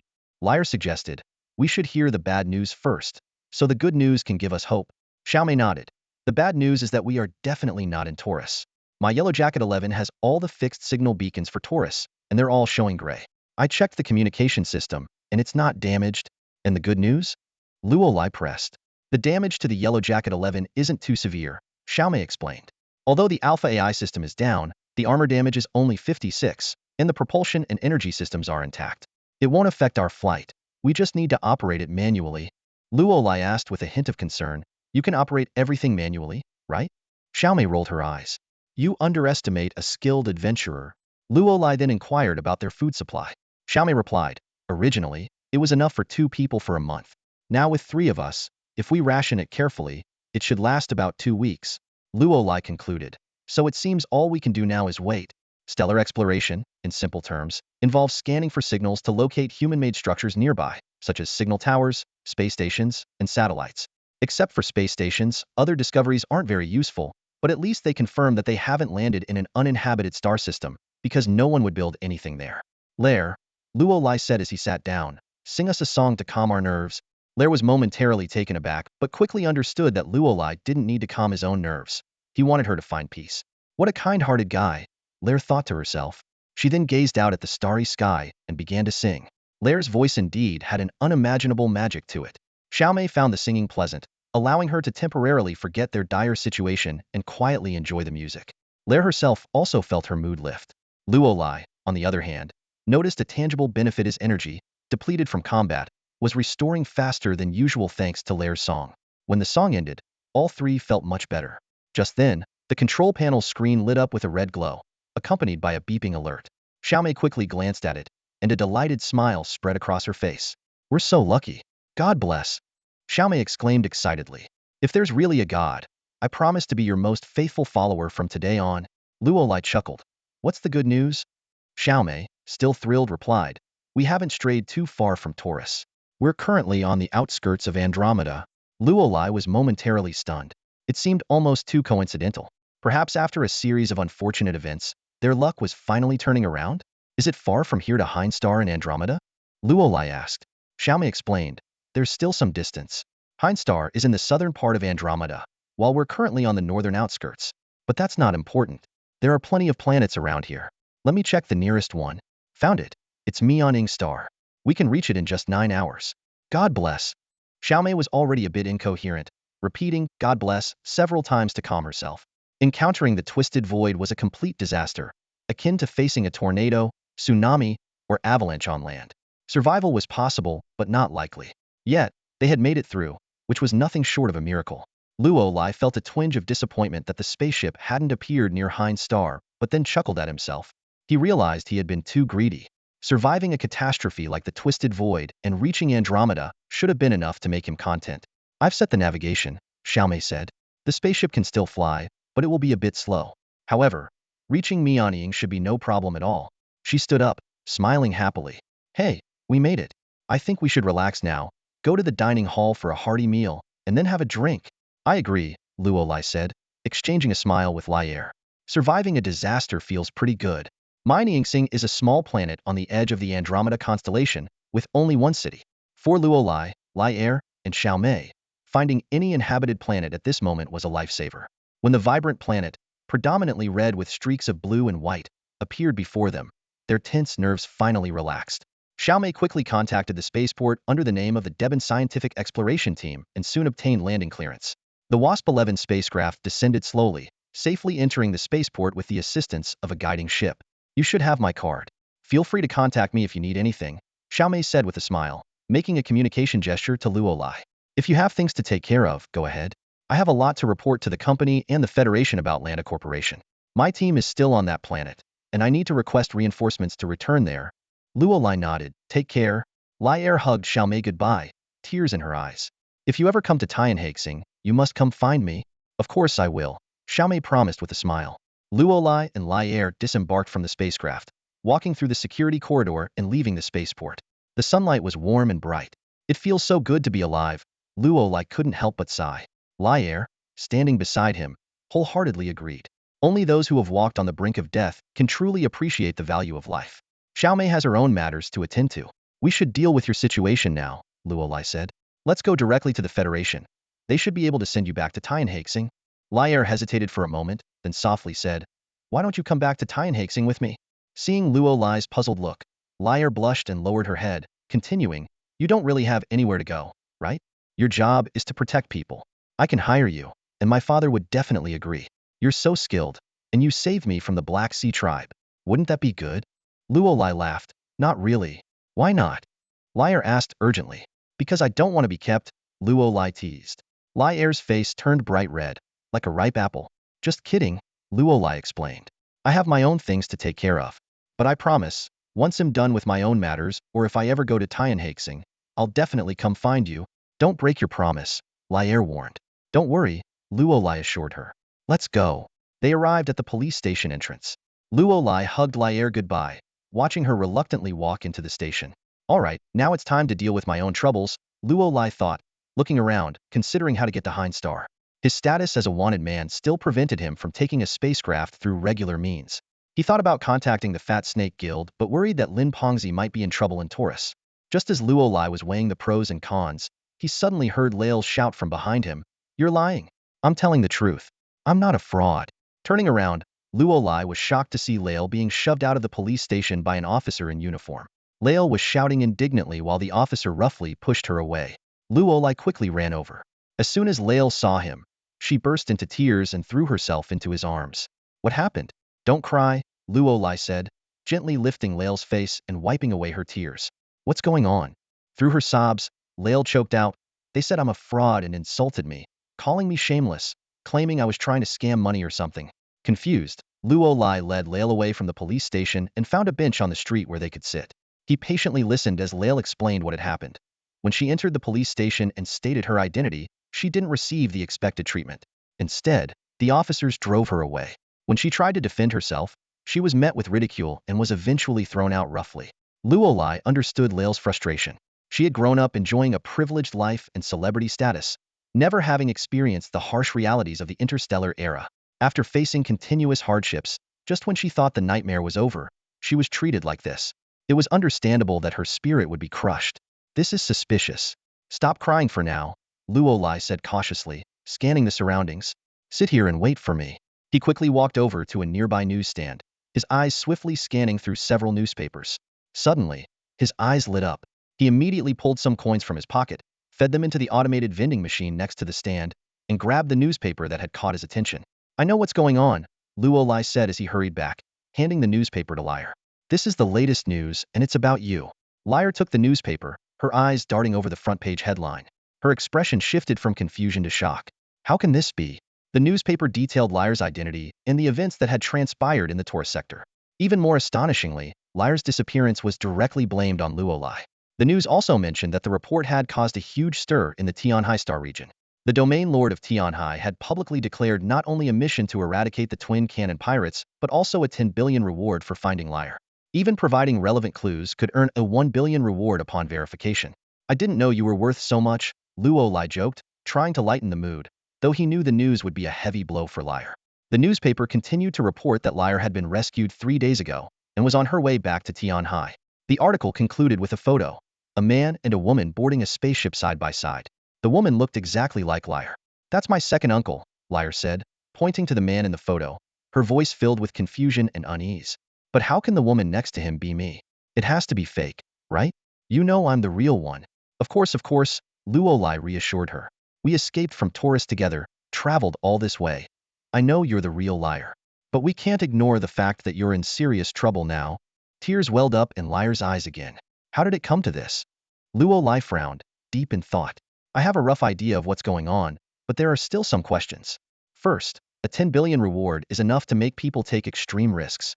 The newspaper says the matter is resolved and the reward has been claimed, but it doesn't disclose who claimed it. You mean someone impersonated me for the reward? Lier asked, trembling. Luolai nodded. That's very likely. And I suspect this isn't an isolated case. After all, just providing information can earn 1 billion. People would definitely try their luck. Even if their claims aren't verified, they can always say the information was wrong. But the key question is, how did she impersonate you without being caught? Luolai pointed to the photo of the Lier in the newspaper, reluctantly admitting that the two looked almost identical. Actually, impersonating someone isn't that difficult, Luolai explained. The simplest method is to use a mask made of similar skin material, combined with makeup, to fool basic scans. More advanced techniques involve virtual projections, which can project the target's appearance onto the impersonator's face.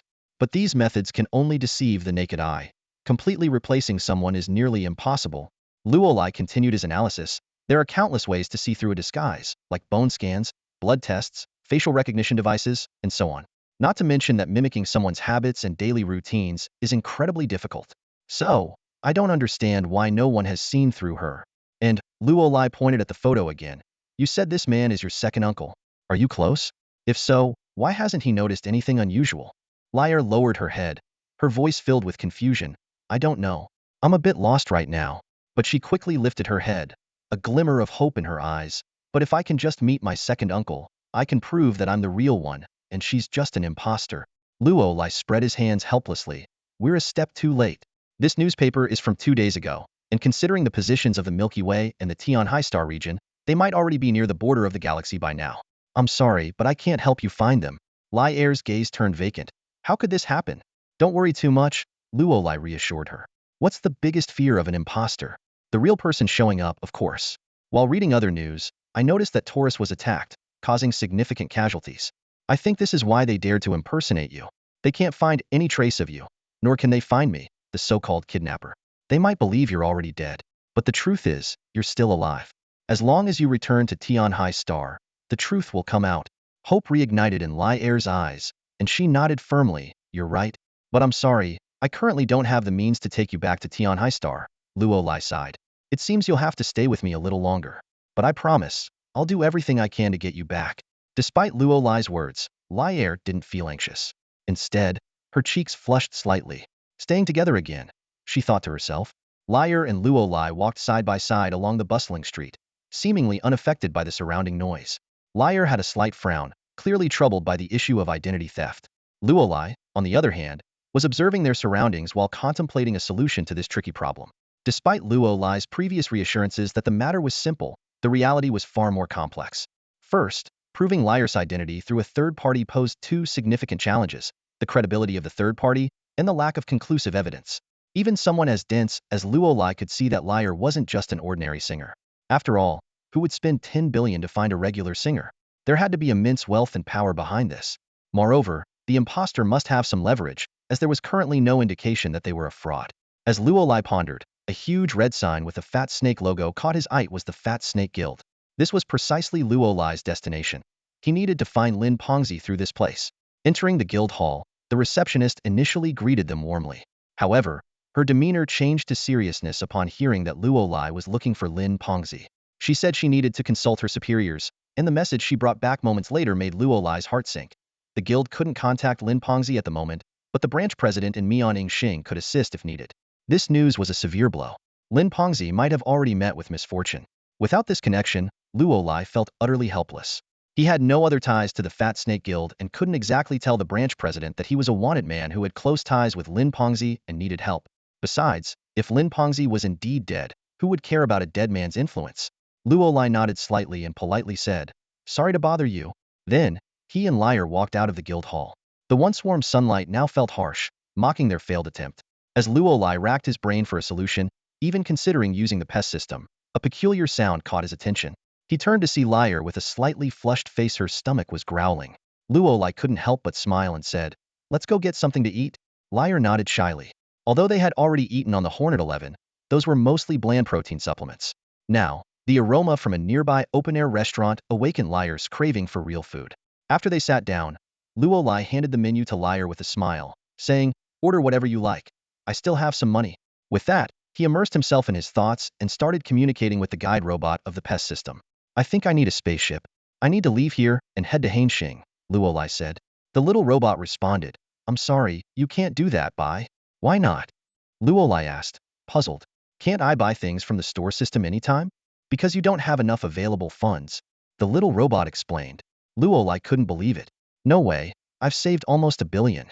The little robot further clarified, "Because your available funds have run out. You purchased something, Bai." "What did I buy?" Luolai pressed. "You bought the ancient martial technique, Fong Split Strike. the little robot replied. Luolai suddenly remembered. To deal with Kimmy from the Lanta Corporation, he indeed bought the skill on the little robot's recommendation. But he didn't expect it to be so expensive. The little robot detailed the origins and value of Fong's split strike, finally quoting an astonishing number, 75 million. Luolai was dumbfounded. After a long pause, he asked, "Isn't there anything cheaper?" The little robot said there were more affordable options, like the 8-step collapse punch for just 8.5 million. Luolai was exasperated. "Why didn't you give me the cheapest one?" The little robot calmly replied, "Because you said you wanted something that could completely destroy the opponent by..." Luolai was speechless. He had indeed said that, but he didn't mean it literally. He just wanted a winning move, not something to obliterate the opponent. Finally, Luolai asked pitifully, "Can I return it? Even for half the price?" The little robot gave a typical merchant's response without hesitation. "Once sold, no returns? Please be mindful, sir." Luolai let out a heavy sigh and slumped his head down onto the table, looking utterly defeated. Lyle closed the menu and handed it to the waiter before turning to Luolai with concern. "What's wrong?" she asked. Luolai lifted his head, a complex light flickering in his eyes. "I've run into some trouble," he said slowly. "I need someone's help. If this person is reliable, maybe you could also entrust your matter to him. But the problem is, he's on Hindstar in the Andromeda galaxy." He paused. "The challenge we face is, how do we get there?" Lyle responded without hesitation. "Take a space cruise, of course." Luolai gave a bitter laugh. "Did you forget? I'm a wanted man. Do you think the spaceport would sell a ticket to a fugitive?" "I'll help prove your innocence," Lyle said immediately. "I promised you I'd hold a press conference to clear your name." Luolai shook his head with a wry smile. "But you're an undocumented person now. Don't forget, your identity has been stolen. Your situation is worse than mine. At least I still have an identity, but yours is currently unusable." Lyle's mouth dropped open in surprise, and she fell into deep thought. "So what should we do?" she asked, troubled. A glint shone in Luolai's eyes. "This means we can't leave through normal means. We'll have to resort to some unconventional methods." Lyle tilted her head, looking puzzled.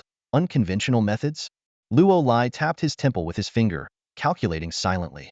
Given Lyle's background, she surely didn't understand what he meant by unconventional methods. In reality, these methods were nothing more than a few options: bribing space crew staff to smuggle them on board, striking a deal with certain trade guilds, or seeking help from the criminal underworld through the black market. However, even these unconventional methods seemed beyond Luolai's reach. Bribe the space crew staff? He didn't have enough money. The available funds in the bounty system consisted of bounty rewards and personal assets. Bounty rewards weren't money Luolai actually possessed but could be used in the system's store. Personal assets were his real-world money, usable normally. When making purchases in the store, if the bounty rewards were insufficient, the system would automatically convert his personal assets into usable funds. After purchasing the Fong's split strike earlier, Luolai's financial situation was already dire. How could he afford to bribe the space crew's staff? This wasn't a problem that could be solved by bribing an ordinary crew member. It required bribing high-level management to ensure safety. As for striking a deal with trade guilds, Lin Fatty would have been a good choice. But now Lin Fatty's fate was unknown. Finding other trade guilds was fraught with difficulties. Businessmen were shrewd and wouldn't do anything without benefit. What could Luolai offer? Typically, if one had the capability, they could serve as a space fleet escort. Both Haiyan and Mianying are in the Andromeda constellation, making the journey relatively short. Such short routes are usually not dangerous, and caravans don't need skilled guards.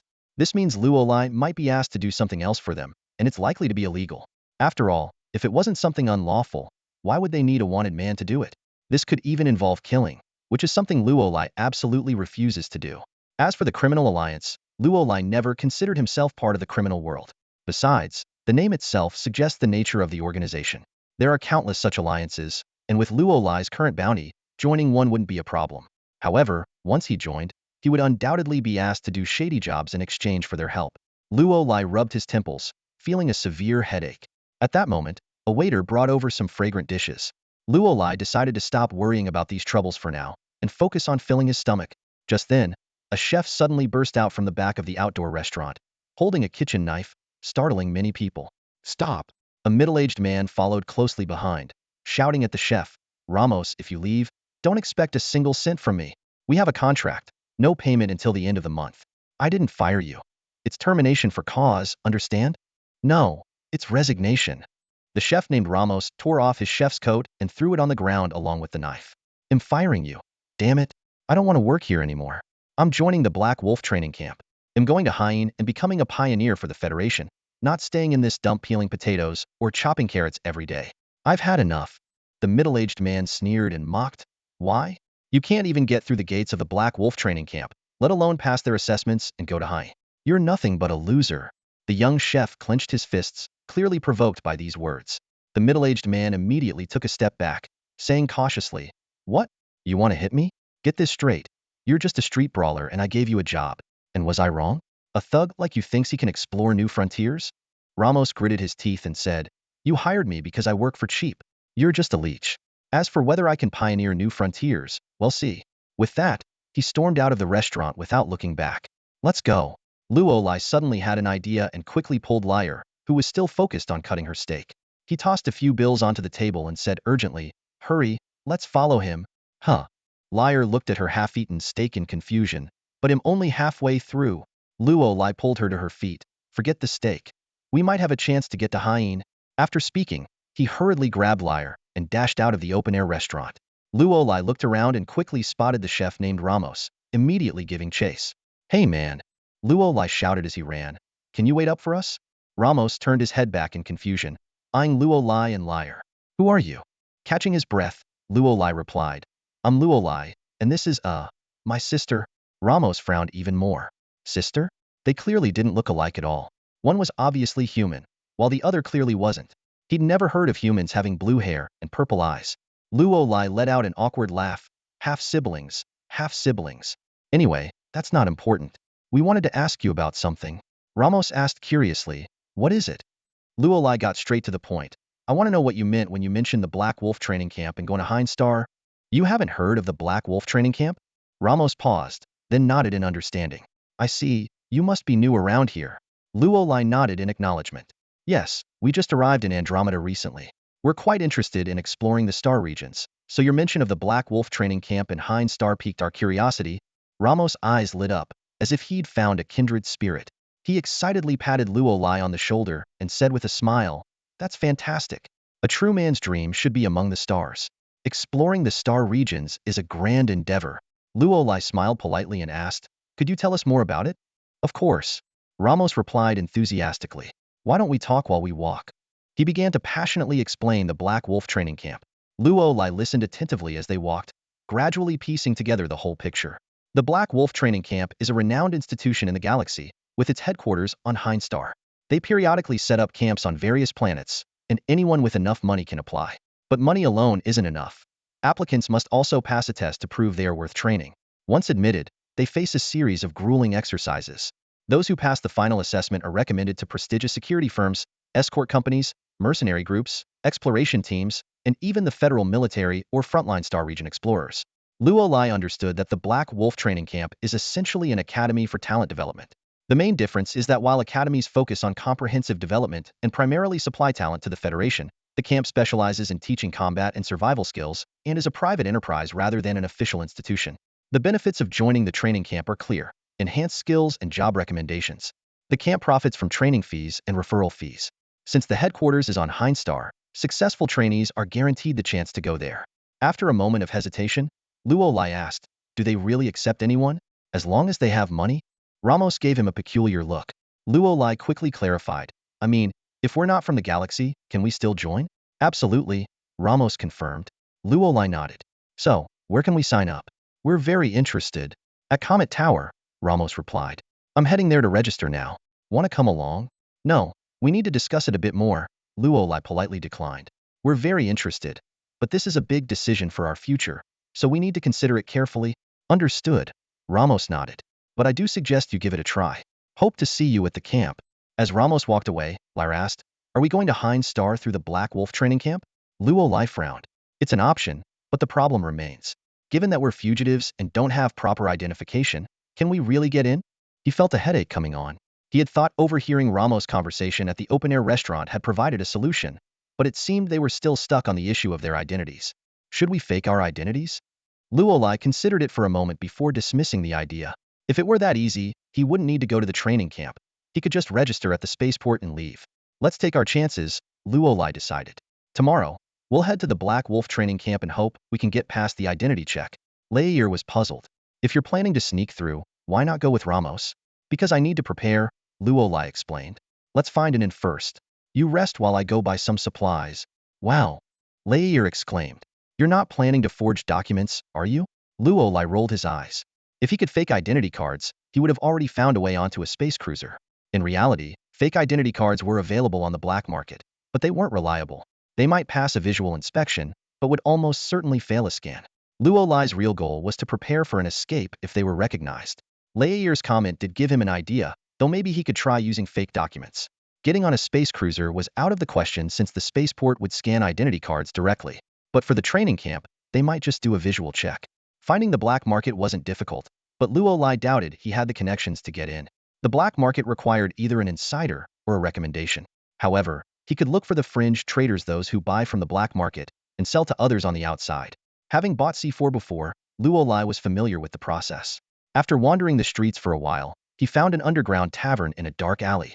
These taverns primarily catered to space pirates, fugitives, and those operating in the gray areas of the law.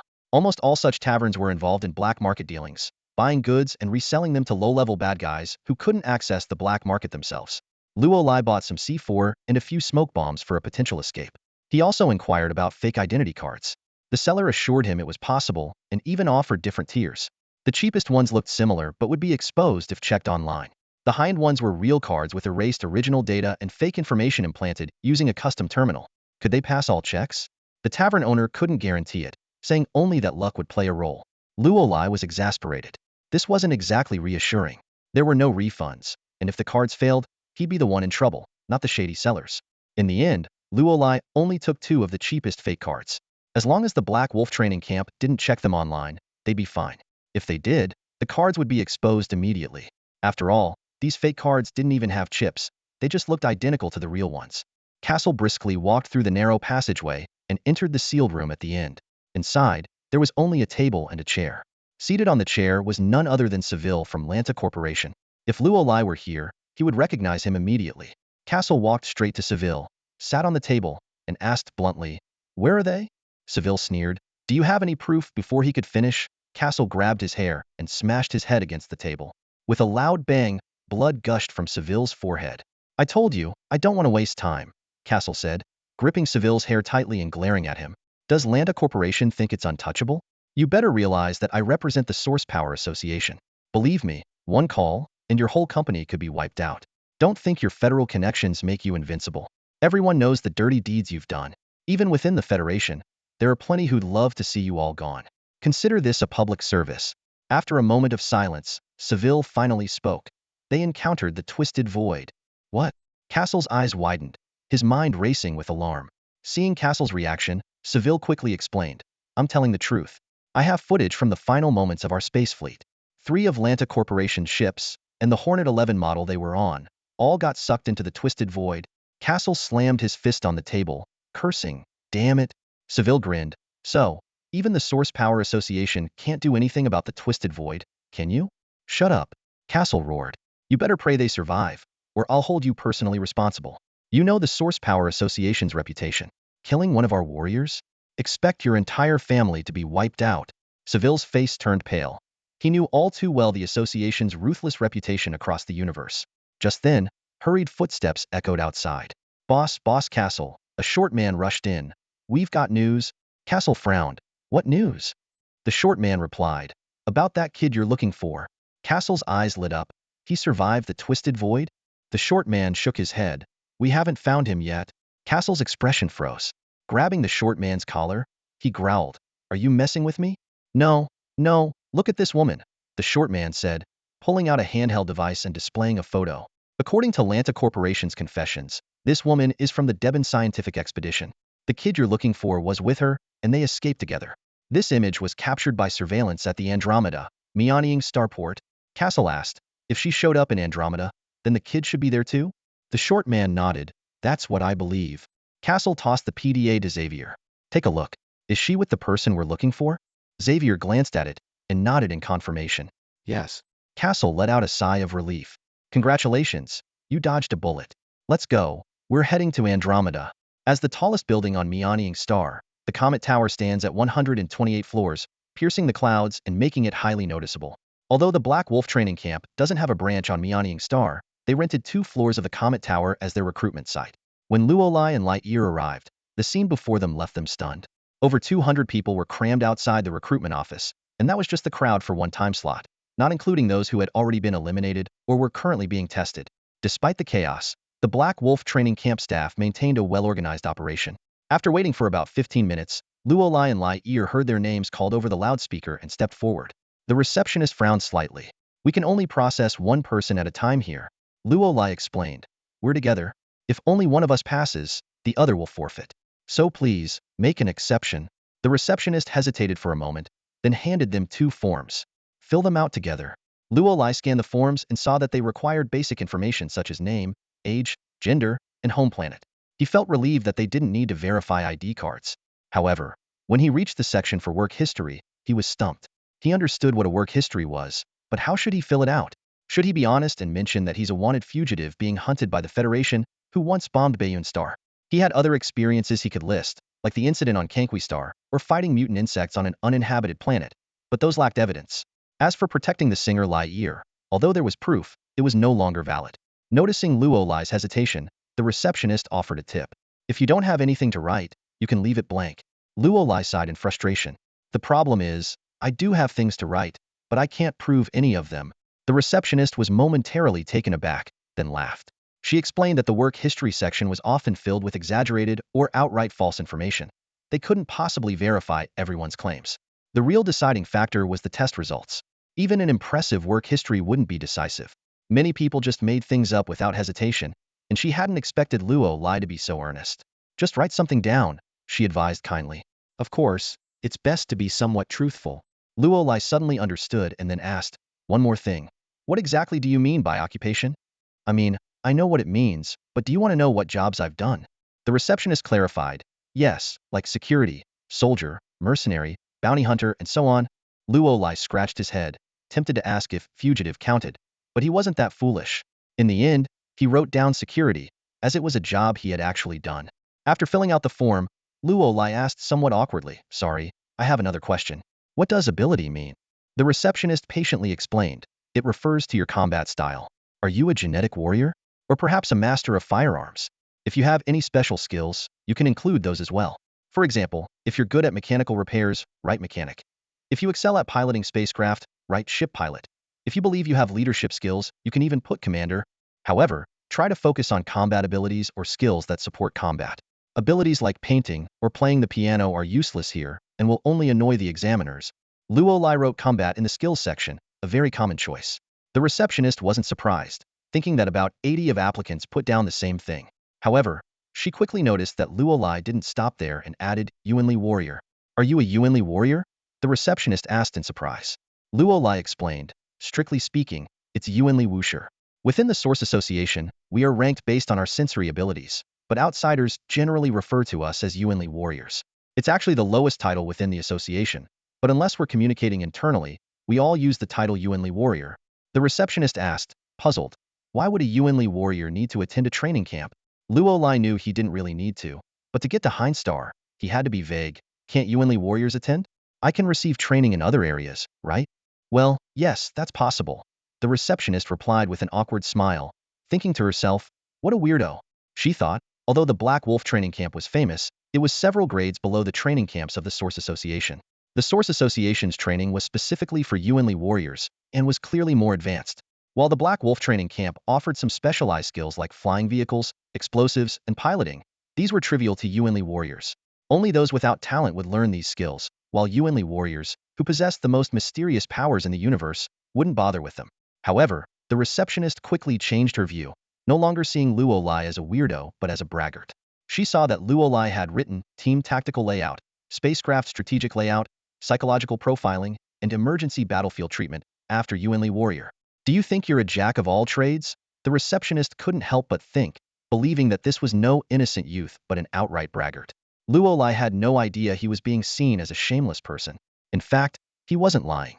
Before acquiring the parasite system, any physical abilities were out of his reach due to his poor genetic condition, making it impossible for him to become an excellent warrior, despite it being his greatest dream. With no other choice, Luolai focused on other areas during his time at the academy. Professor Moy once said that if Luolai gave up his dream of the front lines, he could become an outstanding spacecraft commander. From this perspective, The parasite system not only fulfilled Luo Lai's dream, but also turned him into a wanted fugitive across the universe, known as the Galactic Parasite. At that moment, Liar looked up and said, "I'm done." She handed her form to the receptionist. "Jane Mutant," the receptionist asked, surprised as she looked at Liar's form. "May I ask what your mutation ability is?" Liar replied, "I can control water in any form, whether liquid, vapor, or solid. I also have the ability to sing with a soul, which means I can infuse my spiritual energy into my singing, but it's completely different from you, Enli." The receptionist nodded and said, "In that case, please follow me." "I'll wait a bit longer," Lal said with a smile. "I want to go with him. If he can't pass, I won't join the training camp either." "All right then," the receptionist said with a sigh, casting a sympathetic glance at Luo Lai. She thought to herself, what a nice girl. How did she end up liking such a braggart? She turned to Luo Lai. "Sir, please follow me." Luo Lai, holding his form, followed the receptionist into a room at the back. As he pushed the door open, he was astonished to find that it wasn't just a room. It was an unimaginably vast hall divided into numerous sections where various tests were being conducted.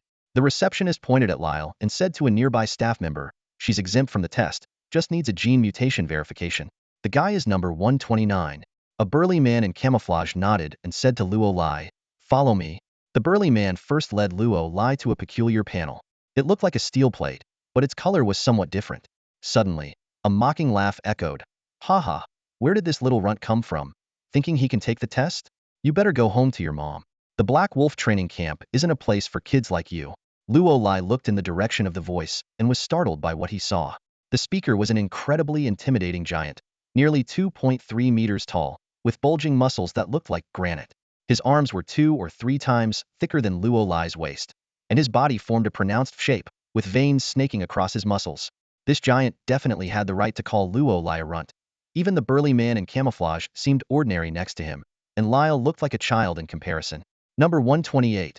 The man in camouflage barked, "Mind your own business and take the test." "Yes, sir."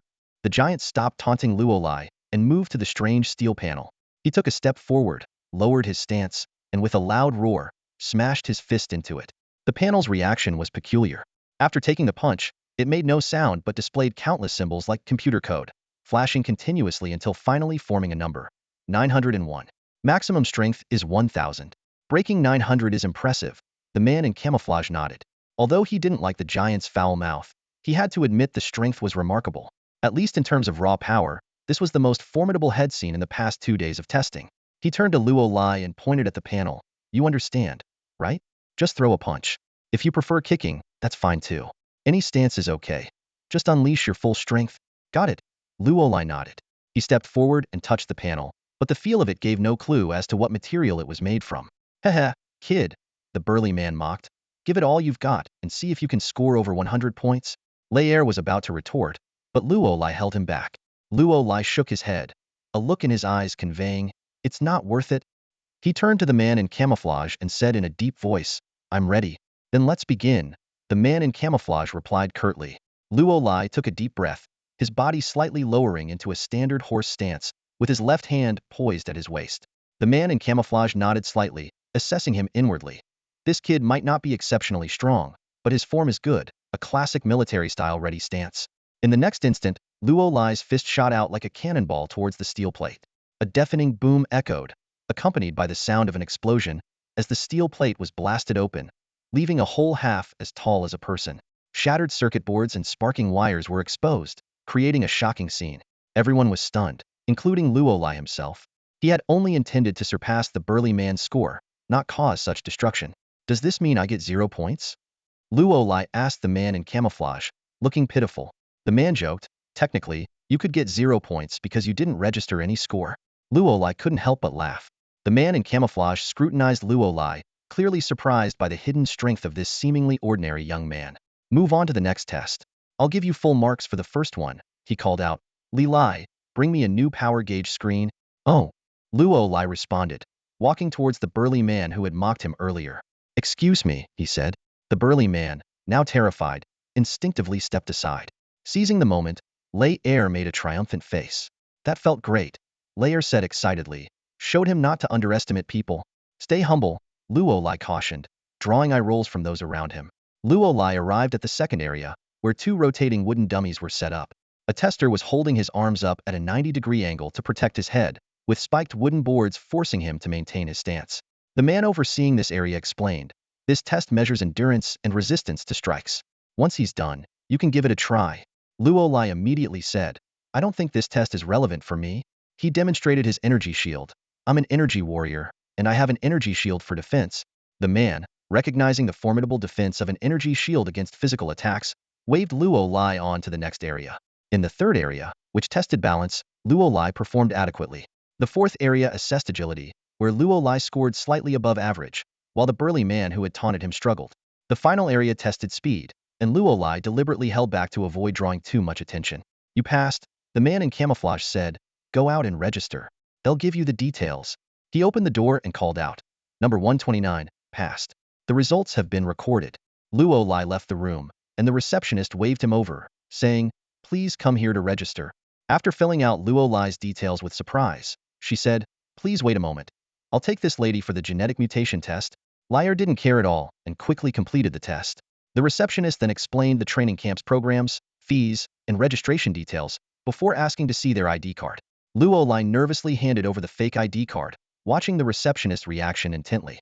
This was their biggest test yet. Luo Lai carefully examined the two identification cards, reluctantly admitting their high-quality craftsmanship. They were almost indistinguishable from the real thing. The cards contained basic information: name, gender, age, and a string of identification numbers.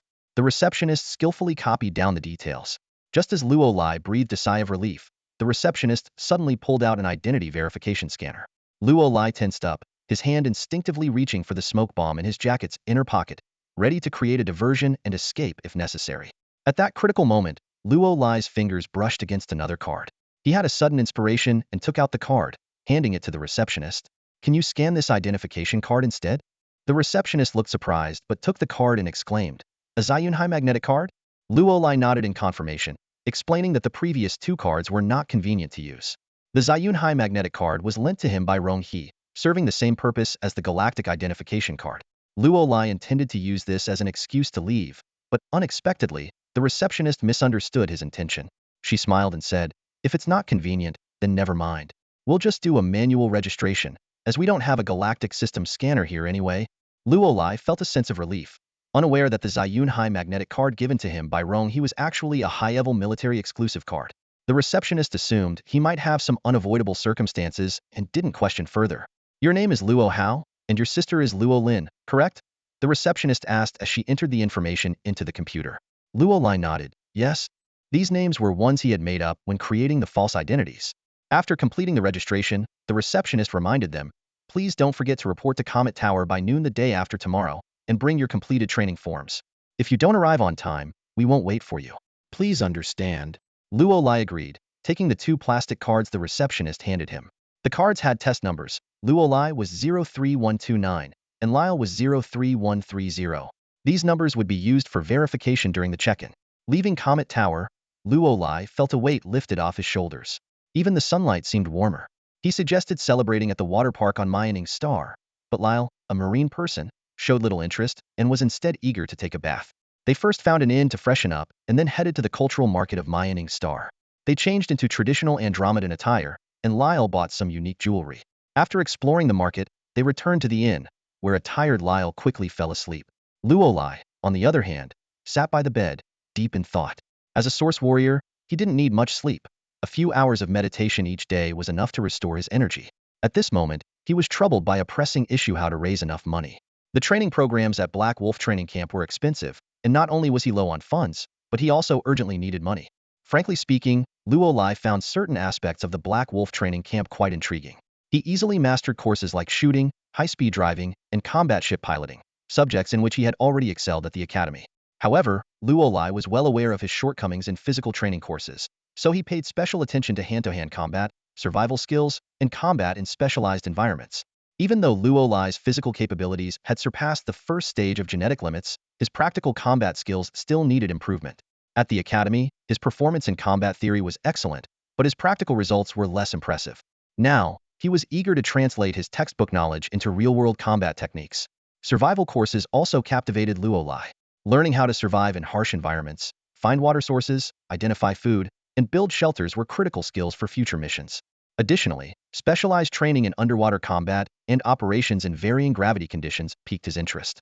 These courses would teach him how to adapt to different gravitational environments, practical skills that textbooks could not fully cover.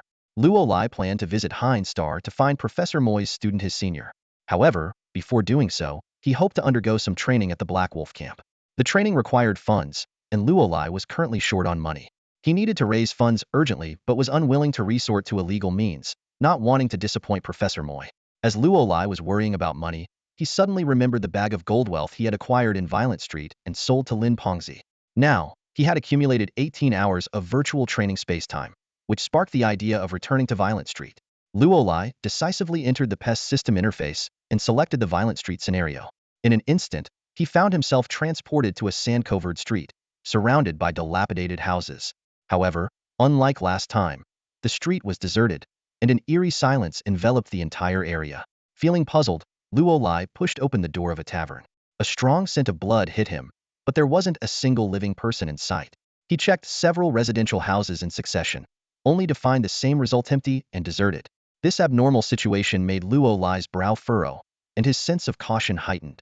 Luolai couldn't help but show a puzzled expression. The once bustling street had suddenly become deserted, an unusual sight that put him on high alert. Just then, a piercing cry for help shattered the eerie silence. "Help! Someone, please help me!" Luolai immediately unleashed his source energy, scanning the surroundings like a radar. He quickly sensed a large group of entities not far away. Without hesitation, he dashed through a narrow alley towards the source of his perception. As he burst out of the alley, the scene before him made him gasp. Dozens of men and women, behaving erratically, were staggering after a young man. They soon caught up with him, pinning him to the ground, their mouths wide open as they tore into his flesh. The young man's agonized screams mingled with his desperate pleas for Luolai's help. Luolai leaped forward, delivering a powerful kick that sent one attacker flying. He followed up with a flurry of punches, trying to clear a path through the crowd. To his shock, the people he struck seemed impervious to pain, getting back up and advancing toward him with gnashing teeth. Air cannon. Luolai decisively released a burst of compressed air, sending many attackers flying. He seized the moment to help the young man, but to his surprise, the man lunged at him with an open mouth. Startled, Luolai instinctively kicked the young man in the shoulder, sending him sprawling, his arm twisting unnaturally. However, the young man seemed unaffected by the pain, staggering back to his feet and moving toward Luolai again. At that critical moment, a female voice called out from behind him, "Hey, down there." Luolai turned to see a blonde woman in a red outfit standing on a rooftop, holding a machine gun. Without hesitation, she pulled the trigger, the gun spitting fire as it mowed down the attackers. "Hey, what are you standing there for? I'm giving you time. Get over here," the blonde woman shouted. Snapping out of his daze, Luolai quickly ran towards the building where the woman stood. She leaned over, extending her hand. When their hands met, she pulled him up onto the roof. The creatures below surrounded the building, mindlessly clawing at the walls, seemingly unable to climb. "What is going on?" Luolai asked in astonishment. The blonde woman looked at him in surprise. "You don't know?" Luolai explained that he was a traveler and had just arrived, knowing nothing about the situation. "A traveler?" the blonde woman echoed, puzzled. "Have you not been to a camp or city in a long time? Otherwise, you should know about these things." "It's been a long time," Luolai agreed. "You have to understand. It's hard to find people with all the deserts around." "Well, it's going to get even harder," the blonde woman said, extending her hand. "Amila, by the way." Luolai shook her hand. "Luolai." Mila pointed to the creatures below and explained, "These are zombies. They're no longer human, but a bunch of walking corpses. They've only got one instinct left: to attack. They bite any living creature, and although they can't usually eat them, the attacked creatures get infected and become like them." Luolai asked in surprise why this was happening. Mila explained that it was caused by a company named Alice. To address the food and resource shortages caused by planetary wastelandification, they developed the Undead Serum. This serum indeed allowed people to survive without eating or drinking, but at the cost of losing emotions and thoughts, turning them into walking corpses. "If I had to become like that, I'd rather die," Mila added. Luolai frowned and said, "That's some hellish news. Isn't there any way to deal with these things? I shot a few of them, but they feel no pain, and even with broken bones, they can still move. They're practically unkillable. Go for the head." Mila pointed to her own head. "You can blow their heads off with a gun, or carefully snap their necks. But whatever you do, don't get scratched or bitten by them. Even a tiny wound can infect you. Besides the head as a weak point, large-scale destructive weapons can work too." If their bodies are severely damaged or destroyed, they can't survive no matter what. Luolai nodded and asked, judging by your look, you probably didn't bring any large-scale weapons, did you? Don't worry, I'm prepared. Mila pulled out a bag from behind her. Upon opening it, Luolai was hit by a strong bloody odor. Inside was a severed arm. Mila explained, zombies are highly sensitive to the scent of living creatures and the smell of blood. Though it's disrespectful to the dead, fresh corpses with still wet blood can indeed help us escape. Like this. As she spoke, she got up and forcefully threw the arm far away. The zombies surrounding the house instantly reacted like sharks smelling blood, swarming toward the severed limb. Mila immediately grabbed Luolai's arm and said, now's our chance, let's run. Luolai and Mira jumped off the rooftop, taking advantage of the zombies fighting over a severed arm to sprint to the other side. As they passed by a supermarket, Mira dashed inside without hesitation. She quickly opened her bag and stuffed it with as much food and water as she could find, moving so swiftly it looked like a robbery. Once her backpack was full, she gestured to Luolai to keep moving. Luolai frowned and said, how long can we keep this up? You know as well as I do that with no one producing or working, the food will run out eventually. Mira let out a cold laugh, a flicker of despair in her eyes. I know, but so what? She stared directly at Luolai, her voice bitter. The people of this land have already lost hope. Are you trying to talk to me about the future? No, that doesn't matter. What we need is to survive right now. This world has no future. The apocalypse has already come. Luolai fell silent. He had to admit, Mira was right. If something like this happened on other planets, the best option would be to migrate. But the technology on this planet didn't seem advanced enough for space travel. It was likely just a mid to low-tech planet in a second-tier star system. Luolai shook his head and chuckled self-deprecatingly. Forget it. This is just a virtual training simulation anyway. It's all fake. Why should I even worry? Mira looked at him, puzzled. What are you mumbling about? Luolai snapped back to reality and covered up. Nothing. I just can't believe the world has come to this. He quickly changed the subject. Where should we go now? As they walked, Mira explained, to the East 2nd District. The entire Violence District is overrun with zombies, so people have retreated to East 2nd District and set up barricades to live there temporarily. She navigated the alleys skillfully, effectively avoiding the wandering zombies. When they couldn't avoid them, she used raw meat to lure the zombies away and then pulled Luolai forward quickly. Finally, they arrived at the entrance to East 2nd District. The first thing Luolai saw was a horrifying minefield, littered with the mutilated bodies of about a dozen zombies, a truly nauseating sight. Mira pointed overhead and said, we have to use the zip line. There's no way through the minefield. The zip line, a pulley system strung between two buildings, was quite conspicuous. But the mindless zombies, driven only by instinct, didn't know how to use such a tool. Mira led Luolai up a tall building and into the zip line basket. She pulled out a prepared glow stick and waved it vigorously. Luolai felt the basket being pulled, slowly sliding towards the opposite building. Clearly, someone on the other side was operating this makeshift transport system. Moments later, they safely reached the rooftop on the other side, where a few burly men were standing. Mira quickly opened her backpack and handed over several packs of food and water. Same deal as always. However, one of the men suddenly grabbed a few packs of bacon from the bag, his expression turning hostile. No, there's a new rule now. Half of the meat goes to us. Mira reacted swiftly, pulling out her gun and pressing it against the man's head. Fuck, are you kidding me? Put it back, she barked. The man, clearly not expecting such a fierce response, stammered. It's the boss's orders. I'm just following instructions. A glint of deadly intent flashed in Myra's eyes. I'll say it again. Put it back. Hesitating for a moment, the man finally threw the bacon back into the bag. Just then, Luolai sprang into action, pulling a knife from behind Myra's waist and flinging it with force. A scream pierced the air as another man clutched his wrist in agony, the knife embedded in his hand. A small handgun fell from his sleeve, hitting the ground with a sharp clink. Mira paused, then angrily flicked off the safety of her gun. You want to fight me? The man with the gun to his head sighed in resignation. Mira, I told you, it's the boss's orders. We don't have a choice. How about we pretend you were never here? Mira snorted and grabbed the bag, signaling to Luolai. Let's go. The two of them hurried downstairs. Once in the hallway, Mira glanced at Luolai with a hint of admiration in her voice. You strike hard. That stab almost ruined his right hand. Luolai shrugged, changing the subject. Why give them the food? Whose men are they? They're Wonkula's men, Mira explained. Wonkula is the leader of East 2nd District, the only surviving boss in the violence-ridden area. He demands food from anyone who seeks refuge in his district. If they don't have food, they have to go out and get it, and then give him a quarter as an entry fee. As they entered East 2nd District, Luolai saw people lying on both sides of the street, covered with cardboard or newspapers.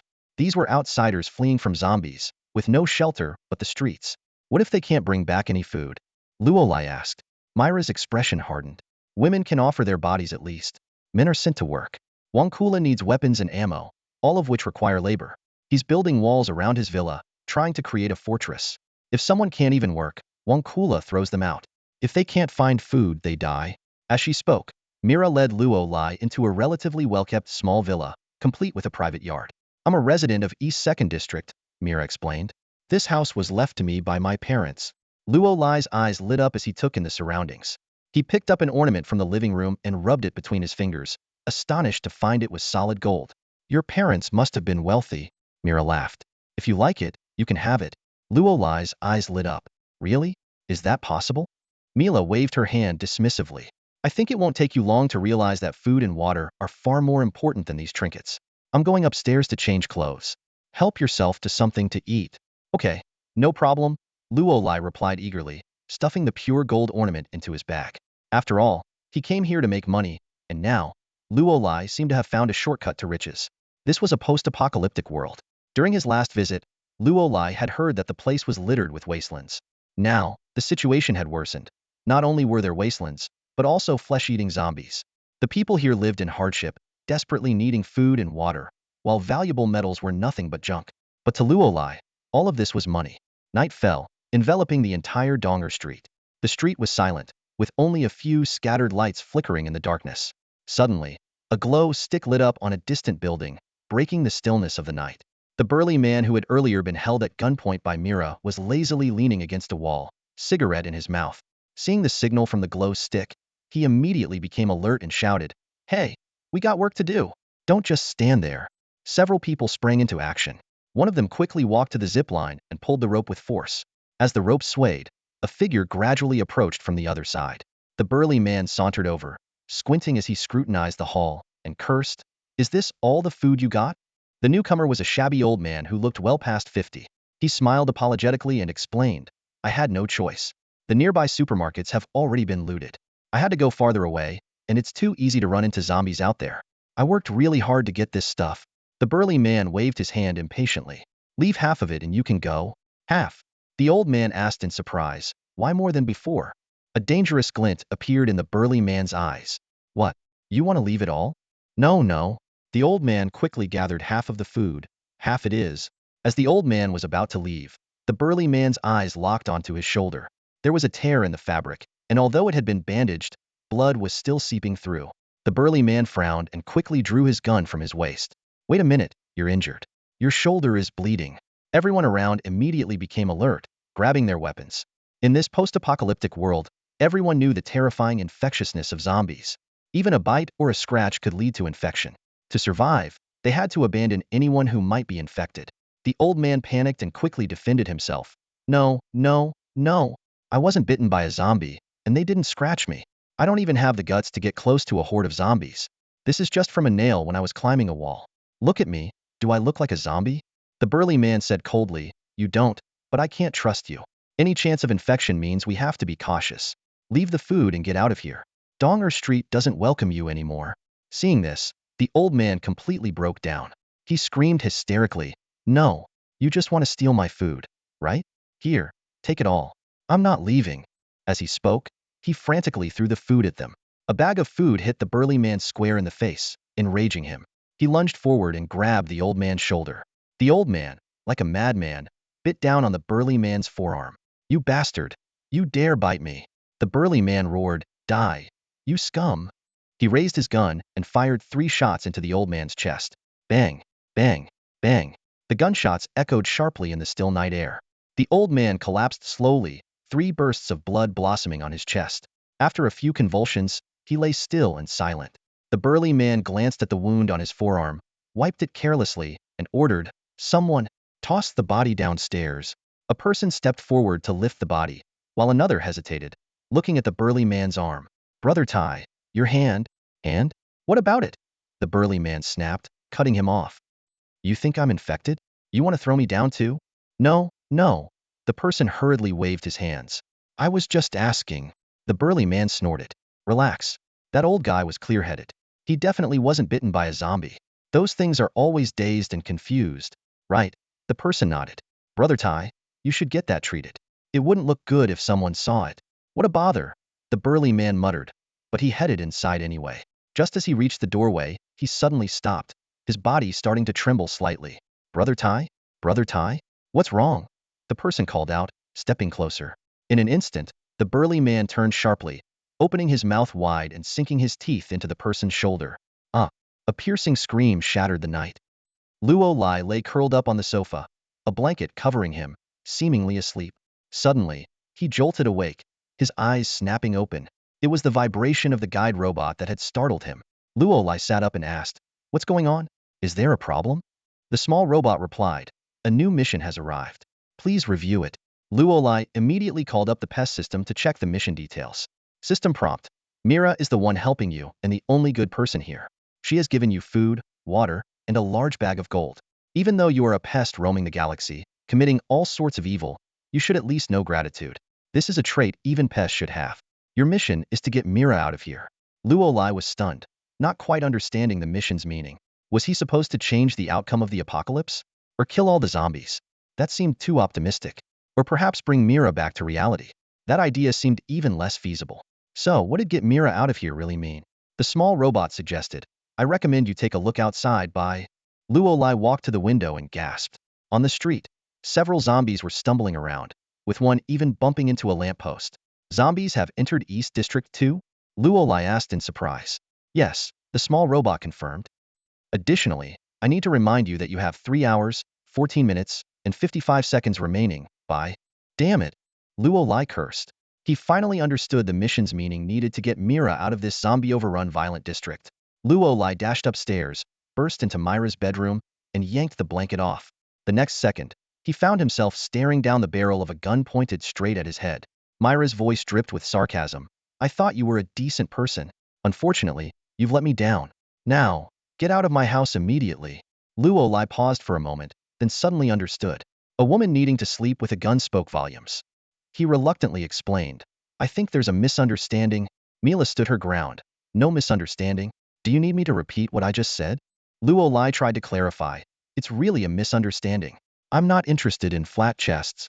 This remark instantly enraged Mila. She raised her hand, intending to smash Luo Lai's head with the butt of her gun. Luo Lai reacted swiftly, grabbing her wrist and twisting her arm behind her back. But Mila was not one to be trifled with. She immediately lifted her knee, aiming a vicious kick at Luo Lai's groin. Startled, Luo Lai quickly clamped his legs together and shoved Mila back onto the bed.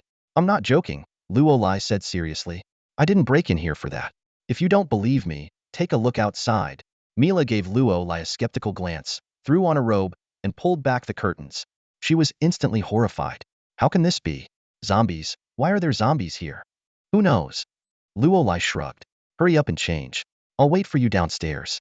We need to leave immediately. This place isn't safe anymore." Luo Lai quickly went downstairs, packed food into a backpack, and headed to the garage, only to find it empty. Mila hurriedly changed and came downstairs.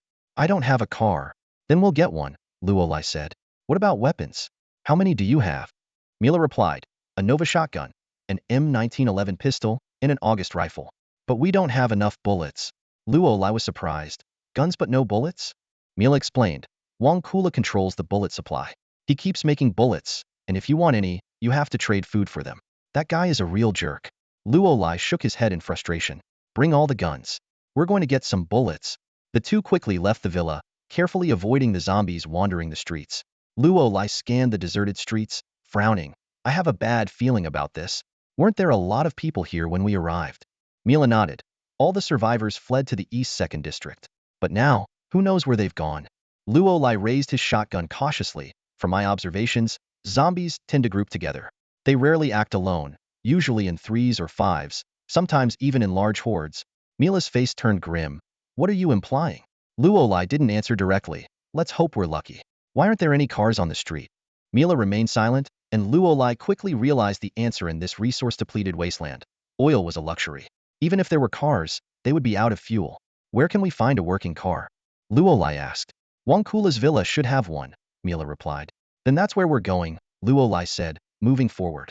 Suddenly, his eyes widened in shock. and he took a sharp breath. Run. Before he could finish speaking, countless zombies poured out from the street corner, groaning as they charged toward them. The two of them sprinted desperately, only to find that the intersection ahead was also teeming with zombies. To the roof, get to the roof. Luo shouted while chambering around and firing at the pursuing zombies, blasting one away. Energy barrier, he yelled, creating a force field to block the lunging zombies. Luo dropped his gun and formed a swirling vortex of air in his right palm. Air cannon, he bellowed, releasing compressed air that sent the surrounding zombies flying like a stack of dominoes. Mila had already climbed onto the roof, leaning out and shouting, "Hurry up!" Luo leapt, grabbing Mila's arm and using the wall to swiftly climb up. The zombies below continued to slam against the wall, creating a terrifying scene. "We're surrounded," Mila said, looking around. "There's no way we can break through this many zombies." "Then we go across the rooftops," Luo replied, running to the rooftop entrance. Using brute force, he tore off the iron door, and under Mila's stunned gaze, held it out towards the rooftop across the way. "Go." The iron door didn't quite bridge the gap, leaving a meter or two. Mila hesitated. "But what about you? You go first, I'll figure something out," Luo insisted. Mila nodded, stepping onto the iron door and jumping to the other rooftop. Luo then tossed the door across, took a few steps back, and sprinted forward, leaping across the 5-meter gap. Mila's eyes widened in disbelief as Luo landed effortlessly in front of her, shattering a piece of the ground beneath him. "What are you sitting there for? Let's go." Luo pulled the stunned Mila to her feet. Mila snapped out of it and asked in amazement, "Are you really human? You just jumped 5 meters without any help. Is that something a normal person can do?" Luo shrugged. "A lone wanderer like me needs some survival skills. But now's not the time to discuss my abilities. We need to keep moving." With that, Luo once again held the iron door out in front, motioning for Mila to jump to the next rooftop.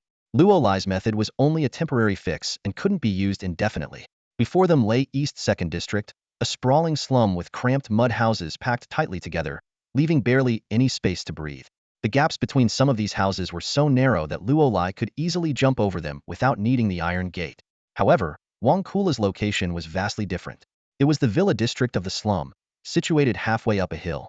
Unlike Myra's large house on the outskirts of the slum, Wangkula's villa required navigating a winding mountain path to reach.